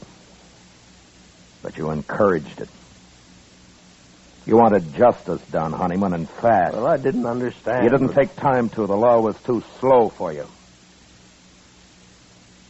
I'm not very proud of what's happened. The law's new out here, Honeyman, and sometimes I think the only time people want it's when it seems to act the way they would act themselves if there weren't any law. But it won't work that way. According to the law, you're right or you're wrong. You're guilty or not guilty. People out here have had a hard time accepting that. But there won't be much law till they do. And men like Pope will go on dying, no matter how many Brants get hung for it. Marshal, would it help the law if I get up in court and take my share of the blame for this? Yeah. Yeah, Honeyman, it'd help. Well, I'll do it. Good. I'd be proud to buy you a drink, Honeyman. Oh, sure, Marshal. I thank you.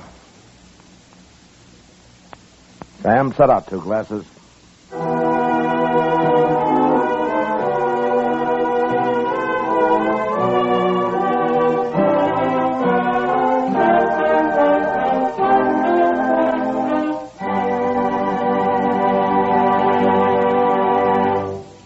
Gunsmoke, transcribed under the direction of Norman Macdonald, stars William Conrad as Matt Dillon, U.S. Marshal. Tonight's story was specially written for Gunsmoke by John Meston, with music composed and conducted by Rex Corey. Featured in the cast were Lawrence Dobkin as Ned Honeyman, Ralph Moody as Harry Pope, and Harry Bartell as Brant. Harley Bear as Chester, and Howard McNear as Doc. Gunsmoke has been selected by the Armed Forces Radio Service to be heard by our troops overseas. Join us again next week as Matt Dillon, U.S. Marshal, fights to bring law and order out of the wild violence of the West in Gunsmoke.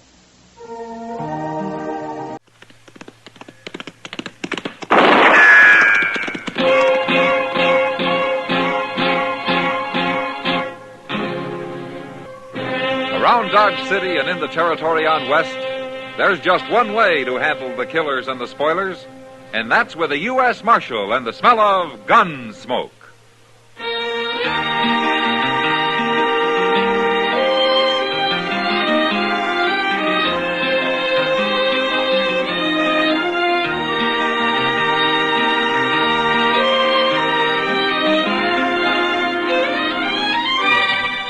Gunsmoke, starring William Conrad.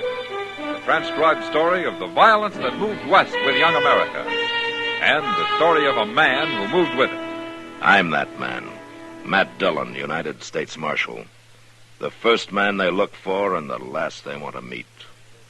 It's a chancy job, and it makes a man watchful. And a little lonely.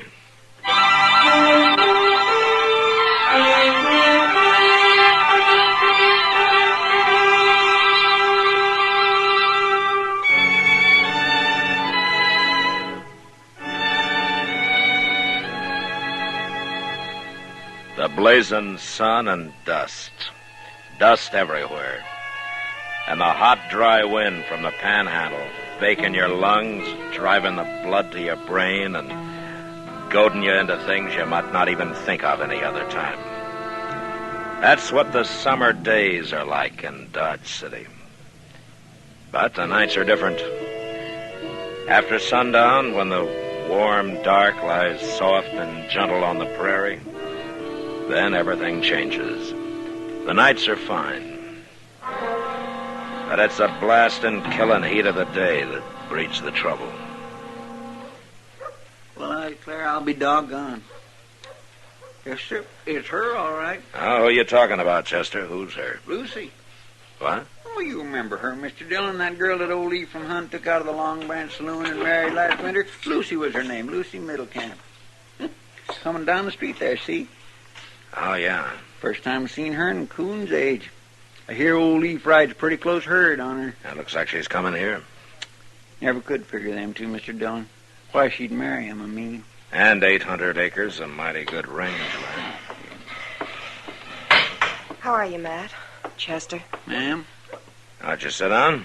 I haven't time, Matt. I can't let Ephraim know I came here. Oh, why not? Why did you come? Ephraim's going to kill me. What? It's true. He told me so. I know everybody thinks he's so good, studied to be a preacher and all. But he's not good. He's mean and cruel. I made an awful mistake when I married him, and now he won't let me go. Oh, why does he want to kill you? He accuses me of things. Crazy, terrible things. How do you want to file a charge, have him locked up? My word against his? With him always quoting the scripture and the like?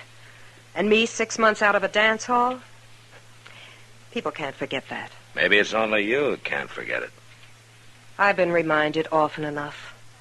He keeps telling me I'm evil, and that he tried to save me. He says when I married him, I led him into sin, and now I have to pay. Well, what do you want me to do? Talk to him. Warn him something.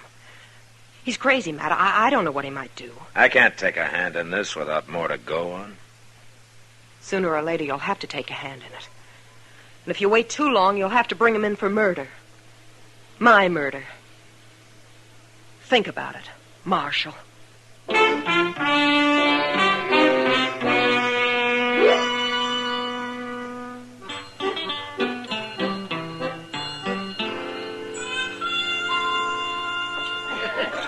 if you'd have taken that medicine I gave you, it would have been... Oh, there's Matt. Matt! Oh, Matt!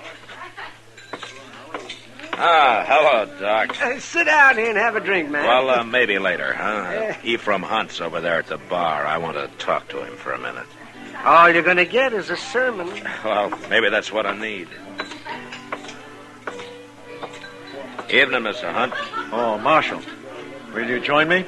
Oh, thank you. I will. A glass for Marshal Dillon, lad. Yes, sir.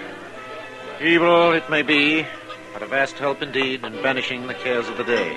A man like you shouldn't have any cares, Mr. Hunt. Care lurks everywhere in this vale of tears, Marshal. Men's brief joys, dearly bought. Your good fortune, sir. Well, luck. Well, how's the missus? Her health is excellent, as it usually is in youth. Her state of grace may be somewhat more uncertain. Oh? It's nothing that can't be dealt with. It's a man's bounden duty in this world to lend his own strength to the frail reeds of his household, to support them against the storm and strife of this temporal life. The man is a rock, sir, and the woman a reed, swayed by the wind. Uh-huh. But, if the rock happens to break the reed, what about that, Mr. Hunt?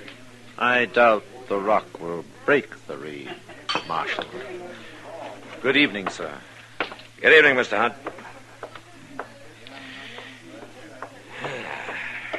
How are you, Matt? Oh, hello, Kitty. What's old Hunt preaching about these days? Look, Kitty, you knew Lucy when she worked here, didn't you? Sure. Tell me about her, huh? What's she after? What does she want? A chance to be somebody. She's hard as nails, Matt, and she'll use anybody to get what she wants. That's why she married old Ephraim. Oh, there's something else you might not know, Matt. Oh? There's a young fellow working out there at Ephraim's place. Booth Ryder. Oh, you mean that young kid who drifted in here a couple of months ago? Well, how does he figure? Well, I don't know. But I do know Lucy. And you can take it from me, Matt. He figures.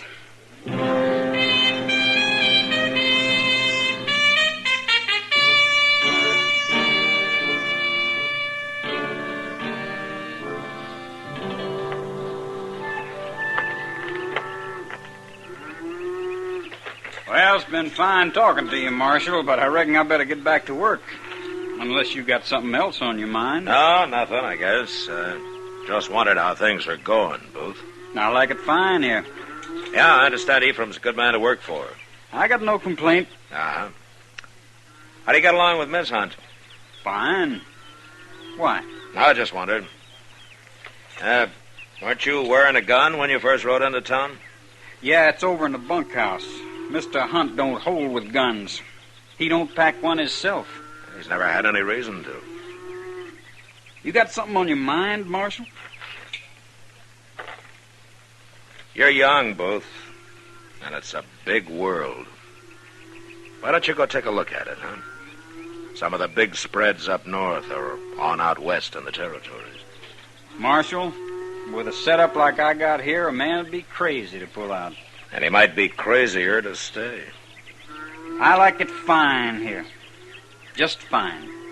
All right. I can't run you out. It's your life, Booth. As long as it lasts.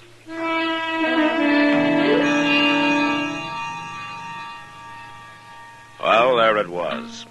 And nothing to be done about it.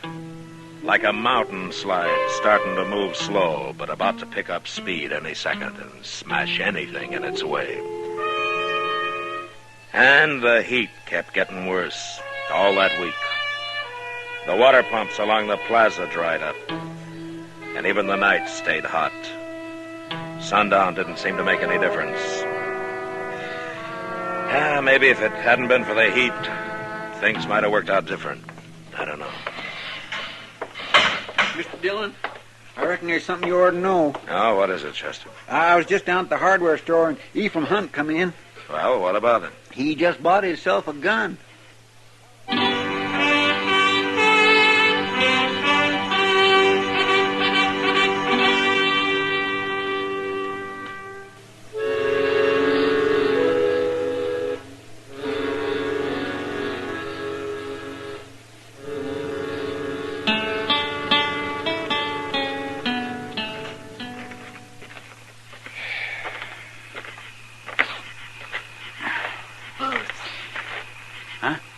Up here on the porch.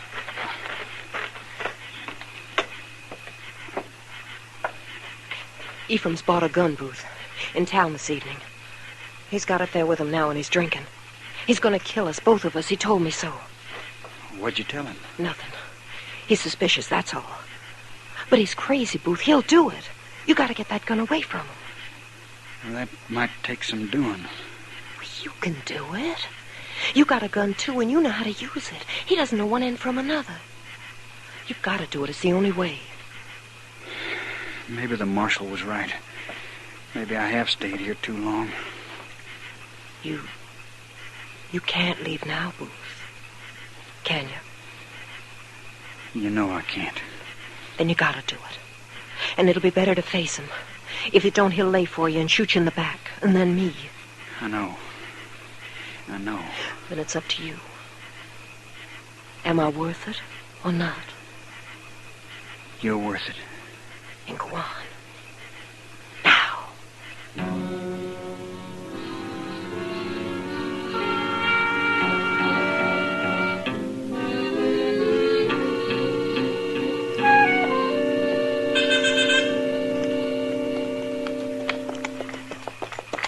What are you going to do, Mr. Dillon? That's got me buffaloed.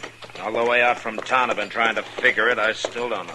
Yeah, but if it ain't stopped, you know what it's going to lead to. I haven't got a thing to go on, Chester. Because a man buys a gun doesn't prove he's planning a murder. I know. And 10 to 1, Ephraim will order me off his property and tell me to stay off. And he's got a perfect right to do it. If I was in his shoes, I'd... Come on, Chester. I guess we should have got here sooner, Mr. Dillon. Yeah. Over this way, Chester. They came from the barn, not the house.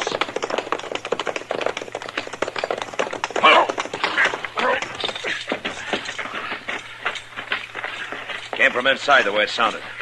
Mr. Dillon, there's somebody over there on a horse heading down into the river bottom. Let him go. We'll never catch him in that brush, not tonight. Wait a minute, easy now.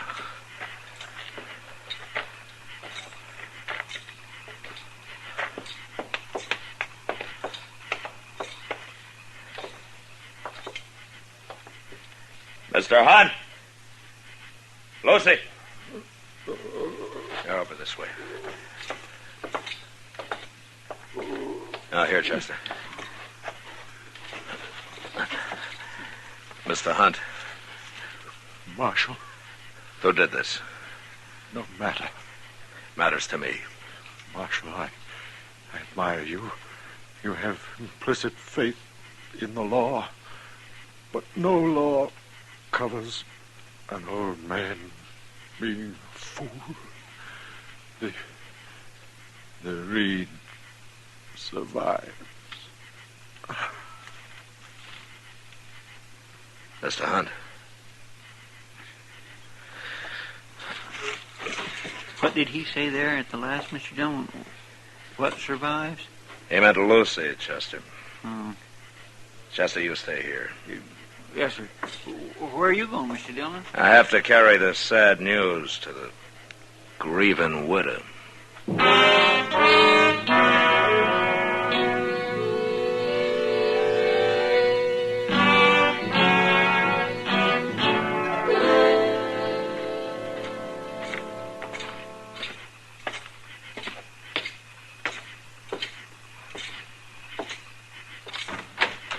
What were you doing out there so long?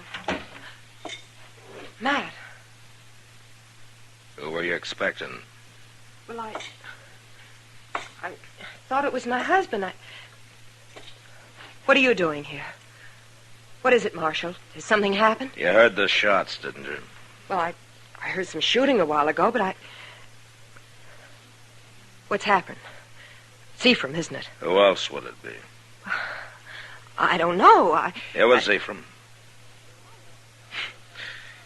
You really outsmarted me, Miss Hunt. You planned it, you carried it out, and you'll get away with it. Clean as a whistle. And I can't touch you. What are you talking about? Your husband's murder. You're out of your mind. I guess I should have figured what you were up to, but I didn't. You were too smart for me. You killed him without touching a trigger. You worked young Booth Ryder up to that. Are you crazy? You got Ephraim to buy that gun. You told him Ryder was bothering you. Wouldn't let you alone. That he was dangerous.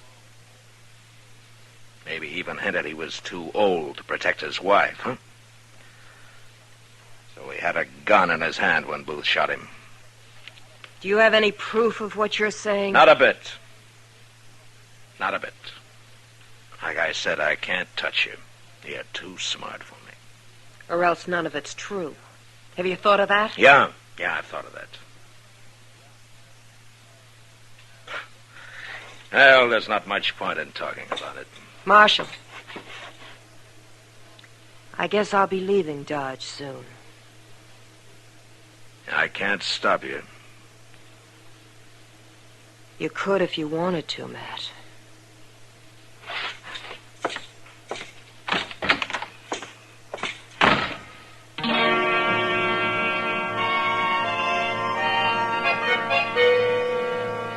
Two days passed with no sign of Booth Ryder. I figured he was waiting it out somewhere around town, waiting to see which way the wind was going to blow. But I didn't know where. And I didn't have much case against him anyways. Probably a waste of time. But I still had to try. I had to bring him in and try. It is a fact, Mr. Dillon. I ain't never seen a hot spell last as long as this. Why, it's enough to downright frazzle a person. Yeah, it's a rough one, all right. 8 o'clock in the evening and that thermometer ain't dropped 1 degree. Why, it keeps on like this a while. It's going to drive folks back east. Well, here comes somebody I wish it'd drive somewhere. Yeah. Oh, old Belk. Yeah. I reckon he's hunting somebody to stake him to a bottle. And it kind of looks like we're going to be the ones on it. Yeah, I'm afraid we are. Mr. Dillon. Marshal, I heard a rumor going around you might be looking for this fella, Booth Ryder. It's generally known, yeah. Well, I just might be able to tell you where he is right now. All right, there's your bottle. Now tell me. I just like being an informer, but of course I feel it's my duty as a citizen to tell you. Just tell me, Belk. Now, Marshal, If you got anything to tell me, say it and get out. Well, he's hiding in the hayloft down at the livery stable. You got no call. You got your money, Belk. Now go on, get out. Well, all right. Evening, gentlemen.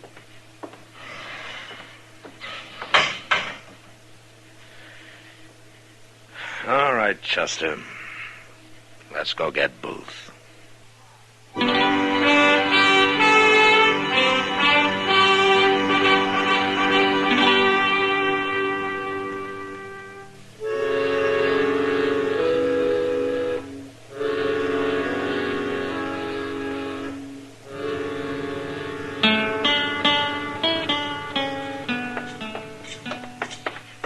You think he'll put up a fight, Mr. Dillon? I don't know, Chester. He's just a kid. I'm afraid he might. It's a downright shame. He seemed real nice when he come here. Well, Lucy was too much for him. She had him out in the middle with his head underwater before he even knew how to swim. Well, here it is. Yeah. All right, watch yourself, Chester. Stay clear. Yes, sir, I will.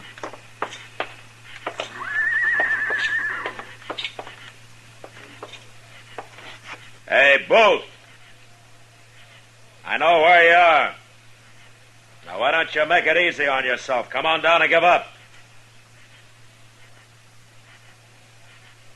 You got no protection up there. I can stand here and throw bullets up into that loft as long as I have to until one of them finds you.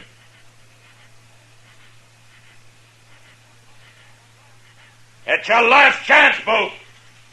Hold him, Marshal. Stay back, Chester. All right, Booth, you're under arrest. No. I ain't giving up that easy. Don't be a fool. Now, hand over that gun. You haven't got a chance. If you try to draw, I'll kill you. And I reckon you better start your killing.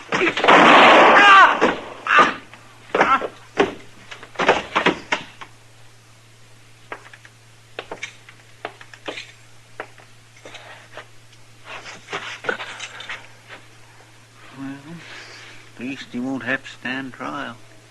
He's not dead, Chester. I aimed high on him. Come on, we'll get him over to Doc's.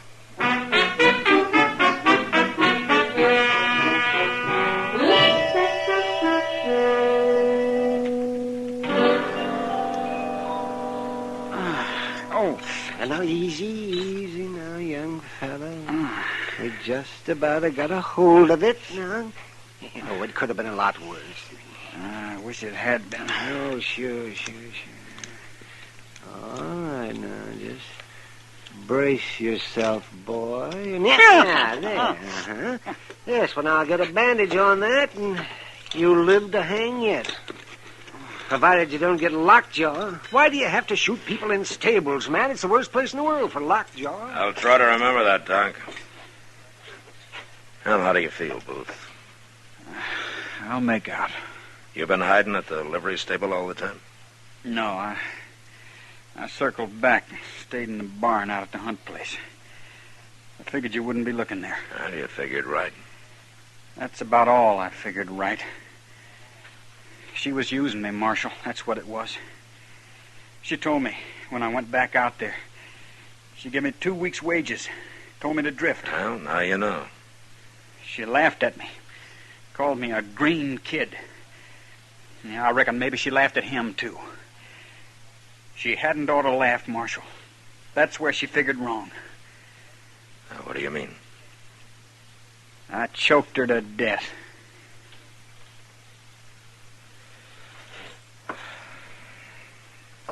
Well, Booth, I'd probably have let you off clean. You were in the clear. He had a gun in his hand, even if he didn't know how to use it. But not now. Yeah. Well, I guess it don't matter much now.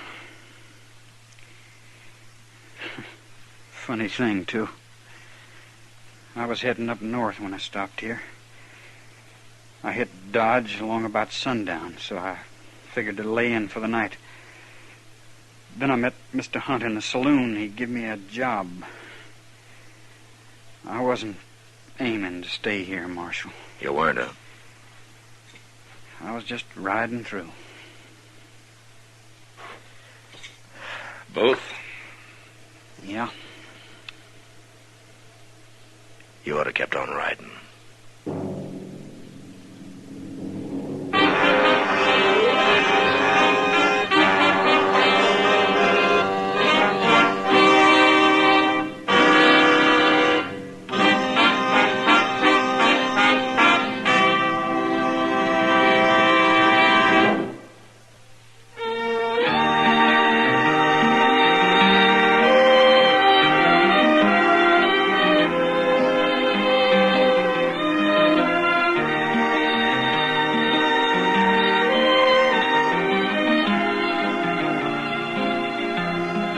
Gunsmoke, produced and directed by Norman McDonald, stars William Conrad as Matt Dillon, U.S. Marshal. The special music for Gunsmoke was composed and conducted by Rex Corey. Sound patterns by Tom Hanley and Bill James. Featured in the cast were Michael Ann Barrett, Sam Edwards, Ralph Moody, and Edgar Barrier. Parley Bear as Chester, Howard McNear as Doc, and Georgia Ellis as Kitty. The bond-a-month plan makes savings easy if you have a checking account. Sign your name once, and your bank does the rest. Buys you a United States savings bond every month from your account and mails it to you. Sign up for the bond-a-month plan now at your bank or where you work, or through the volunteer who calls on you. That's the bond-a-month plan for United States savings bonds.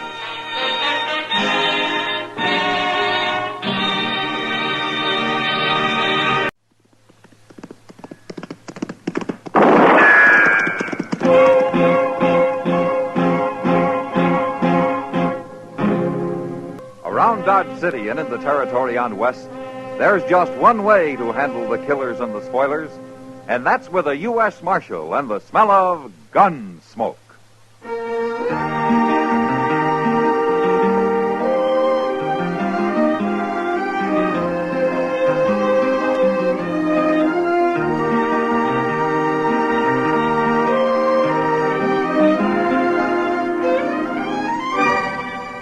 Gunsmoke, starring William Conrad.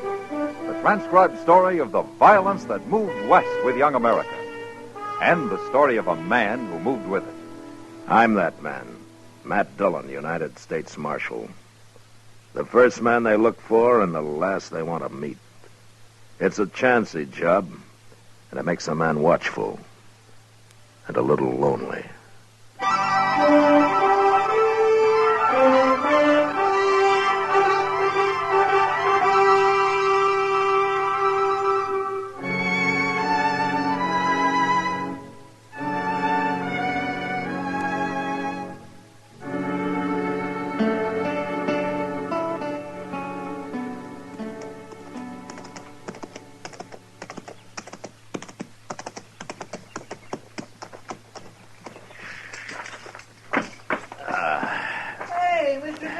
What?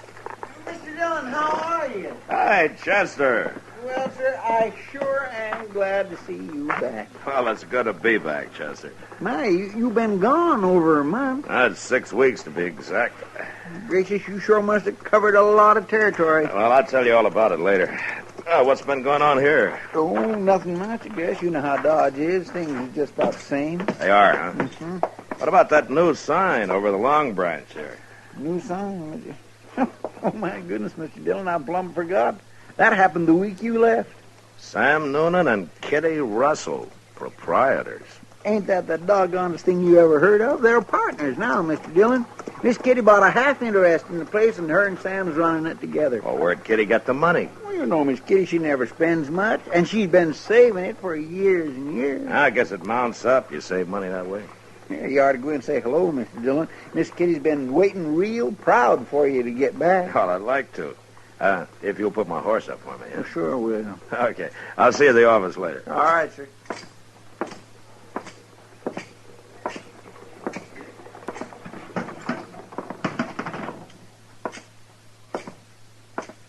Hello, Sam. Well, Marshal Dillon, when'd you get back? Just now. Saw your new sign outside, and I came in to see if the price of whiskey had gone up. Well, Marshal, the price of whiskey went down at the Long Branch. What? Yeah. First thing Kitty talked me into. Well, knowing you, that must have taken some talking. Well, you know, she was right. We're making more money than ever. I sure got to hand it to her. Ah, good. Where is she? Well, she went to her room, Marshal. And, you know, I wish you'd go up and see her. She got me worried. Oh, why?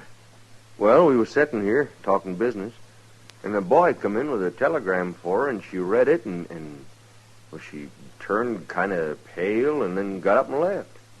Huh. Yeah, sure, Sam. I'll go see her.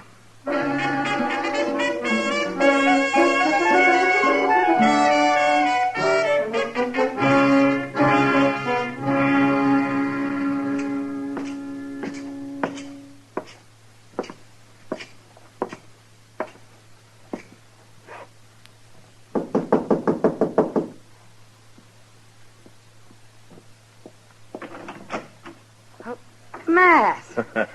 Hello, Kitty. Oh, come in. Thank you. I just got back. I thought I'd come around and congratulate you. Oh, well, thanks. Kitty. Huh? Sam told me about the telegram. If there's anything I can do to help. Oh, Matt, you got it all wrong. Sam, too. It's not bad news. Oh? Well, I'm glad to hear that. It's my father, Matt. What? My father, Wayne Russell. He's coming here to Dodge tomorrow. Well, I thought your father was lost. Well, he has been. I've never even seen him. He left my mother in New Orleans a few months after I was born. Yeah, I know. He was a gambler, Matt. He worked the riverboats. Mother always said he was a very charming man. Funny thing is, she never held it against him, his deserting her. She just accepted it as the way he was. In a strange sort of way, she was proud of him. Well, how do you feel about him, Kitty? Same as my mother, I guess. Hmm. He's coming tomorrow, you say, huh? Matt, will you go to the depot with me to meet him? Like I say, I'm real happy about it. But I feel kind of scared.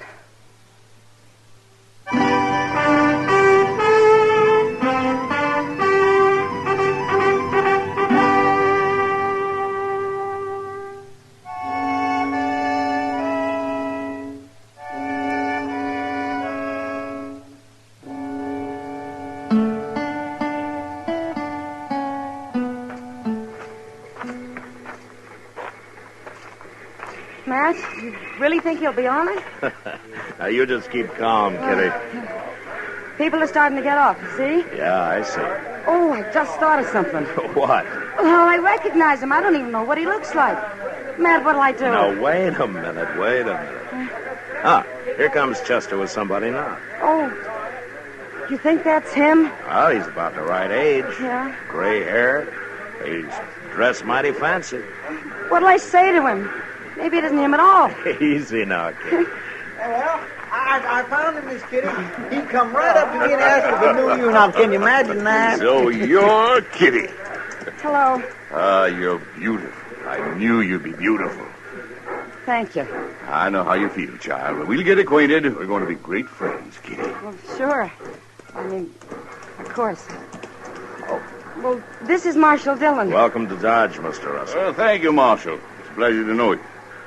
Kitty, I want to meet all your friends. And I've an idea. Yeah? I'd like to give a dinner tonight. I trust there's a restaurant here that could accommodate us. Oh, there sure is, Mr. Russell, and that is a fine idea. Delmonico's, that's the best. We could go there right now and tell them to get started cooking. Chester. Well, I'm only trying to help. Well, that'd be pretty expensive, wouldn't it? Kitty, my child, expense doesn't matter. I own a very prosperous freighting business in New Orleans now. I've had it for some time. Well, that's wonderful. Will you invite your friends for me, Kitty? Yeah, if you want. And about how many shall I tell them to expect? Well, Chester and Matt and Doc Adams and... Oh, I don't know. Well, ain't you going to ask Sam, Miss Kitty? After all, he's your partner now. A partner? What partner, Kitty? Oh, it's nothing. Nothing? Why, Mr. Russell, she's half owner of the Goinest Saloon in Dodge, that's all. Is this true, Kitty? Well, it's really Sam Noonan's place. But you're associated with him in the saloon business? An unmarried woman has to make a living. I'm making a good one. Of course, of course. Well, we'll talk about all this later, Kitty. But tonight we'll celebrate, shall we say, 8 o'clock at Delmonico's. I'll see you there, too, Marshal? Aye, certainly, sir. I'll take you over to the hotel, Mr. Russell. Well, thank you, Chester. Very kind of you to put yourself out this way. Well, Kitty? So that's my father, huh? He's quite a gentleman, isn't he? Matt? Yeah. I need a drink.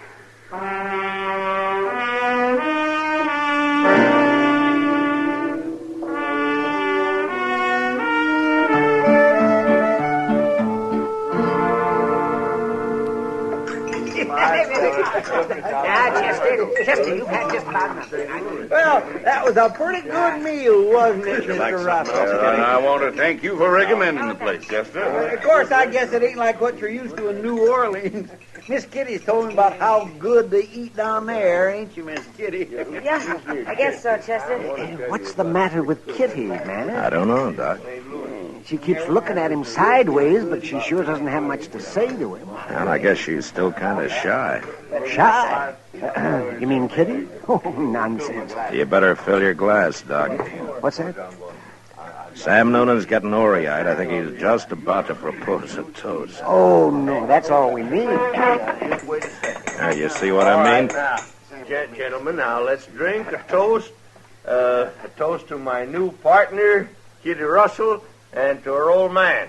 No, I mean her father. Sorry, Mr. Russell. And their very happy reunion, and many more of them forever and forever and forever. All right, getting thirsty, Sam.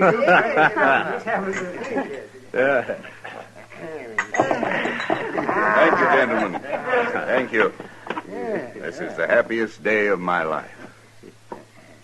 Here's to you, Kitty, and to the Russells, the proud Russells. Oh, hooray.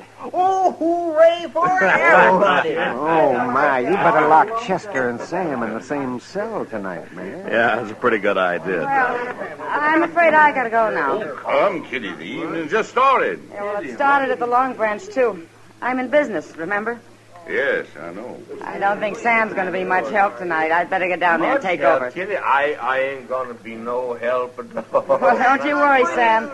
You stay and have a good time. Kitty, you can't go out there on the street this time of night. Well, I'll go with it, Mr. Russell. Well, she must leave. I'll stop in later and say good night, Kitty. Good night, sir. Good night. Doc, keep an eye on those two, will you? Now, doggone it, Sam, you shouldn't be drinking all that. I'll give you some.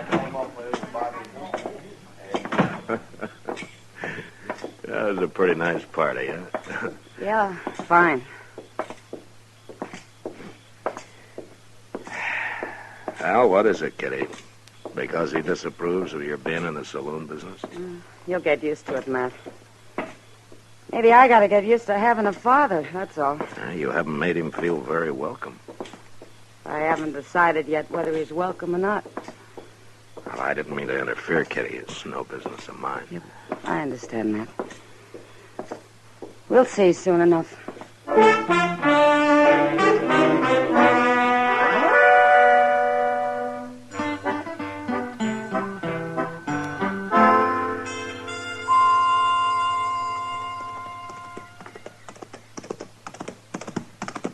Well, that's a good-looking horse Chester's riding, man. He's thinking of buying it, Doc. Buying it, buying it. With what?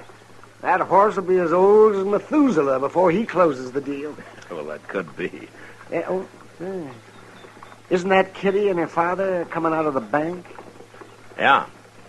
She treating him as cold as ever, man?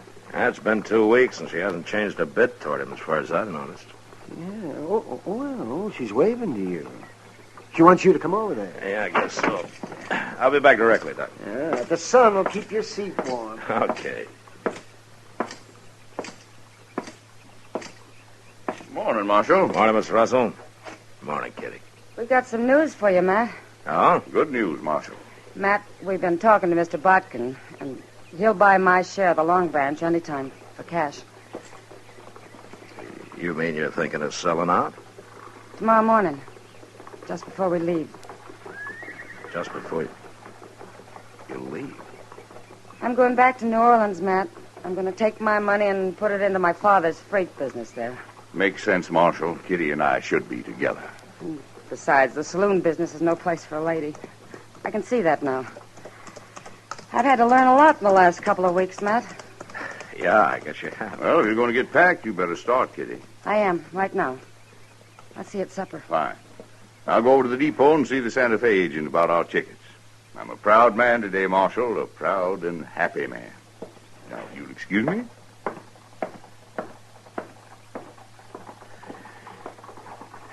Kitty. Yes, Matt? Whose idea was this? You're selling out and all? Well, he likes to think it was both of ours. But? I'll have to give him the credit, Matt. He's been talking about it one way or another for 2 whole weeks now. He's awful smart. He can convince anybody of anything. Yeah, I guess he can. What is it, Matt? Don't you like him? It doesn't matter whether I like him or not, Kitty. No, I guess it doesn't. But, I sure don't trust him, Kitty. Now we're getting somewhere. What? I'm going to need your help, Matt. I don't trust him either.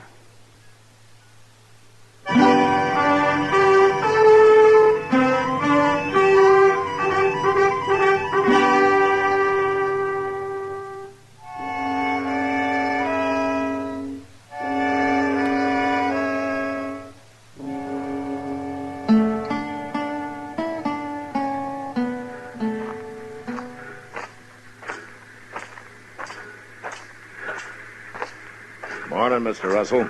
Morning, Marshal. Well, I see the train's ready. Where's Kitty? She insisted on meeting me here.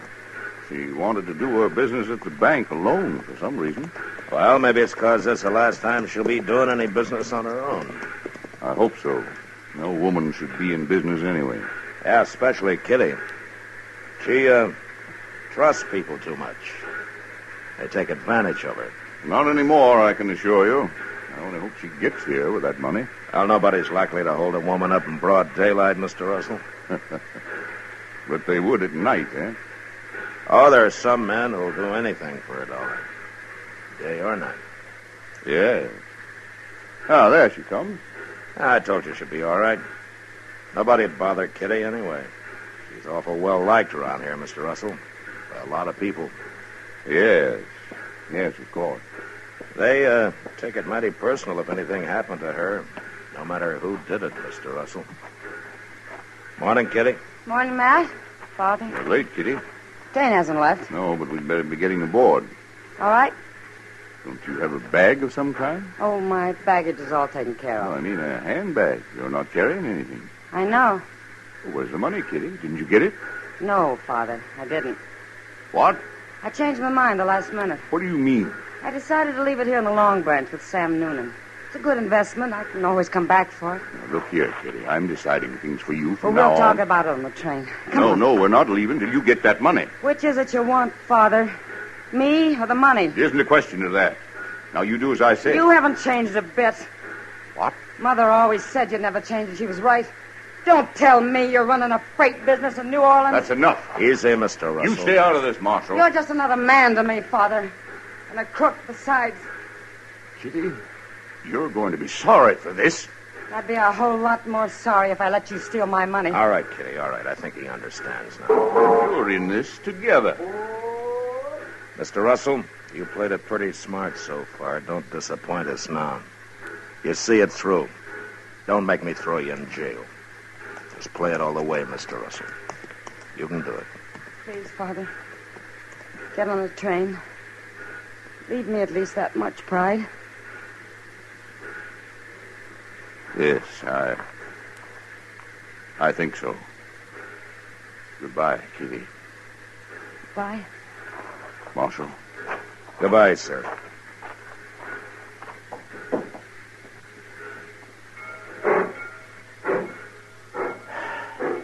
Well, he did it, Kitty. You were right. Sure he did. You bet he did. All of us Russells have pride.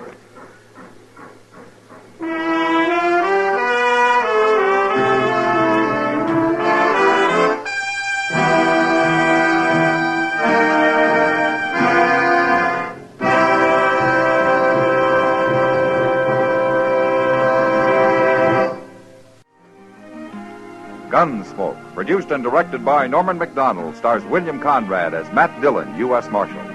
Our story was specially written for Gunsmoke by John Meston, with music composed by Rex Corey. Sound patterns by Tom Hanley and Bill James. Featured in the cast were John McIntyre and Lawrence Dobkin.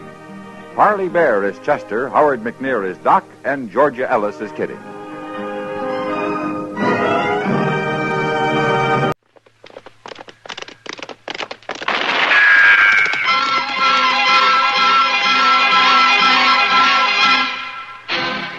Around Dodge City and in the territory on West, there's just one way to handle the killers and the spoilers, and that's with a U.S. Marshal and the smell of gun smoke.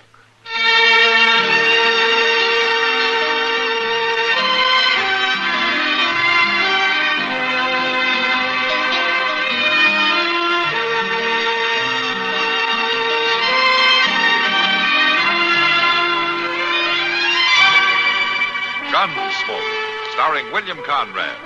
The story of the violence that moved west with young America. And the story of a man who moved with it. I'm that man. Matt Dillon, United States Marshal. The first man they look for and the last they want to meet. It's a chancy job, and it makes a man watchful. And a little lonely.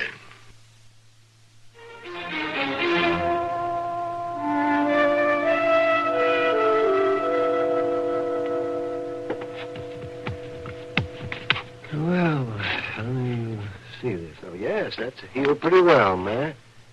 At least there doesn't seem to be any infection. Good. How long ago this happened? Oh, a few months ago, Doc. I don't remember exactly. You get a bullet in your leg and you don't remember when it happened. Well, I was way out in the country, Doc, clear up by Indian Wells. I don't know what that's got to do with your remembering.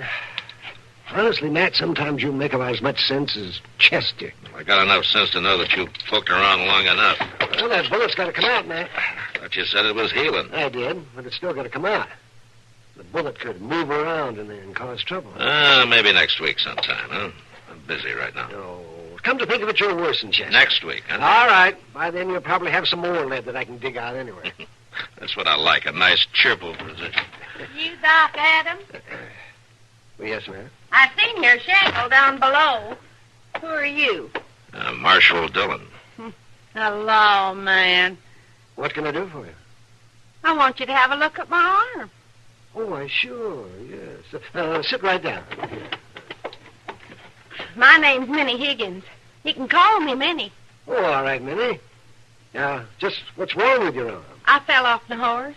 Got scratched up some. Oh, let's look at this. Ain't nothing bad, but there's some proud flesh developing there. I already put some turpentine on it.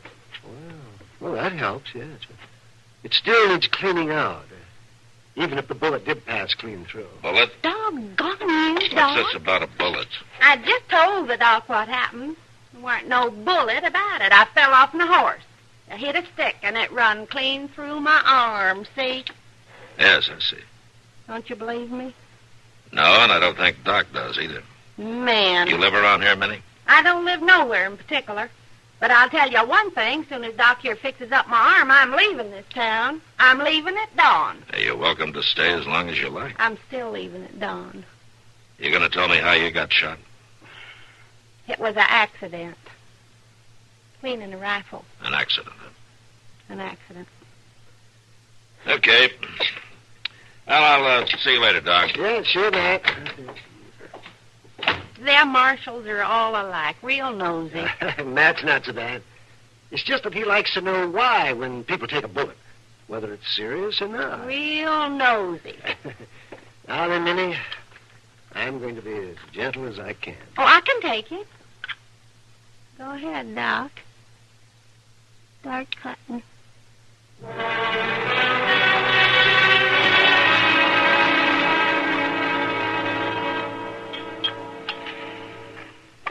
Well, I sure didn't never think a man could starve to death waiting for his coffee in a restaurant before. Sometimes it beats drinking it, Chester. By golly, I never thought of that. Yeah, you get married, Chester. You wouldn't have these problems. Yeah, sure. Hello there, Doc. Marshal? Hello, Minnie. I thought you were leaving town this morning. Well, a girl can always change her mind, can't she? Yeah, sure. This is Chester Proudfoot, Minnie. How do, man? Well, you're kind of country even for Dodge, ain't you? Say, it's awful crowded in here, ain't it? Oh, well, would you like to sit down here, Well, Minnie? ain't that sweet of you? What do you think of my new clothes, Doc? And my new hat? Well, the hat's mighty impressive. Oh, I thought it was pretty. Oh, it is. Yes, it is indeed, Minnie. Here's your coffee, gentlemen. Say, you. Ma'am? You got any steak out there in the kitchen? Sure. Well, bring me one. About 2 inches thick and slap 4 fried eggs on top of it. Yes, ma'am. One thing you sure do know how to eat. Well, a girl's got to keep up her strength, don't she?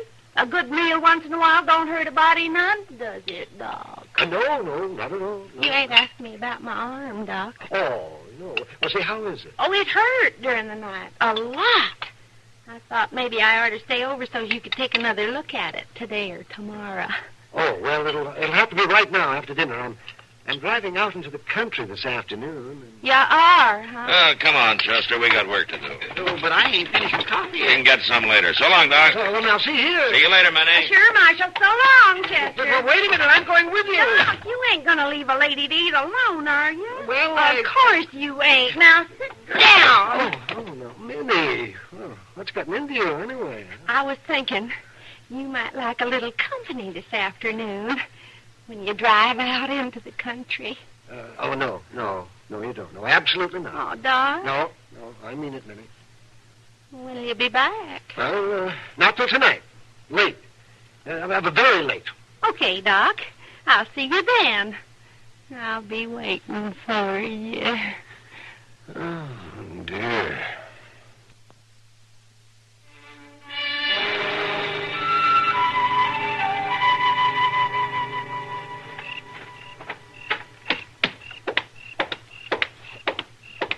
Doc! Oh, Doc! Huh? Well, Apple, late getting back to town, Doc. You had me worried.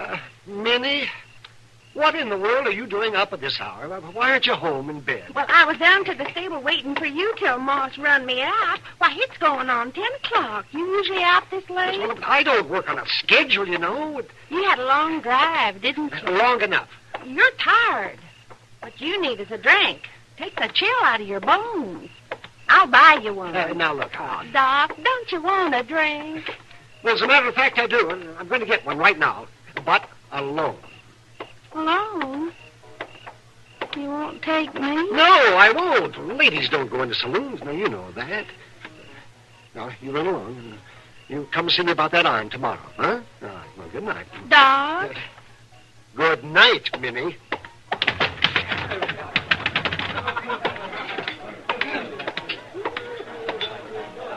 Sam, set out a glass and a bottle of rye. Yeah, sure, Doc. Usually you take time to say hello before you order whiskey. Yeah, he looks pretty nervous. Oh, it's all very well for you to joke. You don't have the problems that I do. There's one thing I can't stand. It's a doctor feeling sorry for himself. It had nothing to do with my medical practice. It's that woman, that Harridan who's been chasing me. I don't know what it is you got, Doc, but it must be mighty powerful. Yeah, that's just about as much sympathy as I expect from you. I'm jealous, that's all. Ah, you ought to take it easy on him, Matt. Doc's got real trouble from what I hear. No, I haven't got real trouble, Doc. Gun it. No woman can force herself on me. That's the spirit, Doc. Doc? Oh, brace yourself, she's in. You lied to me, Doc. I lied to you about what? About there being no woman in here. What do you call her? Oh, now look here. Now, women are welcome here any time, Minnie. It's just that most ladies don't approve. Well, you look like a lady. I'm staying. That's the spirit, Minnie, you don't understand. Kitty works here. She owns the place. What's the difference? Well, the men, they wouldn't understand now, Minnie. They might get the wrong idea about you. You think so? Well, I know about men. Barkeep, drinks for the house.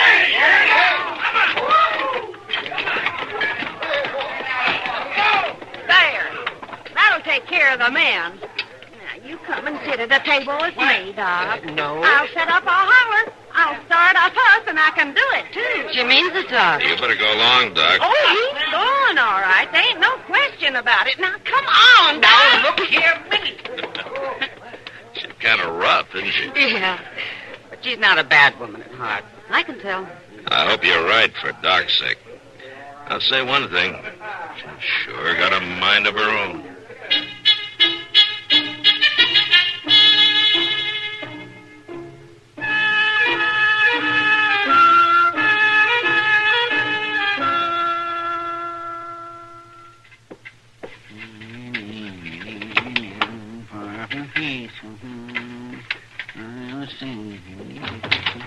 Where's Matt? You had to ride out to Jakeworth, or to be back by dark. Oh, my gracious. I do declare, Doc, you act nervous as a bridegroom. You know what that woman did this morning? What woman? You know very well what woman. She waited in hiding for me outside of Delmonico's. She sprang out at me like a mountain lion.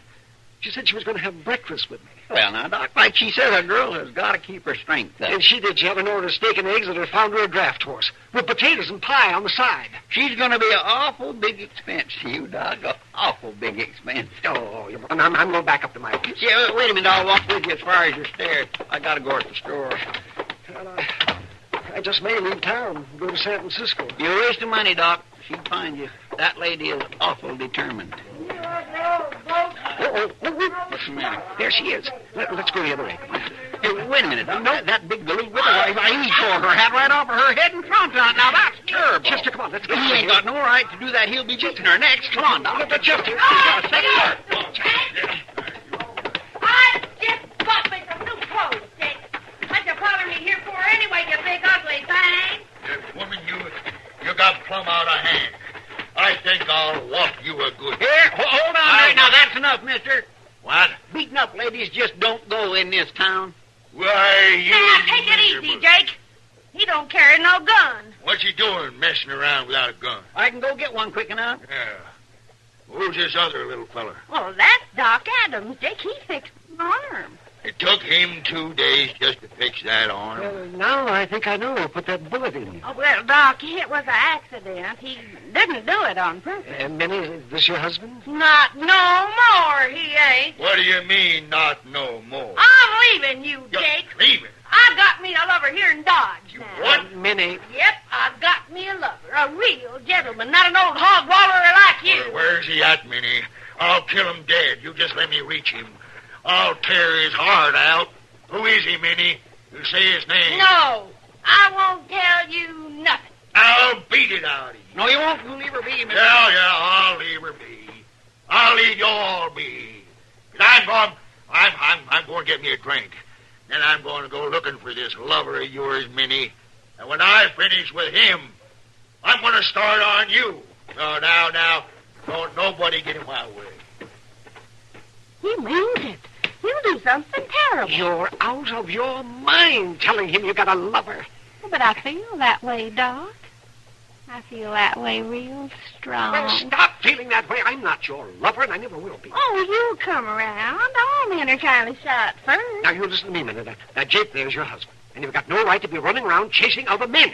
Doc is right, Minnie. It ain't fitting. Once a lady's been churched in wedlock, she's got a duty to her husband, good or bad. We got to run away together, Doc, right now while we got the chance. We'll have a few hours start, and he won't find out till we're on our way. No, Minnie, no. No, that's as simple as I can make it. No. Come on, Chester, I'm going up to my office. I think I better fix myself a powder.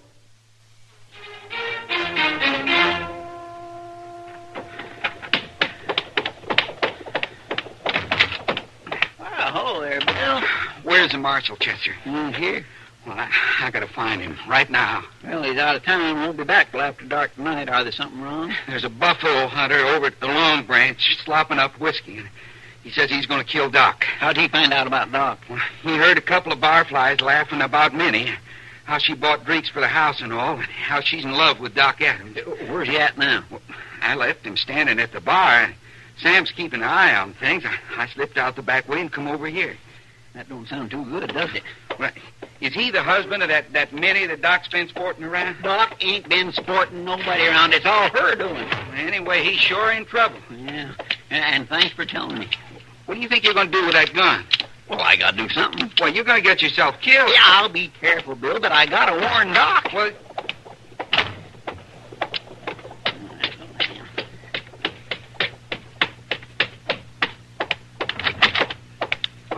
What's the occasion? Now, don't try to be funny, Doc. Jake Higgins has found out about you and Minnie. What's the gun for? He claims he's going to kill you, Doc. Oh, are you out of your mind? There's not going to be any shooting over this nonsense. I won't stand for it. I don't know how you can do much about it. Well, I'll go talk with him. I'll stop it fast enough. Doc, that man is crazy jealous. He's got a belly full of liquor and he's toting a gun. And besides, he's a buffalo hunter. And you know they ain't a buffalo hunter alive you could call even a little bit civilized. I'm not thinking of palling around with him. Well, you better start thinking of something. Jake Higgins ain't going to go away just because you try to ignore him. This whole business is ridiculous. It was, maybe, but it's got pretty serious now. No woman's going to drag me into a mess like this. You're already in it, Doc. Maybe you can spit it bad weather, but you can't change it.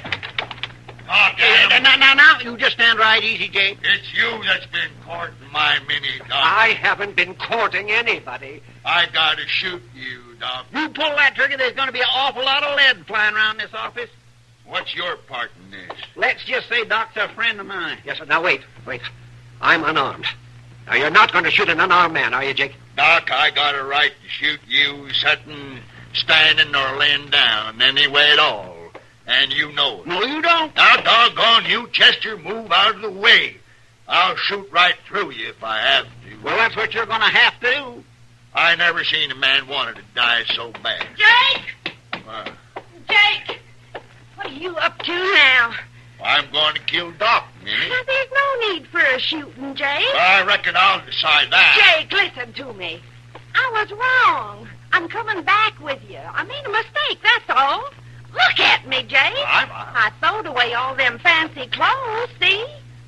I ain't gonna try to be a lady no more. Oh, what about him? Doc? Yeah. Oh, he didn't do nothing, Jake. It was me. I got to feeling girlish, I guess. Girlish? What Doc and Chester told me a while ago there about being married and all. Well, they was right. It brung me to my senses. Yeah, but You didn't never have no quarrel with Doc, Jake. Is this true, Minnie? All this you're saying? Yeah, it's true, Jay. Yeah. I belong with you. Out there on the prairie, skinning buffalo for you, fetching and carrying.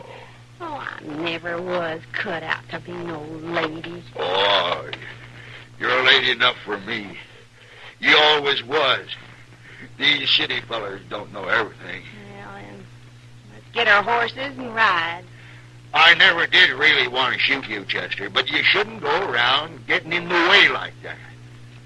Well, come on, woman. Let's get All right, just as soon as I pay Doc for fixing my arm. Pay me for... Oh, forget it. Oh, Peg, you don't owe me any. Keep the money.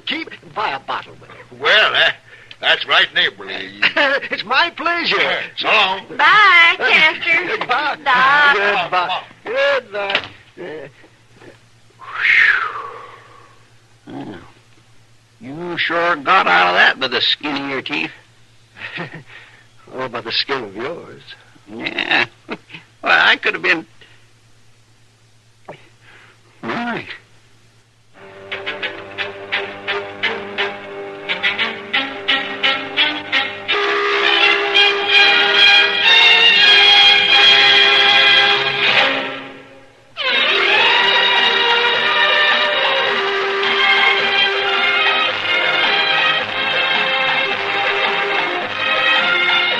Gunsmoke. Produced and directed in Hollywood by Norman McDonald. Stars William Conrad as Matt Dillon, U.S. Marshal. The story was specially written for Gunsmoke by John Meston and adapted for radio by Norman McDonald. Featured in the cast were Virginia Gregg, John Daner, and Vic Perrin. Harley Bear as Chester, Howard McNear as Doc, and Georgia Ellis as Kitty.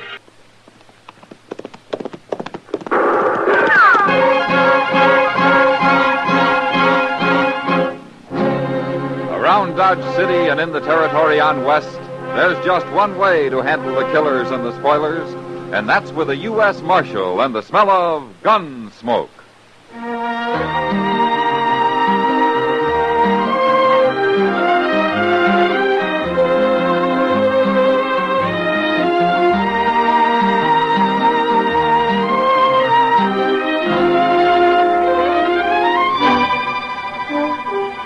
Gunsmoke, starring William Conrad. The transcribed story of the violence that moved west with young America. The story of a man who moved with it. Matt Dillon, United States Marshal.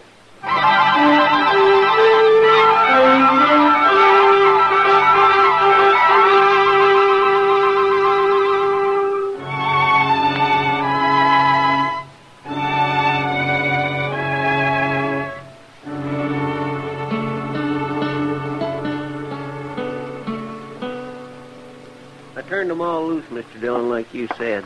Oh, good, Chester. They was the sorriest-looking cowboys I ever did see. I guess I didn't really hurt any of them, Chester. Well, sure, being banged on the head with a 6-gun ain't the gentlest way to end the evening's pleasure. Yeah, they'll live. Yeah, they've been taking their pleasure too seriously. Yes, sir, but things quieted down a little last night after you locked up them 5. There might have been real trouble otherwise. I just don't know what's got into everybody lately, Mr. Dillon. Well, it goes like that, Chester. Things will be peaceful enough for a while till some wild outfit like this drag our herd hits town. Then you gotta come down on them hard and fast before they really get the bit in their teeth. You sure did last night. Well, it isn't over yet.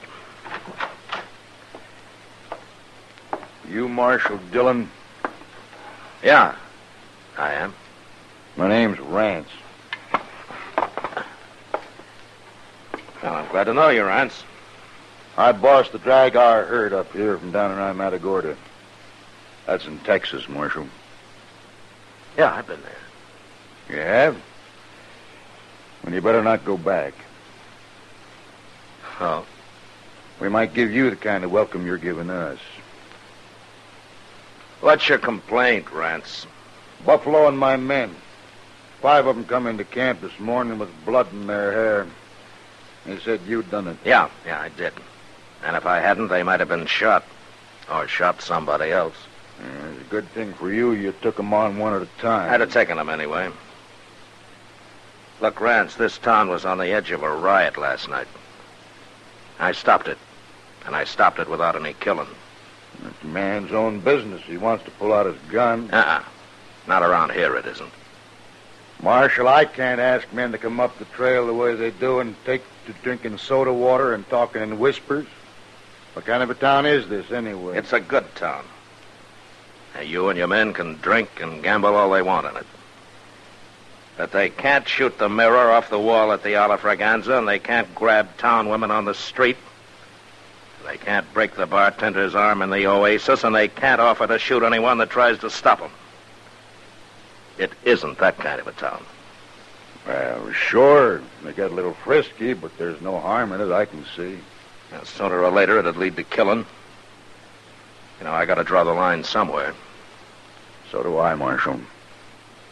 Oh? What do you mean? I mean I won't drive cattle to Dodge no more. And I'll spread the word it's a no-good town. And you people can live off sodbusters and buffalo hunters. This place will starve to death. I'm hired to keep the peace, Rance. Any way I can. Keep it, then. We won't bother Dodge no more. Goodbye, Marshal.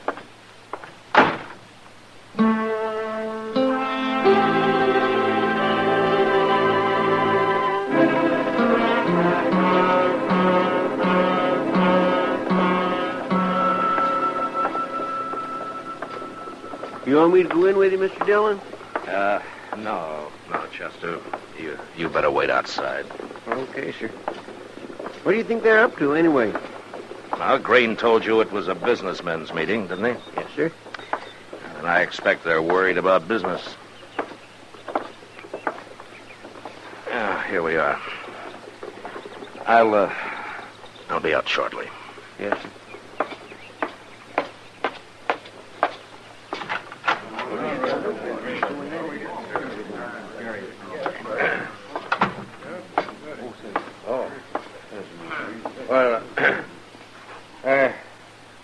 Hello, Marshal. Mr. Green. Hello, Marshal. Gentlemen. Hello, Marshal. Well, Mr. Green, you asked me to come here. Yes, we all did, Marshal. Mr. Pepper and Mr. Howe and well, all of us. Practically every man who does business in Dodge is here. Uh-huh. I don't see Rance. He says he does business here, too. He sure does. That's what we want to talk about. Well, go ahead. Well, we've had a meeting, Marshal, and we've decided you gotta go easier on these cowboys. Oh? Why, gentlemen? We can't afford to lose all that business. That's why. That's right. Well, there's always some trouble the first day or so after a herd reaches Dodge. All I do is buffalo a few of the wildest, and gradually the rest of the cowboys calm down a little bit. But they won't stand for your slugging men and throwing them in jail. Nobody got killed last night, did they? But that isn't the point. Well, according to the law, it's a pretty good point, Mr. Green. The law's a fine thing, Marshal. But we're also interested in business. That's right. You're scared. Because one hard-headed trail boss has threatened you, Hal. They're not all like Rance, you know. Well, there's no use to argue, Marshal. We've got our minds made up. You're just too rough with those men. Uh-huh. Tell me something, Mr. Green. Would you like to run this town? Why, no, of course not. No, not me, but, well, we thought maybe if you'd kind of leave Dodge alone and do your work in the country, then we'd hire somebody the cowboys here'd take to a little better. You know what I mean. Yeah, I do. It's a good thing for me I'm employed by the government, isn't it? No, Marshal, we're just making a suggestion, sort of. Oh, yeah, sure. You know what, Mr. Green? You men are all acting like fools. You're the one. Yeah, it's true. But there's only one way you're going to learn. Well, gentlemen, I won't make any more arrests in Dodge until you come and ask me to. It's your town, and you can blow it right off the map if you want to. Good day.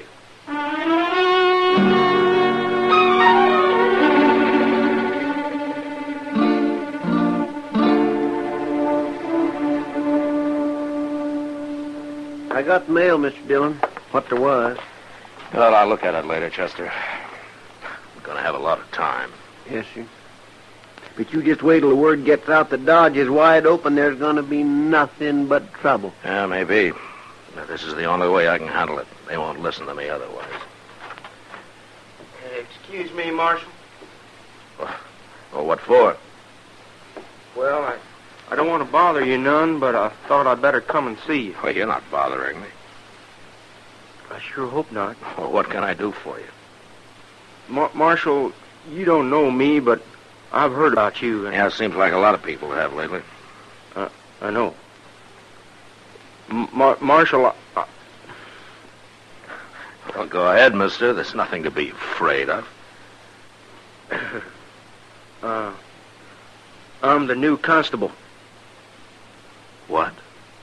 The new constable. They picked me. I had to take it, Marshal. I'm so broke and all. You sound like you're apologizing. Well, I guess I am. Well, I didn't want you to be mad at me. I needed the money, and that's why I'm doing it. That's all right. Somebody had to take the job. I just didn't know they were going to call it constable. Well, they want it to sound as peaceful as possible, I guess. Yeah, sure. Well, what's your name, mister? Willard. Willard? Yes, sir. Willard Band. Yeah. Well, where are you from, Willard? Well, sir, I used to be a cowboy, but then I got so fat and all. I just sort of work around wherever I can.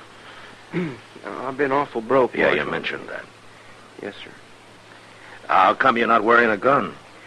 Well, shucks, Marshal, I don't never wear no gun. I don't even know how to use one very good. Well, then you're a whole lot better off without one. I don't aim to get in any fights, Marshal. If there's any trouble, maybe I can just sort of talk 'em out of it. Yeah, maybe. Well, Willard, I wish you a lot of luck. Well, thanks. I got to be going now, Marshal. I'm on pay already. So long. So long, Marshal. So long, mister. So long. Oh, my goodness, Mr. Dillon. Yeah, I agree, Chester. They will ruin that poor fellow if he tries to stop him. He won't even raise his voice against him. But they sure might ruin Dodge.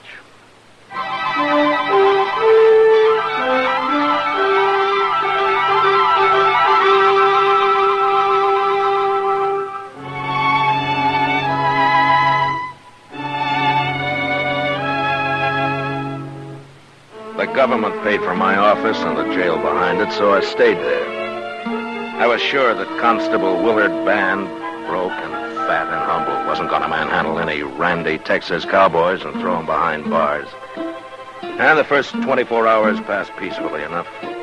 The Drag R outfit was busy moving their herd across the Arkansas and didn't get into town. But the next day, a new herd arrived. And that night, it seemed like all of Texas had come to Dodge.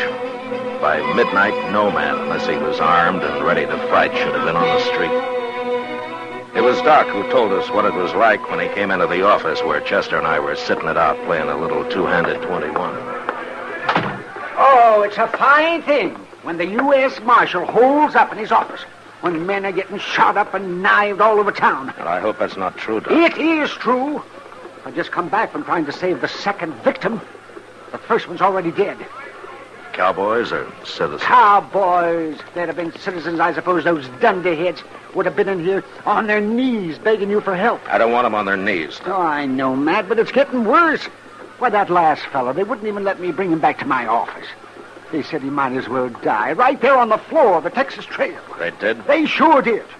And they ran me right out of there. They what? They took me by the arms and they half-carried me as far as the door. Oh, yes, but I called them everything I could think of while they were doing it. You think that man's dead yet, Doc? He will be soon.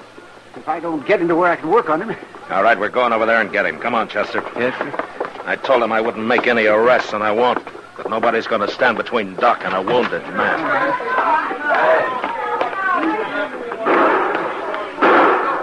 You get in the middle, Doc. Yeah, I wish there was a tunnel under the street. I don't see Willard anywhere. He ought to be out here talking his head off if that's his plan. He's lucky if he doesn't get hung tonight. Watch your gun, Chester. Don't let anybody grab it. Knows where I'm carrying my hand on it, Mr. Dillon.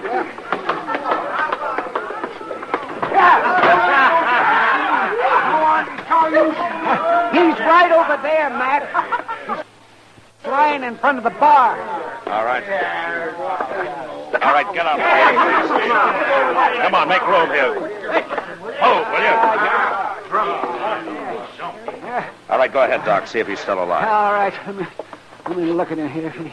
Oh, he doesn't look very good.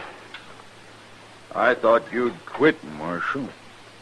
I haven't quit, Rance. What are you doing here, then? A man's dying. It was a fair fight. We believe in dying where we fall, Marshal. We don't need no help. I won't even argue with you, Rance, but the first man that interferes with Doc's going to die on his feet. And if you can't understand it any other way, just put it that Doc's a friend of mine. Is that clear enough for you? Now, men, let's don't have no trouble in here. Let's talk it over and settle this thing peacefully. Yeah. Oh, it's you, huh, Marshal? Hello, Willard. Well, I'm having a terrible time, Marshal. Yeah, I can see that. Matt. How is he, Doc? He's bad, but I just might save him. Okay, Doc. Willard? Yes, sir. Help Chester carry the man over to Doc's office. Huh? Sure, Marshal, sure. Leave him be, Constable. That's enough, Rance. Let him die in peace, I say. Rance, I'd throw you in jail, but I said I wouldn't make any arrests. And why don't you get out of here while you still can? Now get up! All right! I won't shoot the first man that touches a gun. All right, Chester, Willard, get moving. We got him. Come on, Willard. You lead the way, Doc. That's just all right, Doc. Let's hurry. That man won't live long if we don't.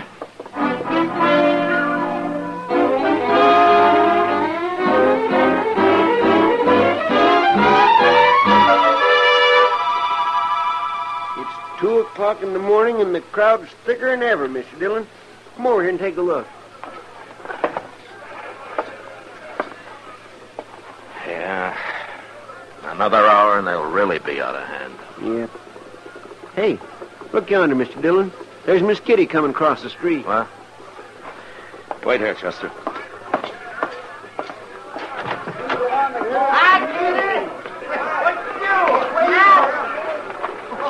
What are you doing out here, Kitty? I was coming to find you. Let's get off the street. Come on.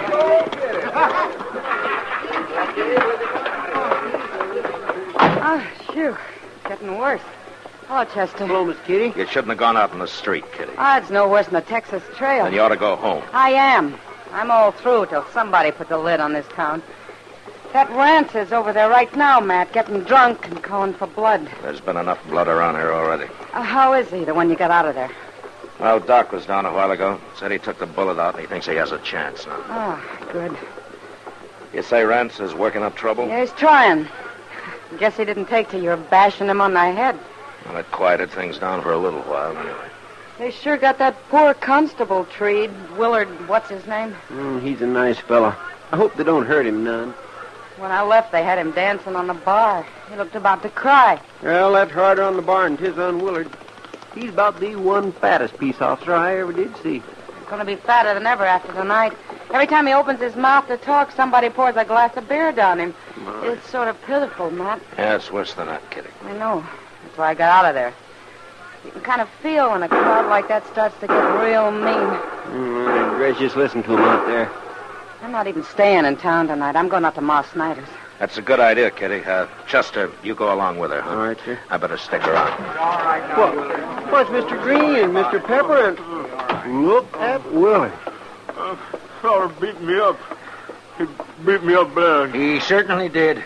And Marshal, we come here to ask you... Wait a minute, Mr. Green. Chester, take Willard up to Doc's, huh? Yes, sir, I sure will. Come on, Willard. Oh, thank you. And then come back here for Kitty. Yes, sir. All right, Mr. Green. You wanted to ask me something. You gotta stop, Marshal. Another man's been killed. Mr. Howe's brother. He caught a stray bullet out back of the Longhorn. I'm sorry to hear that. I wondered why Mr. Howe wasn't here. He told me to tell you that he'll trust your judgment from now on. We shouldn't have interfered, Marshal. But we're all behind you now, ain't we, gentlemen? You'll do something, won't you, Marshal? All right. It's pretty late, but I'll try. Thank you, Marshal. And I'll start with Rance. He's the worst of the lot. I'll go get him and throw him in jail. But before I go, I want every saloon keeper in Dodge to put out his lights and close up. Now, you gentlemen will have to pass the word for that. I don't want to be seen till I go for Rance. Oh, we'll do it, Marshal. We'll do it right now. All right, then get going before it's too late.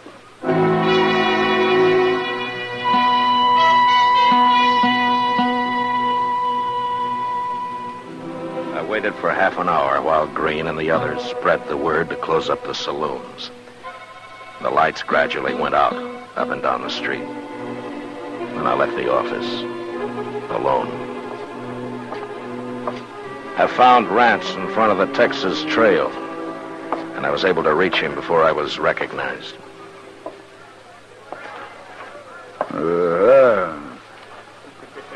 Marshal's back. Let's shoot him, men. You better get out of here, Marshal. We ain't in no mood to fool. Neither am I. The street's closed, Rance. Now go on back to your camp. He ain't going nowhere. It'll open up again tomorrow night. Now, you're welcome to come back then. There won't be no town by tomorrow. Yeah. Let's set it afire, men. Rance, shut up. I won't shut up. You're going to jail. I'm what? Leave him be, Marshal. You want to fight, mister? Rance here's too drunk. He wouldn't have a chance, but you might. He's right, Pete. I'd never make it. You draw on him. Go on, shoot him. Well, I'm waiting, cowboy. I ain't no gunfighter. Go on, you coward. No. Why should I die? This ain't my business anyway. Somebody do it then. I'll fight any man here. And I'll fight him fair. Not me. No, I don't mean me. Then I'll have to try it myself. Don't do it, Rance. He'll kill you. Get out of my way. No, you don't. No, give me that gun, Pete. I'll keep your gun. Give me it. Cut it out, Rance, or I'll slug you. Now, that was smart of you, mister. But he's still going to jail. You got a lot of nerve, Marshal, bucking a crowd like this. I'm not bucking a crowd. I'm one man against any other one man here. You cowboys aren't built that way. I've been in Texas, too, mister. Guess you win, Marshal. Yeah, it looks that way. All right. Now, do you want to take Rance to jail, or do you want me to do it? Well, his head might be less lumpy tomorrow if I do it, Marshal. Start walking, Rance.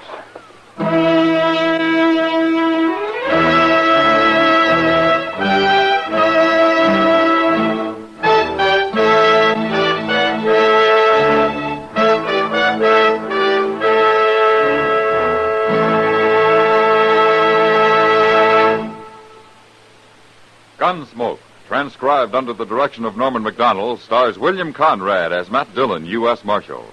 Tonight's story was specially written for Gunsmoke by John Meston, with music composed and conducted by Rex Corey. Featured in the cast were Jack Crucian, John Daner, Joseph Kearns, Fred Mackay, and Vic Perrin. Harley Bear as Chester, Howard McNear as Doc, and Georgia Ellis as Kitty. Gunsmoke has been selected by the Armed Forces Radio Service to be heard by our troops overseas. Join us again next week as Matt Dillon, U.S. Marshal, fights to bring law and order out of the wild violence of the West in Gunsmoke.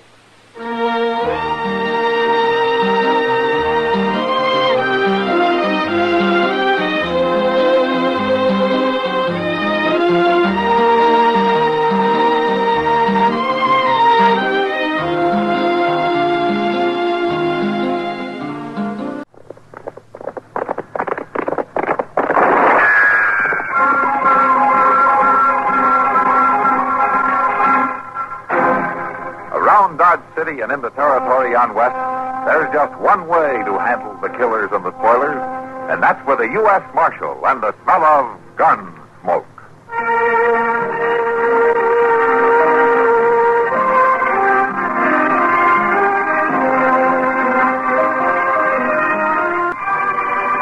Gunsmoke, starring William Conrad, the story of the violence that moved west with young America, and the story of a man who moved with it. I'm that man, Matt Dillon, United States Marshal. The first man they look for and the last they want to meet. It's a chancy job, and it makes a man watchful and a little lonely.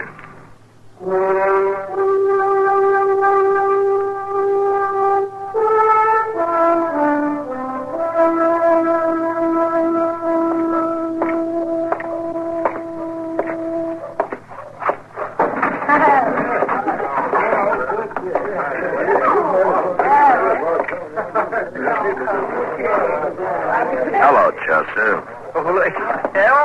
Well, I was just this minute coming over to the office, Mr. Dillon, and I had me a little glass of beer. Oh? Well, that sounds like a pretty good idea. I'll have one with you. Can I have a beer, please? Sure, Marshal. What's the matter with Kitty over there? Isn't she speaking to us this evening? Well, she ain't speaking to nobody, hardly. Here you are. Ah, thanks. She's been sitting there with her nose in that book ever since I come in here. A book? Kitty? We'll have to look into this. Hello, Kitty. Hello, Matt. Chester. Kitty? Sit down. Thank you. Oh, I didn't see you come in. Oh, you were too wrapped up in that thing there. It's not a thing. It's a book of poetry. Poetry? Sure. That young Boston fellow that came through last week left it here. Oh? It's poems by Tennyson. I never knew words could be so beautiful, Matt. Here, listen to this. Here are cool mosses deep, and through the moss the ivies creep.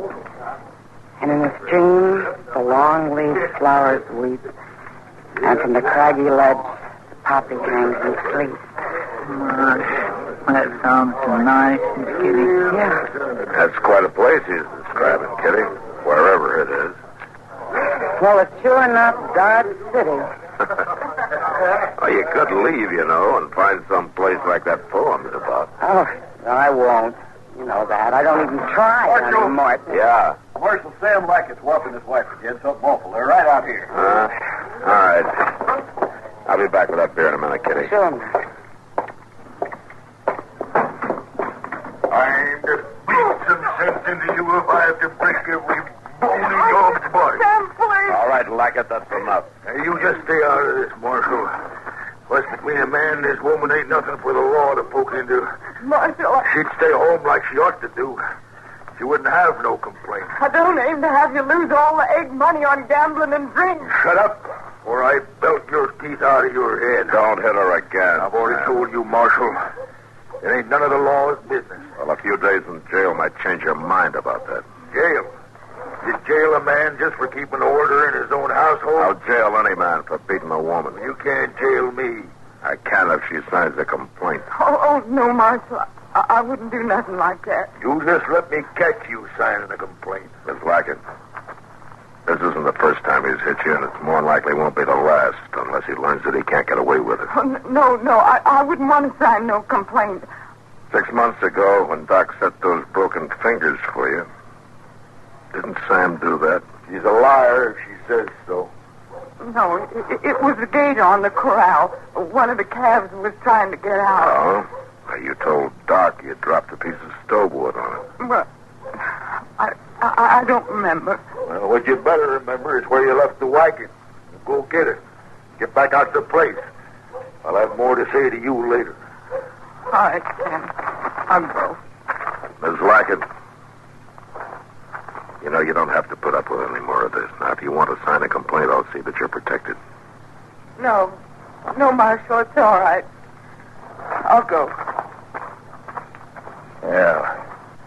Maybe that'll learn you not to butt into a man's personal affairs more. I'll butt in if you hit her again. I'm warning you.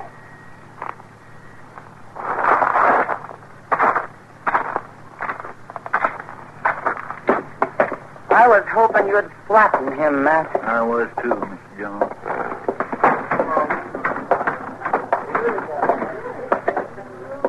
Give me a glass of rye, bartender. Yeah, sure, Marshal. Poor little gal. Matt, you remember Hester when she first came here from the east? Yeah?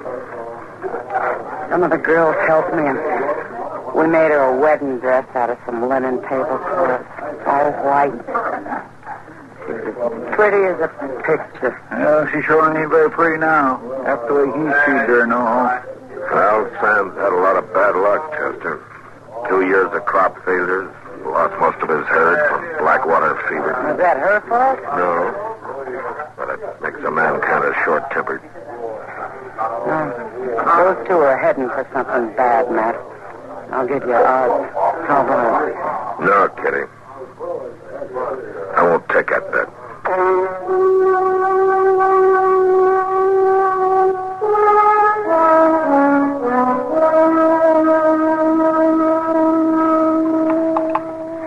All right, Matt. Breathe in now. You mean just like this, huh? More. Deeper. All right, now. Breathe out. Slow. That's fine. Now, once more. That's good. Now, breathe out. Fine. Well, didn't put your shirt back on now, Matt. All right, Doc. You mean to tell me that you can really tell something about a man's health just by listening to him through that, whatever you call it? That is called a stethoscope. Of course I can tell. Why else would I be doing it? Just to impress people, maybe. I wouldn't put it past you. Oh, impress who? An ignorant lout that's got no better sense than to go out and get a bullet through his lung? I didn't do it on purpose, Doc. Besides, it's all healed up, isn't it? Healed up. In that rawhide carcass of yours, of course it's healed up. Oh, that's good. You know, man, until I came to Dodge City, I had no conception of what the human body could endure. Why, during the war, I've seen men die with wounds that you wouldn't even go to bed with. And I always figure they can't bury you as long as you're on your feet, Doc. Doc? What? Why, Mrs. Lackett. Doc,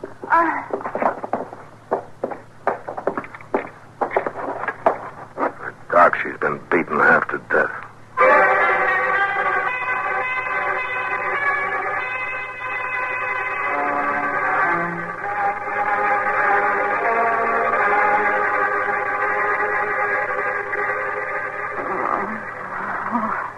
That's about all I can do for her right now, Matt. Her nose is broken, and that one rib, and her eye is injured. I just don't know. I see.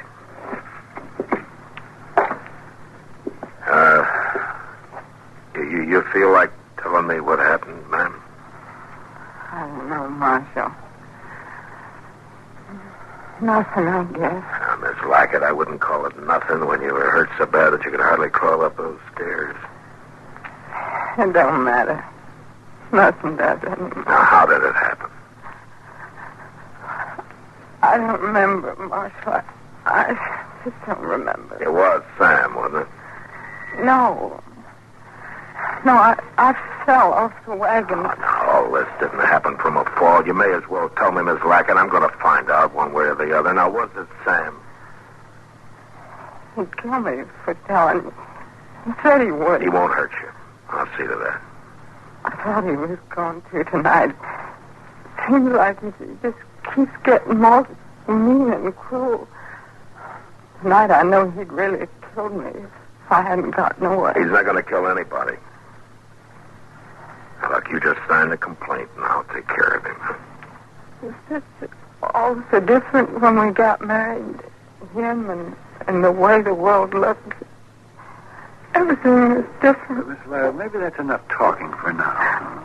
I used to think back on it lots of times, laying awake at night, listening to the coyotes across the prairie. I don't do that much no more, but I used to. Like when we were first married. He was so kind and gentle. He'd tell me I was the prettiest girl he'd ever seen in his whole life. Now, Miss Wackett, He'd want me to put on my good dress and when we'd sit in the porch in the evenings and wear my brooch with the pearls, he'd pin it on me himself and I would always laugh because he was so clumsy and he couldn't. That's what it was about tonight, Marshal. He wanted that brooch to bring into town and sell, but I wouldn't tell him where it was. What is it? Changes people that start out good and breaks them and turns them bad. I don't know, man. It's time, maybe, or maybe it's a prairie. A prairie. I hate it. Will you sign the complaint, Miss Wackett? Yes. Yes, I will, Marshal. All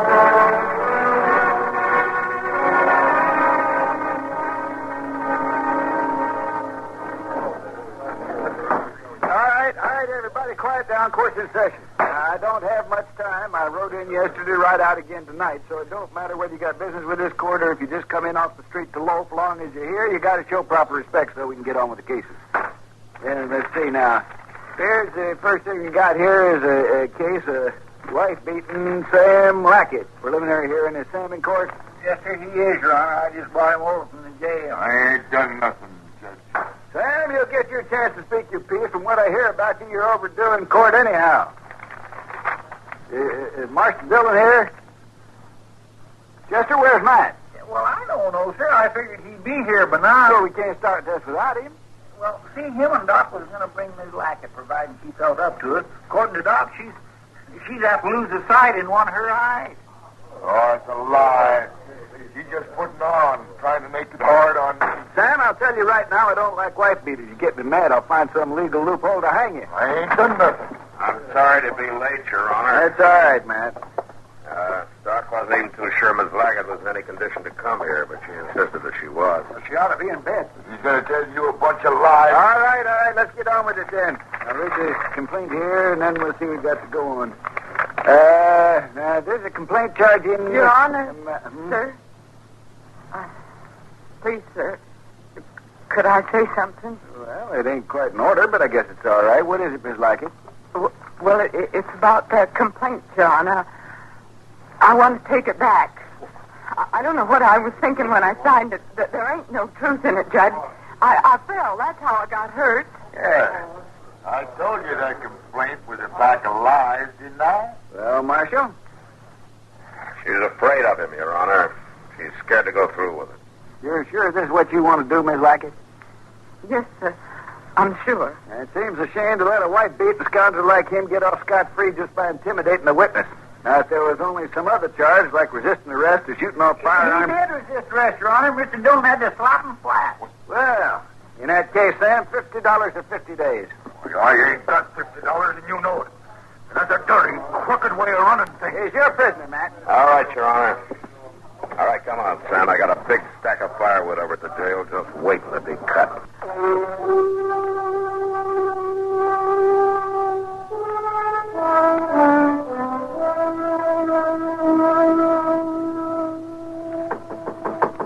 It's not locked. Come on in.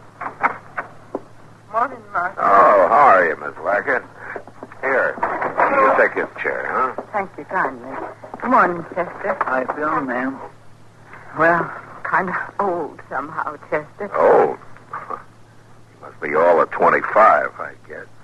Well, it ain't the years that make you old, Marshal. I didn't come to talk about that, though. You shouldn't be here at all, Miss Lackett. Doc told you to stay in bed for another week at least, didn't he? Well, I just couldn't get used to it, Marshal. It didn't seem proper. Well, you want to talk to Sam, huh? How's he taking to it, Marshal? Mean? Maybe we can work some of that out of him by the time his 50 days are up. Well, now, the way I recollect it, the judge said $50 or 50 days. Yeah, that's right. And that if the fine was to be paid up, you'd turn him loose? Well, yeah. $41 as it stands now. He's been here 9 days, but I doubt anybody's going to pay me more. I want to pay his fine, Marshal. What? I got the money. I sold my brooch to one of the girls at the Long Branch. Here, see? Yes, I see. But Miss Lockett, he pretty near killed you a couple of weeks ago. Next time he might just do it. No, Chester, he won't. There you are, Marshal. $41. Well, all right, go get him, will you, Chester? Yes, sir. But... Miss Lockett, why are you doing this? First withdrawing your complaint in court and now paying his fine and getting him out. Why? I don't know exactly. At least not how to put it in words. I've been trying to think things out for the last 2 weeks. My life and how it's wasted and what's become of me and all. Well, you'll get over this in time. No, Marshal. You get beat just so many times and you get over it. Then there's one finally you don't get over. Because there ain't nothing left of you. Esther, what do you think you're doing here? Come around the gloat, did you? No, Sam. You just paid your fine, Sam. You're being released. Wow. So you finally come to your senses. That's right, Sam. And you, Marshal, maybe this will learn you not to interfere between a man and his wife from now on. I don't call a wife beater a man. Ain't you done no thinking, Sam? Ain't you even sorry at all for what you done to me? You better keep your mouth shut if you know it's good for you. What I done ain't nothing to what'll happen to you if you try lawing against me again. You'd beat me. Is that what you're saying? I'll beat you a plenty you don't stand lying. I might just throw you clean off the place. I can't see no reason keeping somebody as ugly and broken up as you. And it's still the same. And it'll go on being. You ain't changed one bit. You really think you would, Miss Lockett? I just hoped that was all, Marshal. The last little piece of hope I had. Sam, come over here by the window. I brought you a present. I got it wrapped up in here. What'd you do? Finally sell that brooch of yours? I let you off in court, Sam. But I guess you're kind of back in court now. Charged with killing a woman. Your wife. How do you plead, Sam? I don't know what you're talking about. How do you plead? I'll plead you when I get you out to the place. No, you won't. And if you won't answer the charge, or even say you're sorry or promise to do better, then the court's going to decide for you. He's got one. That's like it. Don't do it.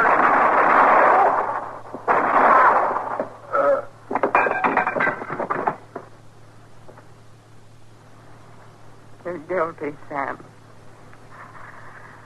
That's the way the court decides. Guilty. Here's the gun, Marshal. I reckon you'll want it for evidence.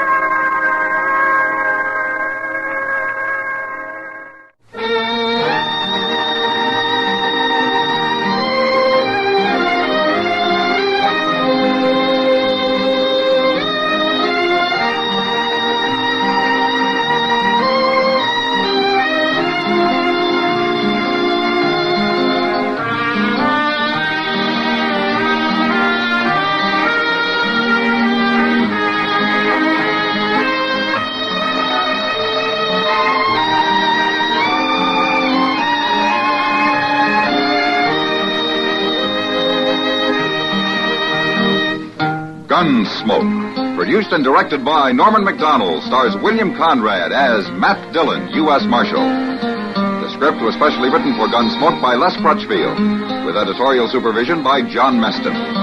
The music was composed and conducted by Rex Corey. Sound patterns were by Ray Kemper and Bill James.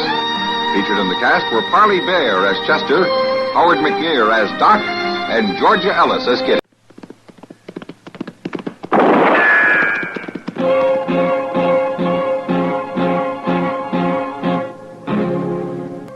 Around Dodge City and in the territory on West, there's just one way to handle the killers and the spoilers, and that's with a U.S. Marshal and the smell of gun smoke.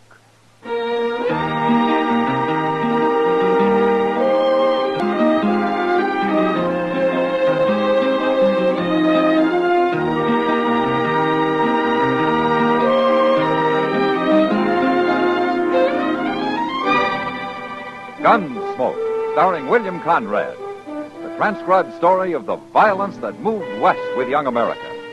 And the story of a man who moved with it. I'm that man, Matt Dillon, United States Marshal. The first man they look for and the last they want to meet. It's a chancy job, and it makes a man watchful and a little lonely.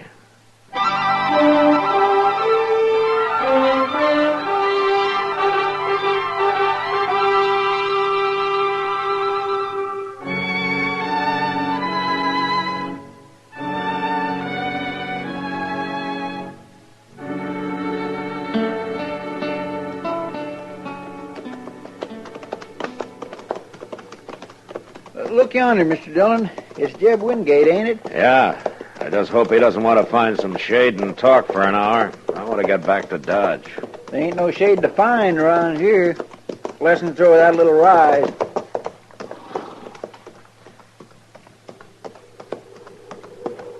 Hello, Marshal. Chester. Hello, Jeb. Hi, Jeb. Hey, that's fine. You fellas are carrying lariat ropes. Oh, what's up, Jeb? You want somebody hung? No, it ain't that. It's to help a poor fella out the other side of the mound there. He's got an old chewed-up single-tree wagon. Now his traces are busted. Well, can't he tie them together? Oh, they're too short already. I was riding over to my place for some rope, but maybe you can save me the trip. I will help him, Jeb. Is he a friend of yours? Oh, I never seen him before. Some poor, half-starved pilgrim. I feel kind of sorry for him, though. So you take care of him now. Yeah, we will, Jeb. So long. I'll be seeing you in Dodge one of these days. Goodbye. Jeb must get awful lonesome living out here all by himself, Mr. Dillon. Oh, I guess he likes it, Chester. I don't see no man with no wagon. You will in a minute.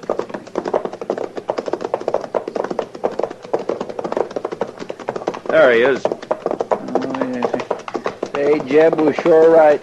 And look at that horse, too. Yeah, they make quite a pair, don't they? Hello. Hello. Here, you could use some rope, mister. Here's 30 feet. That ought to do. I sure thank you. Where you headed? Dodge, I guess. You come far? Montana territory. Well, no wonder. Another fella, he just left. He was going to help me, too. You live out here? I'm the marshal in Dodge. You looking for work?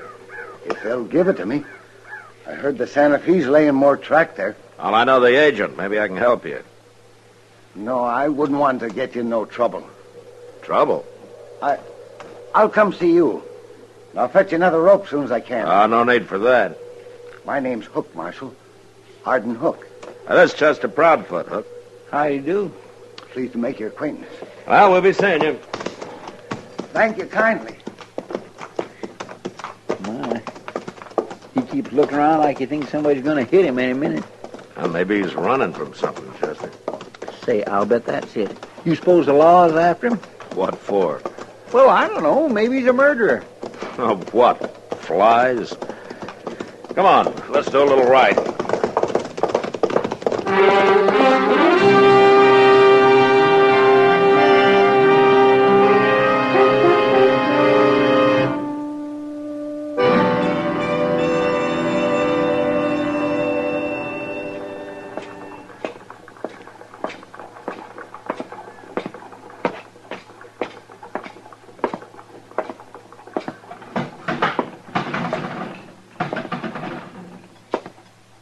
Afternoon, Matt. Hello, Kitty. Have you seen Chester? No, haven't. Well, he was supposed to meet me here. Guess I might as well wait for him, huh?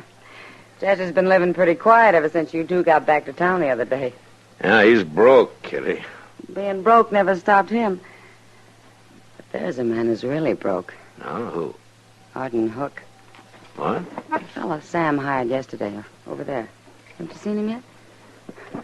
I think he's been poor all his life. Well, what's he doing for Sam? Oh, anything. Cleans the place up, mostly.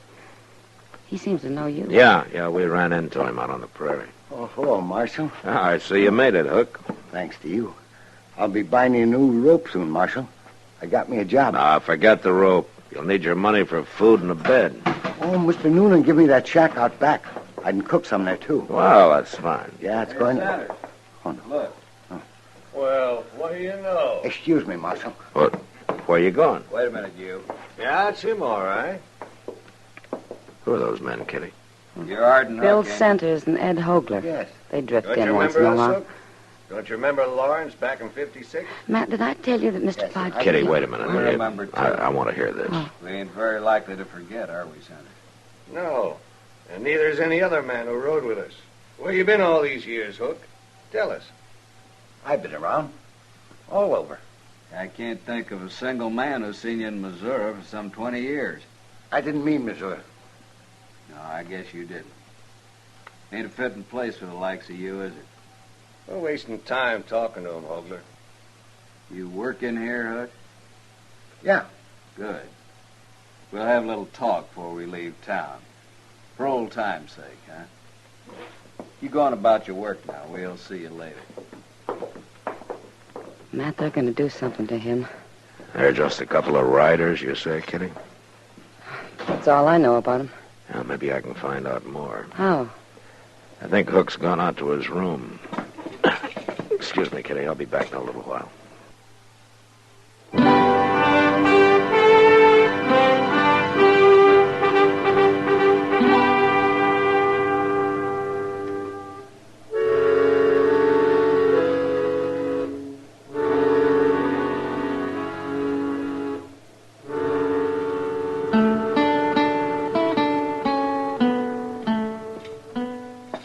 What are the names, Hook? Belle Centers, Ed Hogler? You heard them? Yeah, I heard them, but I don't know quite what they were talking about. It's nothing, Marshal. I used to know them, that's all. Uh-huh. In Missouri, huh? Yeah, that's right. They said something about Lawrence back in 56. They were just talking. Lawrence, Kansas. That was the first time it was raided by Missourians. Under General Atchison, wasn't it? You and Centers and Hogler were with him, huh?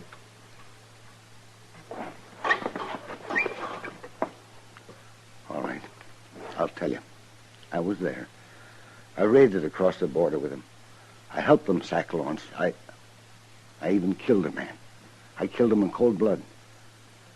Marshal, he was trying to give up, and I shot him anyway.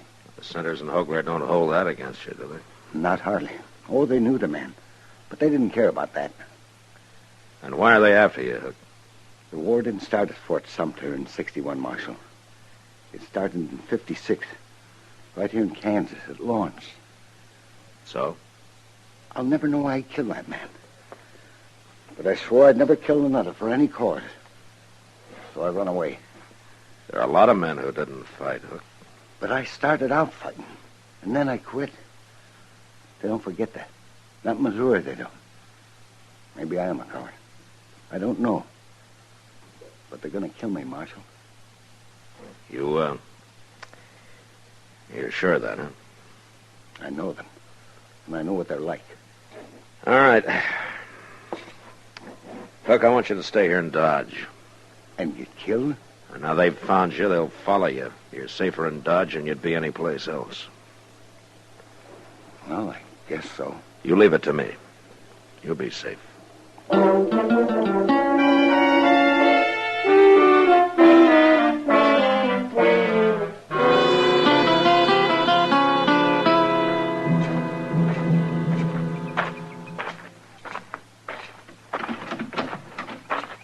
run off if we don't go get him soon, Hogler. Where's he going to run to? Hogler's right. He isn't running anywhere. What? Oh, Marshal, huh? You're Hogler? You want something, Marshal? Yeah. I want you to leave Arden Hook alone. We ain't gonna bother Hook, Marshal. Not if you're smart. Little coward like that, I wouldn't feel right even touching him. What happened a long time ago. Why keep it alive?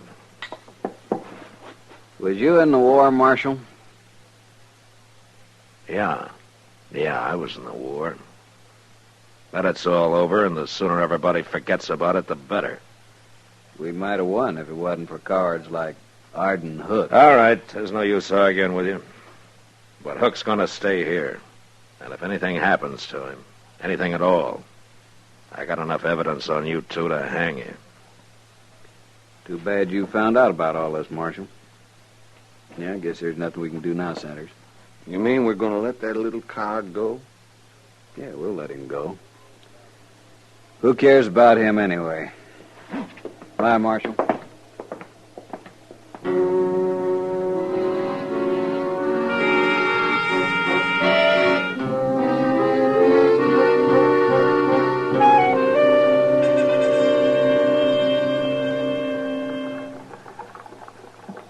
It's awful hot today, Matt. Well, that's the sun, Doc. You see, it's the sun that makes it hot. Oh, that's the sun. I was only making a comment. I wasn't asking for a scientific explanation. Oh, excuse me, Doc. I didn't understand what you wanted. Yeah, I see. Well, now that you've started it, I can tell you what the heat does to some people. Oh, good. You tell me about that, will you, Doc? Hello, Doc. Hello, Chester. Has either one of you saw Arden Hook today? No, I haven't seen him for the past few days. Why, Chester? Well, they say Jeb Wingate's looking for him. It might mean a job work, Mr. Dillon. Oh, I doubt it. Jeb's always said he'd never have anybody working for him. Well, if it ain't for a job, why would he be looking for him? Well, I figure that's Jeb's business, don't you? Yes, but here's Miss Kitty. Maybe she know where he's at. I don't know why you're so concerned, Chester. Well, sir, I still think it means a job for him. Well, this is a busy-looking outfit. Yeah, how are you, Kitty? Miss Kitty, have you saw Arden Hook anywhere? It's really important. No, Chester. Not since he left this noon. Left? For where? Well, Jeb Wingate finally found him and they left. Where'd they go, Kitty? Jeb gave him a job, Matt. He hired him on. There. See? What did I tell you, Mr. Dillon? See there, Doc? Didn't I tell you? What You were right, Chester, yeah. Well, I wish him luck, but I can't see Arden Hook working on a ranch somehow.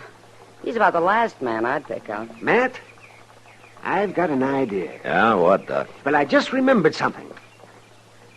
Well, tell us. It's nothing you don't already know if you just have thought of it. Yeah, but I didn't think of it, Doc. You ever hear of Lou Wingate? Yeah, Jeb's talked about him a time or two.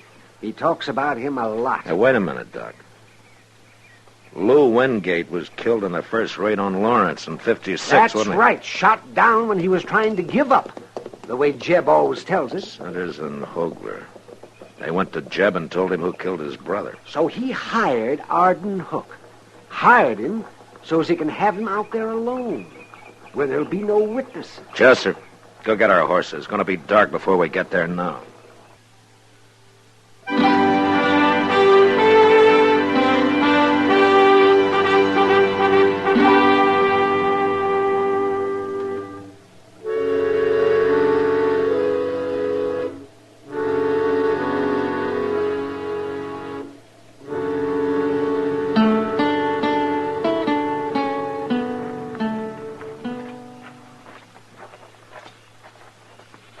Step easy, Chester. I am. But I still don't know why we left our horses way back yonder. Now, let's get behind that wagon at the side of the barn, and I'll tell you. Hey, look. There's Jeb Wingate sitting with his back to the window. Yeah.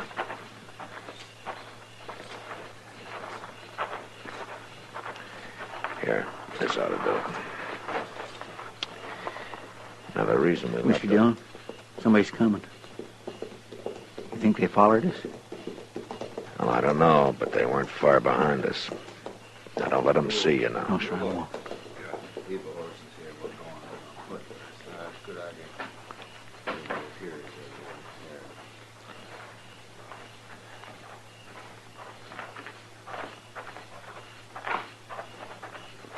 Hey, look at that, Sanders.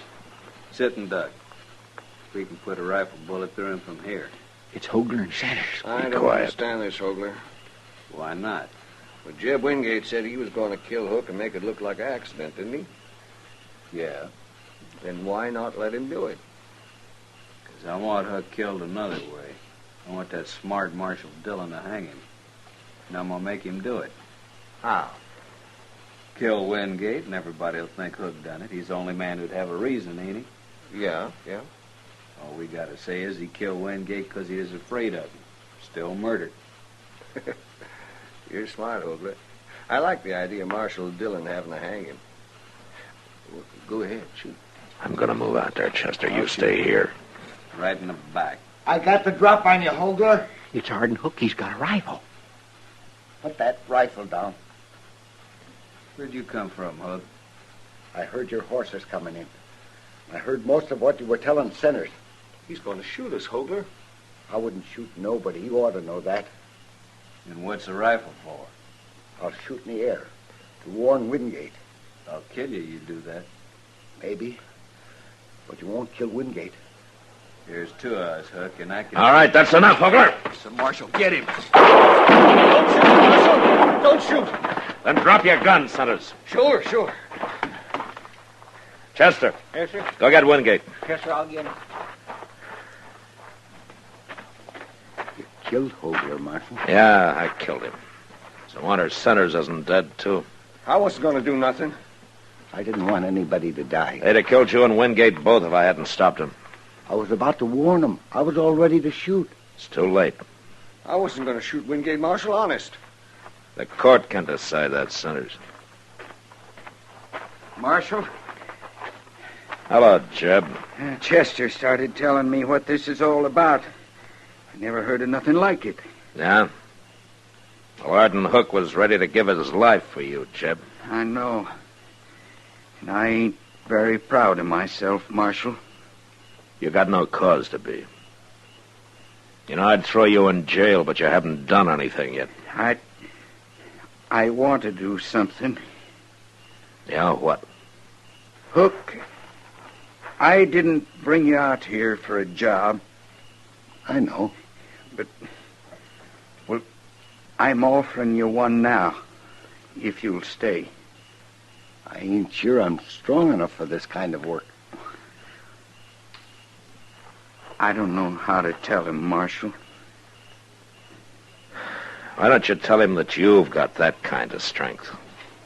Tell him it takes a different kind of strength to be a brave man. Thank you, Marshal. Will you stay, Hook? Yeah, I'll stay.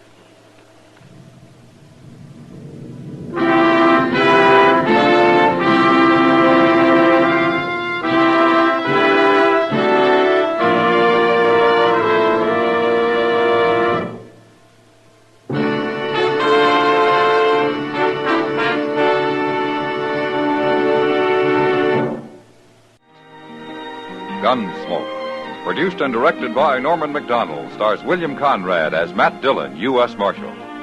Our story was specially written for Gunsmoke by John Meston, with music composed and conducted by Rex Corey. Sound patterns by Tom Hanley and Bill James. Featured in the cast were Vic Perrin, Harry Bartell, James Nusser, and Paul Dubov.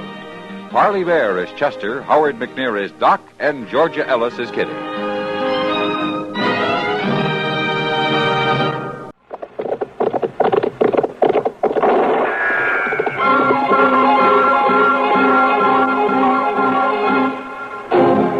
Around Dodge City and in the territory on West, there's just one way to handle the killers and the spoilers, and that's with a U.S. Marshal and the smell of gun smoke.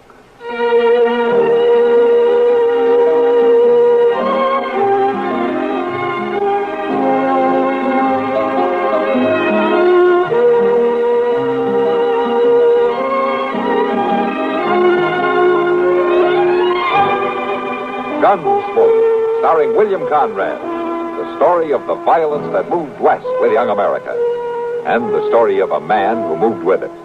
I'm that man, Matt Dillon, United States Marshal. The first man they look for and the last they want to meet. It's a chancy job, and it makes a man watchful and a little lonely.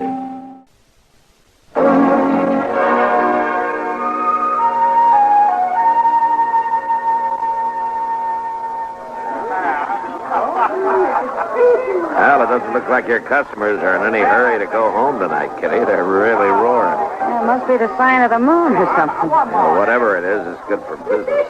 Yeah, but I'd settle for a little peace and quiet right now. Be all right with me if they all went home. Well, I can take a hint. Oh, you know I didn't mean you, Matt. Have another drink. No? No, I don't think so, Kitty. Oh, Matt. Don't worry about it, Kitty. I'm tired. I just want to turn in. Oh, all right. Okay. I'll see you tomorrow, Kitty. Sure, Matt. Night. Good night.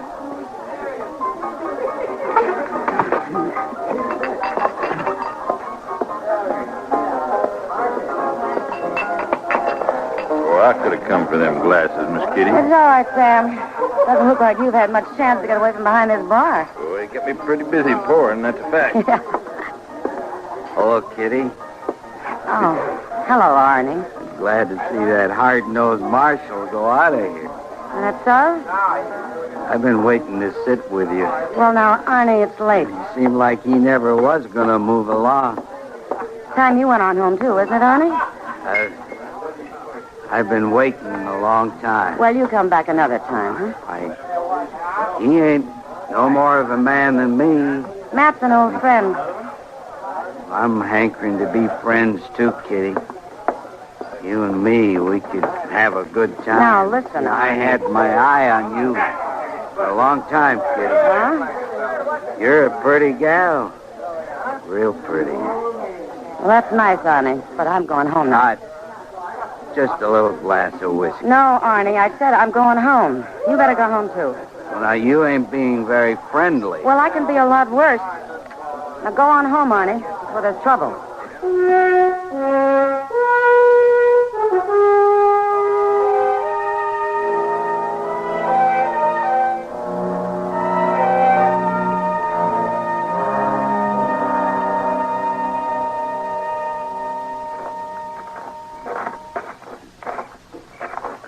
Been a little friendly.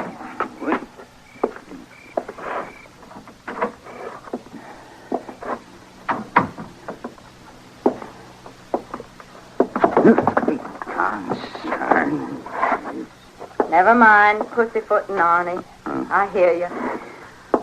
I just didn't want to disturb your sleep, Patty. I reckon you didn't. I didn't figure to be so late. You never do. Turn up that lamp. Ain't no sense in you sitting up. I got no feel for sleep when you're with that woman. Oh, now, Hattie, there ain't nothing. I've watched you making cow eyes at her every time I've been in town. There ain't nothing to it. There's enough to it, so you haven't been home to supper in a week. Oh, now, Hattie, let's not... Set out on the table for you night after night. A man has business to tend to. Business. Well, I'll tell you something, Arnie Grimes. It's the kind of business I ain't about to stand for. I come out here with you to this misbegotten country. I parch and peel and wrinkle up taking care of you and tending to your place. Well, it ain't an easy country, Hattie. I ain't expecting it to be easy.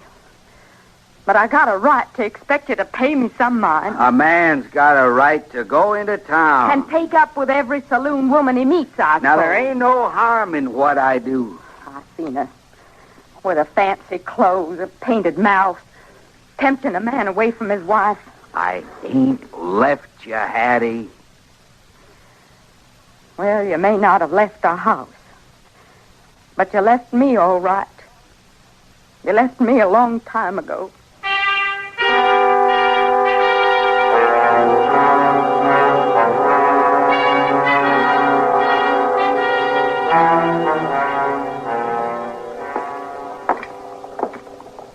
Thanks for dinner, Matt. Sure. Maybe I should have eaten more while I had the chance. Now, what do you mean? I'm not going to have you around to buy my meals for me. You'll make out. Now, Matt. I was joking, Kitty. How long do you expect to be gone? Oh, 3-4 days, I imagine. At least till Sally's back on her feet again. I don't expect she'll stay in bed too long. She never does when she has a baby. She and Hank are getting to have quite a family, aren't they? Yeah, 7 of them, I think. No, this will make 8.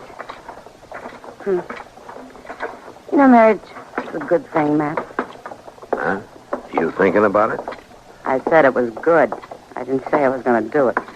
I better get you back to your place. The stage leaves around 2 o'clock. I'm all packed. And I'll carry your bags down to the depot for you. All right. Look there. A couple of your friends. What? Arnie Grimes and his wife. That man gives me the creeps. You know, the way I heard it, he's kind of sweet on you. No, Matt. Wonder what they're doing in town this time of day. I don't know, but it looks like they're heading for the stage depot. Yeah, they sure are. Well, why in the world would they... Oh, Matt, you don't suppose they're going to take the stage out, do you? It could be. Well, why in the world would they be going to Fort Larned? Maybe they got a friend having a baby, too. Matt, this isn't funny. I was looking forward to this trip. It's half ruined before I even start. Cheer up. Maybe they're only riding out to the crossroads. I probably won't be that lucky. Come on, we better get you back to your place so you can change, or you won't be making that trip at all.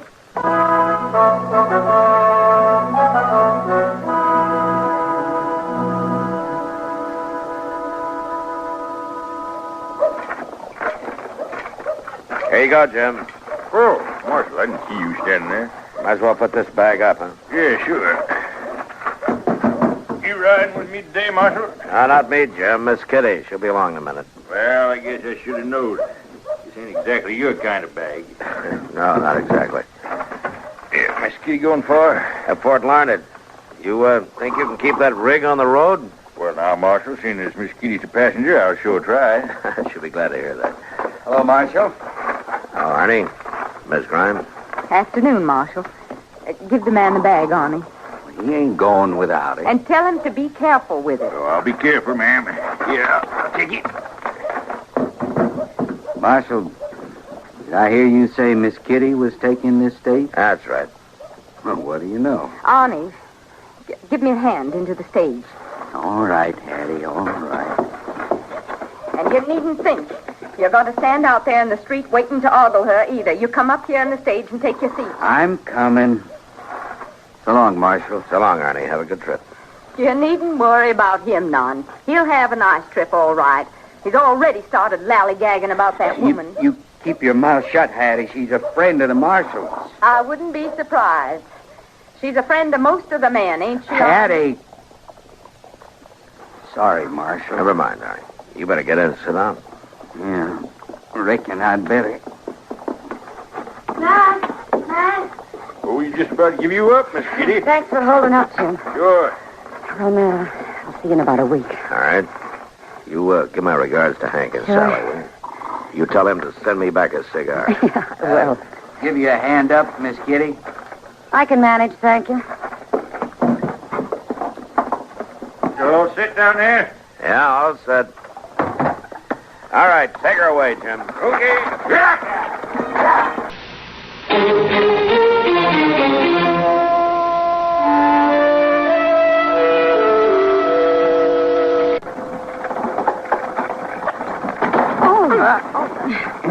Seems like that driver could at least miss the biggest holes in the road. You all right, Kitty? I'm all right. Here, let me pick up that handbag No, for never you. mind. I can get it. Well, there ain't no trouble. She can get it. Okay, Hattie. Sure is a funny thing. We should all be riding along together this way.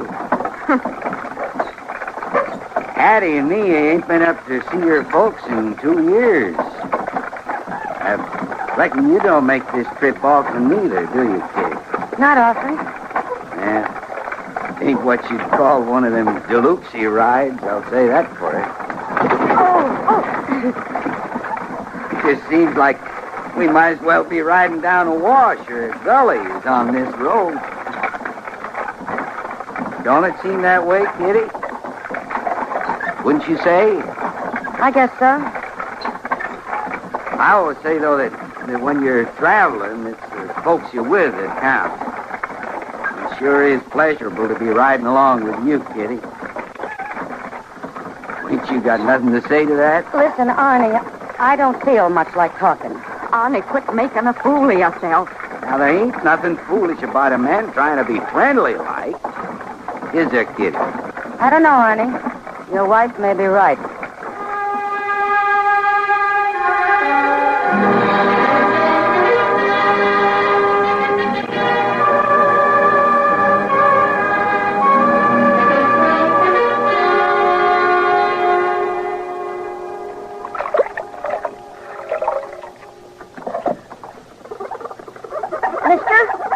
Don't bother me, boy. I'll get these windows clean and get in out of the sun. Mister? I told you to quit bothering me. Go on now, get. You aiming to get them windows clean? Well, and yes, I'm aiming to get them clean. What do you think I'm scrubbing at them for? You ain't got that top one over there. Yeah. Now, look, you listen to me, boy. I can see it just as plain. You left a big smear. I told you once before. I ain't telling you again. Now, get. You ain't done it right. I don't care if there's a big old smear up there. Boy, I'm going to bang your head in a minute. Now, get. Well, I did miss a smear or two. Bad enough a body has to bother such chores. Not some smart like kid come along smart and off and let me... Well, hello there, Miss Grimes. I want to see the marshal. Oh, yes, ma'am, but he ain't in there right this minute, Miss Grimes. He ought to be back any time. I'll wait for him. Inside there. Oh, well, all right, ma'am. I ain't trying to stop you. Never seen you take time to eat like other folks. Best on these windows anyway. You got more water on you than you got on the windows, Chester. Oh, Mr. Dillon. If you keep on scrubbing, we'll almost be able to see out of that window again. It don't seem to me there's much worth seeing around here. You may be right. Mr. Dillon, you better get on in there. Oh? Well, what's the trouble? I don't know what the trouble is, but Arnie Grimes' his wife is waiting to see, and she don't look like no patient woman to me. Oh. Well, I'd just soon wash windows. Hello, Miss Grimes. You, wanted to see me? I want you to make an arrest. Well, you better tell me what it's about. That's your business, isn't it, arresting folks? When they've done something wrong. Wrong's been done. And when there's proof. There's proof, all right. Well, who do you want me to arrest? That woman, Kitty. Kitty? Kitty Russell? That's the one, that saloon girl. Miss Grimes accusing a person is pretty serious business. It certainly is, Marshal, and I want you to lock her up. Well, what's she done? She stole. Stole? Kitty stole? My pin, my diamond pin. I want you to go get it, Marshal, and then I want you to lock her up. Now, Miss Grimes, Kitty had no reason to steal. No reason. She don't mind stealing anything at all. Look, Miss Grimes, I know Kitty pretty well. Maybe you better go home and think this over, huh? I've been thinking, Marshal, a good deal, and I want you to get to the bottom of this. That's your job, isn't it, to protect honest folks? Yeah. Yeah, that's my job. All right, then. You do something about that woman.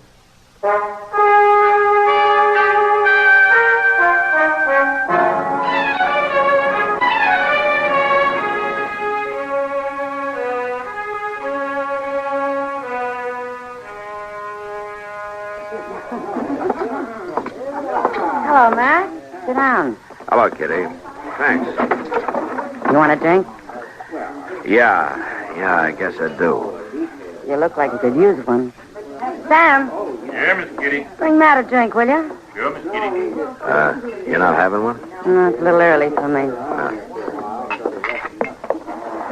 Thanks, Sam. Sure. Now, what's got you worn down at this time of day? Well, Kitty, you wouldn't believe it. Try me. I have spent the last 2 hours with Hattie Grimes. That'd wear anybody down. What's wrong with you? That's about that stage ride you took together. You remember? I'll never forget it. Poor Hattie sitting there like a crow on a barn roof with Arnie acting like a darn fool. It was a miserable trip. Yeah, I can imagine. What'd she want? Well, Kitty, she spent most of the morning telling me how she lost a pen when she was on the stage. Huh? Yeah. And she's been telling me that you took it. I took it? Uh-huh. She wants me to lock you up. Is this some kind of joke? No, not to her, it isn't. I think she'd have put the irons on you herself if I'd let her. Matt, she must be crazy. You ought to be glad you got a friend in the marshal's office, Kitty. She's a mighty determined woman. Poor thing. I guess I kind of feel sorry for her. Sorry? Mm-hmm. I don't know why you'd be sorry for her, Kitty. Well, I know, Matt. And Hattie knows.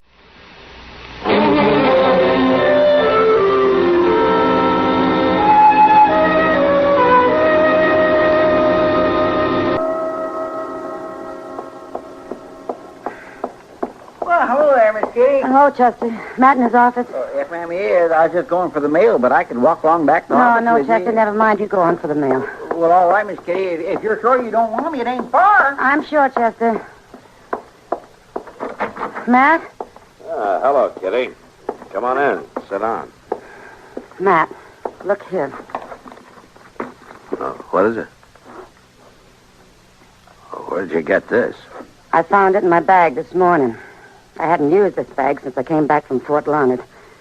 Matt, this is Hattie's diamond pin. Hattie's?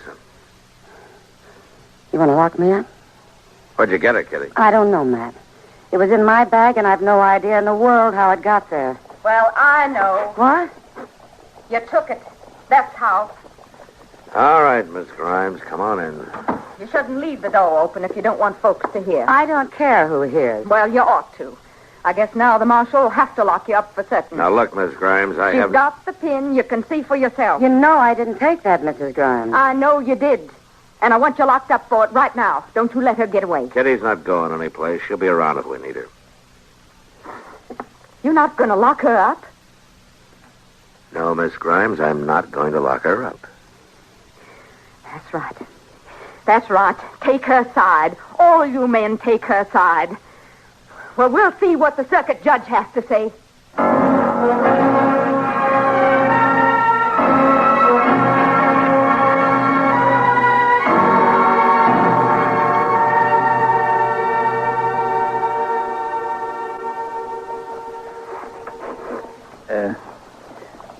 Miss Dillon?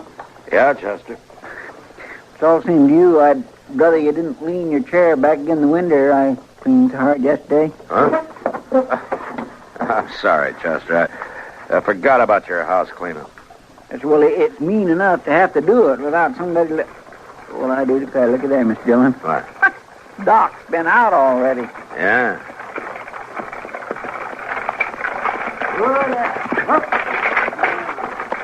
What's the matter, Doc? Couldn't you sleep? Yeah, Doc. Or did you just stay up all night? Matt, I've just come in from the Grimes place. Oh, who's sick? It's Hattie, but she's not sick. She's been beaten. Beaten? Beaten half to death. I thought you ought to know, Matt. I did what I could for her. She'll make it, but she's not too good.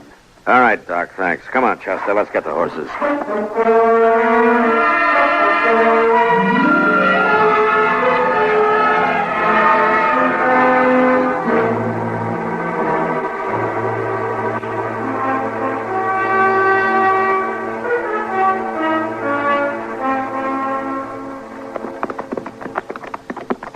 This land around Arnie Grimes' place is good growing land, ain't it, Miss Dillon? Yeah, it's rich soil around here. You'd think a man and his wife could live contented out here, now couldn't you? You need more than good crops for that, Chester. Yes, I suppose you're right. You reckon Arnie done it? Well, he could have. Looks like we're going to get a chance to ask him.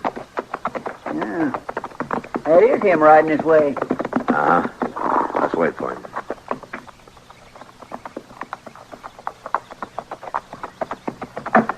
Hello, Marshal. Chester. Hello, Arnie. You on your way out to my place? Uh-huh. We were. Yeah, I figured you might be. I'm saving you the rest of the trip. Go on. I did it, Marshal. I beat her. I figured you did. I ain't proud of it. I ain't never hit a woman before. She had to tell me, Marshal. She had to tell me true. About the pin? Yeah.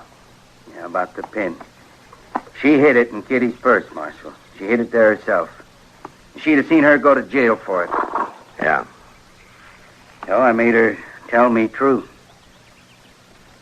I'm ready for whatever the law says.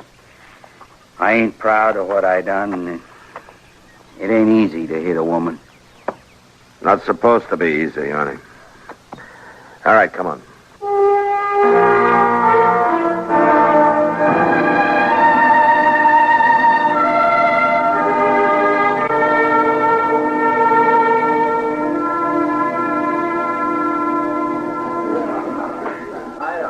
So that's the way it was, Kitty. Sometime during the trip, she slipped a pin in your purse. I don't know how she managed it, but she did. Oh, it doesn't matter. No, I guess it doesn't. It's all over now. No, Matt, it's not over. No? Well, what do you mean? It's not ever going to be over as long as men bring their women out to this country and then forget about them. They let them live on year after year, getting older and tireder and lonelier, and never even think about making their lives pleasant or interesting or even bearable. Hey, hold on. You're beginning to sound like a regular prairie preacher. Well, I might take it up. I'd sure never like for things to preach about. Yeah, I guess you're right, Kitty. Only don't take it up till tomorrow. I'm sorry, Matt. I think I know how you feel, Kitty. Yeah, I think maybe you do, Matt. I think maybe you do.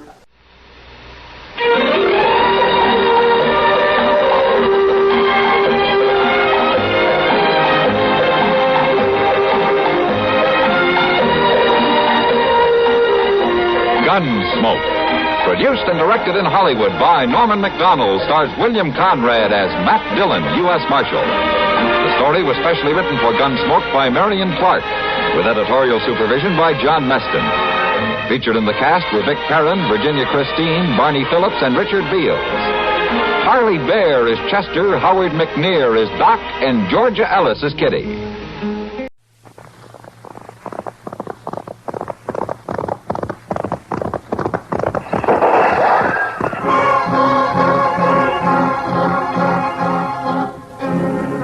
Around Dodge City, in the territory on West, there's just one way to handle the killers and the spoilers, and that's with a U.S. Marshal and the smell of gun smoke.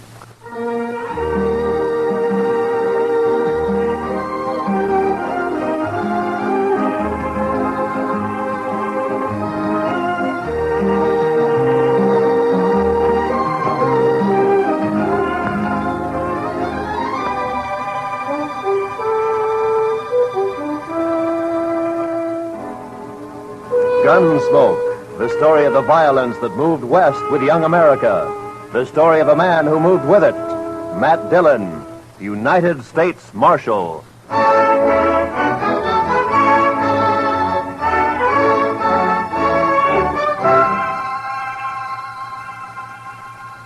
Wanted for murder. Wanted for murder. Clay Richards. Clay Richards. Age 31. Height 6 feet. Eyes brown. Hair red. Eyes brown, hair red. Hey, how'd you like me to print his picture on these notices? I got a woodcut. Well, let me show you. Ernie! Yeah? Fetch your Marshal a copy of that front page. Interviewing Clay's wife yesterday, I noticed a tintype on the mantel, their wedding photograph. So, first thing you know, I snitched it. It's very thoughtful. Yeah, I'll take it, Ernie. Here. And then I propped it up in front of me and carved me this woodcut. Ain't she prime? Ain't she just elegant? Real elegant. Good likeness, don't you think? Of course, he was 7 or 8 years younger with the tintype. Yeah, it's a good likeness. That's his hair stored in. Doesn't show what makes a law-abiding man like him try to rob a bank. Doesn't look like a man who murdered an old cashier and a Chinese cook who just happened to be Sure there. sweated over it, though.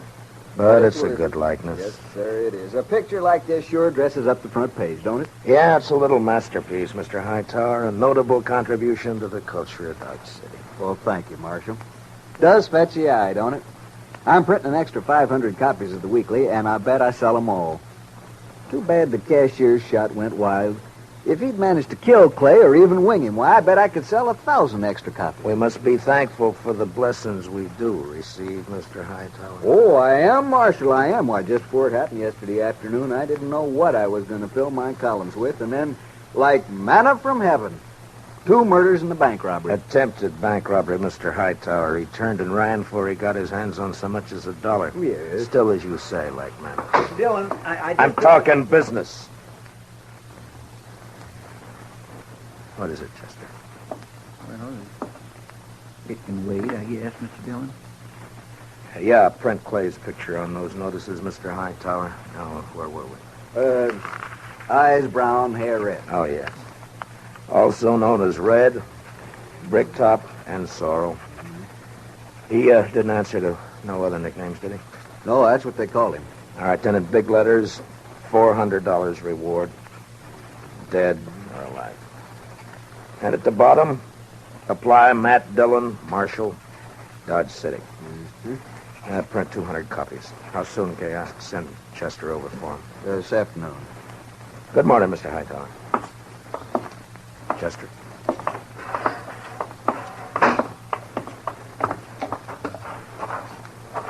Think those posters will do any good? Richards is probably over the line into Oklahoma or Colorado, but now that strawberry roan of his is the fastest in the county. He has no money. He panicked and ran out of the bank before he got a penny. I think he'll try to get help from his wife or brother or a friend the first chance he has, maybe tonight. I say he's around here somewhere. I'm sorry I turned on you like that, Chester. Why, that's all right, Mr. Dillon. Out all night with a posse, no sleep, man's bound to get touchy. No, it's not that. It's the way... It's the way people use a thing like this. The men riding posse last night, they enjoyed it as though they were hunting fox or possum. Hightower back there, he acts like it was a birthday treat, specially gotten up for him. Everybody finds a way to use it. What was it you wanted to tell me? Oh, I got a kid, a little boy, locked up in the cell. He run away from home back in Cottonwood. Ed Slade turned him over to me when he come through on the stagecoach just now. Kid about 12 years old. Whose is he? Widow woman, Miss Bonnie. She runs a boarding house in Cottonwood. Ed says kid's always running away a little while, I guess. He flagged Ed for a ride on the road halfway between there and here. Soon as Ed seen him stand there with his bundle on his shoulder, he knowed what he was up to. So he told the kid he'd help him and then turn him over to us when he got here. All right, we'll send a telegram to the mother to come fetch him. Well, come on in, Chester, and shut the door. Mr. Dillon? You're letting in every horsefly in Kansas. Mr. Dillon, I think you better cancel the order for them notices. What? The Dutchman's coming up the street, and he's leading a strawberry roan, and Clay Richards is draped across his back. Like a sack of wheat across the saddle. Last time I saw him, 2 days ago, he was standing at the bar laughing his head off. A sack of wheat across the saddle. And followed by half the saloon bums and loafers in town. All right, Chester, make him keep back. All right, now stand back, you fellas. Come on now, back. Stand back. Ziegler? How'd it happen, Ziegler? My goat, my old billy goat, he pushes open the fence last night and runs away. Forget your goat. What about Clay? Yeah, I tell you. This morning I go to look for a goat. I walk here, there. From near the river, I see Clay. He sits there. I say, hello, Clay. Wie geht's? You dirty Dutchman. You know the dog? Clay was your best friend. He helped you buy your farm, so you kill him for him. All right, all of you. Keep back, everybody. Clay? Me? No, my brother, he was like... We was in the war together. But listen. You killed him for the war. Not so. I kill nobody. Not since Gettysburg. Clay is dead already when I find him. I don't even own a pistol. Ziegler, inside, quick. Yeah. Chester, give me a hand with Clay. All right, all of you. Listen. Shut up! I will not tolerate a disturbance. You know me. I got him, Chester. Take his leg.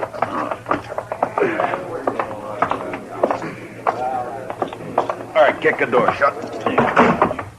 Marshal, I don't kill Clay. On this table, Chester.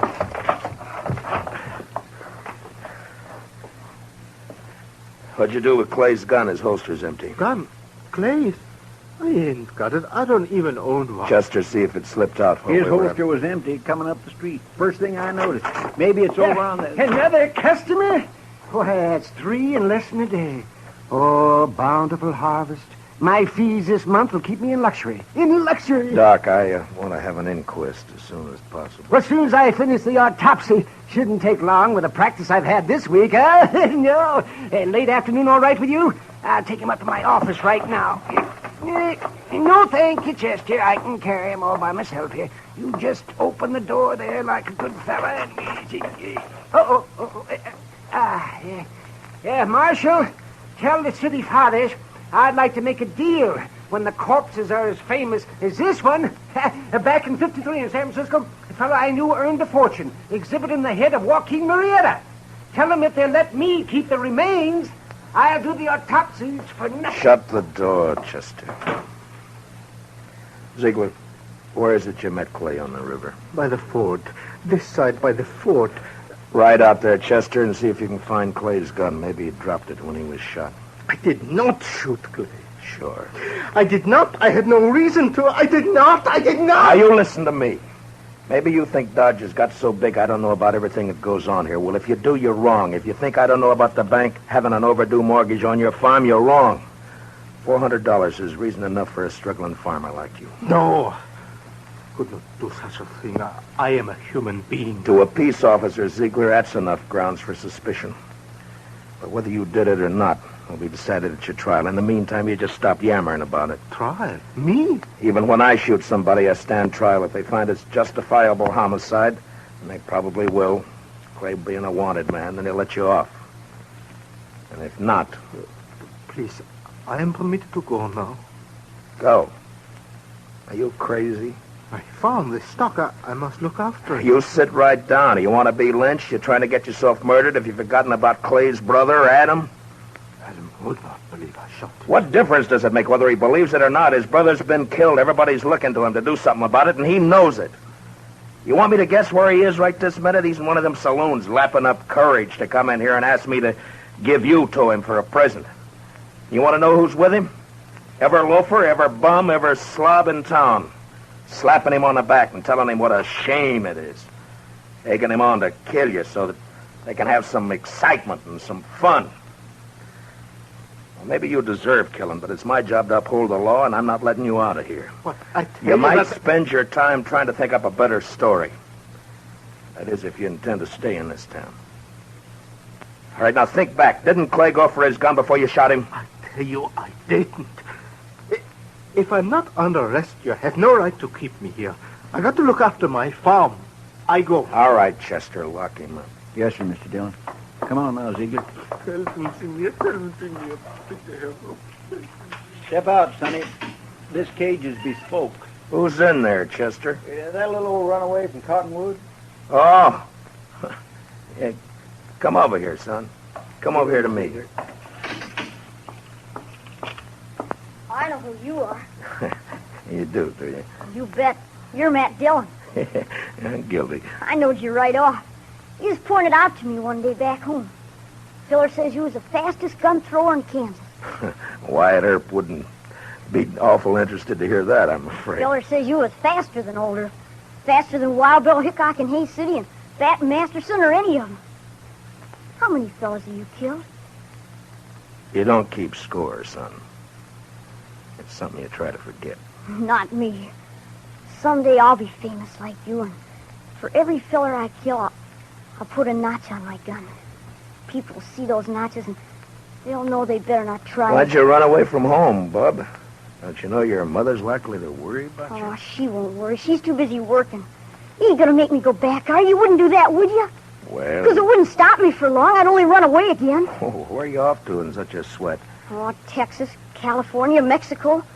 Fellow can accomplish things there, not like living in old Cottonwood. If you let me go, someday when I'm famous, you can tell people you helped get me started. Well, that's a pretty strong inducement. I'll have to think about it for a while. And, look, while I'm making up my mind, I want you to give me your word. The word of a man who'll be famous someday that he won't try to run away from me. Otherwise, I'll have to have Chester lock you up again. Oh, I'll shake on that. Good. Chester, I want you to go look for Clay's gun. Yes, sir, Mr. Dillon. And on the way, stop off and send that telegram. You know? Hmm? Oh, that telegram. Yes, sir, Mr. Dillon. I'll do Where's that Ziegler? right. It's all right, Chester. Go ahead. Yes, sir, Mr. Dillon. Where's that murdering dog?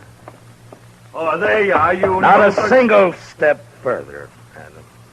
I want him, Dillon. He murdered Clay, shot him down without giving him a chance. How do you know?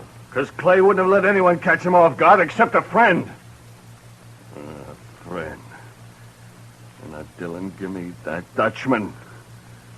Try to take him. It's like that? It's like that.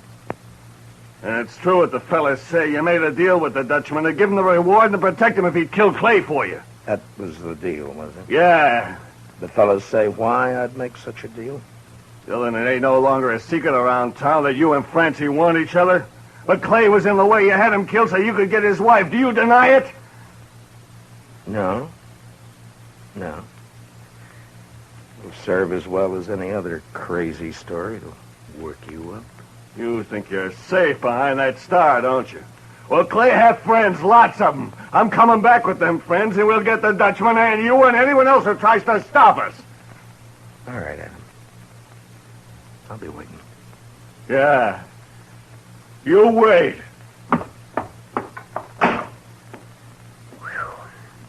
I almost seen something pretty just then, didn't I, Mr. Dillon? Yeah, almost. About another pint of whiskey ought to do it.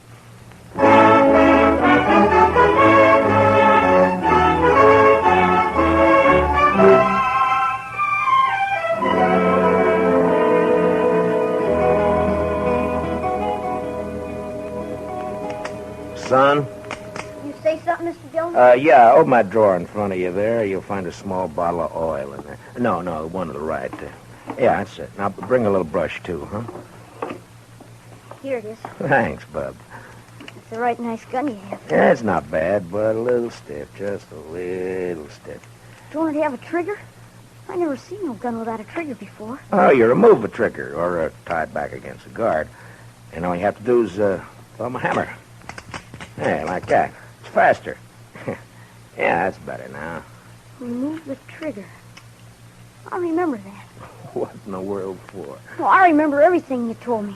About the Texas holster and the spring holster and the double roll and firing off the sight. It's just me, Mr. Dillon. Oh, any luck, Chester? No, sir, not any.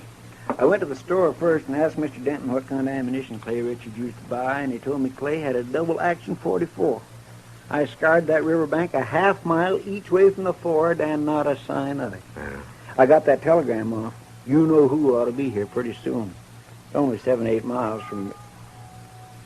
Is that a fire in town? Funeral services for Mr. Grinnell, the cashier. So soon? It's awful hot weather. Yeah. Any of your guns need oiling, Chester? I don't think so. You sure? When Adam left, he said he'd be coming back with some friends. I know. I stopped at the Oliver Gantry just now to rinse out my mouth. Adam was there talking mighty ugly and mighty big. He's got a sizable following. Yeah. When do you think? Any minute now, Mr. Dillon. Want me to take Bob out of here to one of the hotels, maybe? I want to see No, it. I think you'll be safer here, Chester, behind stone walls and dodging about the streets rubbernecking. You keep your head down, Sonny. You hear? There's a... Matt, I gotta talk to you. She ought to be in mourning. If she cared for Clay at all anymore, she ought to be in black. Matt, Oh, Lord, I find her more beautiful all the time. Matt, have you heard what they're saying? What are they saying, Francie? That you and me, that you made Pete Ziegler kill him because of... I'm sorry that got back to you, Francie. It's all over Dodge. Adam almost strangled me before they dragged him off. Francie, I didn't shoot Clay. Francie, I beg you believe me. Shut up, Ziegler. Shut Shut up or I'll pump you to death! Francie is just one of those crazy stories. They needed one and they made one up. But, Matt, everyone believes it. On my way down here, people were pointing, whispering. Old women clucking their tongues at me. They believe it. They'll forget it as soon as this is over. They'll remember that even if we once did go with each other, it was finished and done with even before the war ended, before you even met Clay. No, they won't forget it. For the rest of my life, as long as I stay here. Hold it a minute, Francie. Yeah, Doc, what is it? Oh, am I interrupted? What is it, Doc? Topsy's finished. I examined his liver and lights his... This is Mrs. Richards, Doc. Oh, I beg your pardon, ma'am. I'm sure I meant no disrespect for the departed. Well, Clay was shot, all right, but from the nature of the wound and the coagulation of the blood, I'd say it happened sometime yesterday. I'd say the cashier's bullet didn't go wild after all. How could a dead man gallop away? But the wound wasn't what killed Clay. The ball hit the rib cage and bounced off. 22 caliber it was. What did kill him was the stab in the back, right through the spine, inflicted sometime this morning. Now, near as I can judge, by a small blade, 2 or 3 inches long. It could have been a Barlow knife. Thanks, Doc. Please accept my condolences, Mr. Richard. You call the inquest anytime you're ready, Marshal. Chester, close the door. You see, I didn't do it. I didn't shoot him. All right, then you stabbed him, maybe. You said you never carried a gun. Look, Francie, go home and give matters a chance to simmer Matt, down. I was going to ask you for something. Yeah? Turn Pete Ziegler out into the street. What? Francie, they're itching to get their hands on him. Let him have him. It'll prove that story's a lie, that you didn't make a deal with him. Please, Matt, I have to live here. Clear me, I have to live here. Matt? Matt. Don't look at me like that. Go home, Francie. Go home or leave town or hang yourself or anything you like. Just go away. Away! Right now.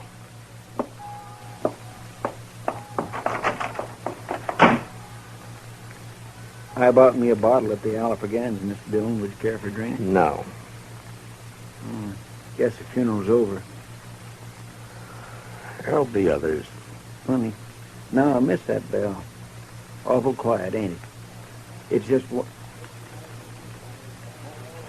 Just about on schedule. Are you ready, Chester? Yes, sir, Mr. Dillon. I use a shotgun if I were you. It's more effective when there's a mob to be dealt with. Oh, yes, sir, I aim to. Ziegler, and you too, son.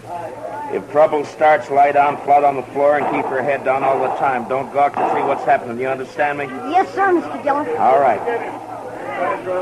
Dillon! Come on, Dillon! Come on! Chester, I want you to stand here in the doorway after I go out, where you can cover the back door and me at the same time. Yes, sir, Mr. Dillon.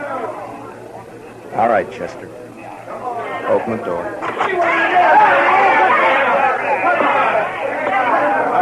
on now. It's my duty to warn all of you that you're in the breach of the peace. I've sworn to uphold the law. I've killed men in order to do it, and I'm prepared to do so again. Give us a Dutchman, Dillon. Men! I ask you to be sensible and to leave quietly.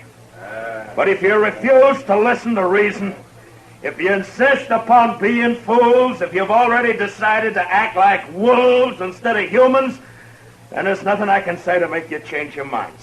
All right, you want Peter Ziegler? Well, he's not more than 20 feet behind me, so come on and get him, any of you. One at a time or all at once. Come on. Which one of you wants to die first? You? You? You, Adam? Well, what do you say, Adam? You let him here. Don't let this star on my coat stop you. Come on. There, I'm not wearing it now. Well, come on, draw, Adam, draw!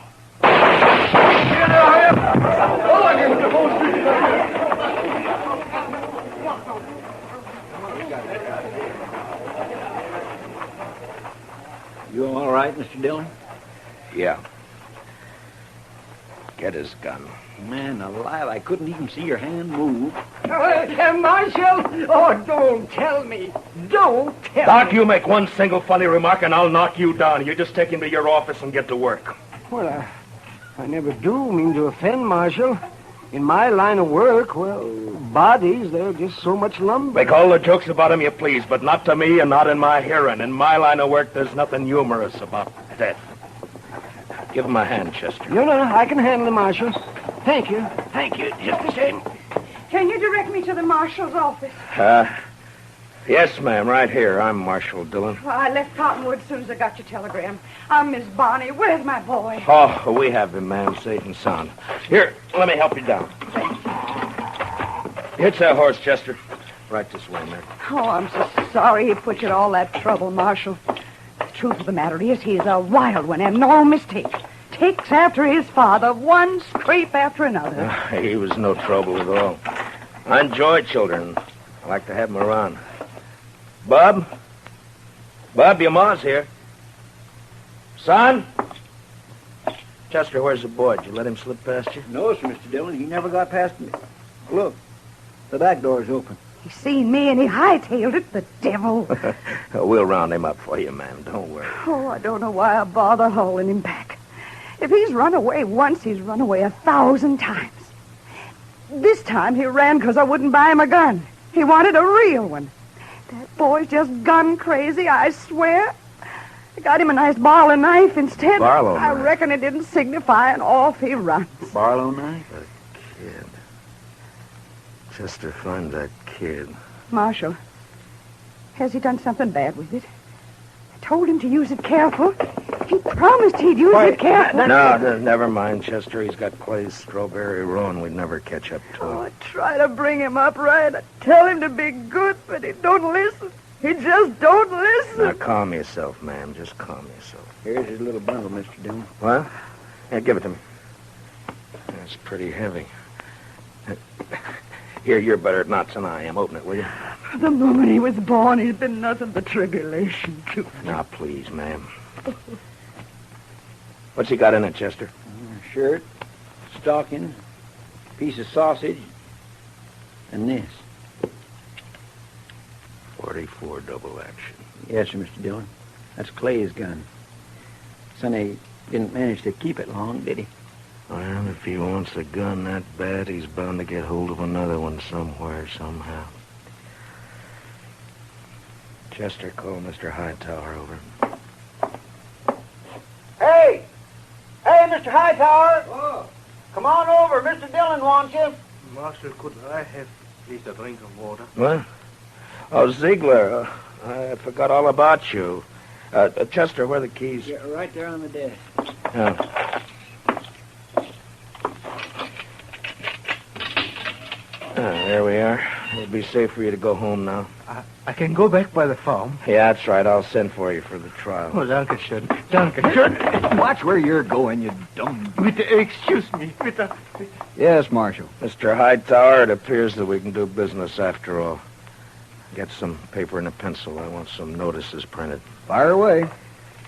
Wanted for murder. Wanted for murder. What's the boy's name? Bonnie. William Bonnie. William Bonnie. William Bonnie. Age 12. Height about 5 feet. Hair light, eyes blue. I don't suppose he's known by any other name. I know. Everybody just called him Billy. Or the Kid. Also known as Billy. The Kid.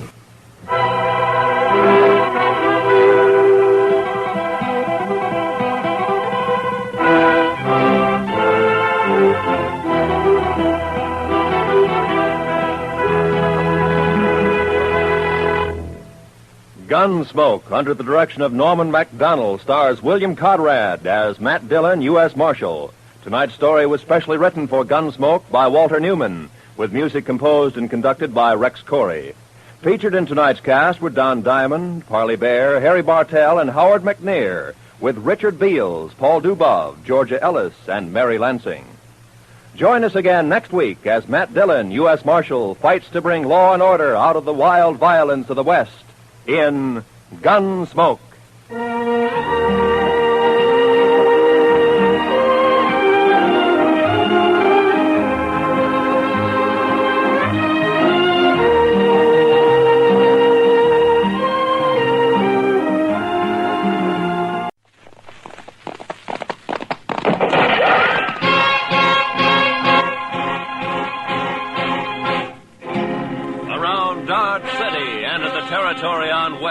There's just one way to handle the killers and the spoilers, and that's with the U.S. Marshal and the smell of Gunsmoke.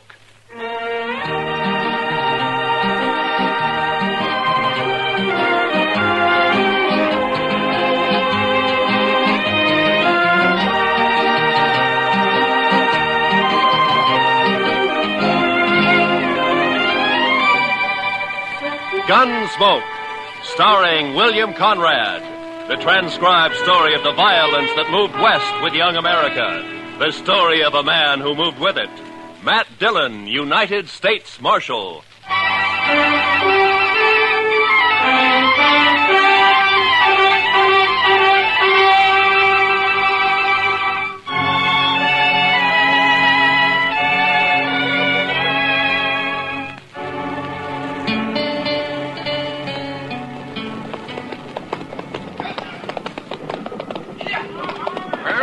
River, Mr. Jackson. Dry as a bone. Our last hope of water for the herd. Not quite, Pecos. Cottonwood Pond is just over the rise ahead of us. Well, it may be dry, too. Bet they haven't had a rain on the prairie for 6 months. It won't be dry. I've been bringing cattle up here to Dodge City for 12 years. Drought or no drought, the pond's always had water. It better have. We're losing 15 head an hour now. We can't push them much further. There'll be water. With luck, if the railroad's got the cars for us, we can start loading this afternoon. By this time... Hey, sounds like the boys up ahead run into something. Yeah, come on.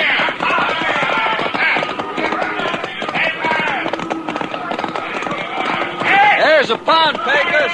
Plenty of water. Yeah, I guess you were right. Wonder why the herd's piling up. They ought to be stampeding for that pond. You think you have to... Hold up, Pecos.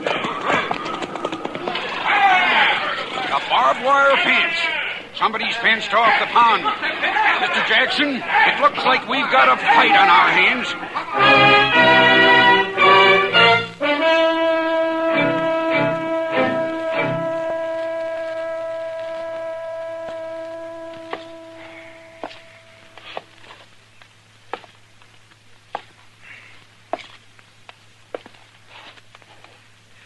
I don't like it, Doc. It's too quiet.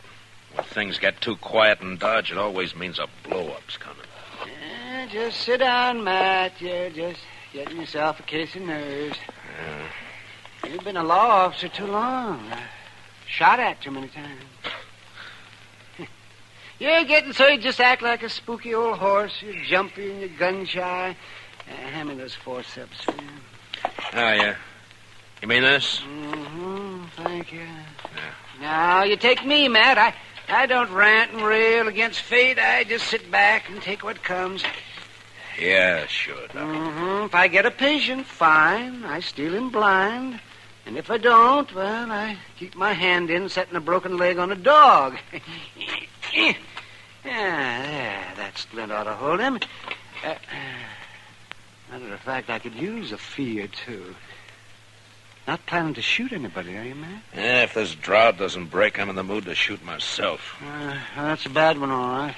I don't think I've ever seen the prairie as dry as it is this year. Oh, there you are, Mr. Dillon. Well, come on in, Chester. I've been looking all over for you. We've got trouble, Mr. Dillon. Huh? Trouble? Old man Howard just sent a rider in. A trail drive's pulled in from the Big Bend. They're threatening to cut his fences so they can water the cattle at Cottonwood Pond. Well, there's your blow-up, Matt. A real head-on smash. A thirsty herd against that skinflint Howard. I bet I could get myself a few fees out of this before it's over. Good old Doc, always hoping for the best, huh? Now, come on, Chester, let's ride out to Cottonwood.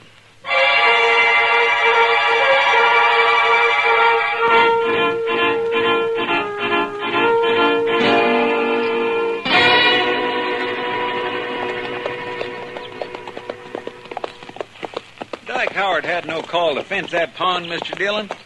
There's enough water there for all the trail herds in the next 10 years. That's on his ranch, Chester. He's got a right to fence his own range. Got a right, maybe, but no decent rancher would take advantage of it. Howard's mean. Just downright mean. I think it's more than that, Chester. It's the old business of making $2 grow where $1 grew before. I think Howard figured on something like this when he strung that fence last month, but the trouble is... Look yonder, Mr. Dillon. Huh? Must be 50 or 60 riders facing each other across that fence. Yeah. Looks like a couple of armies. Well, that wouldn't be the first range war that started over water rights. Come on.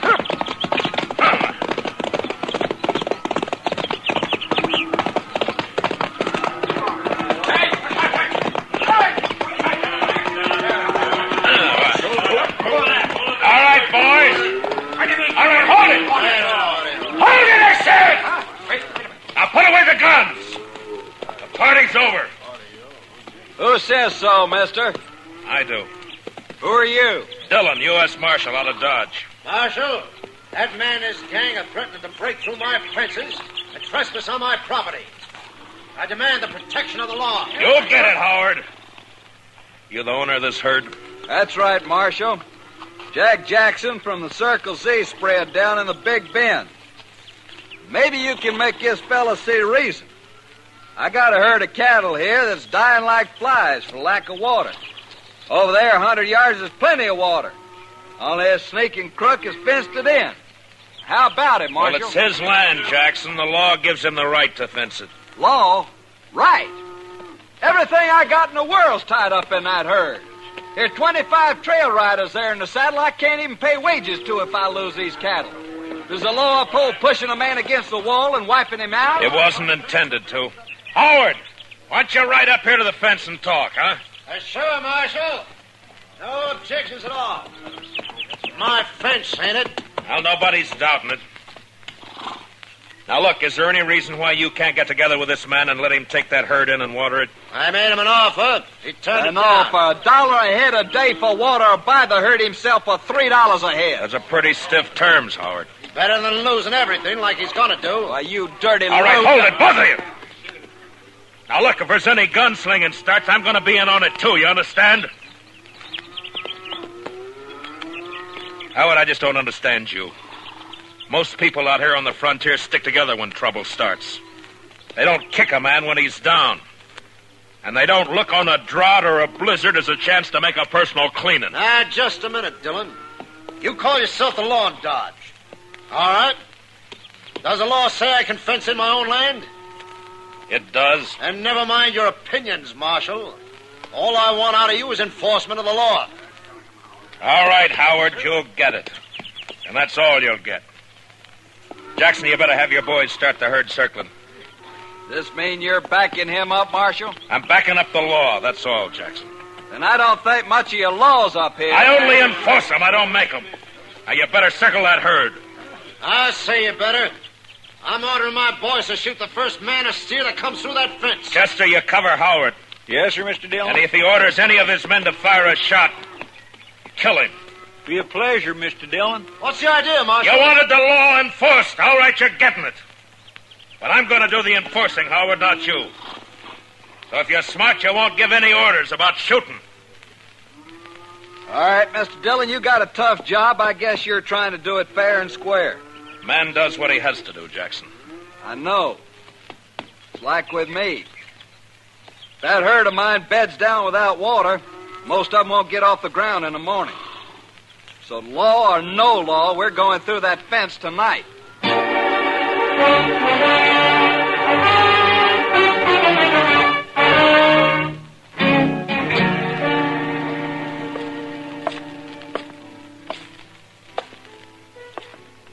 Matt. Huh? Oh, hello, What's the matter? Bad liquor or a busted steak? Neither. How are you? Eager. But you probably noticed that before. Seriously, though, what's wrong? Plenty. One of the bloodiest little range wars you ever saw is just about to break. Out of Cottonwood Pond, I heard about it. Did you hear, too, that I'm back on the wrong side? Here, pull a stool up to the bar. Harry, a drink for Mr. Dillon. No, thanks. I can't stay, Kitty. I gotta try to round up some deputies, and try is probably about as far as I'm gonna get. Old Ton will be siding with the Texas boys against Howard and against me. Maybe you ought to switch sides, Matt. Oh, sure, I oughta. I know, but I can't. If I started making my own rules, it'd mean the end of law and order in Dodge City. Yeah, I just can't do it, Kitty. Much as I'd like to. Well, not for me to say. You're the one who has to decide. Yeah, Chester. What'd you find out? Mr. Hightower down at the railroad depot checked clear through to Topeka. They can't get enough cattle cars here to load that herd out before day after tomorrow. Well, that's that. It's an outside chance anyway. Yeah, I just can't do it, Kitty. Much as I'd like to. Well, not for me to say. You're the one who has to decide. Yeah, Chester. What'd you find out? Mr. Hightower down at the railroad depot checked clear through to Topeka. They can't get enough cattle cars here to load that herd out before day after tomorrow. Well, that's that. It's an outside chance anyway. I thought we might load them up fast, Kitty, and run them up to Walnut Creek. It's still got a little water in it. But Matt, there's something wrong with the law that upholds a low-down scheme like this. Well, what Howard's doing is wrong morally, but it's right legally. I gotta find a legal way to stop him. I bet a lawyer could find a way of some kind. Too bad this town doesn't have one. Oh, heaven forbid. Just the same, Matt, Yeah, what is it? My name's Fenton. I'm range boss. Yeah, I know. You work for Dyke Howard. Well, what's on your mind? Well, Mr. Howard figures you ought to be arranging to protect his property. Jackson gave me his word he'd lay off until 9 tonight. His word, sure. But Mr. Howard figures it'd be a good idea if you deputize his riders. Fenton, get up. Now, wait a second, Marshal. Go on, get up. When I want Howard's advice, I'll ask for it. Now go tell him that. Well, yeah, but... Go on. Get up. Move.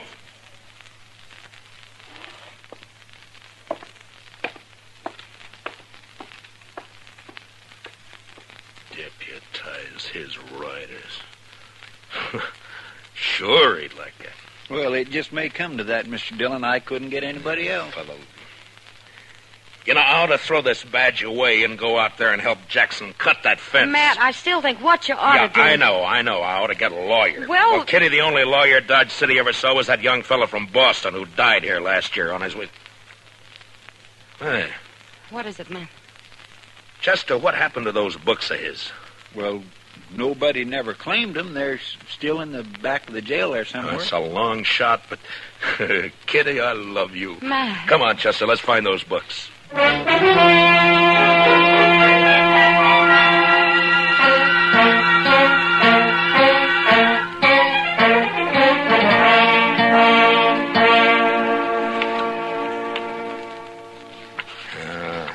don't know, Chester. Take a man a year just to learn what these words mean. Well, I sure can't help you, Mr. Dillon. Looky there. Tort. Replevin. Statutory malfeasance. Why don't they write the laws out in English? There'd be no work for lawyers. The only thing that might do it is this one. I'm not too sure what it means. Evening, Matt. Oh, Doc, come on in here, will you? I figured I'd bring you a little courage for the battle. What? Might be snakes out at Cottonwood Pond. It's very thoughtful. Yes, sir. Calomel and Irish whiskey. No doctor west of the Mississippi ought to be without 'em. The calomel's for the woman, you understand? Yeah, sure. Mm-hmm. Of course, a bottle of Jameson might not cure a patient, but it sure makes him enjoy his illness. Yeah. Look, Doc, you've been to school. At least I guess you have. Oh, well, I browsed through a couple. Well, listen to this now, and tell me what you think about this paragraph right here. Well, let me see. A schedule of territorial ordinances and judicial precedents. Handbook for local administrators. Well, I didn't go to law school, man. No, but you've read books, and you know big words. Now listen to this. The local administrator or other duly constituted authority in a territorial division is hereby empowered to declare a state of acute emergency in case of riot, rebellion, or any natural catastrophe which threatens the general welfare. Now, Doc, would you say I'm a duly constituted authority, huh? Well, in Dodge City, I guess you're about the only authority. Yeah, now, would you say this drought we're having is a threat to the general welfare? Well, I've never seen a worse one, but... All right, now listen to this. Yeah? During the period of such emergency, the officer in charge is authorized to seize, confiscate, allocate, or otherwise administer critical materials and facilities in accordance with the common need and his own discretion. All right, Matt. Water is a material. Yeah? And as far as keeping cattle alive is concerned, Cottonwood Pond is a facility. That's all I wanted to know. I don't see how it'll help you, though, Matt. Howard will never stand for it. You're still going to have a pitched battle on your hands. Maybe so, Doc. But at least I'll be fighting in the way I want to fight. Well, come on, Chester, let's go. It's 8 o'clock.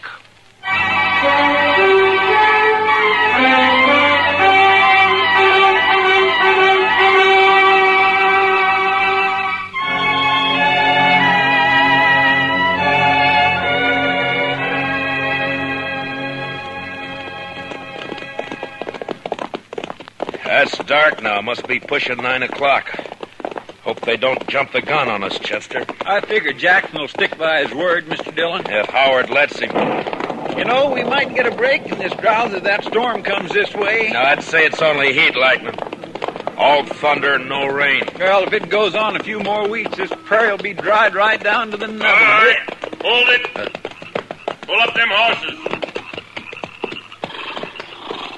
He's right there by the fence, Mr. Dillon. Yeah, I see him.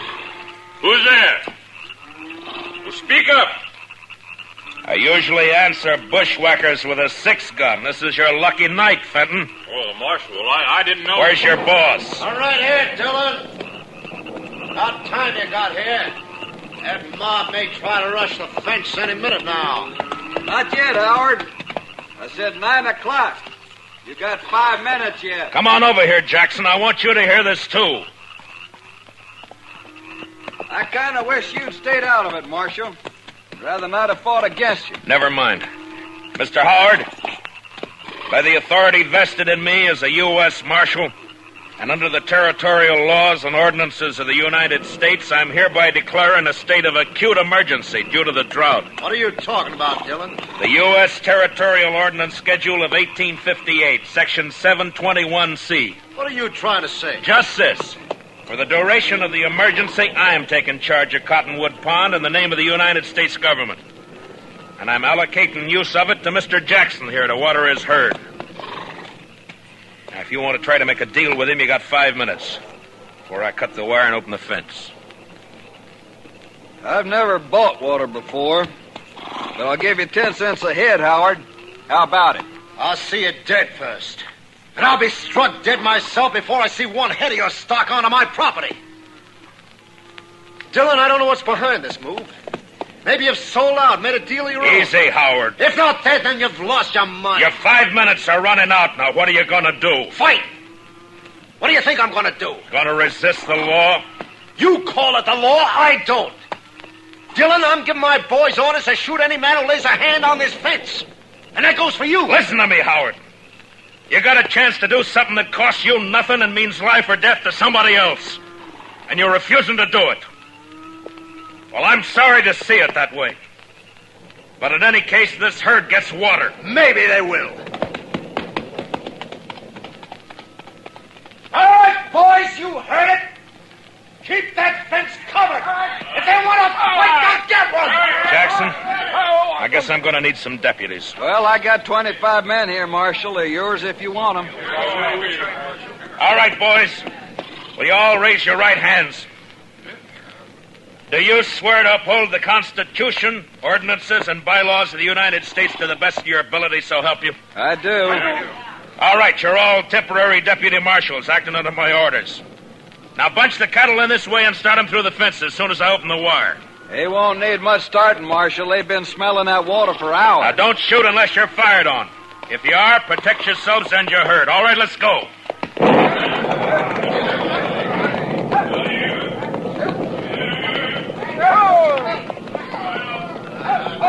Hey, Gus! Keep those flankers closing them in toward the opening here. If they crowd on that fence, they'll cut themselves to ribbons. Right, boss. Over this way. Chester, come here, man. Yes?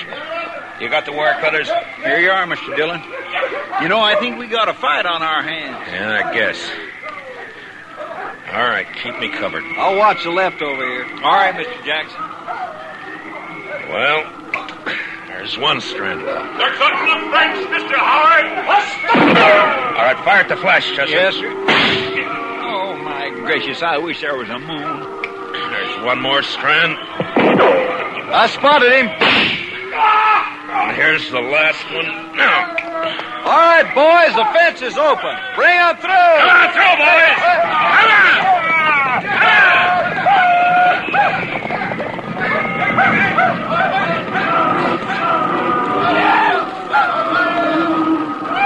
Heads up, Chester. give in this season. Yeah, you can hear them out there, but you can't see for the dust. Yeah. Wind's coming up off that cloud. Well, come on. Let's try to find Howard. I'm going to take him in for attempted murder. Last time I heard him, he was down along the fence here, Summers. All right, boys! Fire the glass! What the... Look! Look at them torches, Mr. Dillon. They're setting fire in the grass. Yeah. As dry as it is, they'll start the whole prairie blazing. Jackson! Get your herd through the fence. They're trying to stampede it. It'll take more than fire to turn those cattle away from water. I guess you're right. Look, send as many of your boys as you can to help me. We got to get that fire stopped and fast.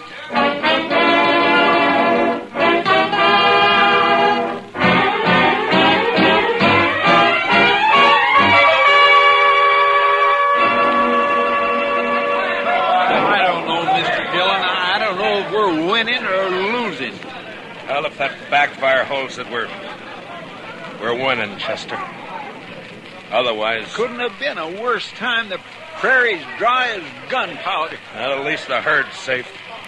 They wouldn't leave that pond if the whole world caught fire. Any orders for the boys, Mr. Dillon? Yeah, just have them keep working along the edge of the backfire, Pecos. Beat out any sparks that get across. Huh? Right, Marshal, I got you. Have you seen anything of the Howard gang? Oh, not a sign. I guess they figured they'd done all they could. Yeah, maybe. Mr. Dillon, I'd swear a storm's going to break. I can halfway smell the rain. I don't know about that, Chester. But it's doing one thing it won't help us. What do you mean? Look, the wind's shifting. Starting to drive those flames across the backfire. Well, if it catches there again, it'll get clear away from us. Yeah, it sure will. Now, come on. Let's grab some of the boys and start working behind it. Yes, Let's go, Dillon. Well, Fenton, I figured you'd be halfway to the Mexican border by now. Well, you figured wrong. You keep your hands still, both of you. One move and it's your last move. That's about the way you planned it anyway, isn't it? You wiped us out, Dillon. That backfire of yours took the ranch house and the barns. There's nothing for us to do now but drift.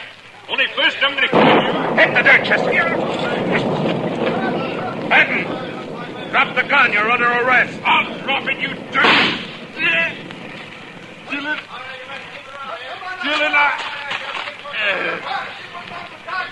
Well, you warned him, Mr. Dillon. Yeah, it doesn't matter much now. Look, Chester. Yes, sir. It's jumped the backfire. With that wind driving it, it'll burn the whole prairie from here clear to the river. And Dodge City along with it. Not a way in the world of stopping it either. There's the shot, Marshal. You all right? I'm sick at my stomach, that's all. Dodge City's gonna burn, Jackson, and there's nothing we can do. I sure didn't figure on this.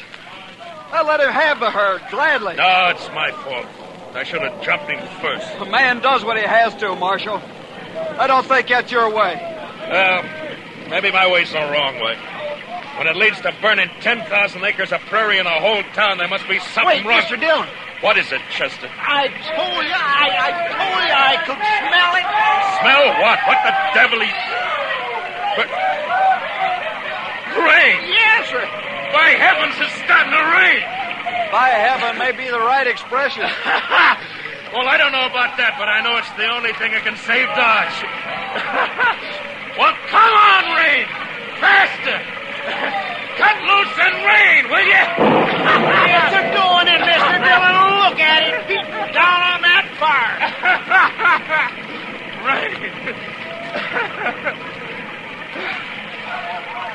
Chester, you know, out here on the frontier sometimes, when a thing like this happens, it makes you wonder if maybe...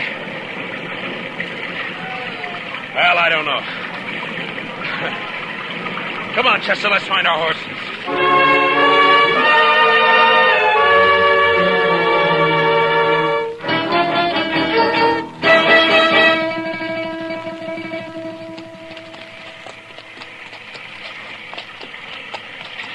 It's sure not letting up any, Mr. Dillon. No.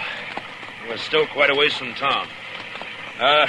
Let's swing over along the bluff, Chester, and find a place to wait it out for a while, huh? That's what I was hoping you'd say. Come on. Well, it took a long time to break loose, but it's sure making up for luck. Wow! I never saw lightning this big before. Usually lets up once the rain starts. I guess it's just a freak storm anyway. What? Off your horse, Chester. Flat on the ground. Now. I saw it flash, Mr. Dillon. It come from that lone cottonwood tree. Yeah. It's a bad spot. He's got cover and we haven't. Well, I guess we found out what happened to Mr. Howard. All right, Howard. Come out with your hands up. You're under arrest. Why don't you come and get it, Dillon? You're going to flip a shot at the tree, Chester. Roll away as soon as I fire. Yes, sir. All right. Now. Smart, Dillon. You're not smart enough. That was close. There's enough light for him to see. He's got all the odds. If he keeps it up, he'll get us sure. Maybe we might just well rush him, Mr. Dillon. We haven't got much to lose. There's an outside chance, Chester. That he's bound to get one of us. Yeah, but this way it's both. Yeah, I know. All right. We'll go in on the count of 3. Fan out and move fast. Yes, sir. And, good luck, Chester. Same to you, Mr. Dillon. All right. 1, 2, 3.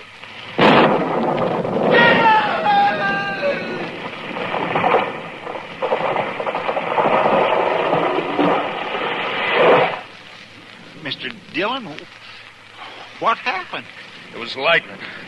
It struck the tree. I think Howard's lying over there on the ground. Come on.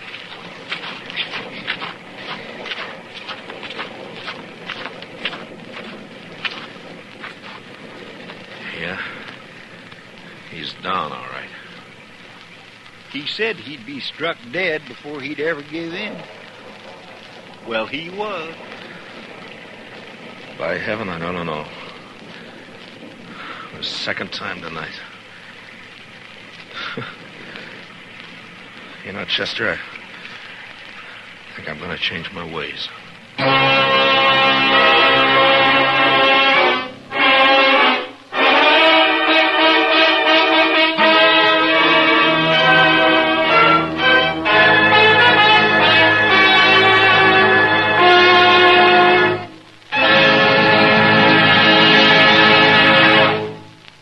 Gunsmoke, transcribed under the direction of Norman MacDonald, stars William Conrad as Matt Dillon, U.S. Marshal. Tonight's story was specially written for Gunsmoke by Les Crutchfield, with music composed and conducted by Rex Corey.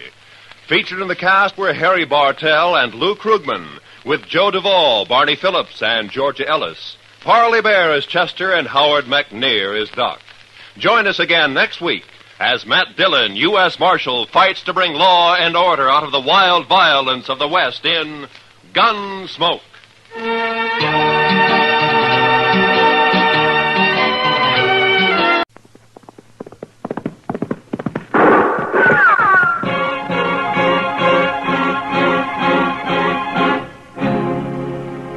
Around Dodge City and in the territory on West, there's just one way to handle the killers and the spoilers, and that's with a U.S. Marshal and the smell of gun smoke.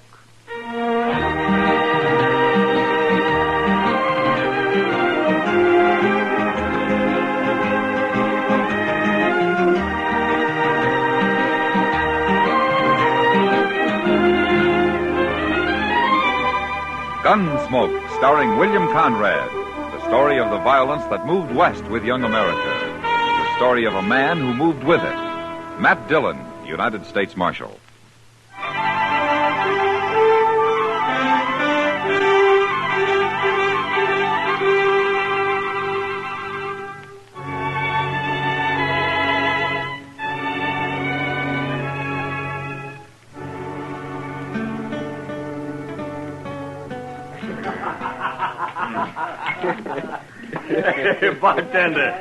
Bartender, set out another bottle of that rye whiskey.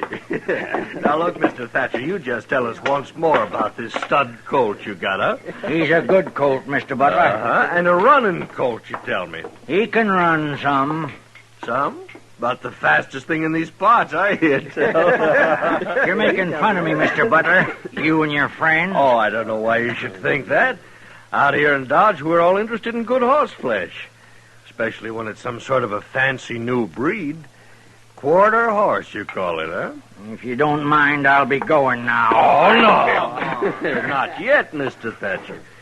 We'd all like to hear some more about your stock, wouldn't we, boys? Mr. Butler, my grandson's waiting for me outside. Hey, Thatcher, tell us again about this little old sawed-off colt of yours. I understand these new type horses you raise have rumps so high they look like they're going downhill. Hank, it ain't polite to call this colt that way. Besides, it ain't that he's sawed off. It's just that he's got no back.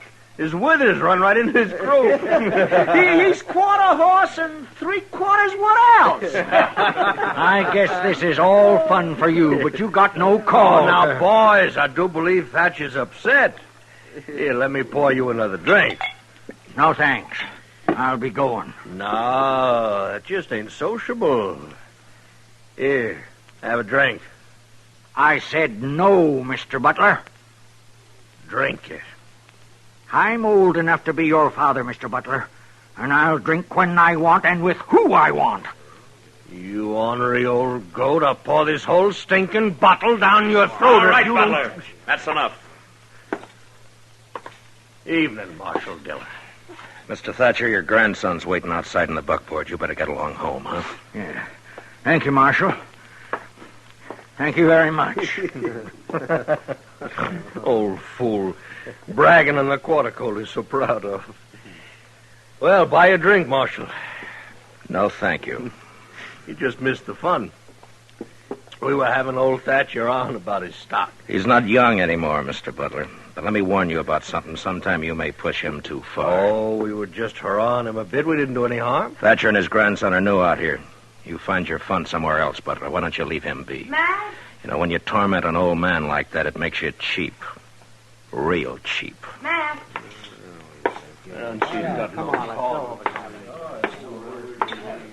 Sit down, Matt. You could buy me a drink if you wanted. Yeah, sure. Sam, send over a drink for Miss Kitty, will you? I have to drink alone. Usually my partner drinks with me. Not tonight, Kitty. You mad about something, Matt? No. Tired, maybe. I saw you talking with Ed Butler over there. He say something to set you off? Yeah, maybe that's it, Kitty. I don't know. Oh, thanks, Sam. There you are. That was old man Thatcher over there, wasn't it? Yeah. Whenever he comes in here, Butler gets him started on this new breed of horse Thatcher's got. Is that what it was tonight? Yeah, that's what it was. Happens every time he comes to town, Matt. He's an old man, Kitty. There's no way he can fight back. Well, Matt, it's not your worry. You can't keep Butler off his back any more than I can. They're like vultures circling a buffalo that's hurt, just waiting for the time when he finally goes down so they can settle for a meal. Matt. I'm thirsty after all. I think I will have that drink, Kitty. Sam!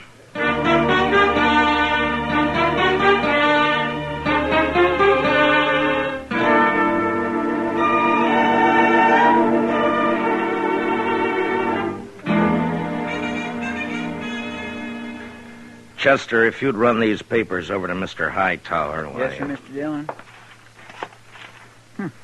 Another wanted poster on Johnny Ringo. Mr. Hightower's waiting for him, Chester. Yes, sir, but Johnny Ringo's out in Arizona. He never comes back this way. Chester. Yes, sir, Mr. Dillon. I'll take him right over. Oh, is there anything for me to do while I'm down at the other end of the plaza? No, nothing I know of. Well, then I'll just wait around down at the depot then, Mr. Dillon, if it's all right. The morning train's due in from St. Louis in half hour. All right, Chester.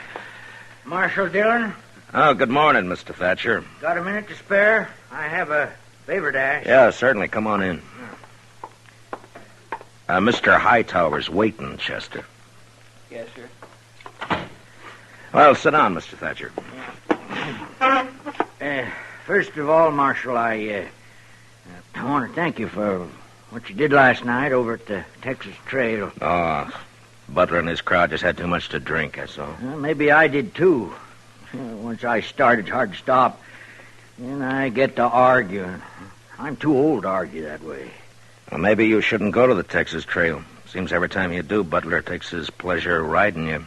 Well, It's that I wanted to talk to you about. No? Well, go on. Well, Ed Butler's always said he's got the best horses around Dodge or anywhere else. Well, maybe he does, Mr. Thatcher. Mine are better. Well, I don't know anything about your stock. Marshal Dillon, Ed Butler's having breakfast right down the street at the Dodge house. I want you to walk down there with me. Now, look, Mr. Thatcher, I don't want to mix up in any personal problems between you and Ed. Well, this ain't completely personal, Marshal. Oh, save maybe in a way. I come to you because I figure you're the one man in Dodge with nothing to gain. And you'll be honest. I got something here. I want you to take it. No? It's the deed to my ranch. Why are you giving it to me? I want you to hold that deed and come with me to meet Ed Butler. I'm going to challenge him to a grudge race. My quarter colt against the best horse he's got. You mean you're putting up your ranch on this race? Yes, sir. And I want you to hold the stakes. Look, it's no business of mine, but you could lose, you know. No, sir. I don't figure I can.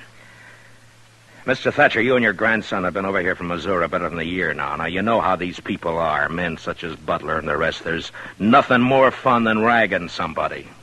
Somebody who fights back but isn't too strong. You're trying to lecture me, Marshal. Well, it's because you're new here that they're making it rough for you. You just don't know the ways yet. No, it's no good, Marshal. Look, Mr. Thatcher, you're putting up everything you got on this race. Now, what makes you so sure you can win? What's so special about this stud colt that you've raised?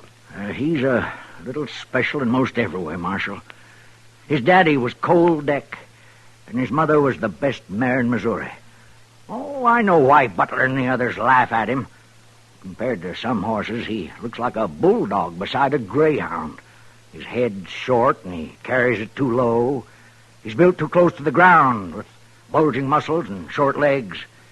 But I'll tell you one thing. He's just gone 4, and as he stands now, he's the most horse west of St. Louis. And there are some like him in Texas now. And if I have any say, one day quarter horses will be all over the West. When a man gets to be my age, Marshal Dillon, he's got to stand behind what he believes. And I believe in this little horse. He's sleepy and he's quiet, but he can unwind like lightning. You got a feel for horses, haven't you, Mr. Thatcher? It ain't much of a man talks one way and thinks another. Will you walk with me down to the Dodge house? Yeah. Yeah, I'll walk with you.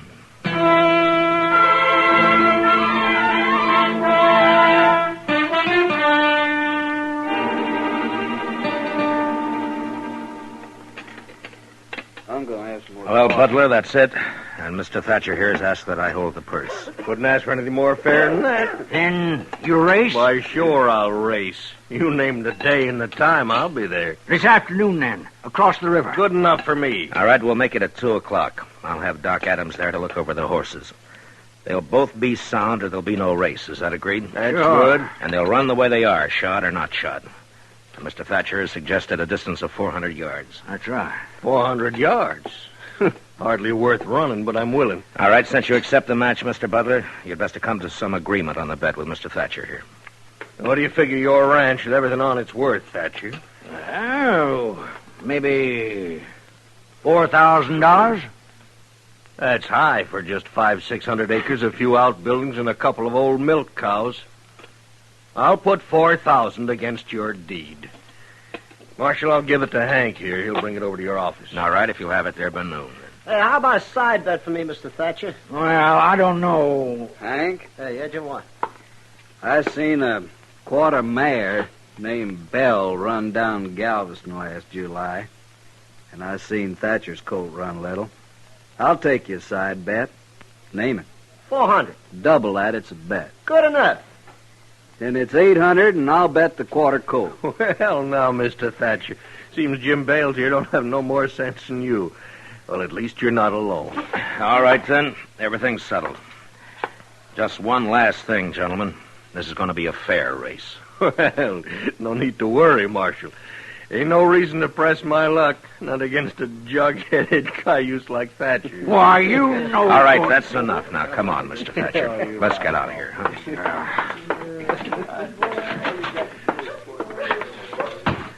Now, why don't you go on home?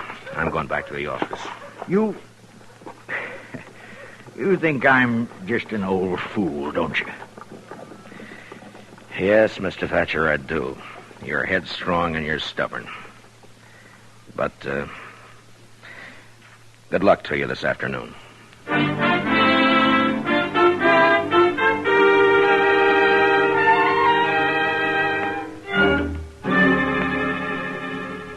You know, Matt, there have been horse races in Dodge before, lots of times. But I've never seen one where so many people got concerned. Why, the whole town's in on it. Everybody's betting one way or another. Yeah, I know. And I don't like it, Doc. Well, there's nothing wrong with that, is there? Now, people like an excuse to celebrate. And this afternoon there'll be whiskey running to help them. Whiskey and horses don't mix when there's money changing hands. Matt, are you worried about Thatcher putting his ranch up on the race? He could lose his ranch, Doc. Oh, no. Well, doesn't he have a chance? I don't know. I don't think so. Mr. Dillon? Yeah, what is it, Chester? Oh, hello, Doc. Well, Chester. Say, I was down at the bridge a few minutes back watching for Butler to take his horse across. I wanted to know which one he was running. Well? And I didn't recognize the horse. I thought probably it'd be his sorrel, but it wasn't. It was a horse I ain't never seen before. Well, what horse is it, Chester? Ed Butler ain't putting in no cow pony, Mr. Dillon. He's running a thoroughbred. Well, he's got no chance at all now. Is that it, Matt? Mr. Thatcher's betting everything he has on this quarter horse of his to beat a cow pony. Now Butler's running a pure racing horse, a thoroughbred. Well, it's past 1. Let's get over to the other side of the river.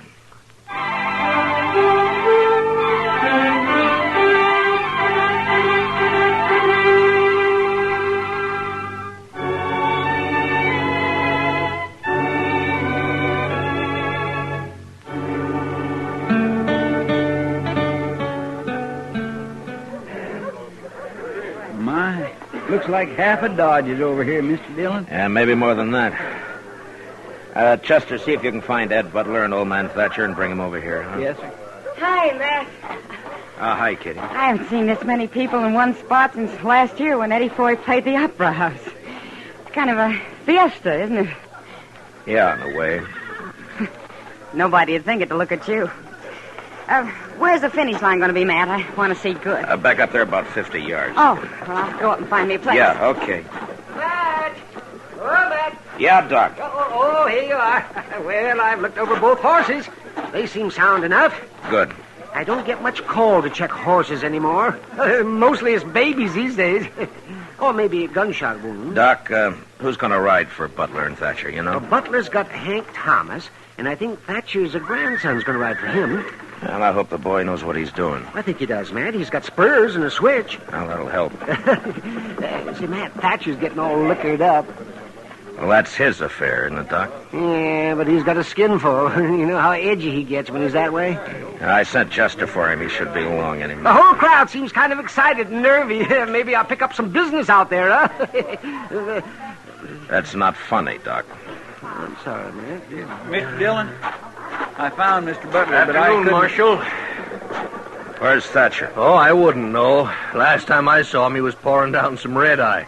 Preparing for the loss, maybe. Well, Mr. Hightower and Doc here are going to act as judges along with me. Chester will fire the starting gun. It's all terrible fancy for just a whim of that old fool Thatcher's, ain't it?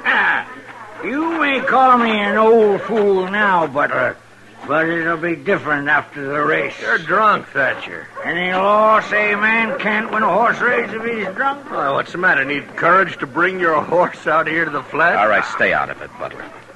Mr. Thatcher's your grandson all set? Yes, sir, Marshal. How about you, Butler? We're ready. All right, then tell your riders to take their horses down to those 2 buckboards down there. That'll be the starting line. You thought you'd fool me, didn't you, Butler? Bringing out that thoroughbred to run. Well, I don't care. I can still beat you. You're talking an awful lot for a man who ain't worried. Don't ride me, Butler. I've had enough. Oh, listen to me, Thatcher. I put up with your chatter long enough. Why you... All right, that's enough. You just see to it you win, Thatcher. I'll have your ranch and that colt you think so much of. Oh. What did you say? You heard me. Just make sure you win, if you can. What did you say about my colt? What did you mean? Well, if my bay mare wins, I get your ranch and everything on it. That includes your colt. No. No, that isn't right. Well, what about it, Marshal? You're holding the purse and drawing up all the rules, it seems. What about it? Butler's right, Mr. Thatcher. That's the way you made the bet. You're no good, Butler. No good at all. I didn't make the bet. All right, both of you move your horses down to the starting line. It's 2 o'clock. Hey, move that bay down those markers. Well, go on down, Mr. Thatcher. Yes, sir, yes. Chester, you walk with him. Give him 5 minutes, and then you can start him off. 5 minutes. Yes, Mr. Dillon.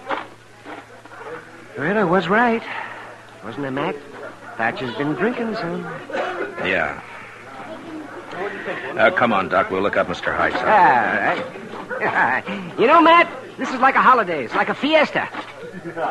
Yeah, that's what Kitty said. Ooh, she's out here, too, huh? Yeah, well, I guess maybe outside of Mr. Thatcher, the only person not enjoying himself is you. Do I have to enjoy it, Doc? I'm sorry, Matt. What's up? Come on, Doc, run. Wait a minute. Wait. Mr. Dillon, it's Mr. Thatcher. He's been shot. Shot? Where is he, Chester? Right over there, laying on the ground. His boy's with him. All right. Let me through. Let me through. I'm the doctor. Let me through here. Oh, here now, just a minute. No. It's not much use looking, Doc. I know where it is. He's bad, Matt. What happened, Mr. Thatcher? And now I won't see him run. Mr. Thatcher, listen to me. Now I'll never know for sure if my colt could...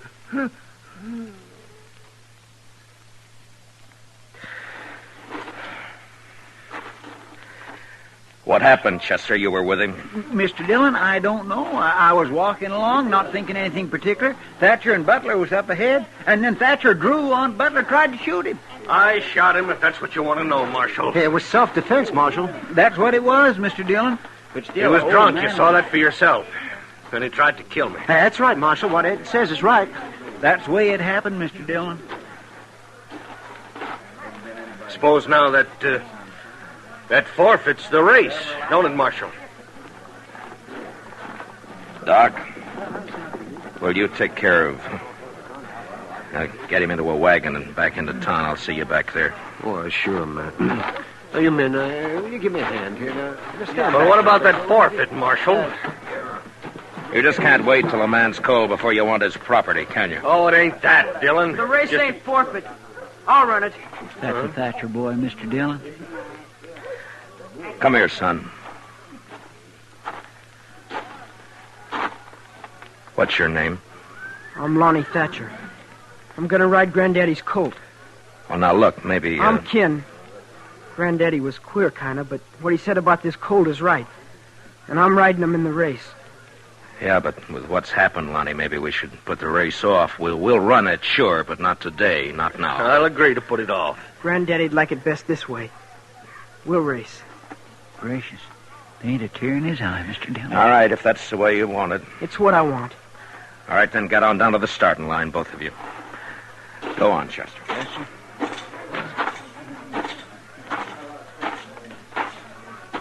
I was looking for you, Marshal. Are we going to have the race? Yeah. That's a good thing, you know. There'd be a lot of people disappointed if it didn't come off. And we wouldn't want that, would we, Mr. Hightower? How's that? The killing's hardly enough to make the day complete, is it? No, Marshal, I didn't mean anything wrong. It's just... Yeah, sure. Just forget it. Move on up to the finish line. I'll get a couple of these riders to clear the lane. All right, Mr. Dillon. You there. Would you ride down toward the start and make everybody move back and clear a lane, huh? All right, everybody. Well, will you get back, please? Oh, would you clear the lane, please? Please move back. All you people there. Move back. That's it. Well, it's time, Marshal. Yeah. What's Chester waiting for? It looks like the colt's acting up. I've never seen two different breed of horses run against each other. And that colt's kicking up a storm. Could make a good column for the paper, maybe. Come on. Get a hold of him, kid. Don't you think it'd make a good column, Marshal? There they go, Matt. Look at that boy ride, Matt. Come on, kid. Come on, kid.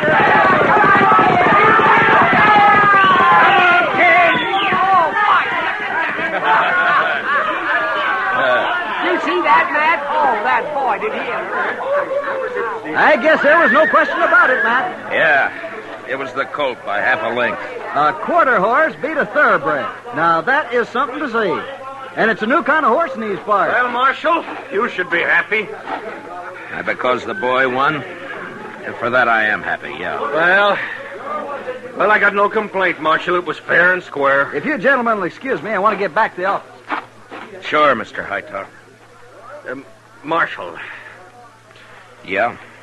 Look, Marshal, about what happened this afternoon. About Thatcher. I didn't really hold anything against the old man. I'm sorry it happened. I told you sometime you'd push him too far. Now he's dead. Well, after all, Marshal, he drew first. Oh, I'm not saying you're a murderer, Butler. But you're small inside. The only feeling I got for you is contempt. You're responsible for the death of that man today, and yet there's nothing I can do about it. You're blaming me for everything? It's not you. I guess it's just people. Good day, Mr. Butler.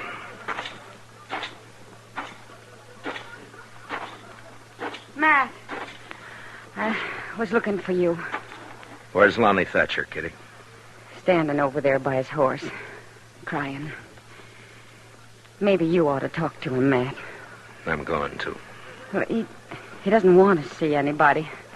Some of us tried talking to him, and he just walked away. I'll see you later. Hey, boy, you better walk that horse. Any horseman who knows he shouldn't be standing around after running like that. Yes, sir. All right.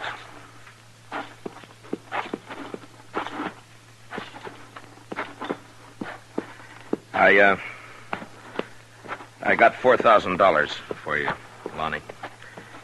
You want to take it, or shall I give it to Banker Hodgson? I'll take it. It might be better to leave it in the bank. I said I'll take it. All right, son. Here. Thank you, Marshal Dillon. Lonnie, you got any plans? Yes, sir. What? I'm going to do what my granddaddy always wanted to do. I'm going to raise horses like this stud colt. I'm going to breed them. Where are you going to do this? At your granddaddy's place? Yes, sir. That's a big spread for a boy to handle alone. I'll manage. How old are you, Lonnie? I got $4,000 to help me. And I'm old enough to know my mind. Yeah, I guess you are. And you know something else, Marshal? I understand these quarter horses, just like my granddaddy did. When men in these parts get sense enough to be interested in new stock and want good mounts with a fine way of going, they can come and buy them from me, Lonnie Thatcher. Yeah. And if I'm any judge, that may not take too long, Lonnie. Thanks, Marshal Dillon. The boy's eyes were glistening as he turned and walked away, leading his stud colt home. Most of the crowd had left. They'd gone back into Dodge to rerun the race over a drink or two and talk about this new kind of horse, this stocky, heavy-muscled, quick-as-lightning quarter horse that had come to Dodge. And now it was getting darker because of some clouds building up over in the northwest. And when I looked again, the boy and his horse had almost vanished from sight.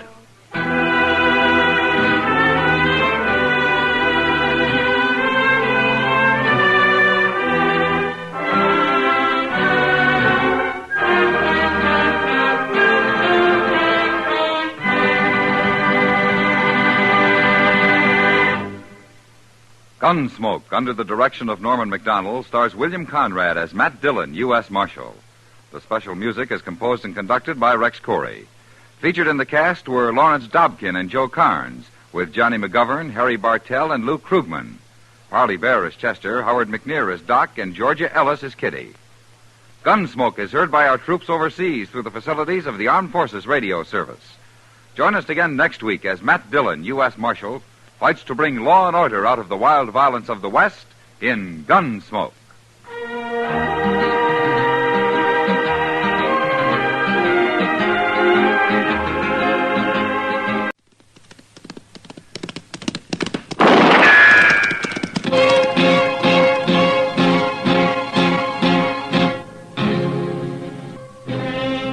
Around Dodge City and in the territory on West, there's just one way to handle the killers and the spoilers, and that's with a U.S. Marshal and the smell of gun smoke.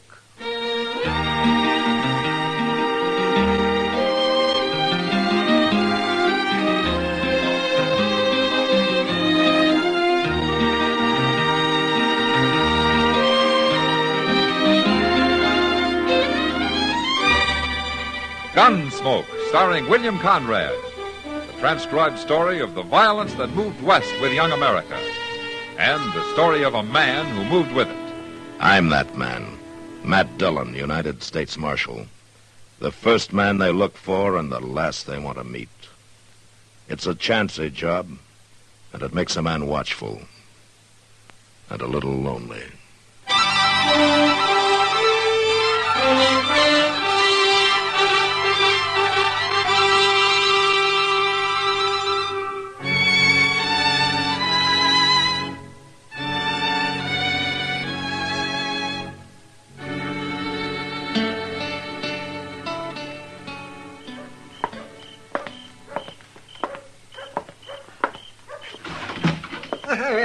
Good evening, Matt. Hello, Doc. I've been waiting for you. I'm all set up. Ah, well, might as well put away that cribbage board. We won't be playing tonight. Oh, why not? You found an easier mark? No, but you're going to hightail it up the street once you hear the news. Yeah? Matt, Belle's back. Belle? Belle who? Belle who? Belle Ainsley, that's who. You got a mighty short memory for a man who used to eat dinner out at her place 2 and 3 times a week. Well, she was a good cook, that's all. Besides, that was 3 years ago. Oh, Matt, you know doggone well you... Why don't you forget it, Doc? Is Jess Kreider with her? No. She's come back alone. Well, that's too bad. Too bad? Why? Jess Kreider's no good. That's just why. He was wanted 3 years ago when he left here with her, and he's wanted even more now. Here, take a look at this bulletin from Wichita. Hold up at the Stockman State Bank, wounding 2 bank guards. Santa Fe, 3 counts of highway robbery. Lordsburg, hold up at the Butterfield stage, driver killed. All right, so Jess Kreider's a thieving killer. Everybody knows that. Well, that's why I'd like to see him come back.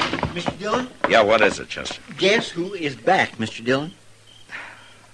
I already know, Chester. Yeah, but that ain't all. Chester, if one more person comes in here and tells me about Belle Ainsley, so help me... You're what, Matt? Belle. She was right outside, I was going to say. Well, come on. Come on, Chester. I'll buy you a beer. Well, Gosh. Well, I'll see you later, Mr. Dillon.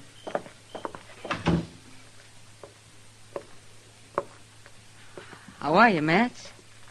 I'm fine, Belle. And you?